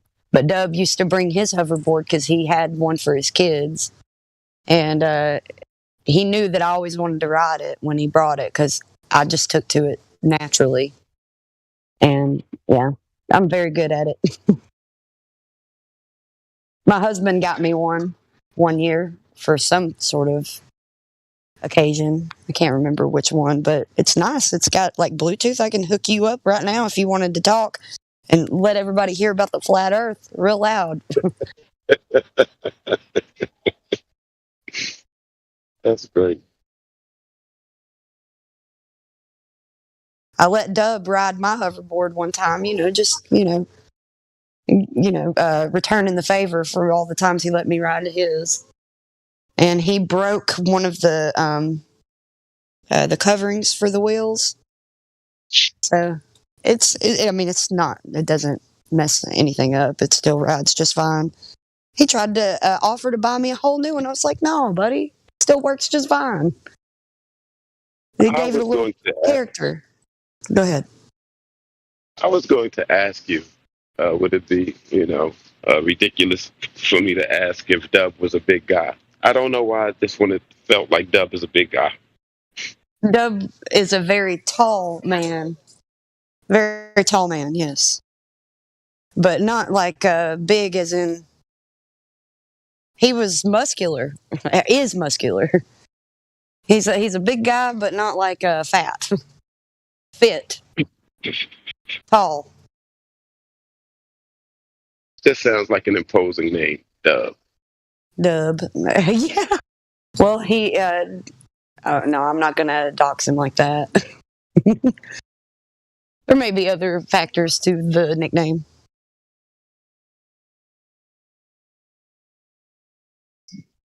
Good man all the same. He would make me some grilled catfish, lemon pepper, when I'd go there, and nobody makes it like Dub.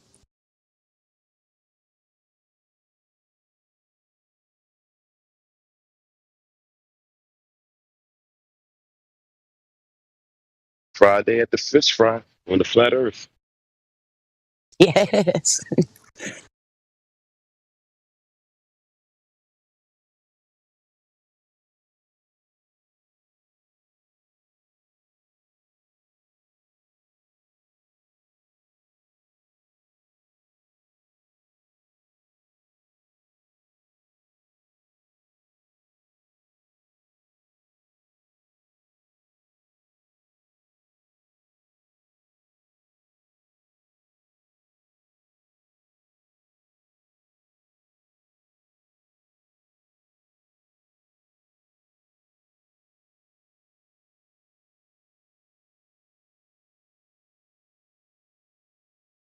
Old Dub, I just remembered. We have one of the he since he's so tall, and I'm a 5 foot tall, so I'm not tall at all. He would when I see him, I give him a hug, and he'll pick me up and swing me. So I call it a Dub swinging hug.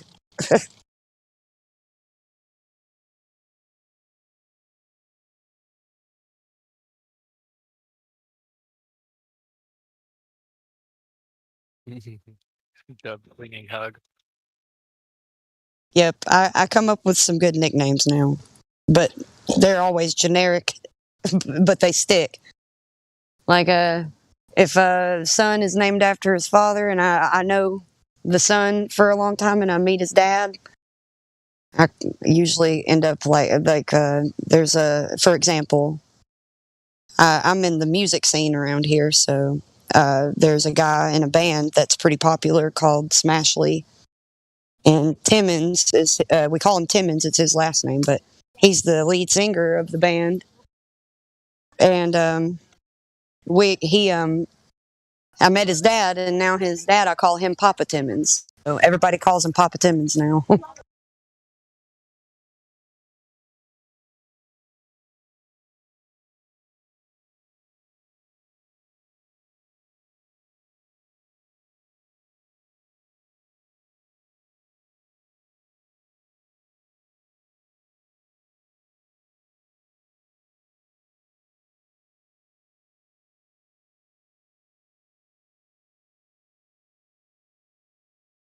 Papa was a rolling stone.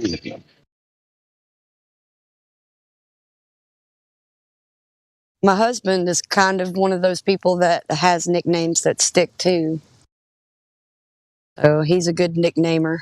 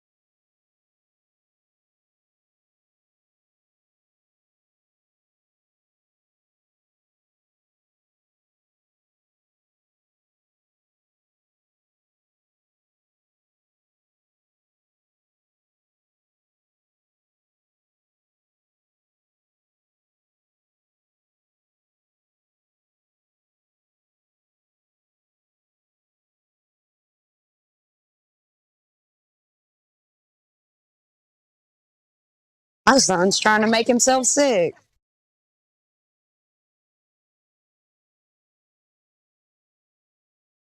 What is he trying to emulate the spin of the Earth? No. These bushes around here, he grabbed one of those leaves that off the bushes that have the little red berries, and he was putting the leaf in his mouth, and I was like, boy, don't you do that, you're gonna make yourself sick. Stop it. Who didn't eat the Oh red berries? no, he didn't. No, he wouldn't. I can't even get him to eat berries, period. I have to hide them in his food. Well, like vegetables and fruits and stuff. Or he'll eat dried fruits.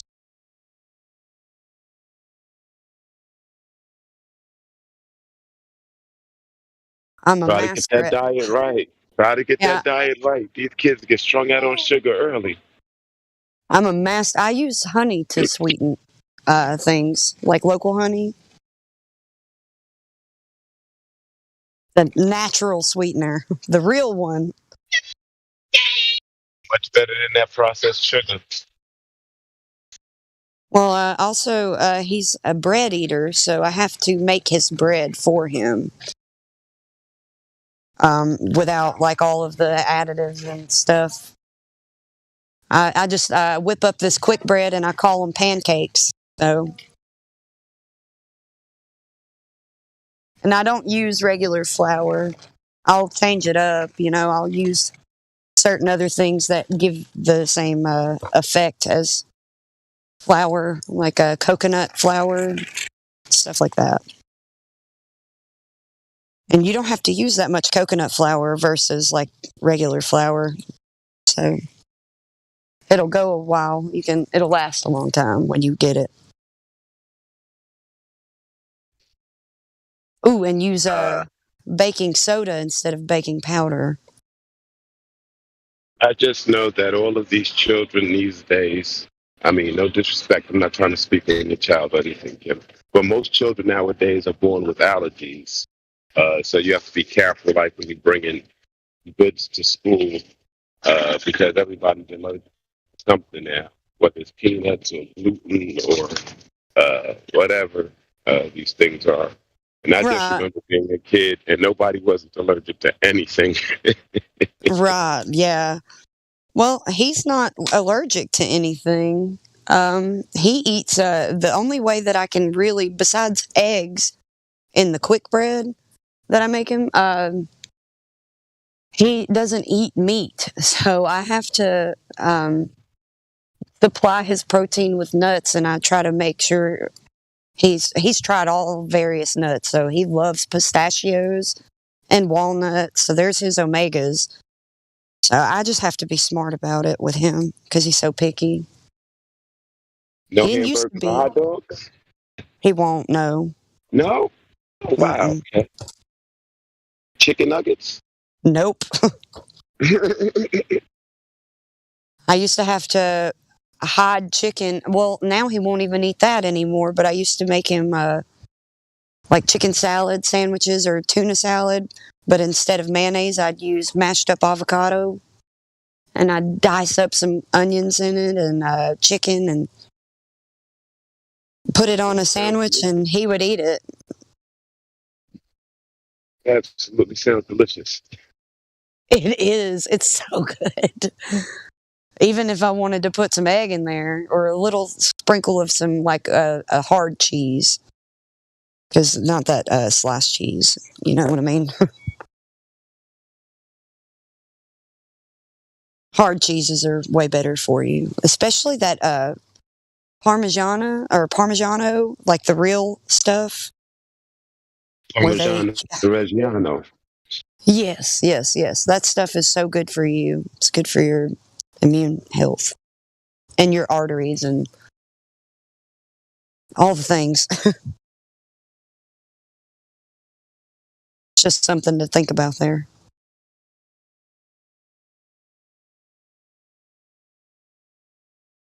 Fatter makes it better.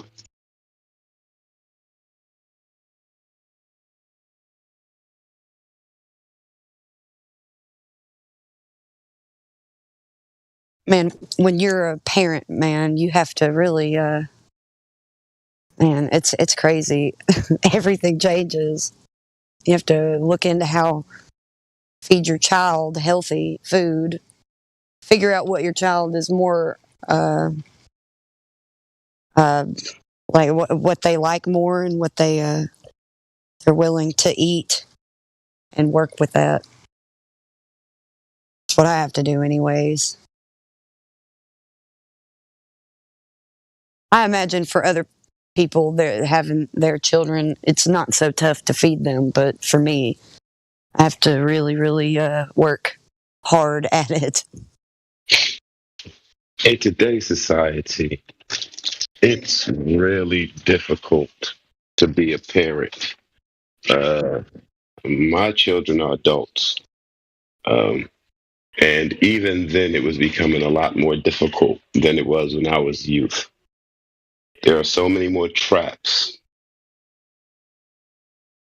Yeah.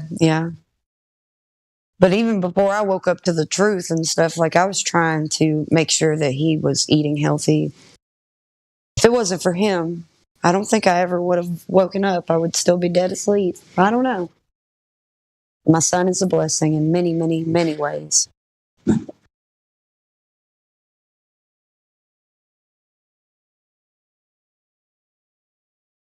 Real quick, a funny little story. My husband and me, we were together, we never dated or anything, so we were friends. We became friends, and then we just became a unit. And I had a dream that he and I had a redheaded boy. And I woke him up in the middle of the night and told him all about it because it was just such a vivid dream. And a couple months after that, I started having what we call baby fever, and was breaking down quite a few times, begging him for a baby. First time we tried, we succeeded.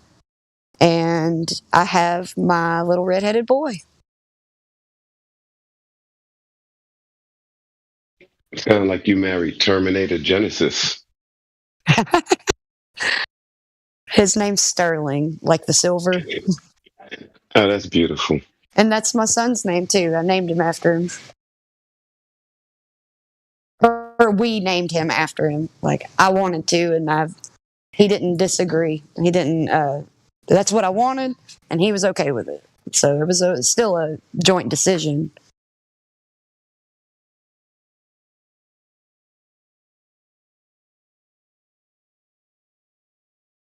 I got to check out. I might be back. Thanks for the conversation, Kim. You were wonderful.